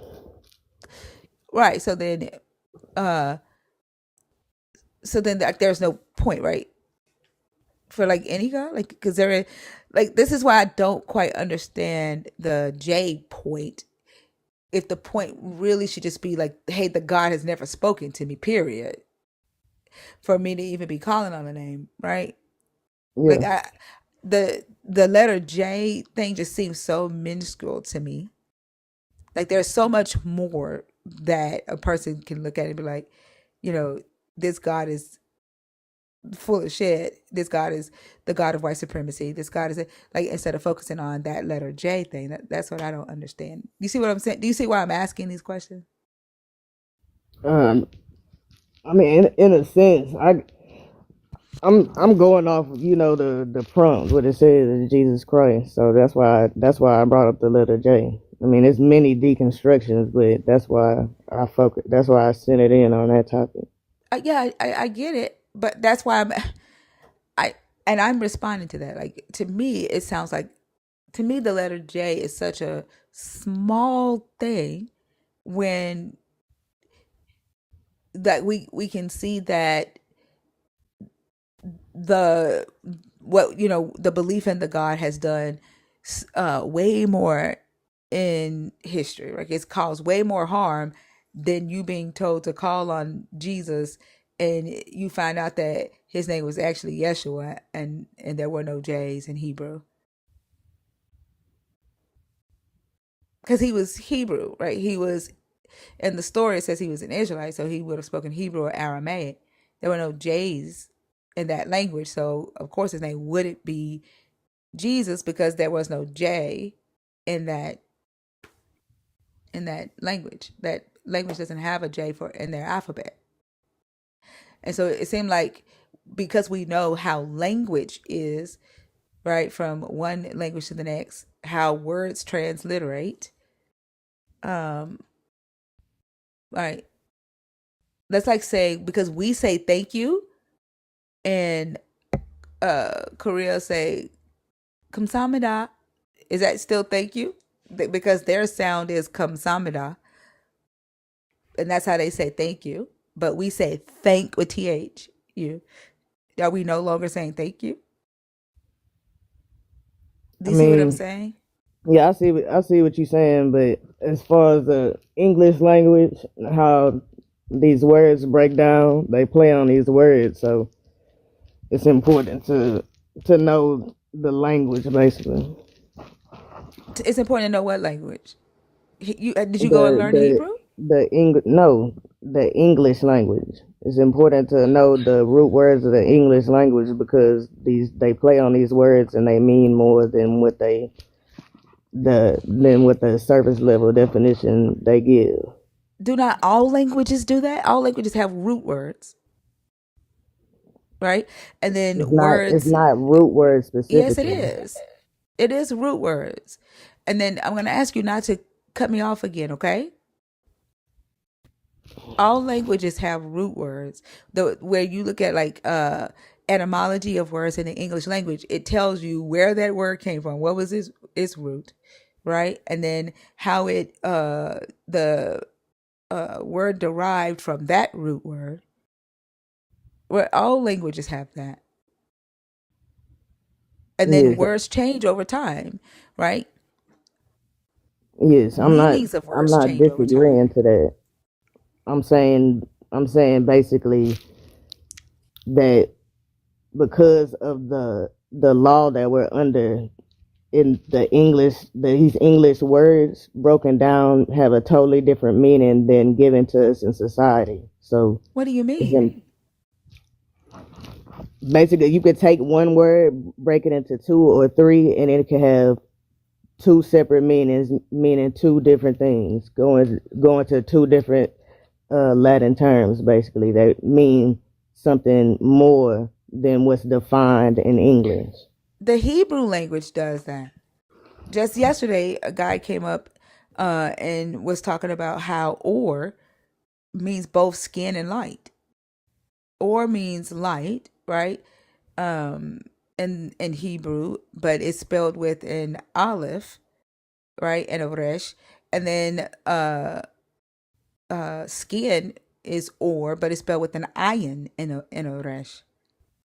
But as he stated, they can use them interchangeably depending on what they want to say and what theological concept they want to push.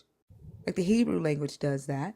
And then I guess like I'm not understanding this because like all languages have words that they can use interchangeably. Okay. What when you said the law that we under, what law are we under? Maritime law. Admiral maritime law. Oh, you're saying because of that Yes. the English language is being used to trick us into what? No, not to trick us. Like words are hidden, basically. Like the real definition is hidden through the English language without having the knowledge of the root words. We don't learn none of that in school, so all of that has to be studied. Can you You give me an wouldn't know example? unless you look. Can you give me an example of what you're talking about?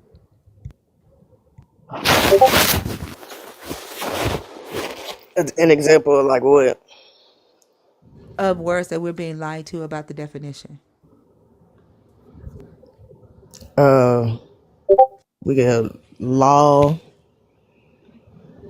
We could go to basically. Hold on just a second. You said law, we're being lied to about what the definition of law is? No, I never said we were being lied to. I said the terms that we use do not aren't the same terms that we define in English language. Like Yeah, that's law what I stands guess for I land, air, and water. well, that's what I'm Like saying. So that. you're saying that we were given the wrong definition of law, right? And the we use it to mean like ordinances or um legal precepts. And you're saying that the real definition of law is land, air, and water. Like what we learn in school is It's like definition for like socially. It's not learned for like basically everyday life, like what we're really out here living by. And let me give me just a second. I'm gonna pull up the Black Law Library. Hold on, my book. And you're getting this definition from the where did you get the that law is land, water, and air from? It's in Britica. I can't hear you. Britica. Said Britica? Yeah. What is Britica? Are you trying to It's say like Britannica? yeah. Britannica said that? Hold Yeah. on. Okay. Let's see. Hey, could you not rub your microphone uh, on aluminum foil?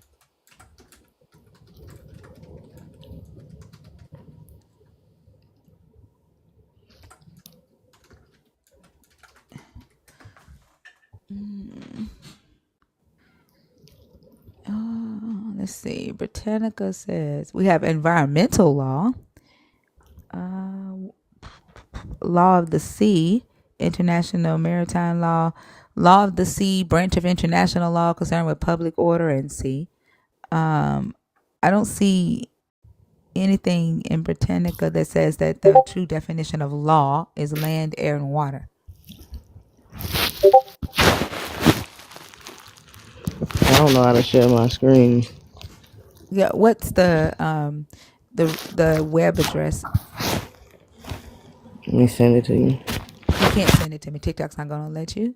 Just tell me what it is and I'll type it in.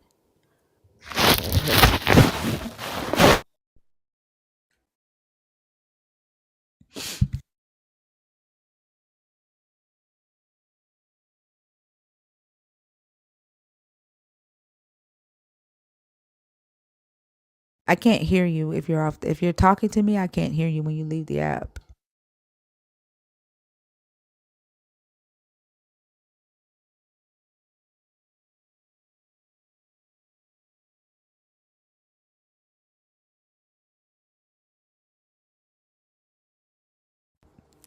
I'm a little confused as to like why they think that this, like what like now that they're saying that they know that law really means land, air, and water.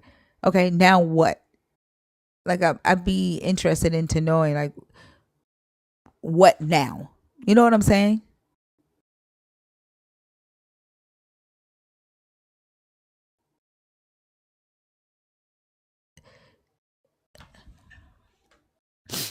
Do y'all see the spammer in the chat?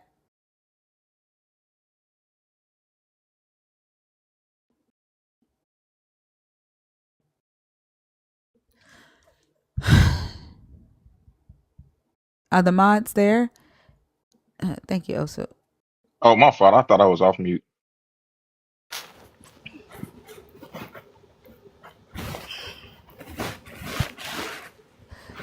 Did you find the link? Yeah. What is it? I can't hear you when you leave the app.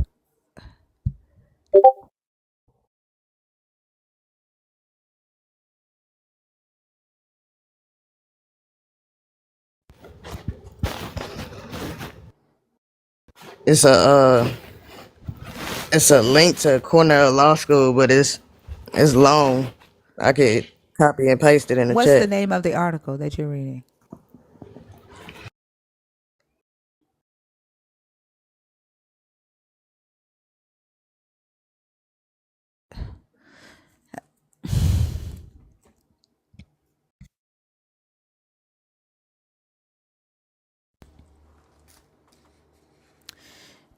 Nixon, can you come back? I think I would rather just ask.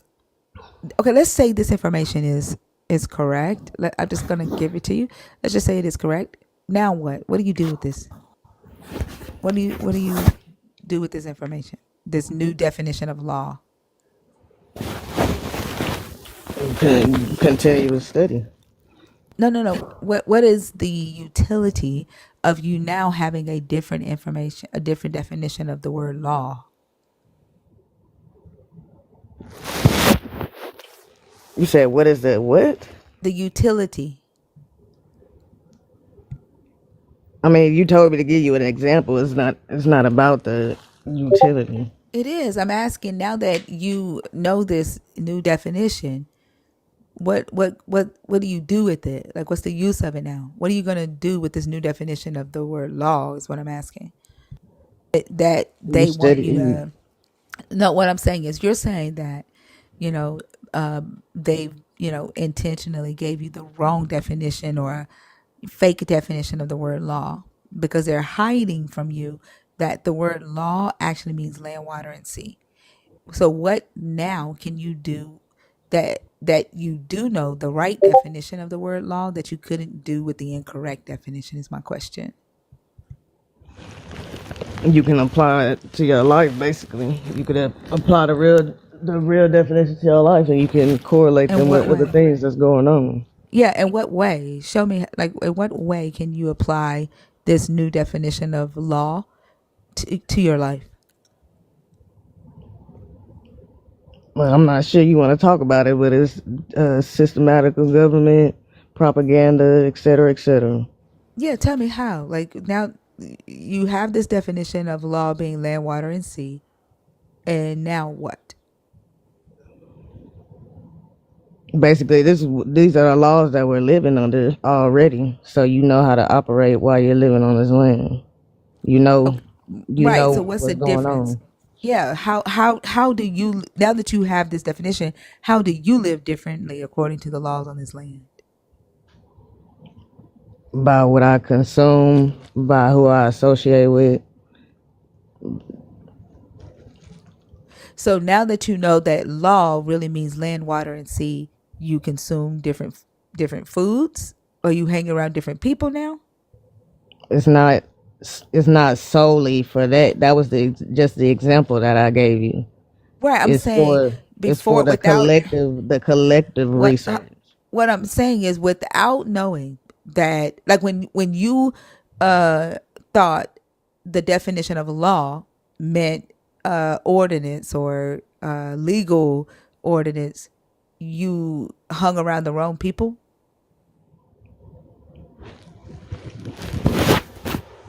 No, not in that sense. It's in the sense of like discernment.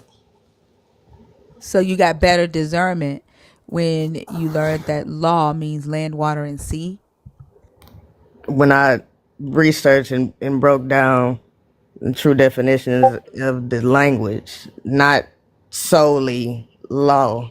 Yeah, I'm Just asking centered about in this. on law. Law is just the example I gave. I understand. I'm asking, like, they went through all the trouble to give you a incorrect definition of law. I'm trying to I'm trying to see why they would do that. Like, what are you missing out on by believing the definition of law is legal ordinance? What were they trying to keep from you by giving you that specific definition for that word? By basically not being in the realization that most of these things are constructed as like social constructs as being put in place to block certain things, basically. So that you wouldn't know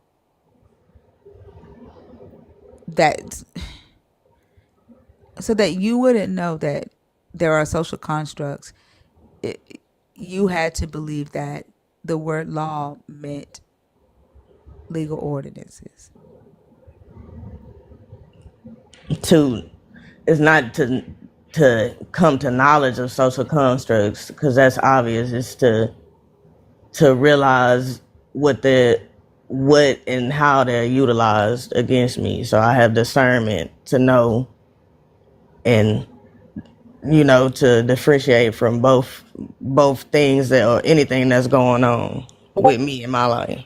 I don't see a reason for this. Like, it doesn't make sense, right? I don't see a benefit of those that you are saying that intentionally taught you the wrong definition of this word. I don't see that you're losing out on anything by being taught the wrong definition, and I don't see that they gained anything by you being taught the wrong definition, right? Like, you're saying that the definition of law doesn't mean legal ordinance, that it actually means land, water, and sea. Not that it means the law of land, water, and sea, right? You're saying the word law actually means land, water, and sea. And so if I wanted to talk about land, water, and sea in a sentence, I would say, I'm going on the law, right? If I wanted to say the plane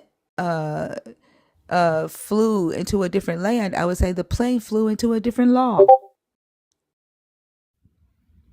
Oh yeah, land, water, and air. I'm sorry. Right? Like, that's what you're telling me that word means. Not me. That's what they said it means. They created that. I don't see that. Yeah, I understand. Like, I see there is a law of land, water, and sea. I mean, land, water, and air. There are different laws for land, different laws for water, different laws for air, but not that the word law means land, water, and air. That doesn't make sense, and I don't see. I understand if you're confused, but I'm not confused. I'm not confused. Well, I understand if it doesn't make sense to you. Everything doesn't resonate with everybody. Well, you haven't been able to explain it. You haven't been able to articulate any difference that you get from it. You haven't been able to articulate what you're missing out because this definition was given to you incorrectly. Do you see what I'm saying? Like, it's no different than me asking a believer what Adam and Eve missed out on when they spiritually died. What did Adam and Eve have when they were spiritually alive in the garden that they lost when they spiritually died? And they can't articulate that. Like, what you're doing right now is the equivalency to that. Well, we'll just agree to disagree. You're going to agree to disagree that you have articulated the benefits of you knowing that that law actually means water and air and sea? How are we going to agree to disagree on that? You haven't articulated the benefits of it. We're going to agree on the prompt and disagree on how I decided to debunk it. So that's basically what we're talking about. Do you feel like you did debunk it? I know I did. We're talking about surface level topics. No, you brought this up. You brought up the letter J. Then you brought up that they are intentionally lying to you about definitions, right? And I'm asking, like, what is the purpose? Like, what are you missing out on the fact that you were given an incorrect definition about the word law? And you can't articulate that. And you want to agree to disagree that you did? I tried to articulate it. That's why I said what resonate or you don't resonate. What did you miss out on by by believing that law meant ordinance your whole life? I never used the words miss out. That I did. I asked you what exactly. So you did not articulate it, right? So how are we going to agree to disagree on something that you yourself know that you were not able to explain a lost benefit? I'm not able to explain it in a way that you can understand it, and that's okay. That's what you're not able to articulate it means. You're not able to articulate what agree to disagree means. No, that's just you doing what Christians do, right? And just completely ignoring the fact that you came up here and you said a bunch of stuff that is irrelevant because nothing changes, right? With you knowing that law, and I even said, let's give it to you. You don't have the resource, right? I said, I'm just going to give it to you that law no longer means ordinance. It now means land, water, and air. now what changes about life? What did they hide from us? What did they keep from us that we now have access to, that we know the true definition of law?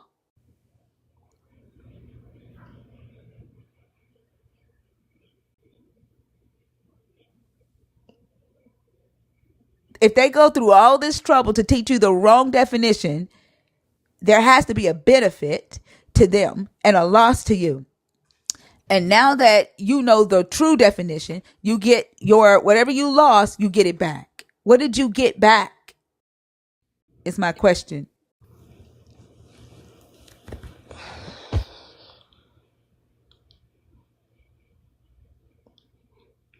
I'm not understand why you make it seem like I said I lost something. What would be the benefit of them teaching you the incorrect definition? Propaganda, systematic government control. For what do they control by you not knowing that the word law actually means land, water, and air?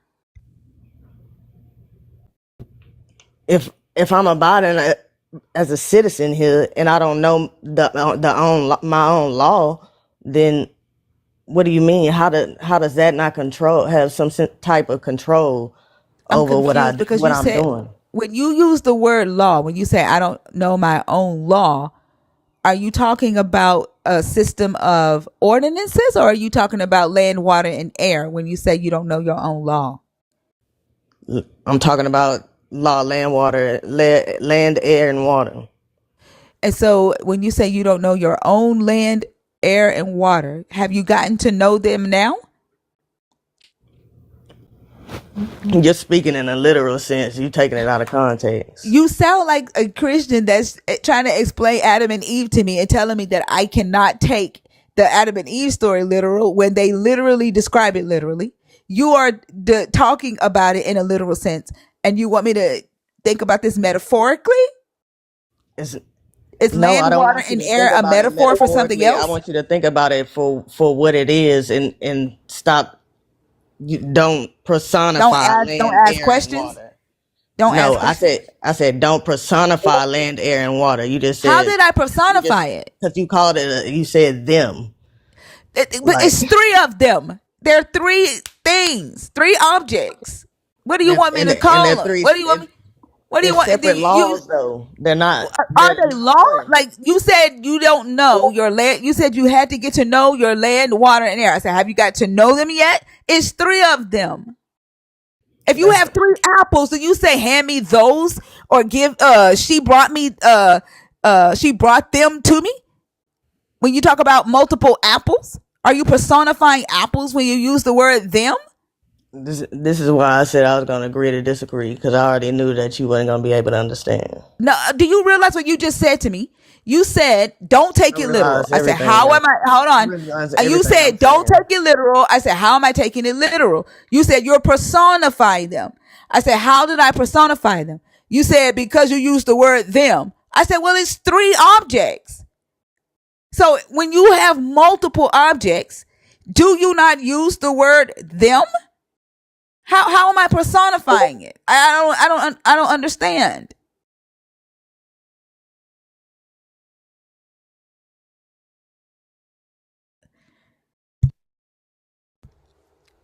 Like usually when people start deconstructing, all we do, right?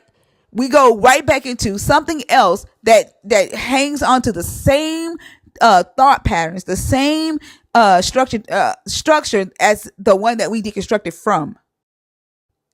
And the same questions that I am asking you is the same thing that I would ask a believer about these theologies, these beliefs. And you are responding in the same exact way as a believer of this God.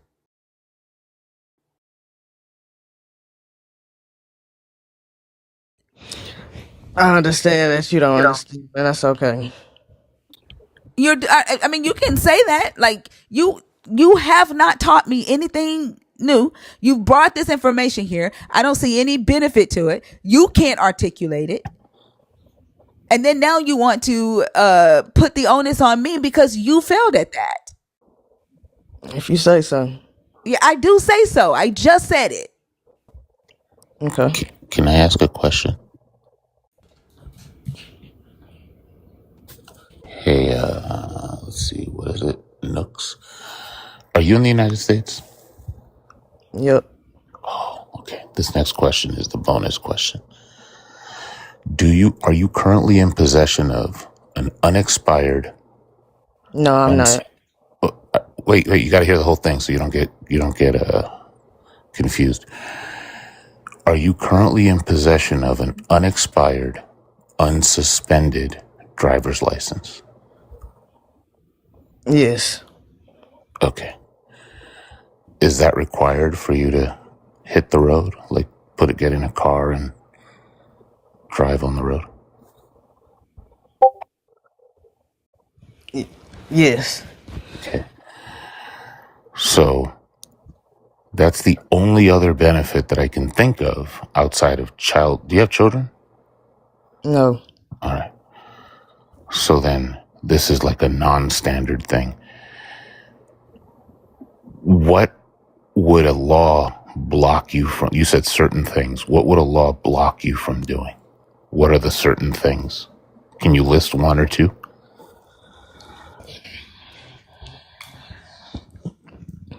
I can list many, but I'd rather not. Let's try one. Let's start with one. I don't want many. Many is going to take a long time. I don't have a long time. Can you list one thing? Yes, I can. All right. Let's start with one. I'd rather not, because I just feel like it's So going in hold on. circles. What you feel like is irrelevant. Like, here's what I'm going to say. If you're explaining a thing and you say, I'd rather not, then you're not explaining it. Do you see how that works? Yeah, that's basically what I said. I'd rather not. Okay. So then when you say we don't understand it, what you really mean is you haven't explained it because you would prefer not to. Basically, that's why I said I agree to disagree. There's not an agree to disagree. Like, I'm just asking you a question. I haven't rendered an opinion. Do you see that if you haven't explained a thing, it's not that the person on the other end isn't understanding it, it's that you haven't explained it. That's where the nexus is. Is that true? Is that fair? I haven't explained it in terms that y'all can understand. You haven't If you explained it. knew No, hold what on, I hold on, hold was on. talking No, about, no, then you would no, know no. If I what knew I what was you were, saying. listen, if I knew what you were talking about, you wouldn't need to explain it, right? Like, look, I have a 6-year-old nephew. He's never once played Mortal Kombat, ever. It's not in his age group. I tell my brother-in-law all the time, when that little motherfucker gets to the age, I'm mollywop him in some Mortal Kombat, right? I'm not gonna hold back. But if he asks me who is Sub-Zero, and I go, if you knew Mortal Kombat, you would understand. That wouldn't be fair. I would have. He's never heard of Mortal Kombat. I would have to explain it, right? True, but Okay, so now I don't you're feel the saying, hold need on, to hold on. No, explain true. All myself. I needed from you was the true. That indicates that you understand what I'm saying because I That's fine. explained it. So now you're in possession of some concept that you think has some merit. You've come up here. Thinker has asked you about that concept, and now I've asked you to elucidate further, and you're like, nah. So you're Yeah, not because explaining it. I already said no before you even asked, so why I would I get it. No, change now? I'm not saying that you were wrong for saying no. I'm saying that your assessment of what happened is incorrect. Because if you say no, I'm not going to explain it, then I have no idea who Sub-Zero is because I ain't never heard of your Mortal Kombat. What you're talking about is something you know, but you're not up here explaining it. You're saying certain things. You're saying, oh, they block certain things and I live life a certain way. But when I say list one, you're like, nah. And typically people who talk like you, like they've said it already in the comments a lot, and I'm very, very familiar with this. They said Moorish, but I don't think you're a Moorish. No, hell no. You're not Moorish, right? All right, cool. So typically people who use your language are sovereign citizens. That's why I asked you about the driver's license. You didn't strike me as somebody who's trying to avoid paying child support. I have a nose for these things. But if you do have a driver's license, then you're literally just saying words. You're just saying, like, have you ever said the expression, I, self, law, and master? Have you ever heard of that? No. Okay. Some people think that that's what Islam is. I, self, law, and master. Ridiculous. No. Because Islam doesn't even teach that you're you're the law and the master. That's insanity. But that's what you're doing with law. You're saying, hey, land, air, and water. But the thing that thinkers indicating to you is just saying that doesn't do anything unless you're listing something that it does. You see what I'm saying? Mm-hmm. So you haven't explained it. So it's impossible for anyone to understand it. Well, I wasn't trying to explain because it's too much to explain. Got it. But if you don't explain it, it's impossible for anyone else to understand it. That's what I'm saying. And at the same time, it's not my job to get you to understand. That's something good. That's good. So It is if you bring it up. You brought it up. No, you came up here and you talked about the letter J, and I said it's so minuscule, right? You brought this up. I wouldn't have never brought this up. I think it's nonsense. I would have never brought this up. You did. Mm-hmm. And now that you're up here saying no, like that is straight up gaslighting. If you say so. What? Well, here's the super $1 trillion question. Fucking ego like a motherfucker. Yeah, this is insanity. Like if it's not your job to explain it, I don't know why you. I don't have. You don't even have the ability to say. Yeah, you don't even have the ability to acknowledge that you brought this shit up, and it is recorded. I brought it up because the question was asked to me. I asked you about fucking maritime law. I answered the question. I asked you about maritime law. I answered the prompt. The prompt brought us to those questions. Did I ask you about maritime law? Don't act like you don't know how we got here. Did I ask you about maritime law? It doesn't matter. Yeah, it does matter because you brought it up. You're making it seem like I just got on here and was maritime law. No. Did I say that? The prompt brought us to those questions. Exactly. And you brought it up. Like, be for real. You brought it up. God damn. Like, y'all some gaslighting ass motherfuckers. And not have to kiss your ass to explain it, bro. Did I ask you to kiss my ass? You can research it. I don't have to research shit. If you bring it up, you should be able to know what the fuck you're talking about. Like, I do. Don't get done. You in your feelings because you brought us some shit. You in your feelings because you brought us some shit that you don't know much about. Why would I be in my feelings? You should not have brought it up. You don't know what the fuck you're talking about. You're up here to talk about some shit that you don't understand. And people asking you questions exposed that shit. And now you're feeling some type of way about that shit. Instead of you being able to say, you know what? I don't know. Right? You don't fucking know. And then you want to try to gaslight the rest of us.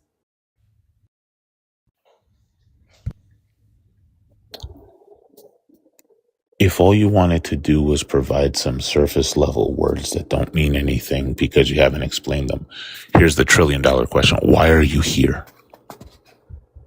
Oh, you're not here. That answered. I got reincarnated. Like, it's crazy. And then, like, I was really engaging with it when they was talking about the letter J. I really don't understand why so many black people put so much weight on that. Yeah, the letter J didn't exist. Neither did the letter V.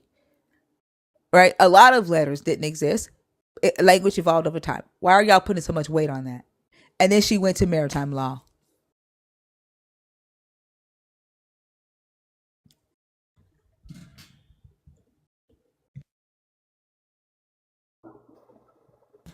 I think it was a good example for how when we deconstruct, we go to something else and we carry with us the same mindset.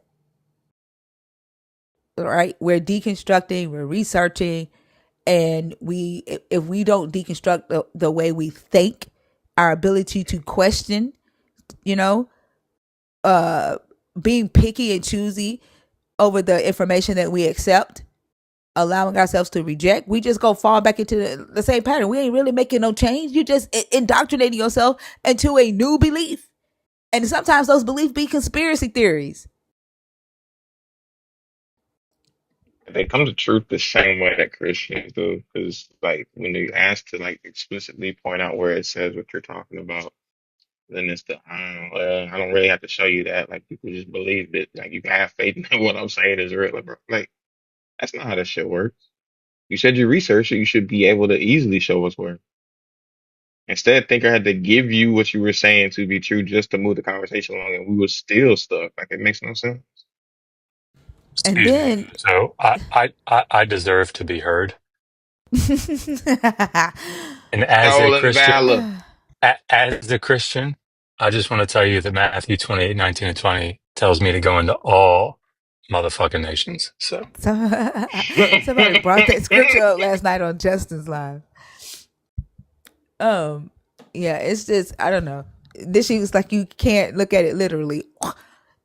That's the same shit believers say, but while at the same time telling me that I need to literally believe that I was born in sin because two humans ate a piece of fruit off of a tree.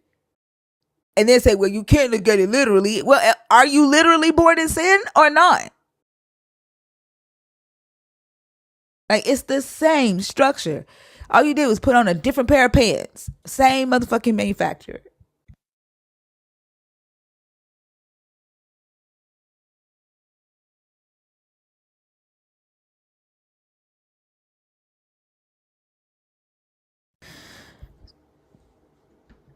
Tyler Hill.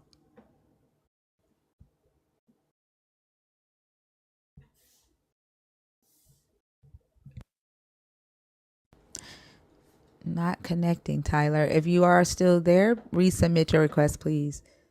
If you're in the guest request box on purpose, help us out and comment so I can bring you up so I can skip the accidental request.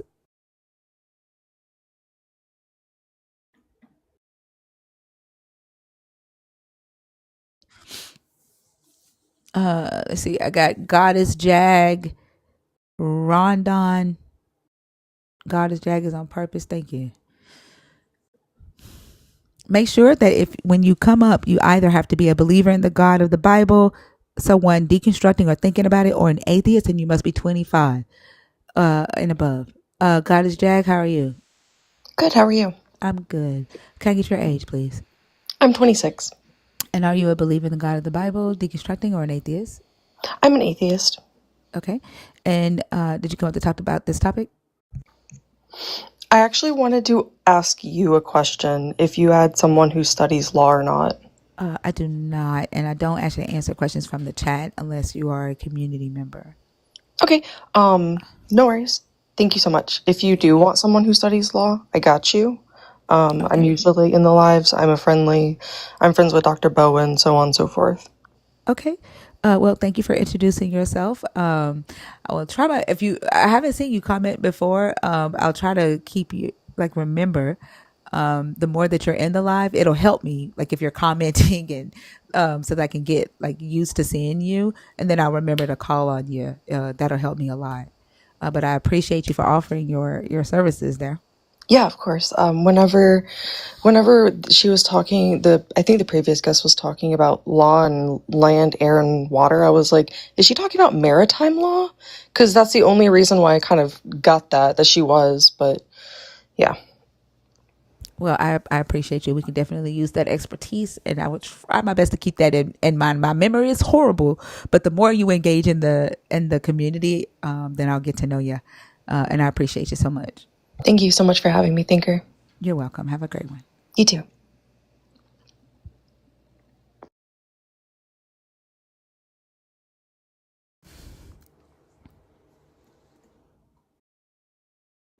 There was somebody else that commented. I think it was this person here. Now build. Peace. How you guys doing? Good. How are you? Thank you for letting me up. I happened to just wake up and turn on my phone and heard the discussion. And I'm deconstructing. I know you were asking that as well. Okay. Are you what your age, please? I am 47. Thank you.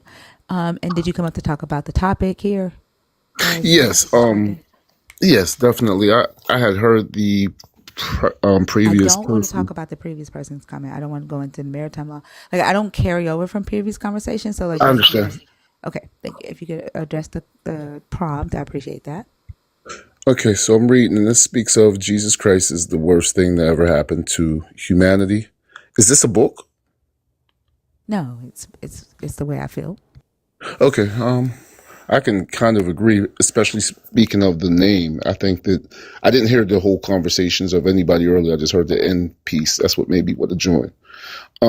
I do think that specifically in our Black community, we hold on to the concept of Jesus Christ. We don't deal with etymology. We don't necessarily deal with history.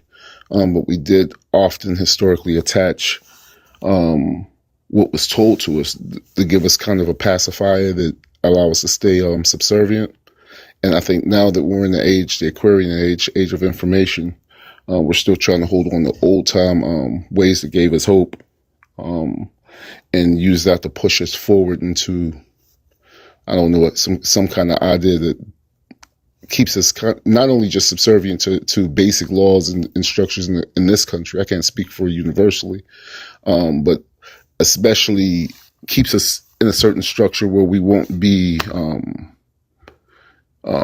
unified, basically financially, which is pretty much the biggest fear that this government has. Yeah, I agree with that, but I think you were attributing that to like the etymology, and I'm a little confused when Oh, people do that, because I think, like, talking about Jesus being the worst thing that ever happened to humanity, and that's including, like, that's just God period in this book to me. okay, The God in the Old Testament, Jesus in the New Testament. Jesus is an idea that was given to the Black community that lives in the minds, hearts of people on earth, and that causes them to behave, like, to think a certain thing, to behave a certain way, right, and to carry out their actions in the government, or when they vote, right, or when they raise their children. And true. what we've seen is a lot of harm. And so I don't think etymology of Jesus, whether it's, his name was Yeshua, Yahamash, however some people say, or even Jesus, right? I don't Hmm. think that changes. Like, he said what he said in this book. The writers put, what he wanted from society and those in power and from those who were subservient in this book. And regardless of Hmm. what he was called, that never changed. True. So the reason I say etymology is because, and I'm speaking, I'm generalizing the Black church, and I'm saying that the power in the name, or the power in the blood, and all the traditional verbiage that's used.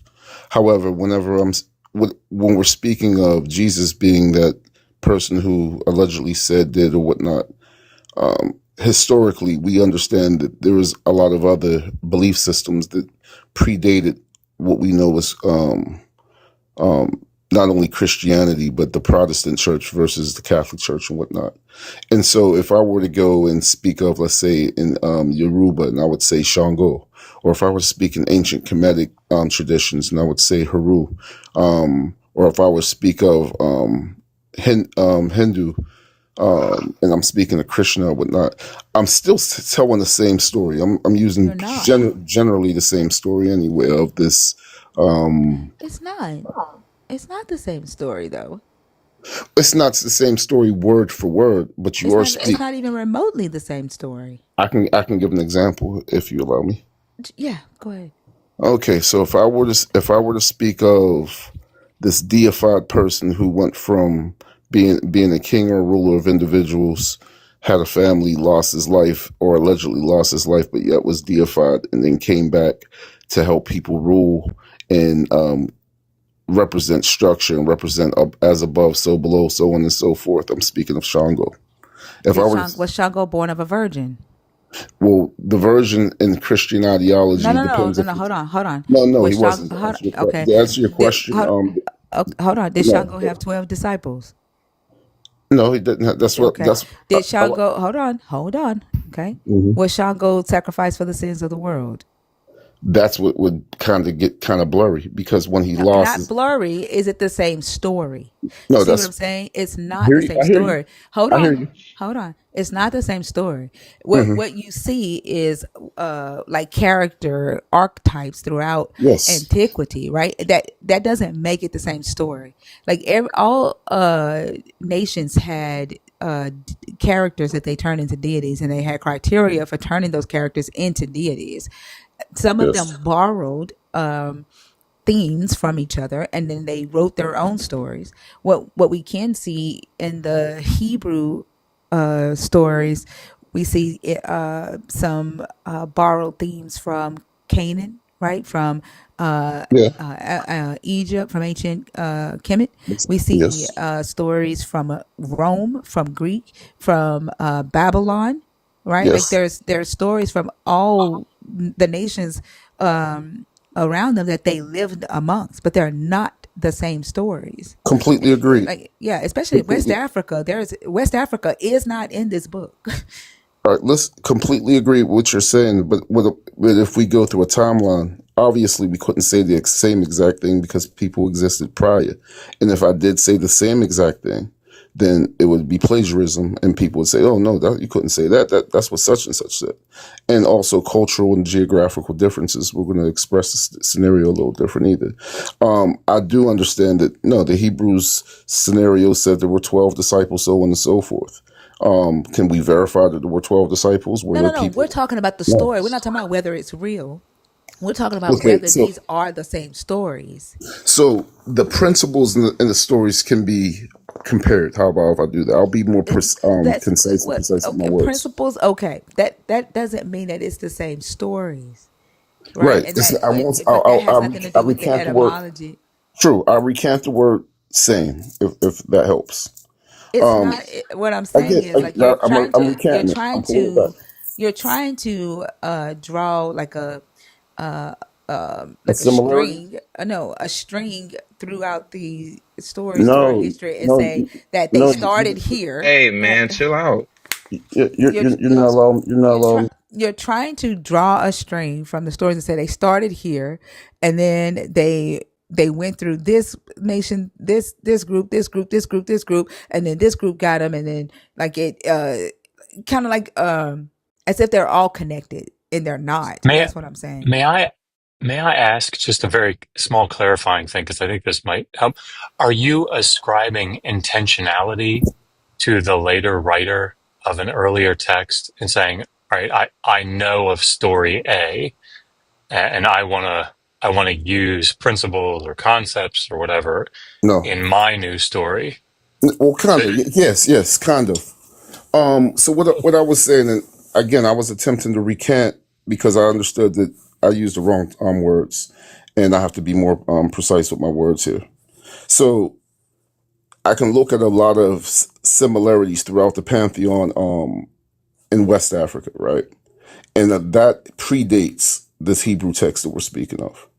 So in one concept, let's say in the Christian concept, and we're speaking specifically of Jesus or the character of Jesus, he may contain a lot of the attributes of several different stories. He may not necessarily just be Shango. He may have Obatala as well. He may have Ogun in one story. His disciples may represent these other things. I could actually go into how the zodiac system and the Right. disciples parallel. but But if I I didn't could, want sorry, to. I because I think didn't. that's that. I'm so sorry.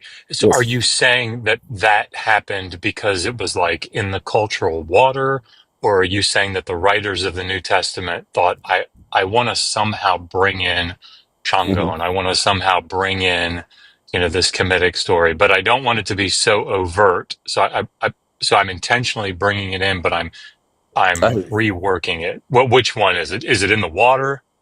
As it It's were. so. If I could give a timeline to my understanding, and I'm not coming on assuming that I'm an expert in anything.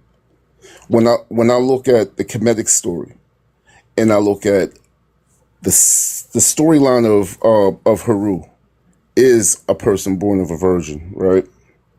Born of Aset and Sar through a virgin birth. Then, whenever you synchronize these African traditions, Everybody doesn't synchronize them. I'm not saying that's the rule of thumb. But when you synchronize these African traditions, a lot of the Orisha or the Lawa would actually have the same attributes of some of the Neter or the deities in Kemet. The synchronicities match, the attributes match, the days match, the all these different concepts match. I'm not saying that they're the same, but I'm saying that the similarities are strongly, strongly, strongly there. Now, geographically, of course, if I'm in the desert area, I'm not going to tell the story the same way I'm going to tell it when I'm in the rainforest. They're going to be a little different. I'm a little confused, right? Because you keep talking about Shango, right, with Jesus and this God. Neither Jesus or his father was a human king, right? True. Neither Jesus or his father used magic to build a temple or to summon lightning, right? To kill humans. Like I don't understand the where you're So, getting the correlation between the two. Like saying that a deity has magical abilities, that a deity causes the storm and the lightning. Like all societies or nations at that time who created their gods gave their gods these powers because one, they had no idea where these storms and stuff was coming from, how the sun was that rising, understand. right? That Like understand. hold on. You're saying that these deities have the same characteristics or the same attributes, except they don't, right? Jesus was not a Well, human king. and neither was the after deification was the whole idea of Shango, nor was he He the started owner. out a human king, Absolutely. right? And the Jesus whole didn't. and Jesus started off a little boy who Not left a from human king. no, neither one of them started out a human king. Shango was a warrior who became a king, and Jesus was a Jesus boy didn't become a who studied. king. Jesus was So never a king. he's the king of the Jews. You know, He we're was also the never a talk of king on earth. symbolism. Jesus was never a king. Never a king. He was never a king on earth. He was Nope. under the Roman Empire, but He was never a given kingdom. he was given a title or authority or namesake of being the But he king of the wasn't a king. Jews. These stories are not the same. They're Again, not I'm the not same. saying that they're You're the you're same. you're I'm you're saying that doing what Christians similarities. do.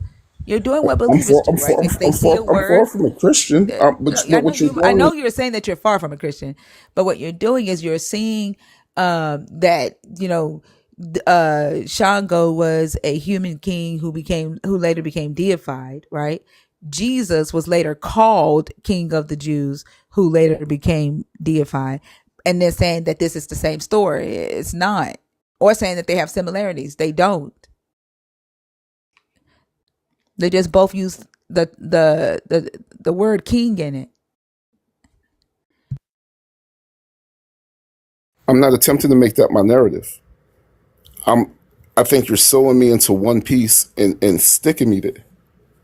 You didn't say that the stories are that the Similar, deities yes. share characteristics and attributes. They share characteristics, and that doesn't make them the same. And that's what I'm thinking. I think that Okay, so I think if you're one not part saying that they're stuck making the out. same, why are we talking about this then? I think that Because one you said part the stuck out. etymology, right? You said the etymology. I said, what do you mean Right, right, etymology? right. And this is why we're talking Ma'am, about this. So you're not saying no. that the stories about Jesus are really about the stories about Shango and What? the other None gods. of You're those not saying stories are that. about people. All of those stories are about metaphorium. All of them are metaphorium. Every single one of them are metaphorium. None of Right. them were people. Metaphoria? I think he said Yes, something I don't metaphorical. exactly because Yeah. you have metaphors that are being used to convey principles. So why None are of we those talking stories are about this? practical. Why are we talking about when you said etymology of it all? So Like why what are I we was talking saying, about this then? yes, when I said etymology, I wanted to trace back that why the Christian church or a lot of said believers hold on to the name Jesus and personify that character as an individual. Why? Why? Because we When they haven't talked about that. when I spoke of the name, the letter J and etymology, that's what I was speaking of, the root of words. Even when you're saying things like spirit, which comes from the word spirits, which means breath. Like No, I understand. hold on for a second. We have not No, talked about this letter J and the like them hanging on to the name Jesus and all of that. We haven't talked about that. I When started there. no, you spoke about the things that Christianity did, right? And I Hmm. asked, you used the word etymology of it all. And I said, well, when you say etymology, I said, what are you referring to? And then you started talking about Shango and how these gods are similar, right? You didn't talk Right. about Okay. how the name Jesus or the letter J does anything. You started comparing Jesus' story to Kemet, to Right. Heru, to Right. Shango. Right. And if that's not what you were intending to do, then why did you go that way? No. What my issue is that when I said Shango, you attempted to dissect the differences between Because you Shango said they and were the the Jesus same. character. That's why I I said dissected it, because similar you and made I the said statement that they synchronized. were the same. I'm No, ma. asking, if that wasn't your intention, why did you even say that? Like No, when I ma. asked, what do you mean by etymology, right? And Because I'm my explaining. question, hold on. My question was, what do you mean by etymology, right? When you were talking about what Christianity has done to the black community. And then you said the etymology of it all. I said, what do you mean by etymology? You did not talk about Christianity anymore. You started talking about Kemet and Shango, and then said that these stories, these deities, are the same. And then you said, no, they're similar. Now you're saying they share the same attributes. I don't understand why we're talking about them if that's Okay. not what you're trying to do. Does that make sense? Yes, it does. And if you allow me to explain, so if I'm going to tell the etymology, I'm gonna have to go back to its roots. And so, what I was attempting to do was speak of things that predated Christianity, yet had a Why? similar theme. But And why? Why are you because, talking about things that predated Christianity? because that's how you're going to do with, you're going to take something current and then you're going to go in the past and dissect to where it came from or where it was conceived from, What even came something from? prior. A thought process, because Christianity is not based off of a person. The person's not real. When we're speaking of When you say the when thought we're speaking, process, hold on, yes, I'm trying to understand. When you say the thought process, are you saying that the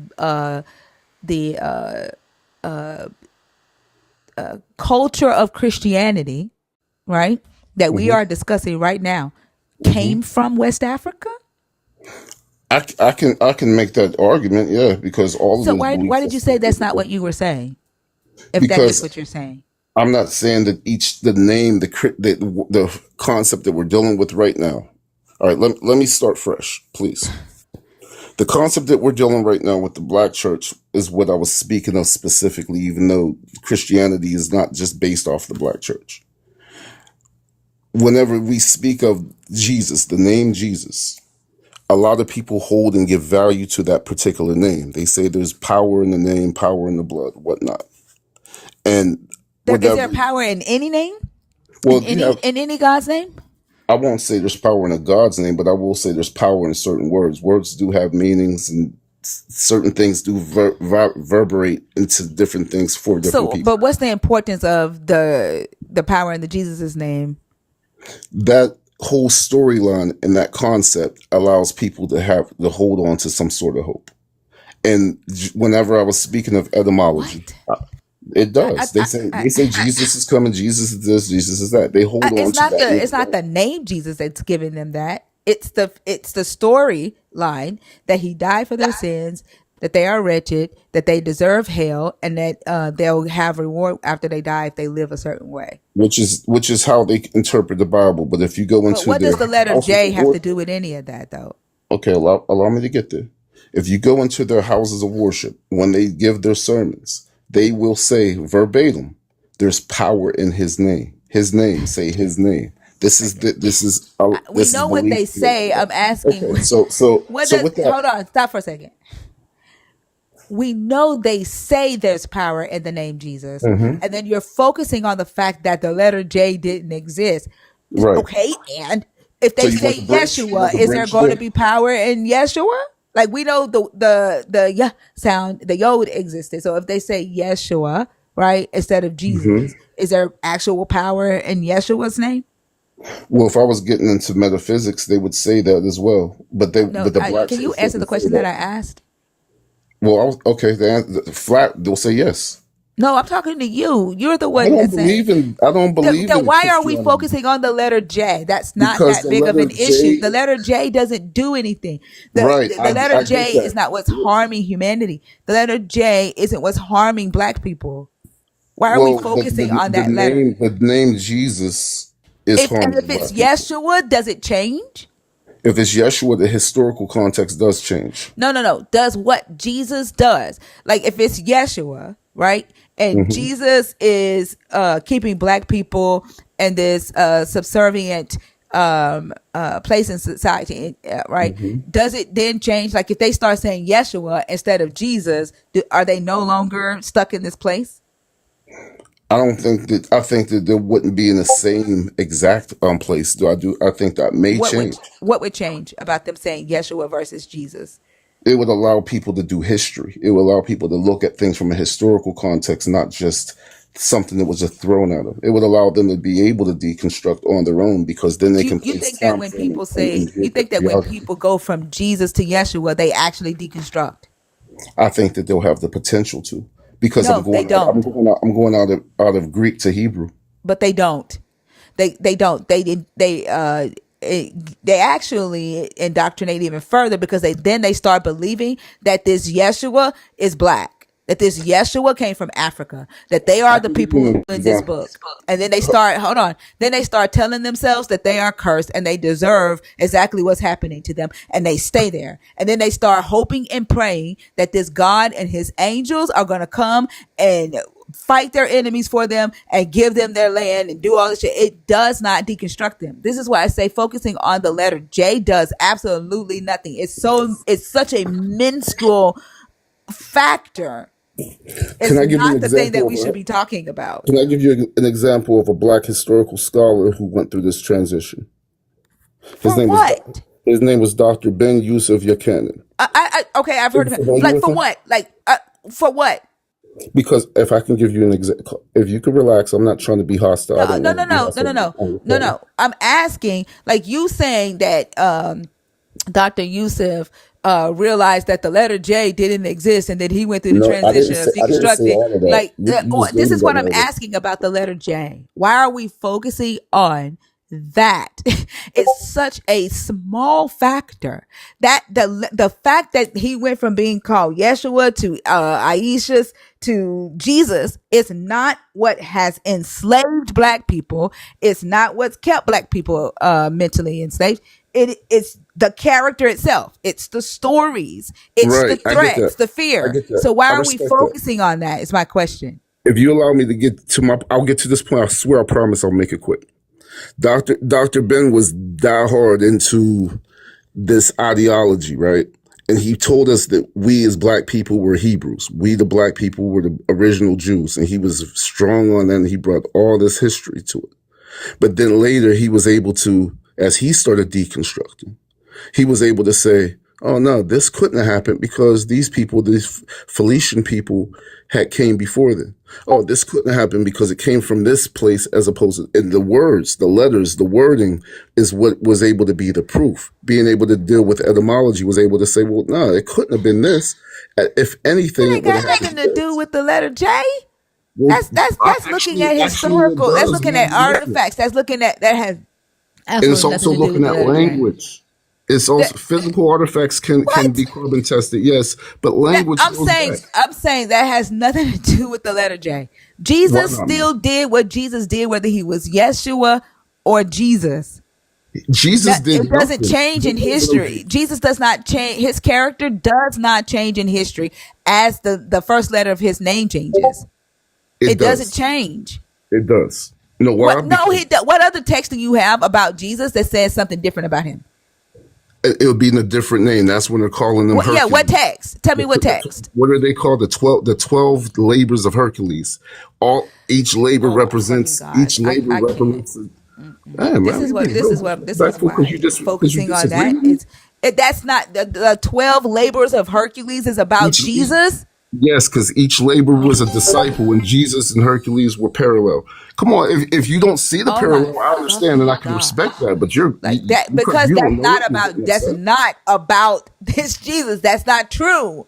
It's And then y'all absolutely go out true. and it's not true. And then Why y'all not? go out and you teach this stuff to people, right? You have nothing to back that up. I gave you something you disagree with. This is you uh Wow. looking and finding similarities and saying, oh, Hmm. it's gotta be about Jesus. No, I right? didn't say oops, it's got to be about Jesus. In fact, if you were to ask me about my master's in divinity, because I studied it, It still ain't about Jesus. or if you were to ask It me about still ain't about where Jesus. I did my I don't research, care if you have a master's in divinity. sure you That don't care story because still isn't about Jesus. okay, you're right. You're right. Jesus never existed, just like Hercules never Exactly. existed. He did not Right? exist. I know. I've been saying that from the beginning. But you are what you saying And that you're Jesus getting never existed frustrated and me because saying you're the giving me story a isn't one point about narrative. Jesus. What was the point of you saying that? You're getting frustrated because you're Yes, looking at because one for word I one, said, listen and to then what you you're ran and said, saying. okay, I'm Listen to just what you're talking about saying. For Chandra. one, listen to what I'll you're saying. And I'm reframe it getting back. frustrated because as I'm talking, you keep talking. I apologize. There's no point in apologizing now that you've noticed that it has frustrated me.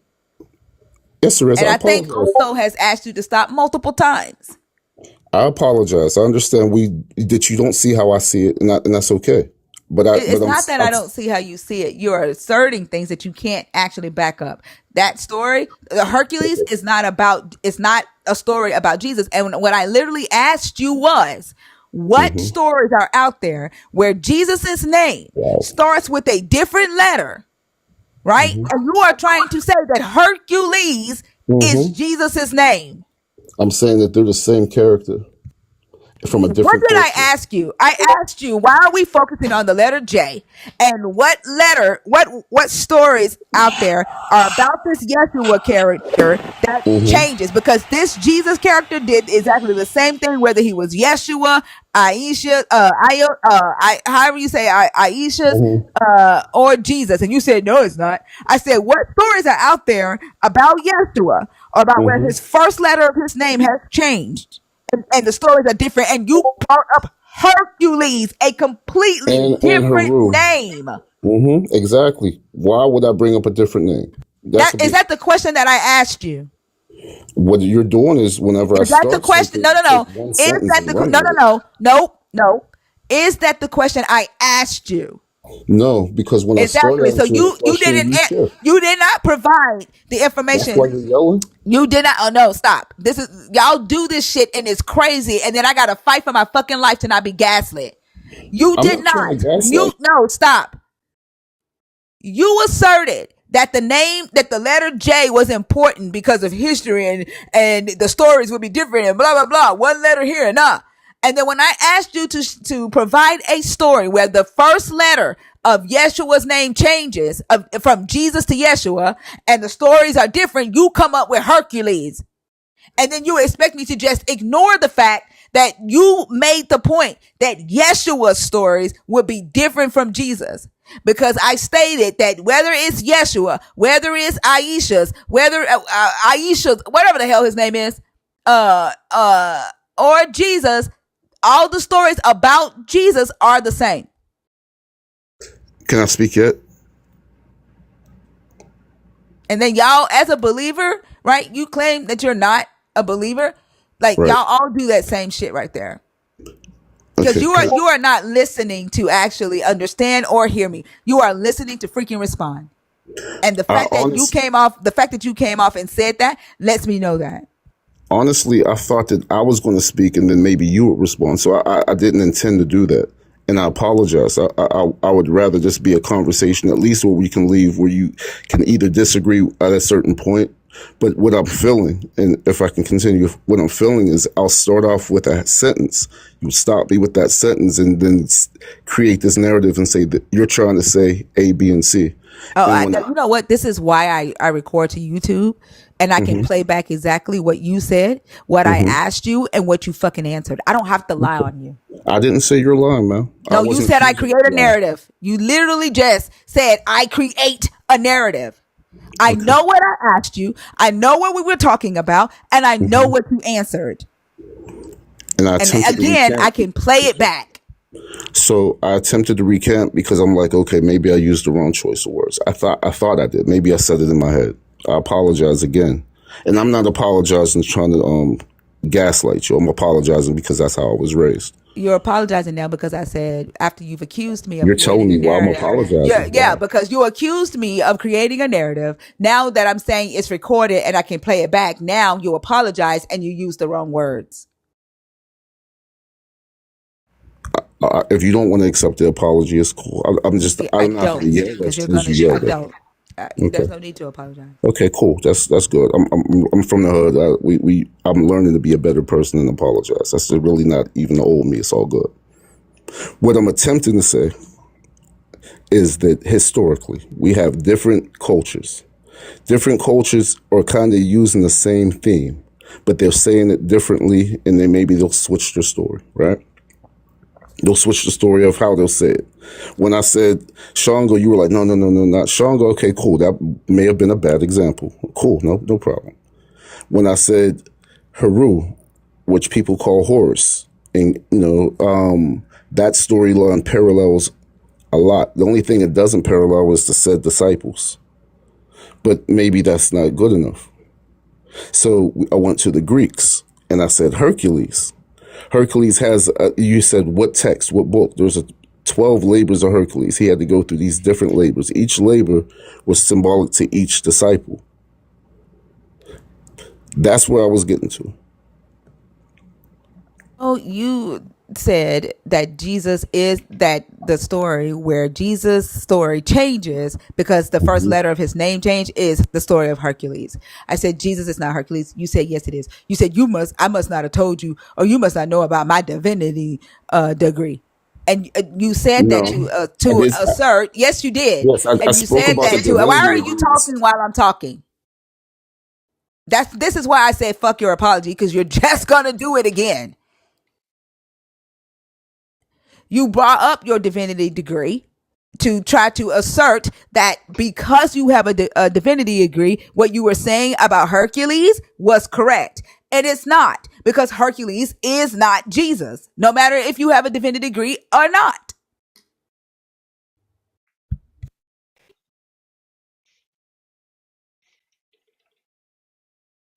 Can I speak? Yep, So believer. their so-called story of a Zeus who was this god, and and his half son, half human, half divine, was the parallel of this Jesus concept, is what I was speaking of. And my divinity degree, as well as my master's degree in business, as well as my master's degree in social work, this is just qualifying me as saying that I took study. That's not saying I'm a master in anything. I kind of put that disclaimer out at the beginning. I'm not attempting to say I know it all, or that my point of perspective is the end all or know all. All I'm saying is that I put time into studying, not that I just came up with a concept, Googled something, and then ran with it. That's Yeah, all do I me a was saying. favor. Do me a favor. Let's do the 12 disciples. I want you to tell me the 12 disciples, which labor are they of Hercules? I won't Okay, be able to do that Matthew. off Which top. labor was I Matthew? won't be able to do that off top Why not? Your because divinity it's been degree so should allow long you to that do that, because you brought it up. Well, I know I brought it up. You said that the It's 12 laborers are representative of Jesus's 12 disciples. So which of Jesus's which labor is Matthew of Hercules?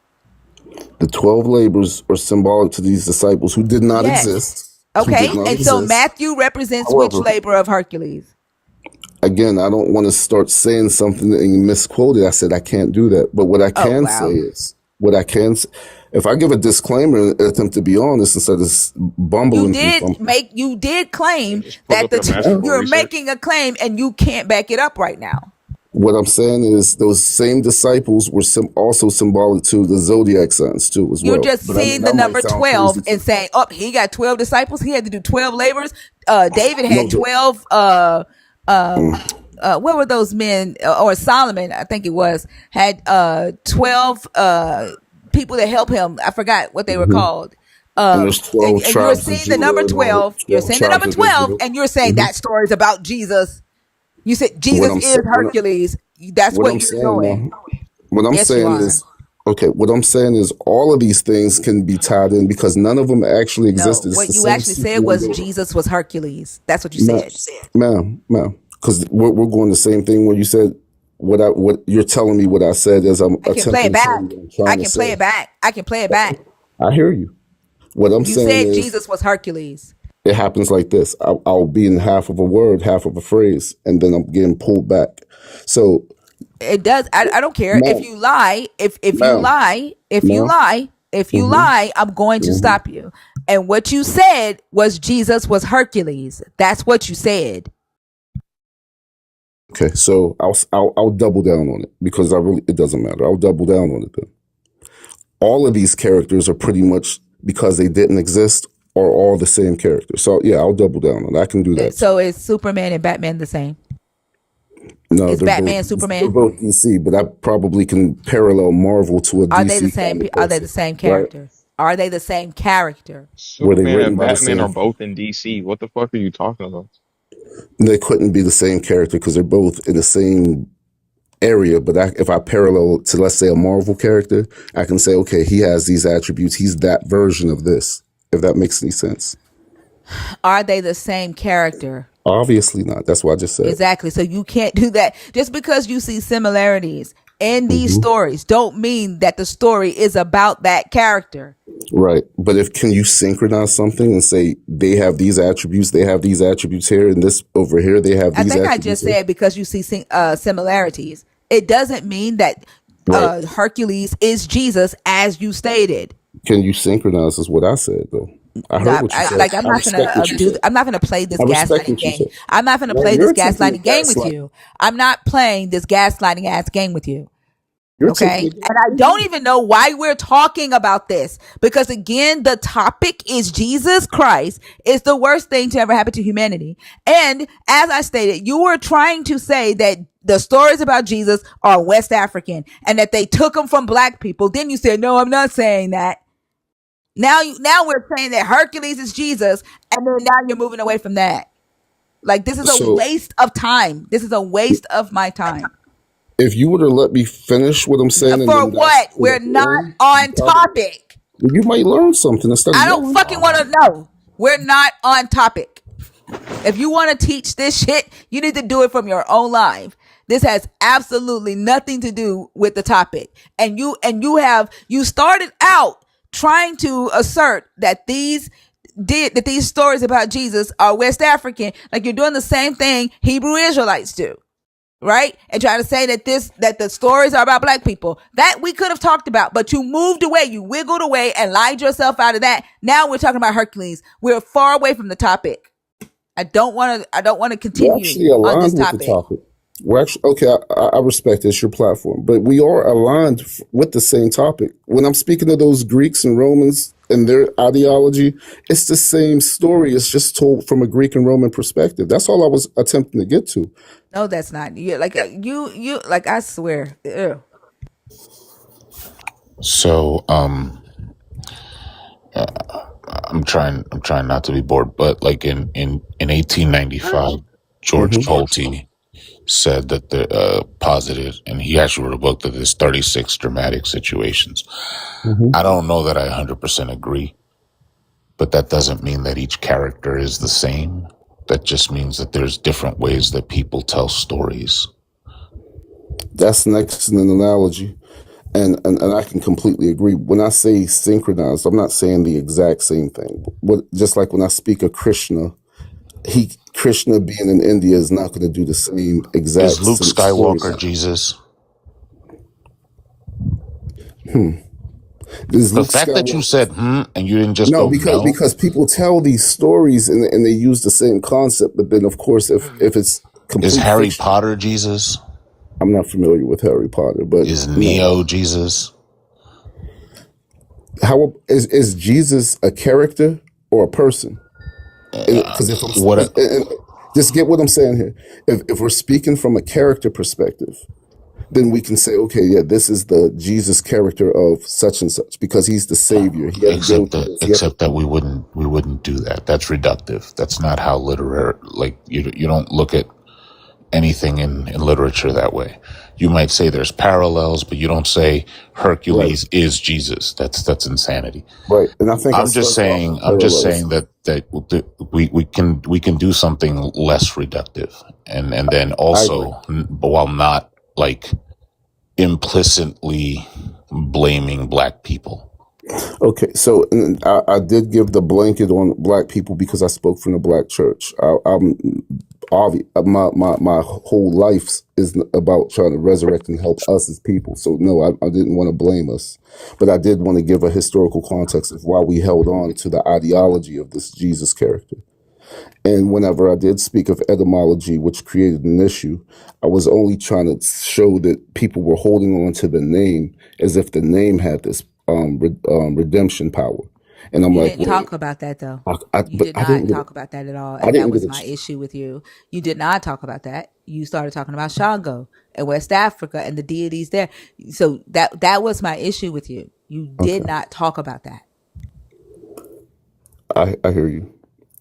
I'm like attempting not to speak too much because if you cut in and I'm speaking, then I don't want to talk over you because then that becomes Yeah, I'm going to stop you because when you say something that is not true, I'm going to stop you. And I told you that. You did not talk about that. If you had, then this conversation probably would have went a different way. hmm So what my intention was, and that's what I was just stating, was what my intention was. And first thing in the morning, just waking up, I probably went in the wrong direction way too quick, and then here we are. But my intention was to speak of, okay, so we hold on to these names and this redemption power. And somewhere in my brain, I was thinking, and people say Jesus, Jesus, Jesus with this, and that's where if you did etymology, you would say, well, it couldn't have been Jesus J because that didn't exist during that time. And I think that's where a lot of groups of people do. Me personally, I don't even necessarily use the name at all. I don't have to hold on to the Christian ideology at all. So Are that's white people saying a different name than Jesus? no, white people So often is say it having the same effect on white people that is having on black people that his name isn't actually Jesus with a J? no because white people introduced this concept to us, But so it didn't matter. but the letter J, I'm just trying to figure out like this letter J thing though. hmm If it's not the letter J, hmm the fact that his name was Yeshua and they hmm put a J on it, that's got hmm black people hanging on to this God. I mean that if it's the letter J, then what's got white people hanging on to the God with the wrong name? I think white people held on to the concept of Christianity the same way Constantine held on to the concept of No, Christianity. I'm talking about the name. If the name is the issue, hmm right? That his name isn't actually Jesus, that it's Yeshua, like because J didn't exist. What this letter J thing? Like, why isn't it affecting white people hanging on to it? Like, why doesn't it matter to white people that his name starts with a J? I think because they're not oppressed through the religion, they could care less what you would call them. If they But came the up with a, J, hmm and so it's the so oppression. It's not the fact that it's the letter J. It's the fact of what they did with the God, right? To right, black people, not that it right, has the letter J in it. absolutely, and This is I why think, I said talking about the letter J is mhm. it doesn't make sense because the fact that the letter J is there is not what had black people hanging on to it. It's not what's got black people hanging on to it. It's I not think the letter J. I think that people introduce the wording or the letters to try to get black people to stop and say stop taking it on face value. I'm assuming, but I'm Oh thinking that God. that's usually what happens. You'll say, well, if I can create some sort of foundation for you to stop and study or have a certain point to say, well, maybe this couldn't be all exact. Every wording, everything couldn't be exact. I have to give you something concrete for you to stop and say, hold up, well, maybe. I think That this doesn't is what, make any sense whatsoever. That doesn't make any sense whatsoever. None. okay, but I I'm gonna think, put a J in his name to stop black people from looking further. no, so I don't Like think, the fact that when the letter J was added to his name, like mhm. the oppression of black people wasn't even like forefront. Right. Like that So doesn't make any sense. the lettering changed whenever it went from one language to another, right, and it went from one time frame to another. So by the time we would have got it here, we held on to it and held on to every word of it. In fact, we were forced to, but we held on to every word of it. One of the things that we actually did was ourselves was synchronized to or older belief systems in order for us to Do you think it power was through. more impactful to stop black people from going into history when they stopped us from learning to read and underfunded our schools? I think prior to that, honestly, when we weren't allowed to read on plantations. So But when we weren't allowed to read and they underfunded our schools, that's more impactful than using the letter J, right? I think underfunding our schools, when we didn't have schools, period. That's the time frame I'm operating. The totality of the education of our people and the allowance of it in the system. That's True. more impactful than the use of the letter J, right? Exactly, the miseducation of our people, but the false titling. I don't want to just hang on one letter, right? But I wanted to use that as an example when I was speaking of etymology, and my etymology was basically getting a historical context. That's all I was trying to do.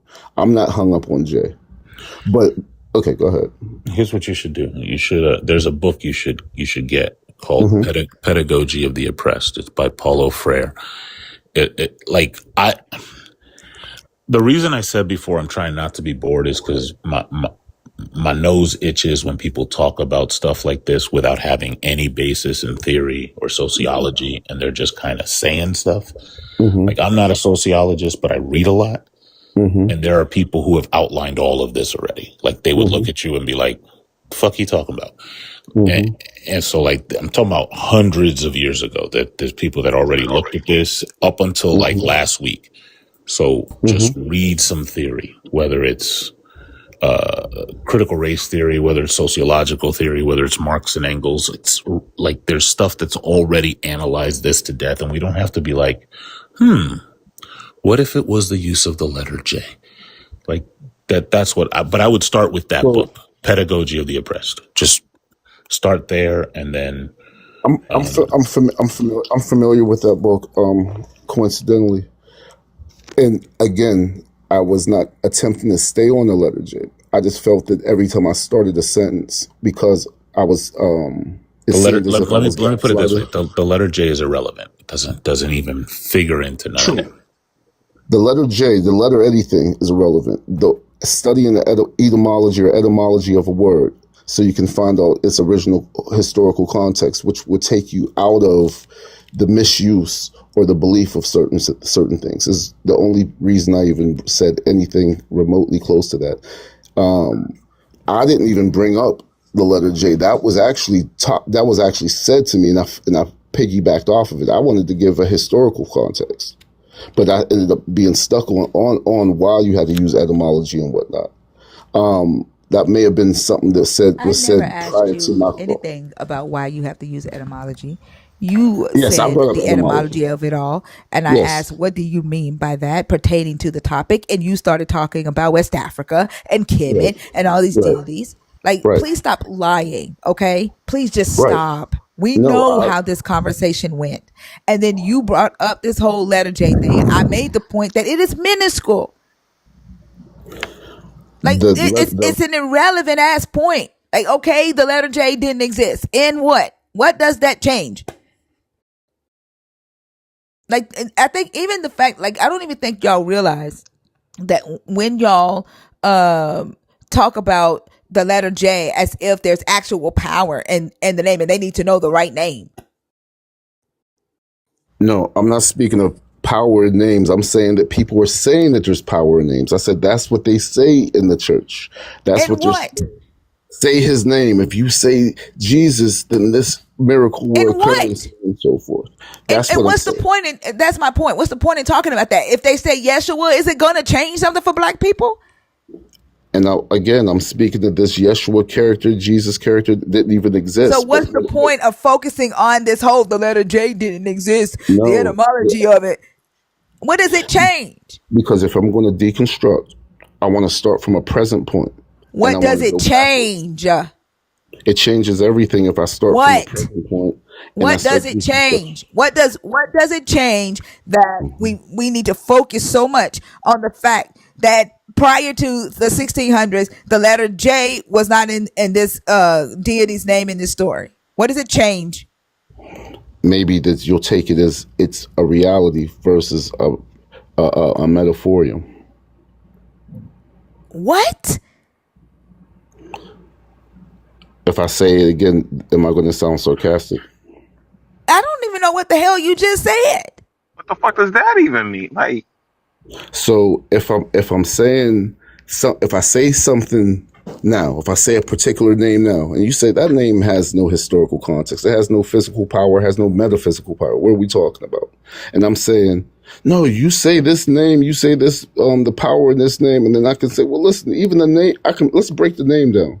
When did this name start? Who was the first person to start using this name? For what? That would only matter if you believe that there's power in a name, in a deity's name. But my if you goal expect to be able to say this deity's name and something happens. And my goal is to tell people that that's not true. And there's people. You don't need to focus on the letter J. Like, to tell people that it's not true is to talk about the reality of today. The reality of the black community. Like, look at the stats. Like, y'all want to focus on the fact that language evolved over time, but none of you want to look at the statistics of the black community and the statistics of the religiosity in the black community and correlate. Let's deal with that. Let's deal with the reality of the black community and our social economic status today. And our religious status today, and cross-reference those numbers, because focusing on the fact that the letter J was added to this character's name in the 1600s does nothing. Okay, so obviously in our black community, our socioeconomic issues are horrendous. This is a Christian country. This is the first thing they say. They say WASP. What? White Anglo-Saxon Protestant. This is the concept of this particular country. And most of us, in order for us to even be able to hold on, somebody paid to drop you, but y'all remember I don't do the paid to drop. I'll leave. Anymore. I'll leave. It's not. But not somebody paid to drop you, so I have to. You guys have a great day. Go.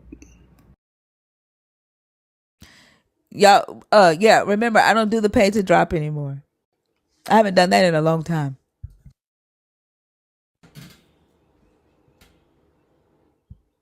Woosah with the baby. Hey, Pressure. How his tongue flops out.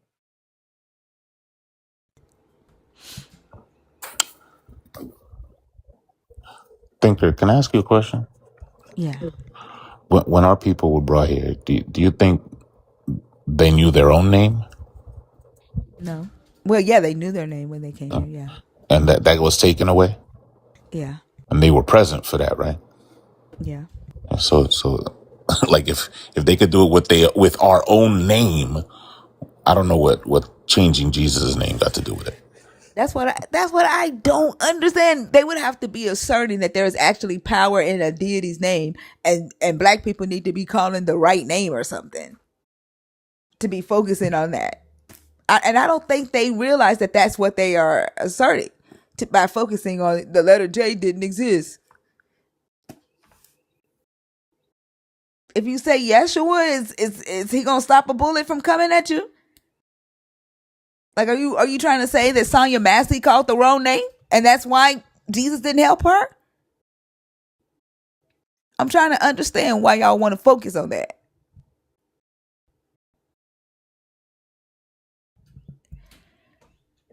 Abdullah, are you there?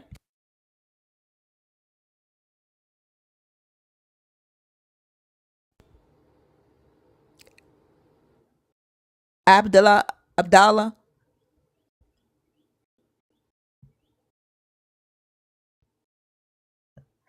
Going once. Dank says, I gotta say, Fee killed me yesterday with your hula hoop. That is classic. Yeah. What about Nashua? That's really good too. Huh? That's really good too. Nashua. Erica, how are you?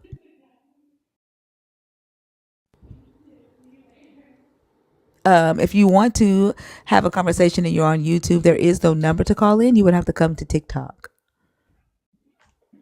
Erica is not there.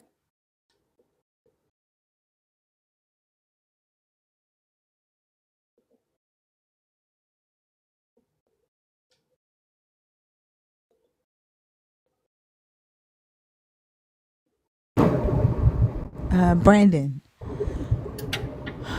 Hi. Hi, how are you? I'm kind of a new listener. I stumbled upon you, I guess, a couple of days ago. Okay.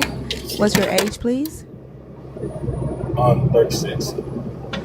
I can barely hear you. Are you able to get closer to the microphone? Yes, I'm 36 years old.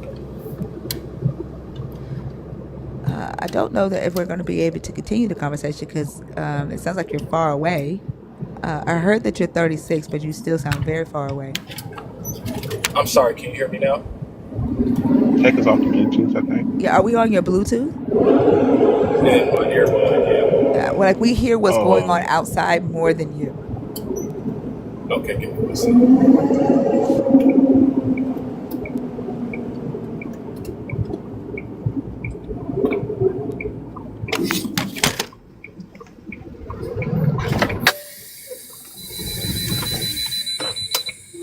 I'm sorry, is that better?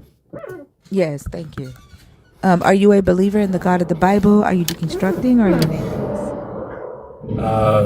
I've deconstructed. I really wouldn't consider myself completely an atheist. But I wanted to comment on the last guy's point. I I kind don't of allow understand what he that. was. I don't allow that. I don't allow that. I don't carry over Okay, well, conversations. I don't carry over conversations from previous guests. If you come on stage, you either have to be someone who currently believes in the God that we are discussing, someone deconstructing from that God or thinking about it, or an atheist who has deconstructed. And then you have to talk about the topics that we are talking about from your own perspective, not commenting on someone else's conversation. I just wanted to comment on the perspective of the letter J that you No, were speaking about. nope, nope. I don't allow that. So I'm gonna drop you back down, okay? What? Hold on, before. I don't allow that. The answer is no to that, right? That's not this type of live. I don't allow that. If you come on stage, you have to have your own conversation about the topics that we are discussing. And that is Jesus being the worst thing that ever happened to humanity, or the time period of Adam and Eve outside of the garden. Those Well, are the two topics. I agree that it's the worst thing that happened to humanity. But in order for a person to deconstruct, usually they go through a process where, as you said, another group will lull you in by telling you something such as, this isn't the correct name, or this is. You're not going to be able to cross my boundaries. If I fucking tell you no, I mean no. The answer is no.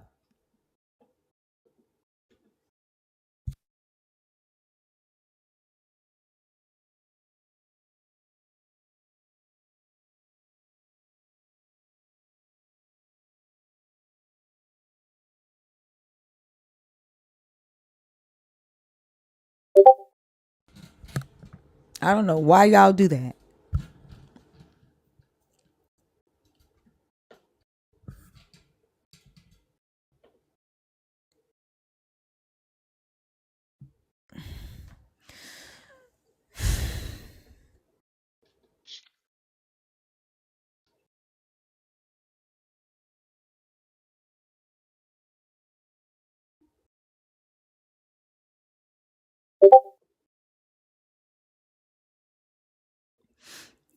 Grace, not connecting.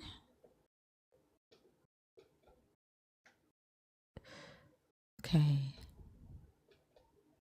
Grace, if you're there, you were not connecting on TikTok Studio. So if you try again, if you're still there.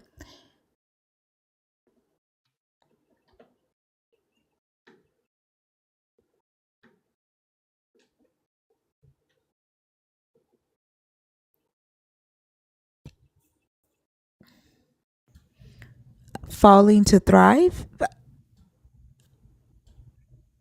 Falling to Thrive. Are you there?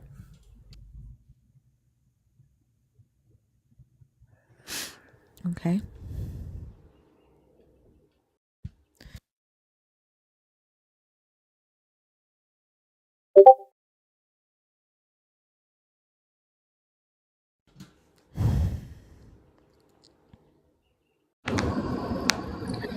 Gretty?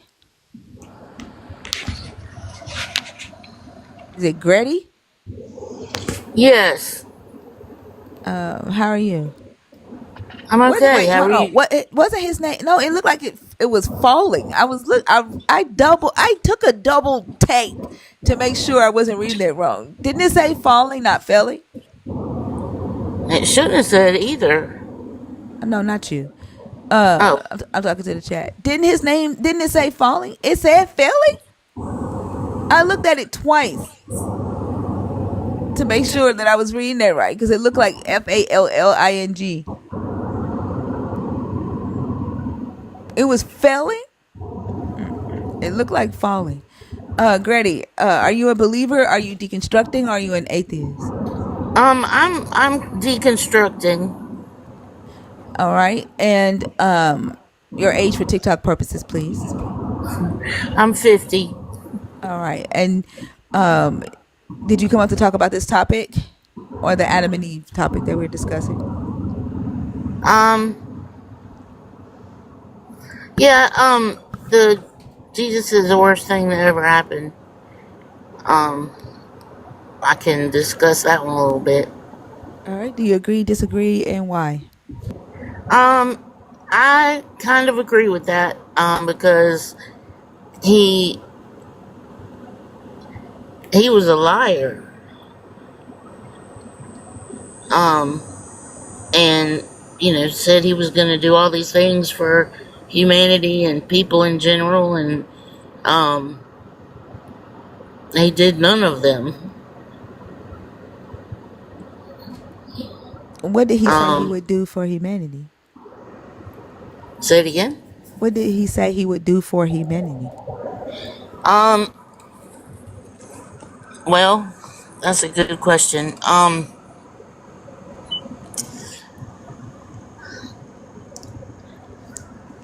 I don't know. I guess I'm not really prepared.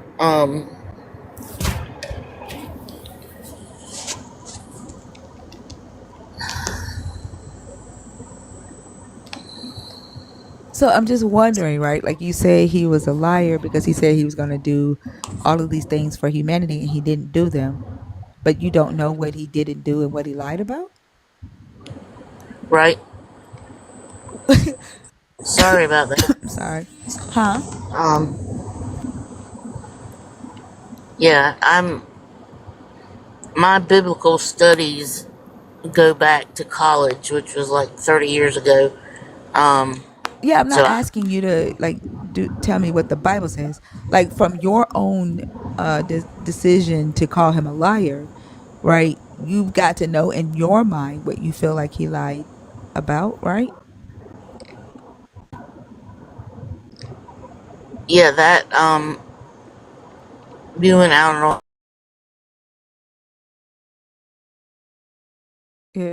that I heard you You cut say out. was, You cut out. Can sorry. you? Okay. Um,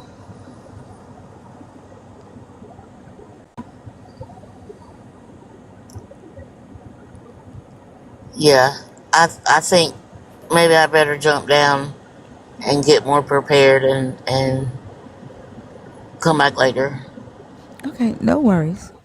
Thank you for coming Okay. up. Okay. Thank you. Mm-hmm. Yep. Thank you. Mm-hmm.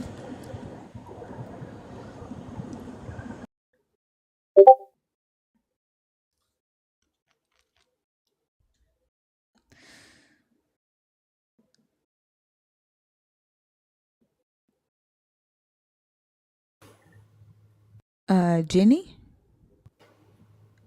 Yes, Hi. How are you? I'm good. I'm well. I think maybe I'm wrong, but I'm a very empathetic person, spiritual person. I think what we all felt, that shift that just happened, was spiritual. What? No, no, no, no, no, no, no, no, no, no. How old are you? I'm 40. And are you a believer in the God of the Bible? Are you deconstructing or are you an atheist? I'm deconstructing. Okay. And did you come up to talk about the topic here or the Adam and Eve topic that we were discussing? I didn't hear the full Adam and Eve topic, so I can't comment on that. well, the Adam and Eve discussion is the time period after Adam and Eve left the garden, and they were raising their children, right up to the point where Cain kills Abel. During that time where they were kids and Adam and Eve are building their life outside of the garden, there appears to be no further corruption of mankind, no wickedness with this sin and their corrupted flesh and Satan on earth with them. It appears that they lived in peace until the God came back on the scene and incited jealousy in Cain. So the question is, like, if sin and Satan is so bad and so evil and corrupts mankind, like, what were they doing while Adam and Eve were having babies and raising their kids? And it seems like humans can actually live without harming each other. Where this God isn't, where there is no law, right? They couldn't sin because there was no law. And according to Christians, they were spiritually disconnected from the God, right? So, like, spiritual disconnection from the God and no law seems like the better place to be, because there was no murder, no sin until the God came back on the scene. So that's the topic that for the Adam and Eve. And then this one here, which one do you want to discuss? It's interesting. I'll discuss the Adam and Eve one. Because I've looked at lots of different holy texts and found a lot of flaws in the King James Version, especially of the biblical text. So, I mean, without getting too deep, I had my own supernatural experience. I don't want you to talk about your personal experiences, okay? Okay, so I'll just summarize it and say this, that it's important for people not to fall into religious ideology. Nope. Rules. Nope. The topic is what I just said, right? Like, we're discussing that time period and the concept of, are humans inherently sinful? Can humans They're not. live without being wicked? And Yes, they can. does the God affect that, increase that wickedness? Like, that's what we're talking about. Yeah. I don't believe that humans are inherently wicked. And we can live without sin. We can. That's where spirituality comes in. I don't discuss spirituality on my channel, Jenny. This is why I make it clear that the people that I'm talking to are people who believe in this God, are deconstructing, or atheists. And I understand that you are deconstructing. That's why I let you stay up. But you're deconstructing from the belief in Jesus. But it sounds like you want to talk about your spirituality, and, like, I don't have a problem, with spirituality as a whole. I think spirituality is defined in so many ways, and it's personal, right? You all have a different way of describing what spirituality is. I honestly think that people should keep their beliefs to themselves. Like, so I'm not asking you to talk to me about that. If you want to talk through what you were indoctrinated with as it pertains to Adam and Eve and this concept of, being inherently evil or wicked, we can do that. But if you've already deconstructed that thought, I think the best thing for me to do is put you back in the comments and bring up another person that fits the criteria of the conversation. Yeah. Or you can switch and talk about the topic that's on the prompt. Which I think one? I'm not following, so I'll drop. I'm not following because I have a different understanding of what deconstruction, the term, is. So I would drop. Deconstruction Thank doesn't you. mean that you come up and talk about your personal life, right? And that's what I'm trying to get you to talk about, the topics that we're talking about. So we're deconstructing the thought about the God period, right? And which is the topic on the prompt, or deconstructing the thought of, humans being born in sin, or born with with sinful flesh, right? Deconstructing those thoughts, not talking about spiritual experiences that you had. That's not deconstruction. Does that make sense? It does. Do you think it'd be easier for you to talk about the prompt, like Jesus, the God being the worst thing that ever happened to humanity? Do you think that topic would better fit than the Adam and Eve one? No, I will drop. Okay. Thank you. Well, you're welcome. Have a good day. All right. I just want to make sure people know, like, this isn't the live to come in here and like talk about spiritual experiences, personal anecdotes. Like, we're discussing concepts in here, doctrines in here. Yeah. So just want to, so that you don't get confused when you come in here. Okay. Also, you have to be 25 and up. You must be one of the three, either a current believer in this God, someone deconstructing or thinking about it. Maybe you're on the edge and you don't know if you want to deconstruct, or an atheist who has either been an atheist your whole life or you deconstructed your belief in this God. One of the three, okay? I don't have anything against agnostics. I don't have anything against people who are Christ conscious, who are spiritual. It's just not the topic of the live. It's just plain and simple as that, okay? All right, you said Before I something speak, in the I like comments to that say, black people are the way they are because it's their own fault. I'm not 18, I'm 16, but is it okay if I still chat?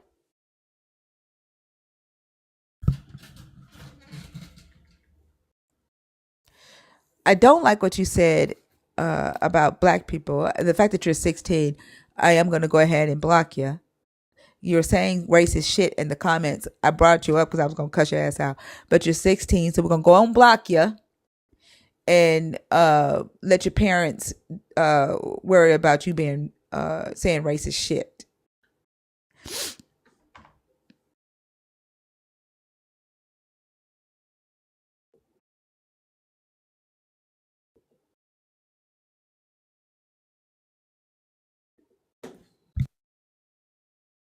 I don't give a fuck.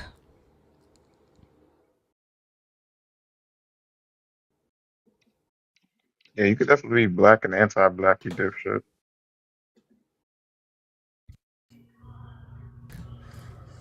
I forgot what you said this stands for. Well, okay. Okay. Who's in the but I don't know where the mods are today. I Let got me you. get. I got them. Where the mods at today? Are The y'all? chat Are mods, I y'all in don't here? know. Yeah, like I feel like I've been here by myself.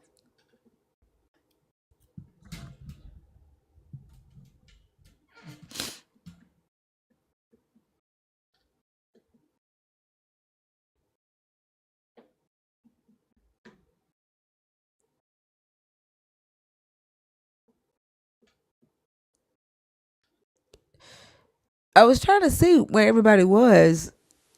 I see y'all now. Beta tilling the field. uh, Hey, Christina. I see y'all.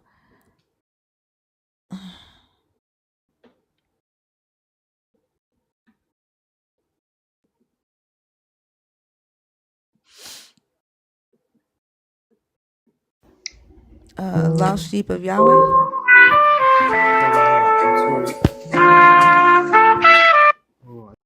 Was you about to freestyle a song? Is that Italian music? Uh, All right, I everybody in the think. box left are friendlies or nerds, but I haven't seen messages from you to let me know that you're in there on purpose. So if you are a believer in the God of the Bible, if you are deconstructing, if you are an atheist, the guest box is open.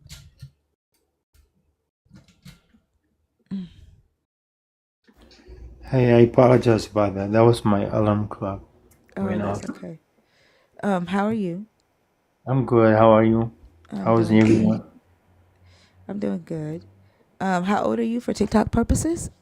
We spoke before. I'm 40. 40. Okay. And you are a believer in the God of the Bible, Yes, deconstructing, or I'm a believer. okay. I don't know why I thought you've been in here before, Yeah, we spoke and I thought you three, were 4 times. deconstructing. Huh? We spoke 3, 4 times. You probably forgot. You talked to a lot of people. I don't blame you. No, I remember your name. I don't know why I thought you were deconstructing though. Okay. I will never do that. Huh? I will never do that. Okay. And do you subscribe to the original sin, fall of man, spiritual death concept? Yeah, Okay. The first question I have about that belief is the spiritual death thing. I need to understand what spiritual life is for Adam and Eve in the garden. Like, what was spirit. spiritual life? Like, we know they had physical life, right? Because they were alive. But what was spiritual life for them? That's a good question. I wonder if believers ever thought about that, like to say, "Oh, they died spiritually." it, and I know that a lot of believers say that they died spiritually because they can't accept that the story is saying that the God lied to Adam and Eve when he told them that the day that they ate of the tree that they would die. They didn't die, and so theologians are like, "Oh, he must have meant, a different type of death. He must have meant a spiritual death." Well, if that's the case, if he meant that they would die spiritually, what does it mean to be spiritually alive for them, right? Yeah, And I wonder if believers ever thought of that.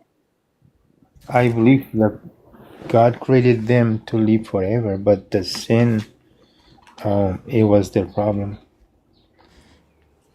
Right, but But that's physical death. Like living forever is a physical death. Y'all are saying that they had a spiritual death when they ate from the tree, and that's what your God meant when he told them that they would die if they ate from the tree, right? right, And so if something died spiritually, if their spirit died, right, then that means that at one point their spirit was alive. And a spiritual death, like that's there has to be like some, I guess, change. Like when a spirit dies, right? mhm. That, I guess, that's a bad thing versus when the spirit is alive. But I don't quite understand what it is exactly. Like, what exactly is a spiritual life and a spiritual death? According to the Bible, and you also know that spirit doesn't our soul doesn't die. We are infinite. We are infinite. Our souls But is y'all are saying that the spirit died. I'm not asking about the that soul. I'm asking about the spiritual death.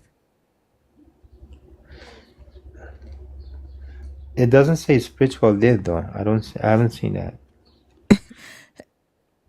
I right? Because the story says that he told them they would die physically, but Yes, believers, Christianity has changed it and said, no, he didn't tell them they would die physically. He told them that they would have a spiritual death, and they died spiritually. And, actually, they died physically.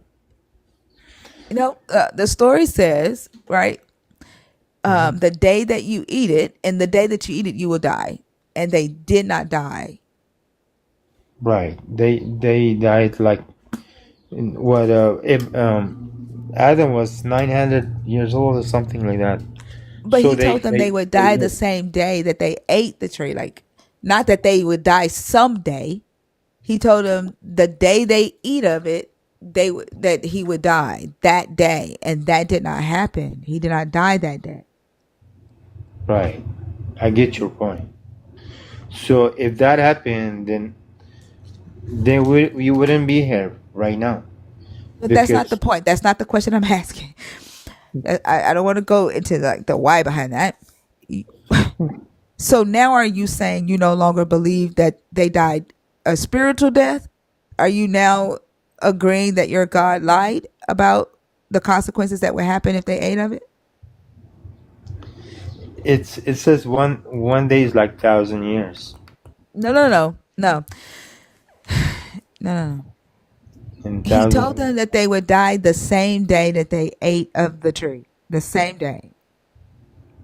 Okay, but he didn't. They didn't die. So God maybe gave him mercy to live, but he kicked him out of the Garden of Eden, right? We're not talking about whether they got kicked out. That's not the contention, right? So he told them that they would die, and they didn't die, right? So the spiritual death thing, you no longer believe it was a spiritual death?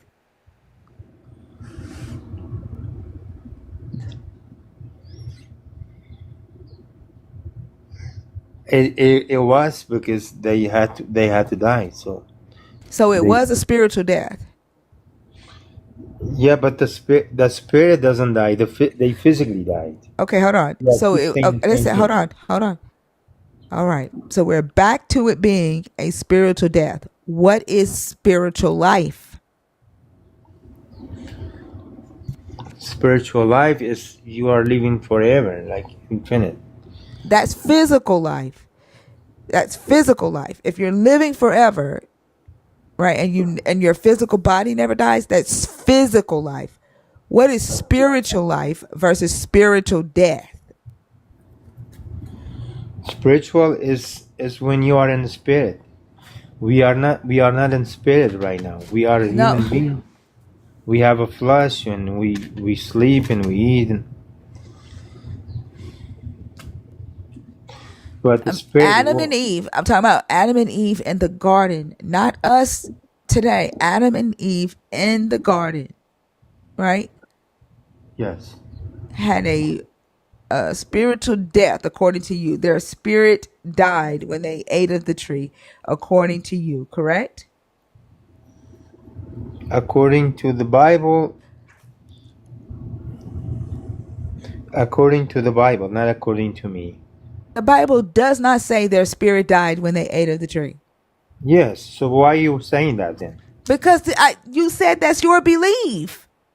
Yes, my belief says their body died, not their spirit. Their spirit What did I doesn't. ask you? Their spirit doesn't die. I asked, do you believe that Adam and Eve had a spiritual death when they ate of the tree? You said yes. Now you're saying no? Listen. And you know what? I love you and respect you. Don't twist my word, okay? Okay, hold on. I'm going to play it back because I fucking hate when y'all do that and your love is fake. Hold on. I hate when y'all do that. And it's a damn shame that we got to fucking record y'all when y'all talk. The spirit doesn't die. Do you understand or not? The soul doesn't die. But The go on mute body because dies. I'm no. I got y'all are just irritating as fuck. Like y'all just be lying like a motherfucker. And I gotta like play fucking Law and Order with y'all. Let's took this shit out. And I gotta like play fucking Law and Order with y'all. That you eat. Okay. And do you subscribe to the original sin, fall of man, spiritual death concept? Yeah. Okay. The first question I have about you, okay. I will never do that. Huh? I will never do that. Okay. And do you subscribe to the original sin, fall of man, spiritual death concept? Yeah. Okay. The first question I have about that belief is the spiritual death thing. I need to understand what spiritual life is for Adam and Eve in the garden. Like, what was spiritual life? Like, we know they had physical life, right? Because they were alive. But what was spiritual life for them? That's a good question. I wonder if believers ever thought about that, like to say, "Oh, they died spiritually." And I know that a lot of believers say that they died spiritually because they can't accept that the story is saying that the God lied to Adam and Eve when he told them that the day that they ate of the tree that they would die. They didn't die, and so theologians are like, oh, he must have meant, a different type of death. He must have meant a spiritual death. Well, if that's the case, if he meant that they would die spiritually, what does it mean to be spiritually alive for them, right? Yeah, I I wonder believe if believers ever thought of that. that God created them to live forever, but the sin, it was their problem. Right, but that's physical death. Like living forever is a physical death. Y'all are saying that they had a spiritual death when they ate from the tree, and that's what your God meant when he told them that they would die if they ate from the tree, right? Right. And so if something died spiritually, I don't know why I shouldn't have to do that, right? I shouldn't have to play back your own words to you. But y'all constantly try to accuse me of twisting your words. And then on top of that, I take notes as you speak.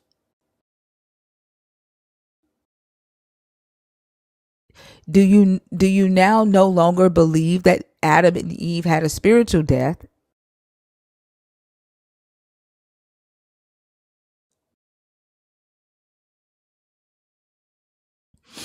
You're on mute. I did not know you were gonna ask me that question, but I was gonna. I came to your life, so I was reading your talk. Did you hear my question? Yes. Do you no longer believe that Adam and Eve had a spiritual death?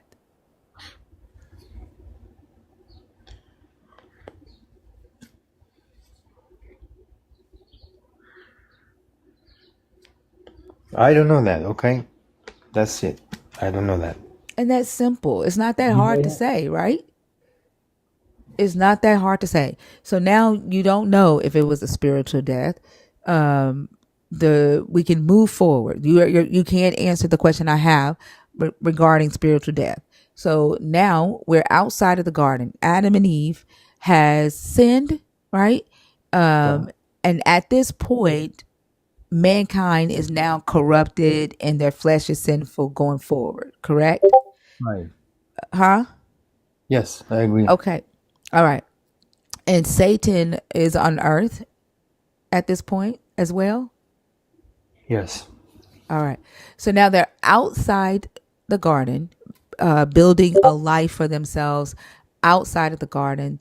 Are they still connected? Since you don't know if they had a spiritual death, are they still connected to the God outside the garden? Like, are they still do they still have access to the God and his presence and his blessings and all that outside of the garden now? Do you know? I believe they are in heaven right now. No. Yes, you don't believe in heaven? I don't know. No. I'm talking about outside the garden. Are they still connected to this God when they are outside of the garden? Do they still have access to the God outside of the garden? Yes, he was still with him, He was but he still with kicked them them. out of the garden. Yes. Okay. So he was still with them outside of the garden. And they are sinful. Right. Okay. And Satan is on earth as well. Yes. Okay. And so during this time, Adam and Eve start having children. And their children are toddlers, and Adam and Eve is living. Their children become adolescents, and then teenagers, and then young adults, right? And then we see Cain kills Abel when your God accepts Abel's offering over Cain, and Cain gets jealous. So up until that point, right before Cain and Abel take offerings to your God, and from the point they get kicked out of this garden and they're sinful, they're wicked, right? Sin has now corrupted the humans. They're wicked and evil from birth. Right. Satan is on earth. Your God is on earth. Why does it seem Hold on. like... I'm sorry. Can I interrupt you? For what? They were not wicked in from the birth. When what does their sin, their flesh being corrupted mean? That, They like, at Cain and Abel, like after Adam and Eve corrupted the flesh of humans, and Cain and Abel are born, are they not born in sin? Yes, I'm talking about Adam and Eve. I'm not talking about Adam and Eve. I'm talking about humans are wicked from birth now. Humanity has been corrupted at this point. After the sin. Yep. Sin. I need you to hear me out. Listen to me, okay? Yes. The time period that I am asking you about is the time when they are kicked out of the garden. Okay?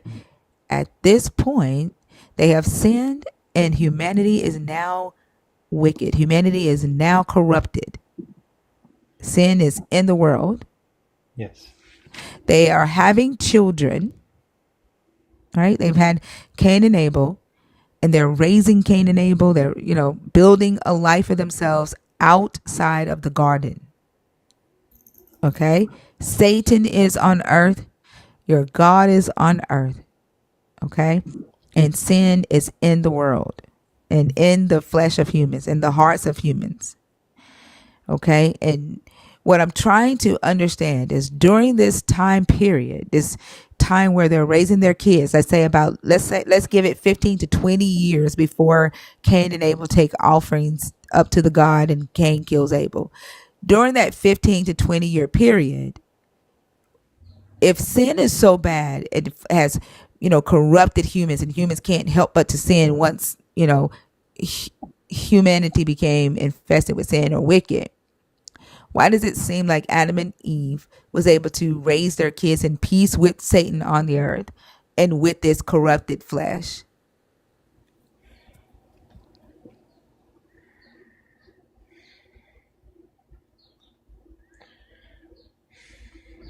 Your question. What is your question? Just I give me. asked it. Did you not hear the question I asked? I understand, but what is your main question? That is my main question. That is the question.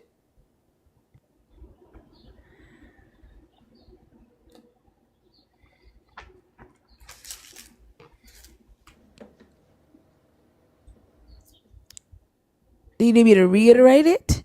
To state it again for you? I understand everything, but what is your question? I asked the question. How are you asking me what is the question? And I asked a question. So what is the relationship between Satan and Adam and Eve, right?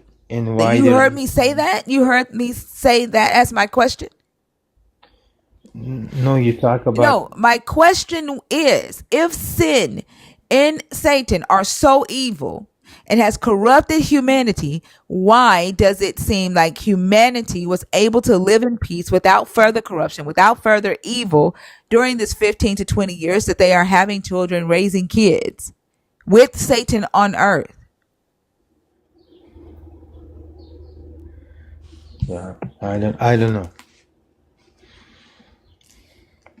Because it appears that you can live as a human, right, with this corrupted flesh, with Satan on earth, and not be wicked. You can be pure. You can be not be wicked. I'm not wicked.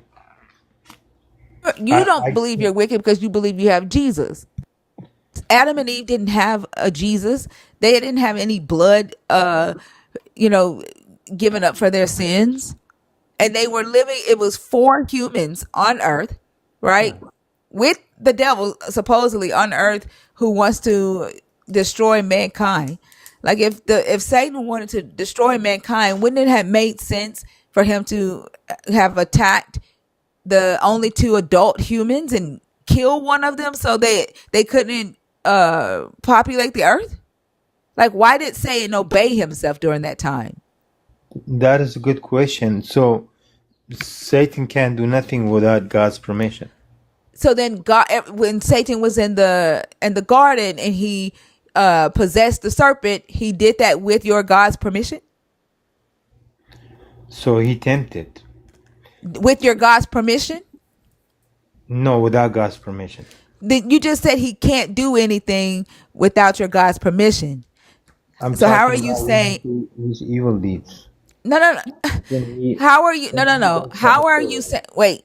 How are you saying that he can't do anything evil without your God's permission? But then in the garden, what he did in the garden, he did without your God's permission. Are you saying what Satan did in the garden was not evil? Satan is evil, period. So then what he did in the garden, he did with your God's permission? No, without God's permission. So he can do things without your God's permission then? So my point is, he cannot unalive somebody without God's permission. So he can't kill without your God's permission. What can he do without your God's permission? Corrupt the whole world. He can. What is corrupting the whole world? What is that? Yes, he did that. The What reason is that? What does that mean? what he did, Which is what? he corrupted the whole world How? What does that mean? Corrupting the whole world. for us to sin. So you're saying that he can get you to sin, but the only sin he cannot get you to do without your God's permission is kill? Yes, he cannot. Do you know the story of Job? Yeah. He says you can take everything from him, but you cannot take his soul. He didn't say anything about soul. He said life, but that's just one person. Why are you applying that to all of humanity? It's the same thing with all humanity. How do you know that? Where does it say that? How I know that? It's a God that take people's soul, and also Satan take people's soul. Satan is the god of this world, and he's the god of the grave. The Bible Okay, says. so let me ask this He's the question. god Okay, of the. hold on. Let me ask this question. So only God can kill, can allow a demon or a devil to kill a human. Is that correct? With Satan cannot kill a human without your God's permission. Is that correct? Right. Huh? Right. So when the people were sacrificing their children, they were doing that with your God's permission. They were doing it for themselves. God Did they have your God's permission to kill their kids? I'm talking about Satan. Now you're talking about Right. humans. So hold on. Who decides? Who was causing them to kill their kids? Were they influenced by your God or influenced by Satan? By Satan. Okay, so they were influenced by Satan to kill their kids to other gods, but Satan can't actually influence a human to kill another human unless your God gives him permission. So did your God give Satan permission to influence these humans to sacrifice their kids to other gods? It's not the God who was telling them to do that. God was against that. No, listen. But people of No. stubborn heart, they Listen. for themselves. No, stop. Listen. You said Satan can't influence a human to kill another human without permission from your God. Do you remember saying that? Right? Okay.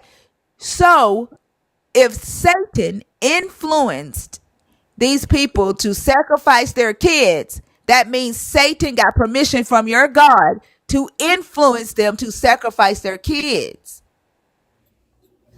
Okay, now you got me contradicting myself. Huh? But now you got me contradicting myself what I just say that, all right? So contradicting myself. Oh, you're contradicting. Yeah, well, how are you contradicting yourself? Unless you agree, God gave Satan permission to do that. It's not a contradict. You're not contradicting yourself if you agree that what you said is what you meant.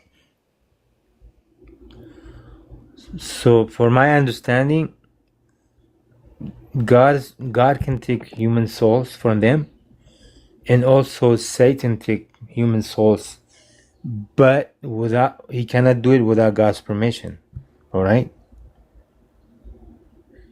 that's how I understand. Right. So your God gave Satan permission to influence these humans to sacrifice their kids. Is that correct? Yes, because all right, that's a good question. So Satan has authority on this earth to do stuff. If you don't have a hedge of protection from Yeshua, all right, that's gonna make you really mad right now because you don't believe in Wait, that. what's gonna make me mad? It's gonna make you mad if you don't have a hedge of protection. You are gone. Hold on. It's gonna make who Satan mad? can Me? look personally. Satan can take your soul today and tomorrow. Okay, cool. Hey, it's gonna make who mad? Me mad? Yeah, Satan. Why can would it take make your me soul mad? today. Because you have no hedge of protection. And what this hedge of protection is gonna do? Hedge of protection is the Holy Spirit. And what would that do? Satan cannot play with Holy Spirit. Yeah, I can play with the Holy Spirit if I want to. You can. You Okay. can blaspheme Holy Spirit, but you're I gonna do go it to every hell. day. I do it every Yes, day. you're gonna go to hell. But you Okay. you decided to go there. You signed a contract with Satan. Okay. Yes. Why would I be mad then? Huh? Why would I be mad then? I don't know. You curse God every day. So what's different Yeah. for you? But so it doesn't sound like I'm the one mad. It sounds like you're the one mad. No, But I'm I not think mad. you're mad I'm very because you sure. realize that I think you're mad because you realize that you had to admit that your God gave Satan permission to allow humans to sacrifice their kids to other gods, right? God And doesn't your God, allow that. hold on. All right. And your God gave Satan permission to allow the Israelites to sacrifice their Israelite children to other gods. No. Yeah, he did. Israelites sacrificed their kids to other gods. Was not God mad about it? It doesn't matter if he was mad about it. He gave Satan permission to influence them to do that. God gives you understanding. He gives you mind. I'm not asking about understanding. We're talking about Satan. We're talking about Satan right now. About us human. No. We're talking. No. Listen, we're talking about Satan right now. I'm not talking about understanding. Not talking about heaven and hell. None of that. We're talking about what your God gives Satan permission to do, and he gave Satan, according to you, he gave Satan permission to influence the Israelites to sacrifice their Israelite children to other gods. Not permission to do that. He gave Satan he gave Satan this earth right now. This earth is belong to Satan. I get that, but you said I get that, but you said Satan can't kill another person without your God's permission. He can't influence a human to kill another human without your God's permission. So when the Israelites were sacrificing their children to other gods, Satan was influencing them to do that, and your God gave Satan permission to influence them to do that. God did not give them permission. But he gave Satan permission to influence them to sacrifice their kids to other gods. That's what Satan is. But he can't do it without your God's permission, according to you. So he was just doing what your God allowed him to do. Good point. Now his judgment has not came yet. Why would he be judged for doing what your God? Why would he be judged for doing what your God wanted him to do? Do you know that Satan gonna be in lake of fire? Why, when he's doing what your God want him to do? His judgment has not came yet. Why? Why is he going to be judged if he did what your God wanted him to do? God doesn't. He can't do. Remember, Lost Sheep. Remember, he can't do anything unless your God give him permission. So if Satan is doing anything, it's because your God wanted him to do it. Not everything though. God gave you. But I'm talking about sacrificing other kids, killing humans. Like you do realize. Hold on, listen. You do realize. Hold on. You do realize. Going back to the time where Adam and Eve is outside of the garden, there is no death. There is no murder happening, right? Adam and Eve are raising their kids. Satan is on earth. And the murder that happens with Cain and Abel happens because your God allowed Satan to influence Cain to kill Abel. That decision came from your God, according to you. What is the definition of Satan? Why are we talking about that? What does that matter Because you to don't what like we're to talking talk about? about Satan. You just praise him all the time. Are you Satan is the deflecting because accuser. are you He is a deflecting right murderer now from because you can't beginning. answer? Like these attacks, these like ad hominems that you're trying to throw out, right? Like it's not gonna work. I don't. Satan belongs to you. This character is in your story. The character belongs to your God. The character belongs to your belief system. The character belongs to your hell. I don't subscribe to this. So all this stuff that you're throwing out, it does not faze me. But it doesn't matter though. Truth is What does it truth. matter? The truth is truth. You're gonna go to grave someday. Can We you all stop it? are. We all are. Yes, you Everybody cannot is. stop it. Right. Everybody's going to die. Even you. Yeah. Yes, of course. Okay. But my soul is not gonna die Okay. because I am striving to go to heaven. Okay. And What if does you it have don't to believe do? in What does heaven, that have that's to your do with what problem. we're talking? What does that have to do with what we're talking about right now? And the fact that your God gave Satan permission Because to everything influence is King. related to Hey, each other. Duh. hey. Maybe if you weren't so lost, right, you would be able to pay attention and participate in this conversation. What does any of that have to do with the fact that we are talking about your God giving Satan permission to influence Cain to kill Abel? And prior to that time, Adam and Eve are living on earth, raising their children with no murder. Murder happens because your God releases Satan. Does that make sense? I have the same question too. I was like, why God would let us come to this earth when the adversary is already there? Okay? What? Because before Adam, Satan was on earth, right? I think we already said that. Like Satan is on earth at this point, okay?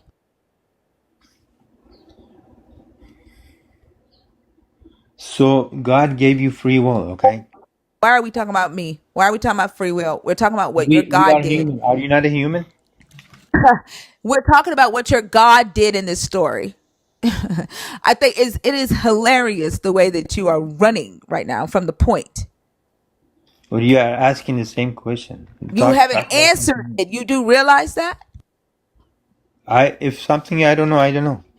Then why don't you say that instead of all of this? You're going to hell. You're going to die one day. Like, why? Just say you don't know. Like, you're doing exactly what believers do when they try to force their God on people. And a person says, I don't believe in your God. And then the very next statement is, Satan got you. Well, Satan don't got me. Right? Satan can't do anything according to you, unless your God tells him to. If anything, it's your God that's the problem. Just like when, Adam and Eve is raising their kids, they're living in peace, no murder, right? No wickedness until your God comes on the scene and he's like, I think I'm bored. Satan, go over there and incite Cain to kill Abel. Like your God is the problem. That story. I'm sorry. Do you think I'm What? happy with all this story? I'm not. Do I didn't ask if you were happy. What are you talking about? I'm not happy for people are suffering, for kids are suffering right now. People are angry. We're not talking about that. We're not talking about that. I'm talking about If you all over can't the engage government. with this conversation that we're talking about, I will take you down. Like we're not talking about that. I wanna ask you some questions. No, because you're not answering my questions. What is it?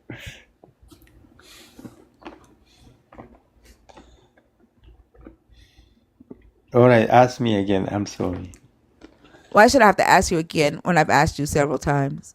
You know exactly what I'm talking about. Maybe I don't know. I don't know the answer then. I don't have answer for everything, but I read the book and I know that I have Holy Spirit. All right, I'm gonna take you down. Okay. You have a good Also, one. did you have I something love for him? and Or respect you still. all right, have a good day. You too. Thank you. Them them motherfucking threats, boy. I swear. You're gonna go to hell. This hell belongs to you, friend. This is your story, not mine. Oh, I'm sorry, I didn't mean to bring you back up.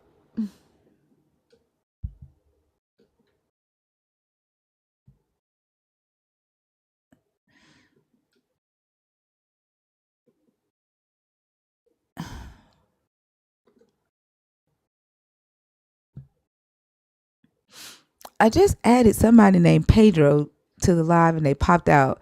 And I got a feeling they just gonna pop up somewhere on the live in just a second.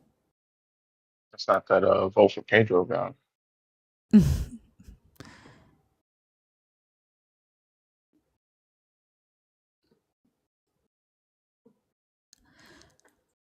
Lover of the East.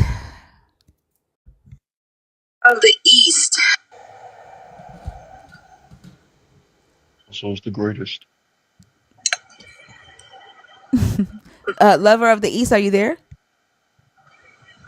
Yes. Can you hear me? Yes. How are you? How are you? I'm good.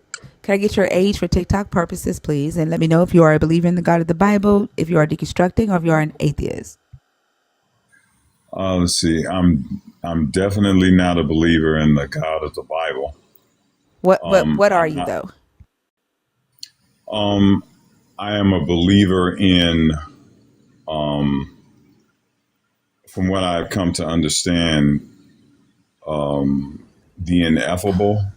I call him the ineffable Okay. forefather, the one, the source Okay. of from which all everything that is created comes Okay. from.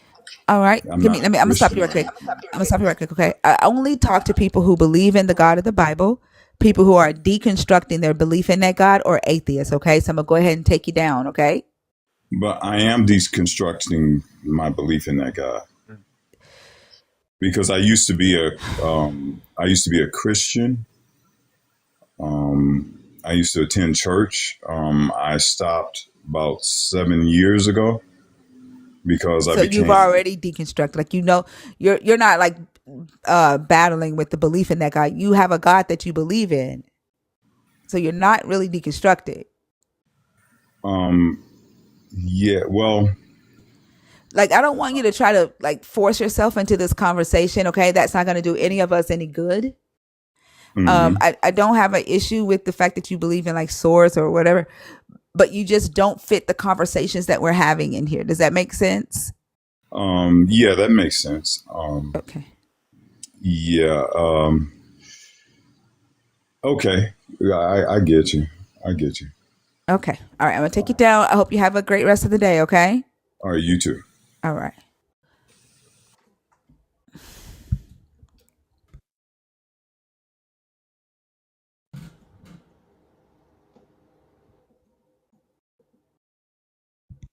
To the nerds that are in the box, please remember I want to make sure that I don't miss you. If you're in there on purpose, please comment and say on purpose so that I don't skip you, okay? Joseph L. Hey, Hi, how are you? I'm good, thanks. Yourself? Can you talk up a little bit for me? Yeah, sorry. Yeah, I'm good, thanks. Can you hear me properly? Yes. Yeah, my How old are wait. you, please? 30. Okay. And are you a believer in the God of the Bible, deconstructing, or an atheist? Oh, what are you? I'm a Christian. Is that fit the good Okay. description? Yep. Do you subscribe to the original sin, fall of man, spiritual death concept? The doctrine of the spiritual death and the original sin. Do I? Can you rephrase the question? Sure. Do you believe in that the original sin happened in the garden? That's when man fell from grace. Humanity became inherently sinful. Adam and Eve had a spiritual death and they got kicked out of the garden, and Satan was on earth. Oh, yeah. You can't be Christian if you can't believe those things, because that construct Christianity right from the beginning. So Okay. yes.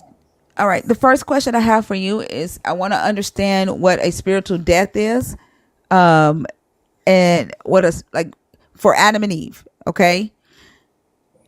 They're in the Okay. garden, and they have the spiritual death. In order for them to have a spiritual death, they had to have a spiritual life. Would you agree? They gotta have a spirit. Well, we gotta explain what spiritual death in order No, first I to. need to explain what a spiritual life is. Like if Okay. something died, I need to understand what it was before it died. Like what was the spiritual life before it had the spiritual death? Can you explain that for me? Okay. I think the explanation of the Bible in that story is God created Adam and Eve in that garden and gave him the command not to eat the fruit, the tree. And I think the story of the meaning of spiritual death in that story is when you eat that Hold on. tree. Hold on. You're still talking about the death. I need to understand the spiritual life. How was the Or the spirit spiritual. alive before it Yes. died? Okay. Yes. So the spiritual life is living in the spirit, like keeping the commandments, like holy. There we go. That we know that God of the Bible is holy because we continue reading the stories from that time of Adam right to the time of Abraham. He chose the holy people, not the perfect No. people, Why but are we talking about Abraham and all of that? The Abraham and them are not on the earth at this time. We're talking about yeah, Adam and Eve. yeah, Okay. yeah. And at that time, So there were no commandments. There was only one commandment, and that was don't eat from the tree, and they didn't keep that. So I need to understand how were they, a spiritual okay, life meant what for Adam and Eve? yes, For Adam and Eve. uh, Okay. yes. Well, that's I think that's what we're trying to understand, and you're absolutely right because the Ten Commandment didn't give it to Adam and his descendants. It come way later to the time of Moses. But you read the Genesis 1, there's a God created the heaven and the earth on the 6th and then rested on the 7th, which is the 7th-day commandment. And the story of Abel and Cain that mention that Cain killed Abel. Wait, It, we it are echo, no. it Why are you echoes. talking about Cain killing Abel? I'm trying to find out what spiritual life meant for Adam and Eve before they had a spiritual death. What is a Yes. spiritual life? Well, that's what I'm trying to explain Cain and Abel don't because, have anything to do with that. They were not alive then.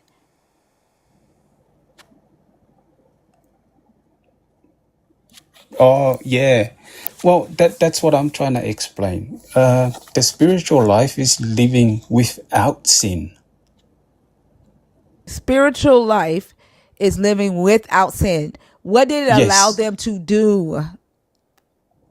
What did the spiritual life allow them to do? Yeah, not to sin. That's But what they did allows them. sin. They had spiritual life and they sinned. Yes. So it doesn't allow you not to sin.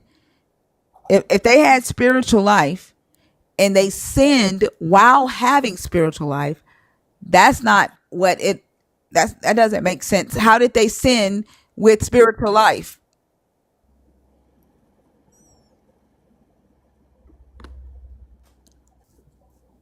How would they sin with spiritual life? Yeah, if spiritual life keeps you from sinning, how did they sin while they had spiritual life? No, the spiritual life requires you not to sin. I didn't ask about the requirements. Whew. Okay. I have life, right? I have physical Okay. life. Hold on, All right. All right. hold on, Joseph. Hold on.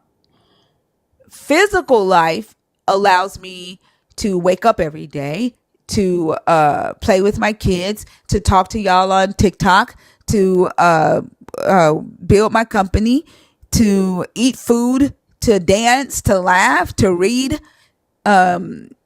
It allows me to watch TV, right? Life allows me to experience life and move about on the earth. I can breathe, I can cry, right? That's what life allows me to do. Physical life. What does spiritual life allow Adam and Eve to do? Okay. Well, I was trying to explain it to you, but I don't think you was You didn't explain it. satisfied You with. explained the requirements of physical life. I'm asking the utility of it. That's a good question. Well, I don't think it explains it in the Bible. That's what I'm trying to get to. Spiritual death isn't in the Bible either, yet y'all assert Yeah. that Adam and Eve had a spiritual death. Okay, that's what I'm trying to get to. I think that's how we interpret it, but I think you get your own definition of it, which is I'm trying to I get to. gave a definition If of you, it. yeah, if What you're trying to definition did point I me give to you? What definition did I give you of it? or the spiritual life, What definition did I give of spiritual life? you just explain the spirit. I mean the physical life, and you That get doesn't mean that I gave a definition of spiritual life by me explaining physical life. yeah. Well, let me ask you that No, then. Where no, in the Bible that says no. spiritual life and spiritual death? Because you can't I'm find it. literally y'all are the one who believe that they had a spiritual death. That's your belief. All right, can you mention where in the Bible that says that? It doesn't. That's your Okay. belief that this is your doctrine. Yes, Y'all but we're believe trying that. to explain it to you. Right. So explain it. If they had a spiritual death, that means they had a spiritual life. The spiritual Because, life died. What is the spiritual life?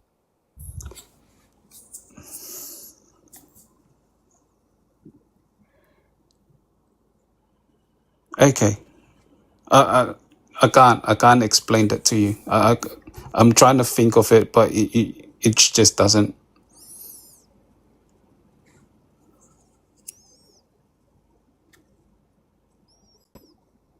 What? Did you say you explained it? No, I'm trying to explain it in a way that Christianity believe. A spiritual death is absence from keeping the God commandments. That's what spiritual life is.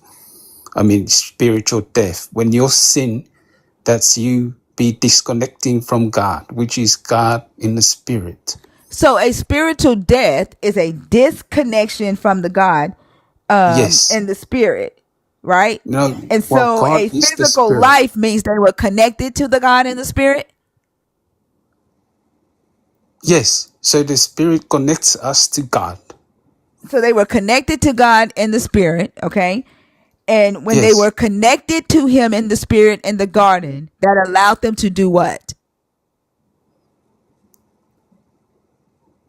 Well, allows them to live in the spirit, not to sin.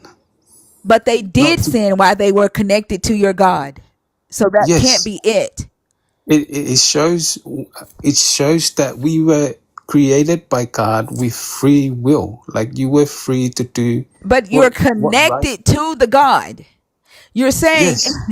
listen to the words that you're saying, okay? Yeah. Listen to the words that you're saying to me. To be spiritually connected to God means that you don't sin, right?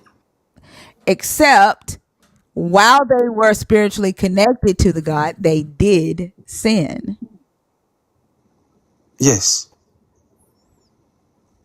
It's a So free then will. that can't be what the spiritual connection does. If you're saying, if I were, let's say there was a store called Spiritual Connection, and I go to the store and I say, hey, I need something that's going to prevent me from sinning. And they say, here's a God cord, right? And I connect to the God cord, that I should be able to trust that that God cord is going to prevent me from sinning, that God cord is going to work. But if I still sin while I'm connected to this God cord, then the connection did not work. That's a very good example. Yes. I think when you say that, the babies in the womb just come straight in the back of my head. Like, the baby and the mother connected on that umbilical cord. Sort of the same as what you were explaining. But yes, that is exactly what it is. So the spiritual connection to your God didn't work. And then they had a spiritual disconnection, which doesn't matter anyway because the connection never worked in the first place.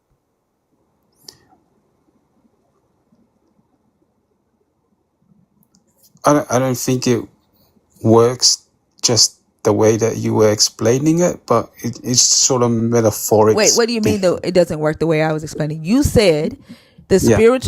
spiritual life means that you Yeah. are spiritually connected to your God, which Yes. means that you can't sin.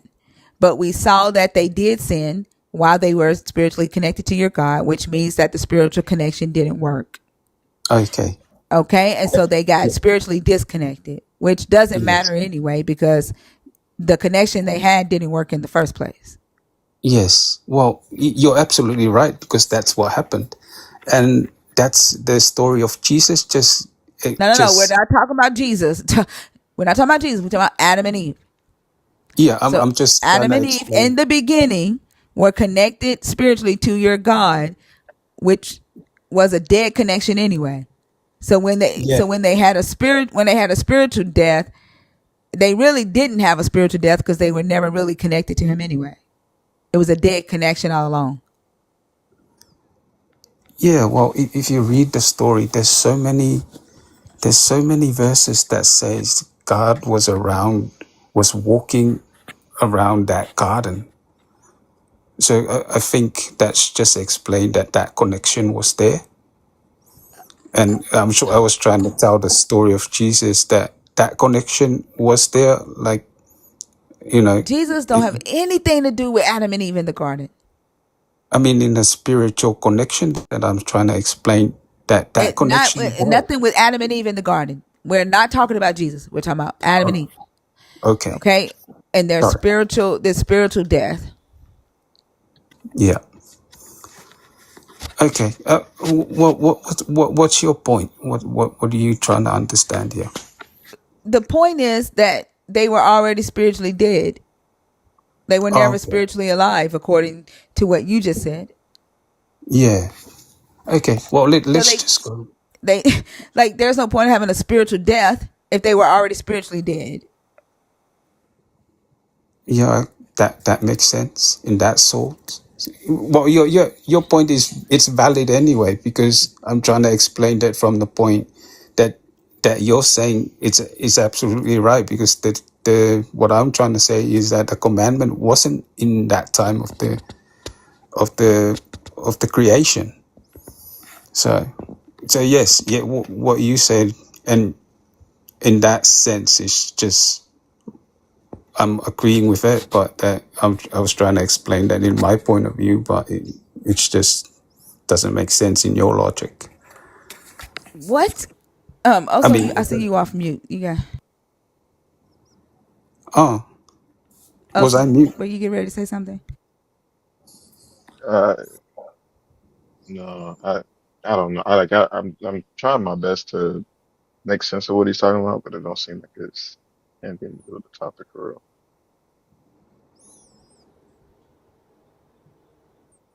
Like the fact that you are agreeing that your God created Adam and Eve spiritually dead, and then saying that Jesus had to come to redeem them from the spiritual death. Like your God created them spiritually dead, according to you. Yeah. Well, this is the beginning of creation. So Why would he create spiritually dead humans and then punish them for being spiritually dead? I don't think was. All right. Let me give you an example. I think me having a kid I have no idea that kid won't listen to me when he grew up. No, And you that said was that they were You're spiritual. not You said that omniscient, he though. created them spiritually dead. yes, like it's a first of creation. So he made it out of dust. So if we say the spiritual death, it does not explain in Genesis that the spirit and all the spirit and that comes way later in the Bible. And here we see Adam and Eve Adam created from dust, which is material things. Did they have a spirit or not to die? Did they have a spirit to die or not? I don't think so. So Adam and Eve didn't have a spiritual death in the garden. Absolutely, I don't think so. Okay, so when your God told them that if they Yeah. ate from the tree, they would die the same day, he meant that they would have a physical death, not a spiritual death. Yes, that's what the Bible is saying. So why have we been spending the last 15 minutes talking about a belief that you hold that they had a spiritual death in the garden? Because that's an explanation that comes way later. No, in the time of Jesus. no. It doesn't matter when the explanation comes, right?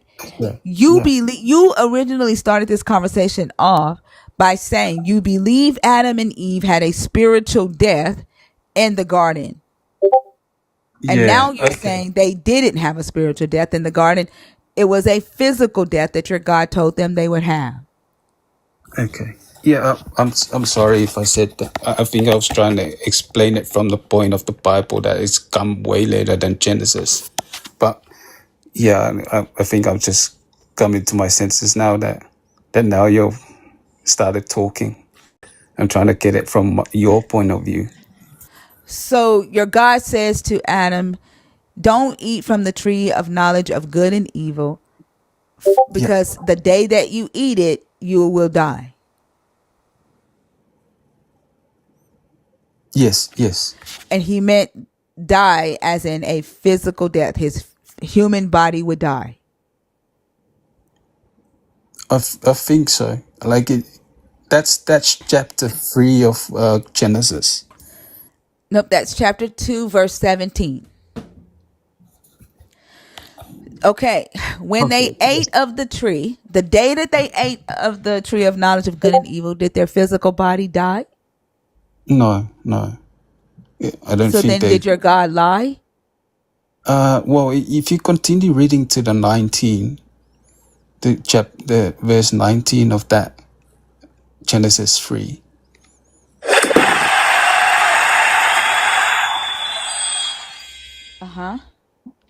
It does say that he created it out of dust, and then he thus shall return into dust. Did you hear my question? Yeah. The day that they ate of the tree. Yeah, they didn't die on that. But So there did you your go. God lie? Well, in your point of view. No, I'm asking you. You just agreed that he told them that their physical body would die the day they ate the tree. They did not die the day they ate the tree. So did he lie? Let me find a verse that I don't think he said the day. Okay, he did say the day. The 12th, He isn't says, it? but of the tree of the knowledge of good and evil you shall not eat. For in the day Yeah. that you eat of it, you shall die. Let's look at a more modern translation. Let's see.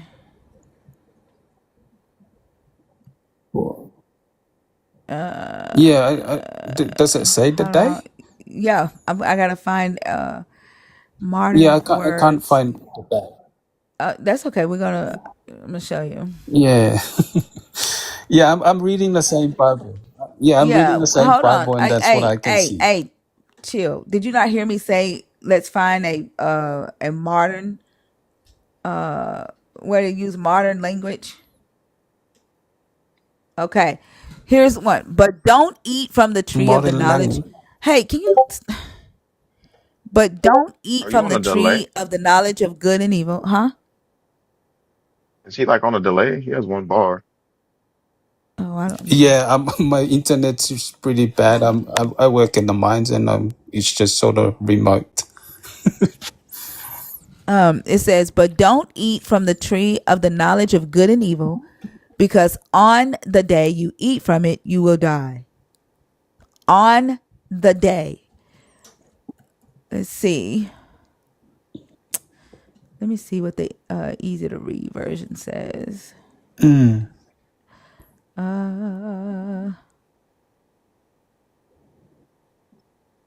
The easy to read, but you Oh, must yeah, not yeah, it eat does from say the the day. tree that Yeah, gives knowledge about good and evil. If you eat from that's a that tree 14. on that day, you will certainly die. There's one that says the same day. I can't remember which translation says the same day.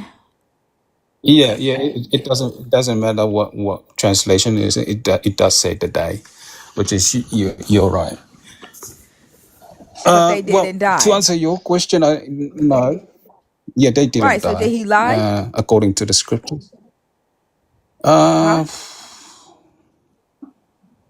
I would I wouldn't say he lied, because that wouldn't that would contradict with the law. What Oh, law? it doesn't say. No, you said it would contradict with The the Lord law. What don't. what law is it going to contradict? The 10 Commandments. What what does Thou that have shalt to do not with your lie, God? The Ten Commandments don't because say thou that's shalt not God's lie. law. The Ten Commandments doesn't say thou Yes. shalt not lie. What does it say? What It Let me says verse go does not it to to. it. say, "Thou shalt not lie" in the Ten Commandments? What verse is that? So Exodus 20.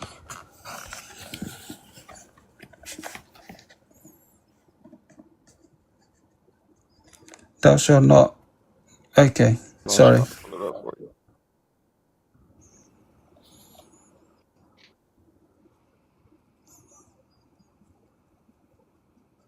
And what verse is it?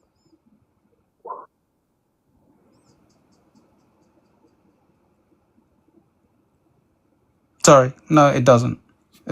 It's just false witness.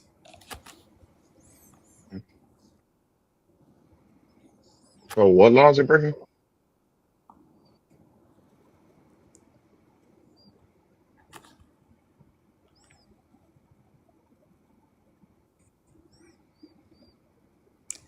You there? Can you hear me?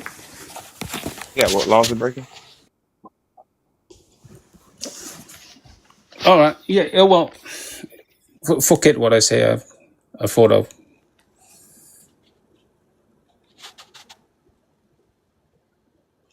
So did your God lie?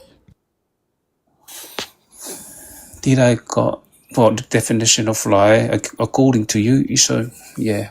Okay. According to Sure. me? I'll keep that too. What is the definition of a lie? All right. Whose law is it? What law?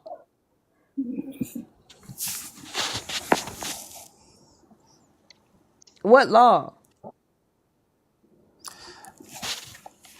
The law that thou shalt not kill and thou shalt not steal. Why are we talking All about that. the law? What you're trying to accuse that I'm God of. accusing him. I asked, did he say you will die the day you eat it? Did he say those words? Yes. Did that happen? No. Did he lie? Okay. Okay, what? Okay. Whatever you say, I don't agree. But okay, let's You just don't. go with agree. I didn't What? say anything. I'm. I'm asking you a question, and what is it that you don't agree with? What don't you agree with?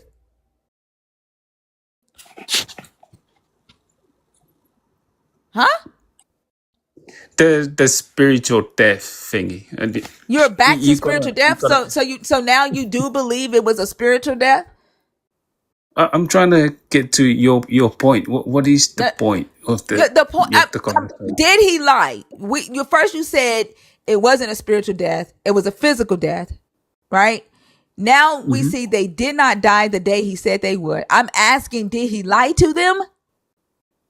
Well, they did die later on in their He life, but said they not. would die. Did he say you will die someday? Yeah, He said like someday. What? I mean, they did. They both died in No, life, no. like Did physical he death. say no? Did he say that you will die one day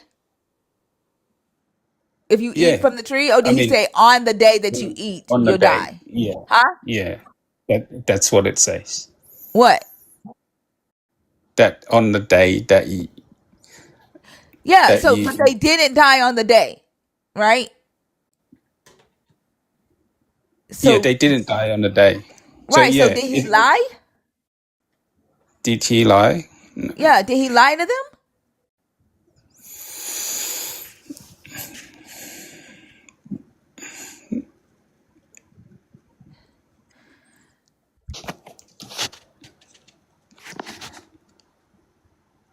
Okay. Yes. All right. Sure. Why was it so hard for you to say yes? He lied. I'm trying to understand from your point of view, but yeah. Okay. What do you mean from my point of view? Why are you trying to understand from my point of view if I'm asking you from your point of view? Okay. Yeah, by the definition of lying, so yes, But why couldn't you say yep, he lied? because we're trying the the God that you're trying to accuse What am I trying that to he's accuse him of? of lying. I'm trying to accuse him of lying instead of just talking about the fact that the story says he did lie. The story says he lied. I'm trying to accuse him. And the fact that you are saying that I'm trying to accuse means that you still, and somehow, even though you've verified the definition of a lie, you've verified that he told them they would physically die on the day they eat of it. You have verified that they did not physically die on the day they ate of it. And you are saying that I'm trying to accuse him of lying. How are you putting the blame on me and not just accepting the fact that your God told a lie? How am I the problem? I didn't say you're the problem. You said I'm trying to Sorry. accuse your God of lying. Okay. Sorry that I say that. Why are you apologizing? You did it That because you would rather that I be the problem than your God. Despite the fact that you have confirmed that your God did all these things. And you would rather make me the wrong one, right? Than your God. You would rather see the evil in me than your God. that That's a whole ass problem. That's exactly what happens with this belief system and the world. Right? When we talk about how these pastors are out here preaching the incorrect shit so that they can convince people to let them have power over them. Right? How they're out here convincing people to give them all their money, and then the moment we say something, we're the problem and not the person that's doing the evil thing. The people out here essaying children in your Jesus' name, we're the problem for calling it out, right? And not the people that's doing it. The moment we say, oh, they enslaved people because your God in this book says that slavery is okay. We're the problem and not the fact that your God in this book said slavery is okay. Like you just did to me, right? What believers have done to each other and to other people outside of their belief system for centuries. blaming humans for the shit that those in power have done and have agreed to take the blame for. I'm not taking the blame for the shit this book says your God did, and I'm not taking the blame for your inability to acknowledge and call it what it is. You're not making me out to be the fucking evil one here. Sorry. Sorry if I make you feel that way. There is no if you make, it's what you did. Okay. For that, I'm so sorry. Tell me what you did. Tell me what you're apologizing for. For trying, what exactly what you just said, trying to accuse you No, of say it. So I trying to. know that you're genuinely apologizing. Like, I want to know what it is that you're apologizing for. What did you do? Well, from my belief, the God that we are talking about, the God of the Bible, created me and you. So therefore, we should be thankful for that. So that's what I That's was why you're trying to defend. apologizing? No, that's That's what what I you was did? trying to That's what you did? defend. That's what I was trying to defend. No, what are you apologizing to me for? For making you feel like you're doing the wrong thing and I'm doing the right thing. What? What? Like, I was accusing you of lying. Like,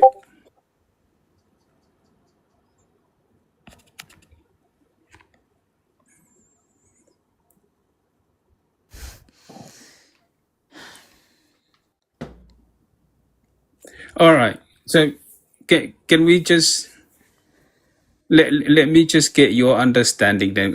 Well, now you know I'm a Christian. What do you believe? No, for what? I don't owe you that. I don't owe you that information.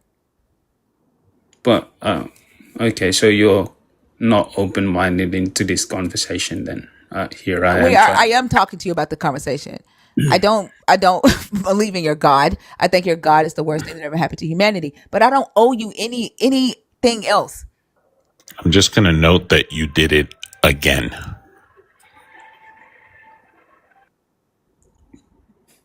Did what again? Exactly what you were kind of ham-fistedly apologizing for 45 seconds ago.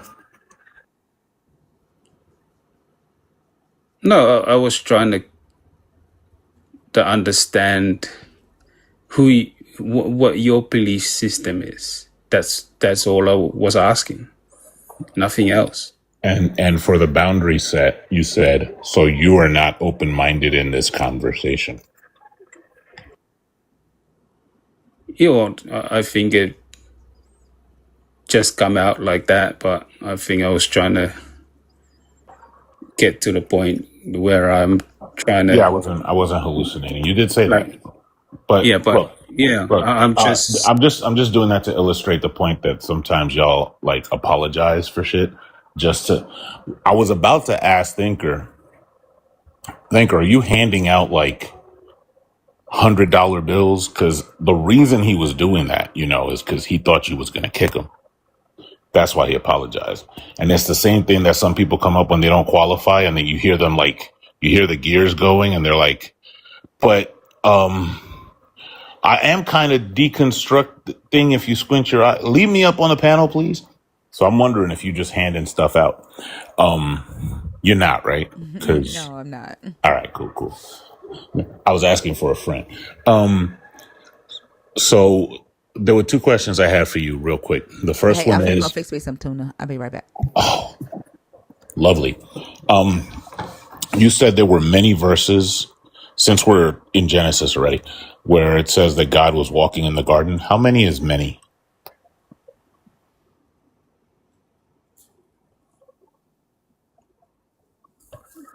I think one is a single, and then two will be many. So how many were there that say he was walking in the garden? I think the story of Enoch. I'm talking about in Genesis when it's talking about here in Genesis 2 and 3. How many verses are there that say he's walking in the garden? Oh, yeah. Well, the story of Enoch is still on Genesis, not on 1-2, but later on Genesis, when the genealogies come in. So in Genesis 5. I'm not too sure. I have to come up with it. But what is your point? No, I'm asking how many. My point. Why do you keep doing that? Do you think I need help?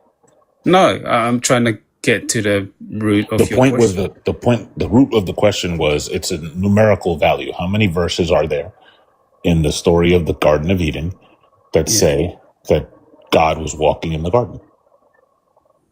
Yeah, that's what I'm saying. I think that's in the top of my head. I can come up with the story of Enoch, that God was There's walking with Enoch. there's one in Genesis 3, and where's the other one? I Enoch think wasn't that, in the garden, right? yeah, but in the story of Genesis, yeah. I mean, in the book of Genesis. Okay, so the only time is in Genesis 3, right? I think so. Okay, cool. So that's one. Yeah. And then the other one, this one confused the heck out of me because Thinker went through it. It was God said in the same day that you eat of the fruit, you will unalive. Yeah. Then they ate the fruit and they did not unalive the same day. And then you were asked, is that a lie? And then you said, according to a definition of a lie. I don't know what that means. Like, I don't know what that added to the sentence as opposed to just saying yes.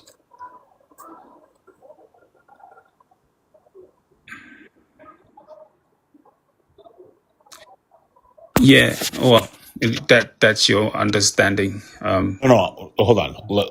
It's your understanding too, right? Like if I told you that I mopped the floor and then you came in and you saw that I did not mop the floor, I lied, right?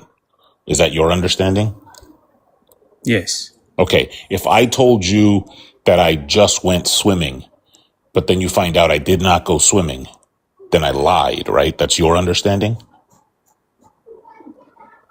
Yes. Okay. So if I tell you, hey, if you do this, this will happen, and then this does not happen, I lied, right? That's your understanding, right? Correct. Okay.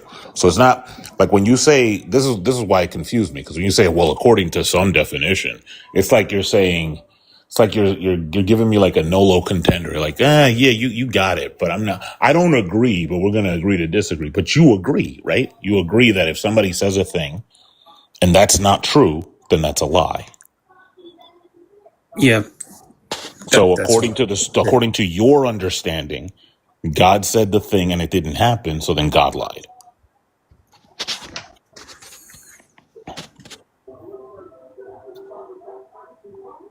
I should have had a stopwatch in my hand. Did was that last question confusing? I'll ask it again. According to your understanding, take me out of the equation. A meteor just hit me in the face. This is actually a remnant, like in Avengers Endgame. According to your understanding, God Yeah. said the thing about the in the same day. That same day thing didn't happen, so God lied. Yes? Well, the God of the Bible, that would include on that end of that chapter, if that happened, right? I don't know what that sentence meant. Well, I'm just wondering if did he lie or no or no. so so I'll say no. Okay. So God said this will happen. Then Yeah. this thing did not happen, but that's not a lie. Well, that's what I was trying to explain. If that was very important in the story, it should be in that story, though. But it doesn't. What do you mean? I mean, if the lying part, that part that you just explained. Did Adam and Eve sin? Well, explain sin. No. No. Explain sin then. Explain lies. Did Adam and Eve sin? Listen, Well, you're laughing, but you don't even realize what you just did. For lies, you don't need an explanation. It has to say it, right? So now I'm asking you, did it sin? And all of a sudden now we got to have a conversation about what sin is. We went down the list. Is it important to note that Adam and Eve sinned, or is that like a side piece? That's a big part of the story, right? But you're now realizing that Genesis 2 and 3 do not say that Adam and Eve sinned, right? they did. But you got to But it doesn't understand say what that. sin meant. Okay, hold on. What makes you think they sinned? Because that's what sin is. Okay, that's What? why I think God lied, because that's what lies are. Well, it doesn't sound like you understand the meaning of sin in the Bible. Hold on. Are you tracking what I'm doing here? Yes. Okay, sin is lawlessness. There was no law, so there was no sin. How about that? Well, Okay, correct. good. That's the So I perfect. understand what sin is? Do I understand what sin is or no? Is Yes. sin lawlessness? Yes. Okay, great. But I'm going to grant you that they sinned. I don't even care about that. I'm just giving you the same principle that you're giving to lying, because you want the story to say that God lied, right? Well, that's what you want. The No, Bible I doesn't don't say want that. that. Look, hold on. According to the definition of a lie, the one that I have and the Yes. one that you have, right? Yes. Yes. The story is indicating a lie was told by God. In your No. understanding. Did God say in the day that you eat the fruit, you will die? Did he say that?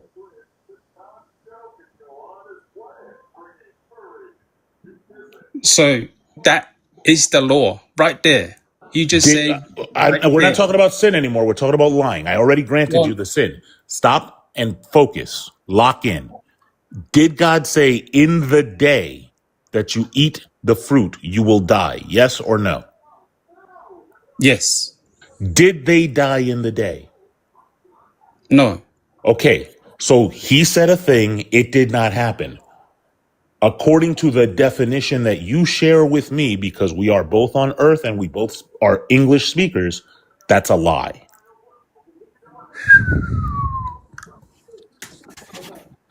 The whistle, I'm assuming you're indicating with the whistle that I'm far off base. Please tell me how I'm far off base based on your understanding of what a lie is. He's back Well, to this. He's back to saying that. Oh, I no, brought it back to this because I I just didn't. wanted to Yeah, know he's what he correct. meant by our definition, because that's what he said. I'm saying, like, so he's back to denying that the God lied. Wow. Because here's the thing. He said, according to our understanding. I want to know what it is according to his understanding. Because if I gave him a whole bunch of examples of me lying, and the answer was super fast. Yes, yes, yes, yes, yes. But then I got to the God, and it's like, well, according to I don't care about my understanding. I want your understanding. So to recap, the God said the thing did not happen, and you're saying it's not a lie. And when I say it is, you whistle like if I'm nuts or something. So Stoic spirit. Hold on for a second, Jeff. I'm sorry. no, Stoic spirit. When the Satan says to Adam and Eve, God knows in the day that you eat of it, your eyes will be open and you will be like God, knowing good and evil. I want you to think really hard, Stoic. Was Adam and Eve's eyes open in the day they ate of the tree? Or were their eyes open 930 years later? Because one day is like 1,000 years and 1,000 years is like one day. he said it's very basic. On the day that you eat of it, you will no longer have no death. Because that's what it says, right? No, that's not what it says. I'm adding stuff. The projection is insane. But yeah, so Joseph, tell me how I have a misunderstanding or how we disagree on what a lie is. Well, you just explained perfectly what a lie is. What I was trying to explain is what sin is. I And agree that with you on the sin. I was using that as an example. I want you to stop getting distracted. like a puppy. I'm granting you that they sinned. I don't fully agree because that wasn't a law, but I'm just going to grant it for the sake of argument. Forget about the sin. You win on the sin. High five you. We're now talking about lying. The question on the table is, according to your definition of a lie, did God lie? No, I'm not giving that to you. I don't want you to give me anything. This is something you're giving to yourself because you're not lying to me. You're lying to yourself. What is according to the definition of a lie that you and I went through, how does this not qualify as a lie? Well, they did not die on that day, but they die physically later on. 980 years later. I don't care about Yes, that. and we see that all through. He said, in the day, you He will actually die. said You on agreed that to that. day. Be on Yeah. that day. Yes. Yeah, And that didn't happen. Yeah, it didn't happen. We see that all throughout the Bible. If it didn't happen, then he lied. If he did lie, it will be included on that story. That's my point. What the fuck do you mean it'll be included on the story? It is included on the story. It says he said a thing. The thing didn't happen. That's inclusion. Okay. Wait, sure. when you say, hold on, Joseph. I just want to make clear so we don't have to go through this again. Yeah. When you say if he lied, it would be included in the story, do you mean that the words he lied? No. Like, if he did lie, that will be a main details of that story, right? How would they include it as a main detail of the story? Well, you just said telling a lie is telling something that it didn't happen. Correct. Yes. It is in it. It doesn't Satan say that's not true. It doesn't Satan tell them that the God is lying? Huh? Doesn't the serpent say?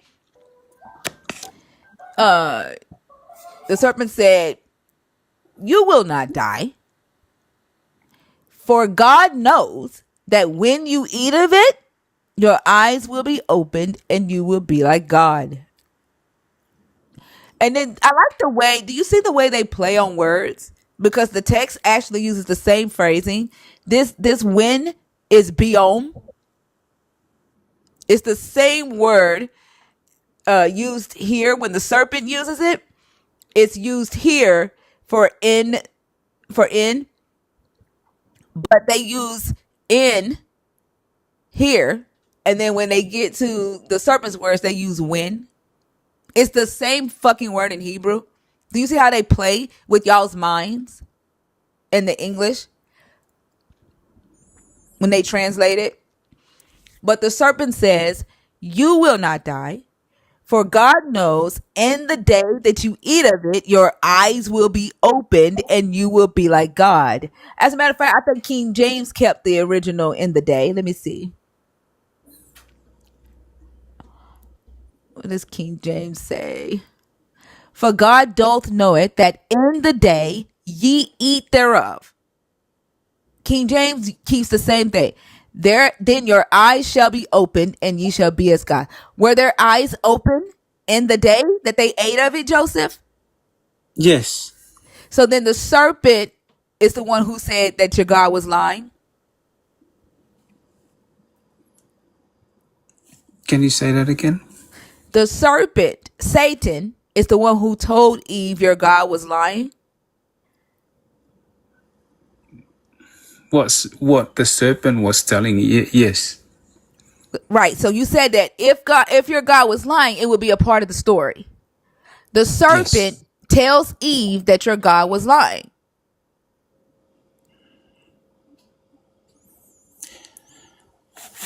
Okay.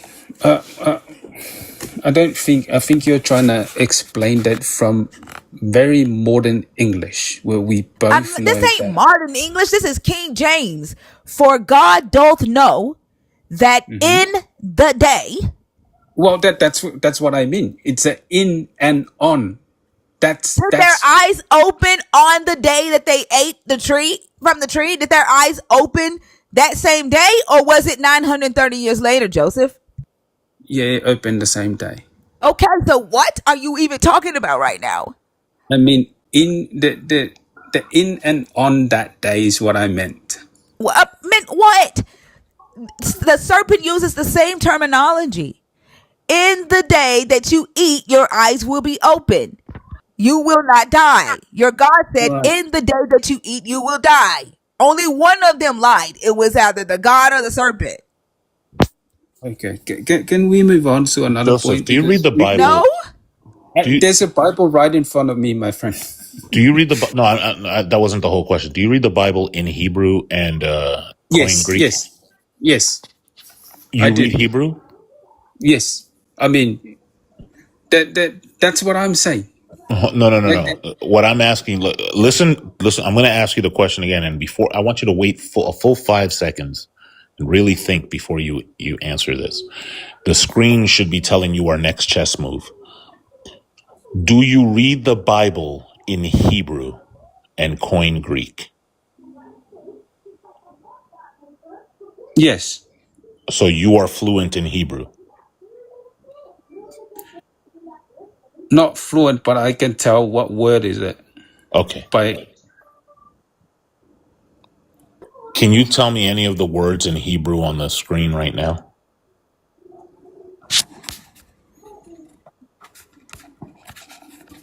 I'm really rooting for you, though. you saying you want me to read in Hebrew. Yes. Oh no, I can't. Do you read Hebrew? I think I can like what I meant is that I have the Bible that say the same thing that got the Hebrew. I Oh understand. my gosh, What you Like just it language do looks you lied. like read the Bible in, Joseph? what's But that? also, did you just lie, Joseph? This is crazy because I don't read Hebrew. But do you? What language do you read the Bible in? I got the Bible that is got it's just the format is just like what you got on the screen. You said you read in Hebrew and Greek though.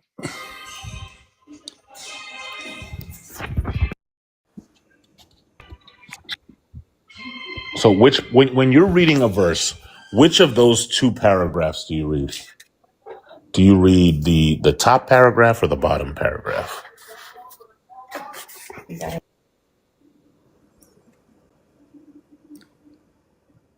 Do I read the Hebrew language you read it from right to left, like it's opposite to what we read in That's it. Yeah. great. What's this phrase right here? As a matter of fact, just point out the word for in the day. Which word here is in the day?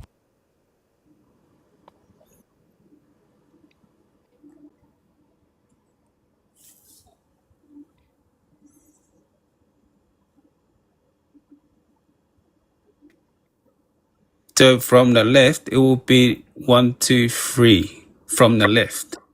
Not Hold on. I One, mean, two, there's three. no This the word tove. third. I mean, second, third, fourth from the left. Fourth. This I can't see your either. right here. This. If I count 1, 2, 3, 4. You talking about this word right here? Yeah. Yara, vara. You think this word is in the day? Yes. 'Who 100% said positive. that? Who said this doesn't say tove? That this word doesn't say tove? This word is literally tove. The fuck? And this word is vara. That's evil. This is good and this is evil. This is do not, right? This is to call I don't know this one. To call, I think any this right here, this word here is in the day. Beyond. This right here. This word that's beyond.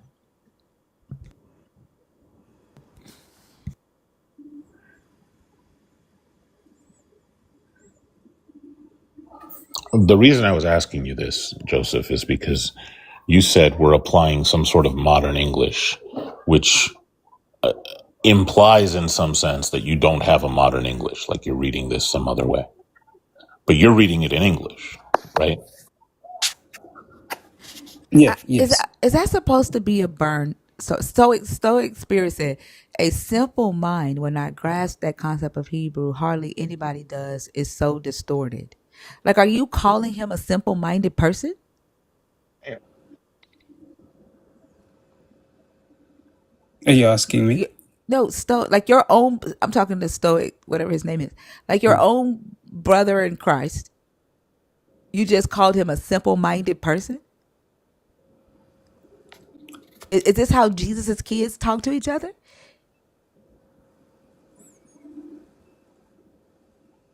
Are you You have to talking have about? a truly you have to truly be a scholar in Hebrew. No sentences have commas or period. Oh my fuck! So you're the simple mind. Never mind. You're talking about yourself. You weren't talking about Joseph. You're talking about yourself. Never mind. Go ahead, Jeff and Joseph. I can't hear Stoic. But, No. I was talking to Stoic. You keep talking to Jeff. okay. No, what I was saying, if God was lying, that would be an important part of that story. It is an important part of that story. The serpent says your God lied. Okay. It is an important part of that story. But why do you have an issue with your God lying? He doesn't. He'll tell you that he lies. Y'all are the only ones who, because Christianity has told you that your God can't lie, because Balaam says that your God is a man that he shall not lie. That's a human saying that, right? Y'all take that. Your preachers tell you God can't lie. It's against his nature. But in Ezekiel 14, he tells you, I will hop in the body of a prophet and lie in a second. I will make that prophet say a false prophecy in a second, and then I'll kill that prophet after I do it. He doesn't have a problem lying. Okay. And you up here turning yourself into a whole ass liar to Well, defend your God, who is a liar, who will say that he lies. yeah, I can give you that. I do lie. That is my nature as a human being. But Jesus was not a liar. Who is talking about Jesus? We're talking about the God in the Old Testament. Well, And Jesus Christianity. lied about a lot.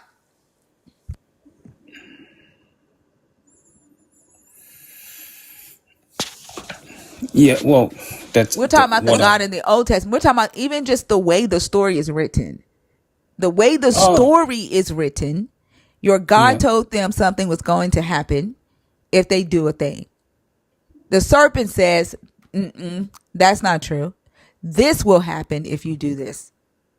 What the serpent said would happen is in fact what happened. What the God said would happen is in fact not what happened.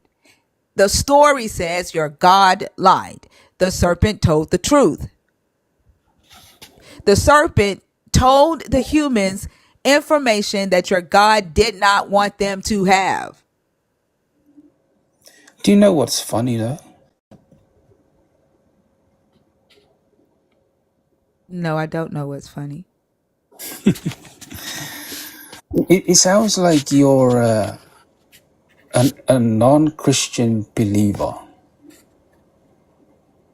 Okay, Am I okay. am I right? No. So you do believe in the Bible then? Listen to the words that you just said. Yeah. Non-Christian believer. The Yes. answer is no. I'm a Oh. non-Christian non-believer.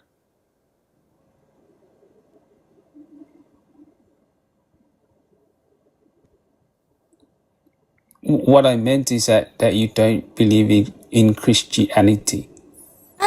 Christianity isn't something to believe in. Christianity is a religion that has a belief in a God. Christianity isn't something to believe in.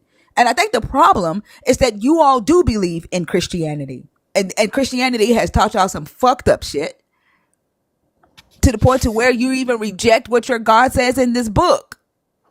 Your God's fucked up too, but Christianity is just as fucked up. But y'all have a belief in Christianity.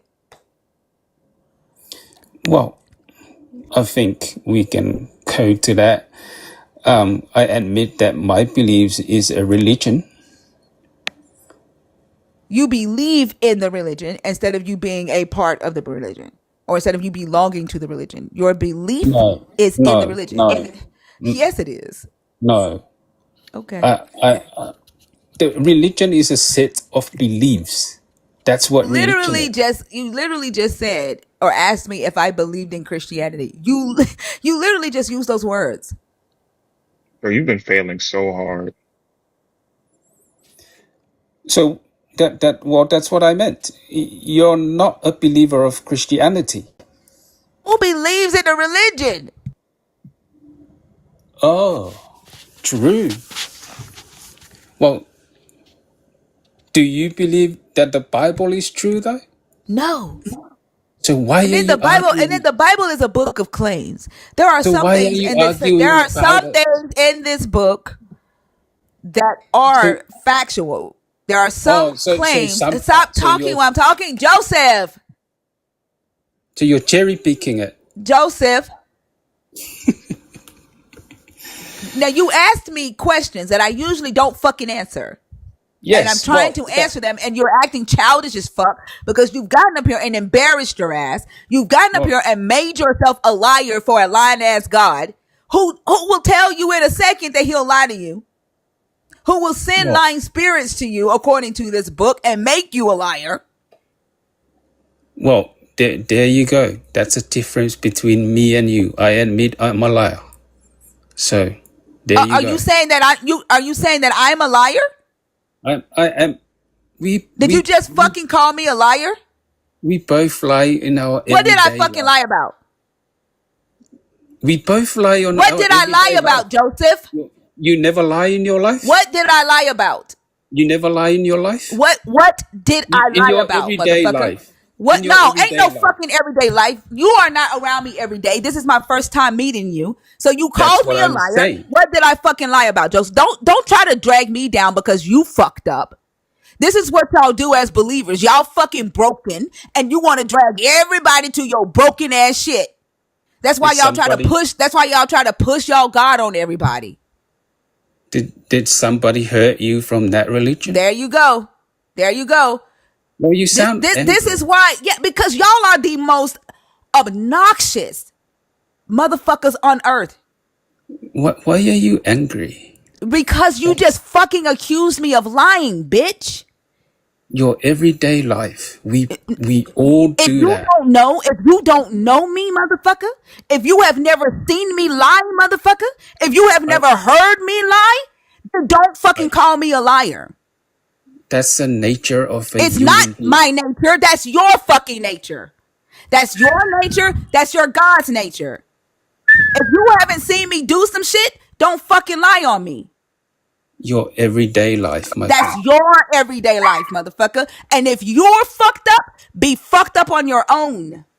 At Stop trying to least I drag can. everybody into your bullshit. Stop trying to At drag least everybody into your brokenness. at Be broke least we by your can. own motherfucking self. At least we can admit that we are liars. No, Why you are you admit trying to that you're do? a liar. You Why are admit you that trying you to do the are a truth liar. Admit social? that you're a liar. Admit that you're weak. Admit that you can't stand on your own motherfucking own. When you You're fuck up, you don't have it in you to say, I fucked up. I'm a fucked up individual. You don't even have it in you to fix your shit. You don't even know how to take accountability. You motherfuckers are the reason that the earth is the way that it is. You weak-minded motherfuckers. It takes a strong motherfucker to say, I fucked up and then fix that shit. But you can't do that. You don't have, you want to make sure nobody else has. because you don't have it.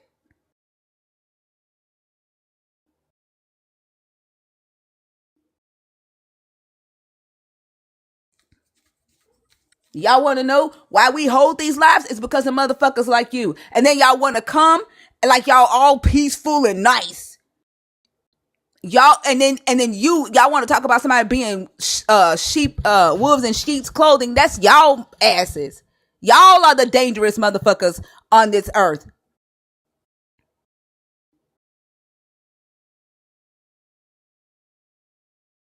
Y'all the one causing hurt. Y'all the one causing violence. Excusing it. Advocating for it. Lying for it. And then calling it good. And then trying to make somebody feel guilty for calling the shit what it is. You make the fucking victim the damn villain. While you praise the fucking villain, bitch.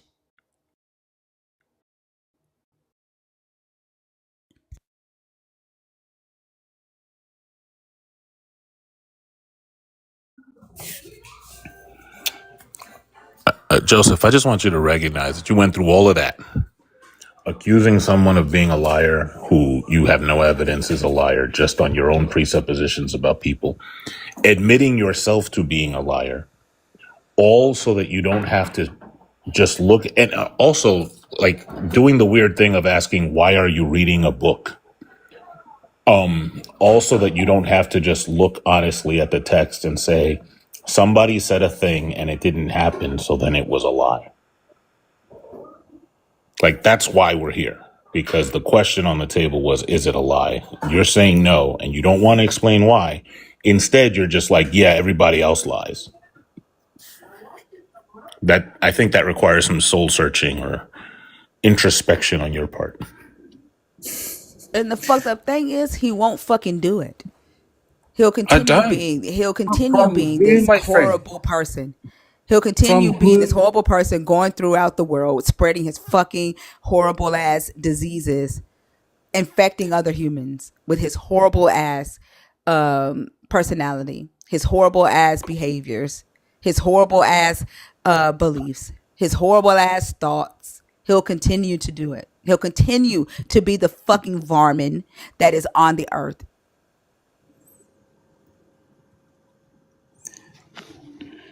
That's a lot of anger. Yes, I am angry. I am angry. Joseph, have you ever been accused of something you didn't do? It ain't even because of that. These motherfuckers don't realize that the shit that they believe in, the shit that they say, the shit that they excuse is why we go through what we go through on this earth. Why we see children being essayed. Why we see children being bought and enslaved. Why we see children in Palestine starving. But yet you Why we see believe in children abortion. in Sudan fucking starving and the Congo can't fucking eat. Why we see children in the United States crying because school is about to let out, or happy because school about to be back in and they finally gonna get 3 meals a fucking day. And you dumb motherfuckers go to the fucking gym and all you fucking care about is you getting muscles and sitting your lying ass on TikTok lying some more. I'm Yes, actually I'm fucking angry, you selfish, vain motherfuckers. And then you goddamn motherfuckers will talk about your Jesus turning tables over in the fucking temple because somebody is praying in the temple and spending money in the temple. And I ain't seen now one of you motherfuckers get angry about the shit you claim your Jesus told you to do. About the taking care of the poor. About taking care of the orphans and caring for the widows and those who don't have nowhere to live. Y'all up here, y'all just cool with it. I don't see y'all getting angry. I don't see you throwing over no fucking tables. Hypocritical ass bitch.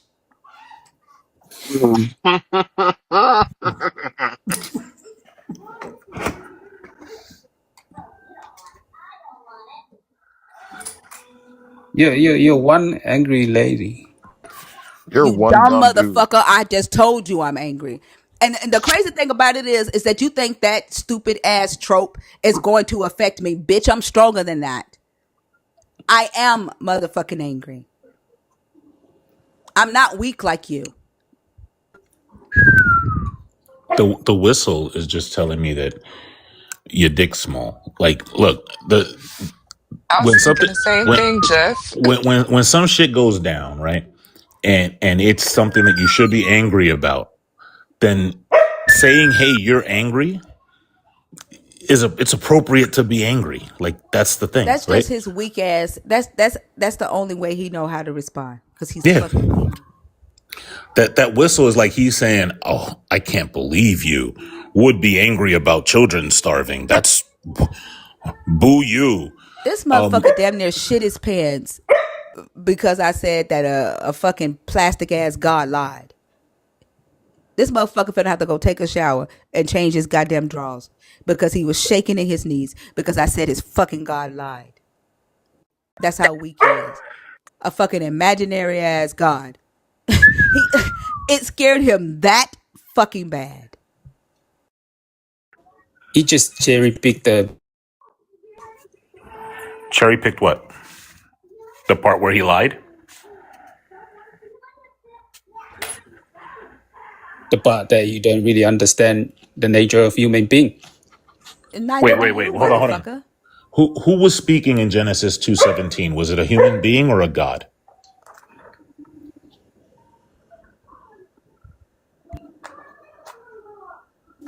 Let me look it up. That's a goddamn shame. So we've been talking about this verse for like the whole time.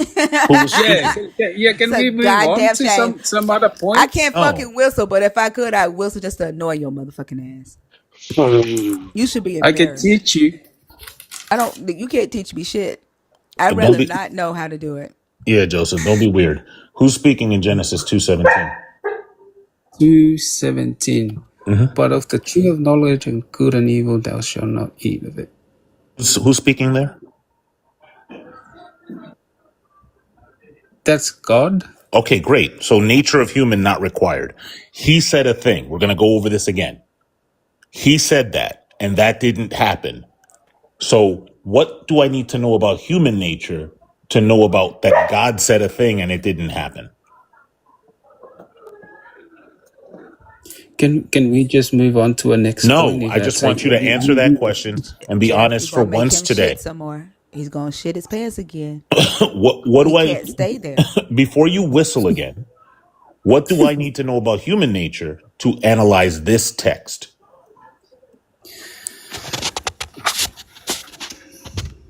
17. But of the tree of knowledge that good and evil thou shalt not eat of it, for it the day thou shalt eat, therefore thou shalt die. The words ain't going to change. They've been there for thousands of years. What do I need to know about human nature to analyze this text right here? The literary character God in Genesis chapter 2 said, "In the day this will happen. In the day this did not happen, ergo, it's a lie." Well, the headline of that is a man to care for the garden. That's the headline of the I chapter. thought the sin was the important part. I'm just going to ask you again. When God said, "Do the thing," or "this will happen," and they didn't do the thing, and this did not happen, what do I need to know in order for me to be able to analyze whether or not that's a lie? Just to Oh, let you know, they're sending you cherries, Joseph. I just lied. They're sending the cherries to me. No, you didn't lie.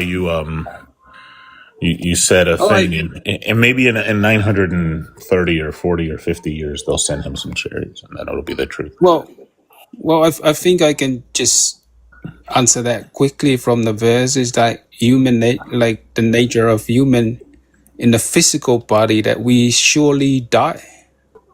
Like we in our physical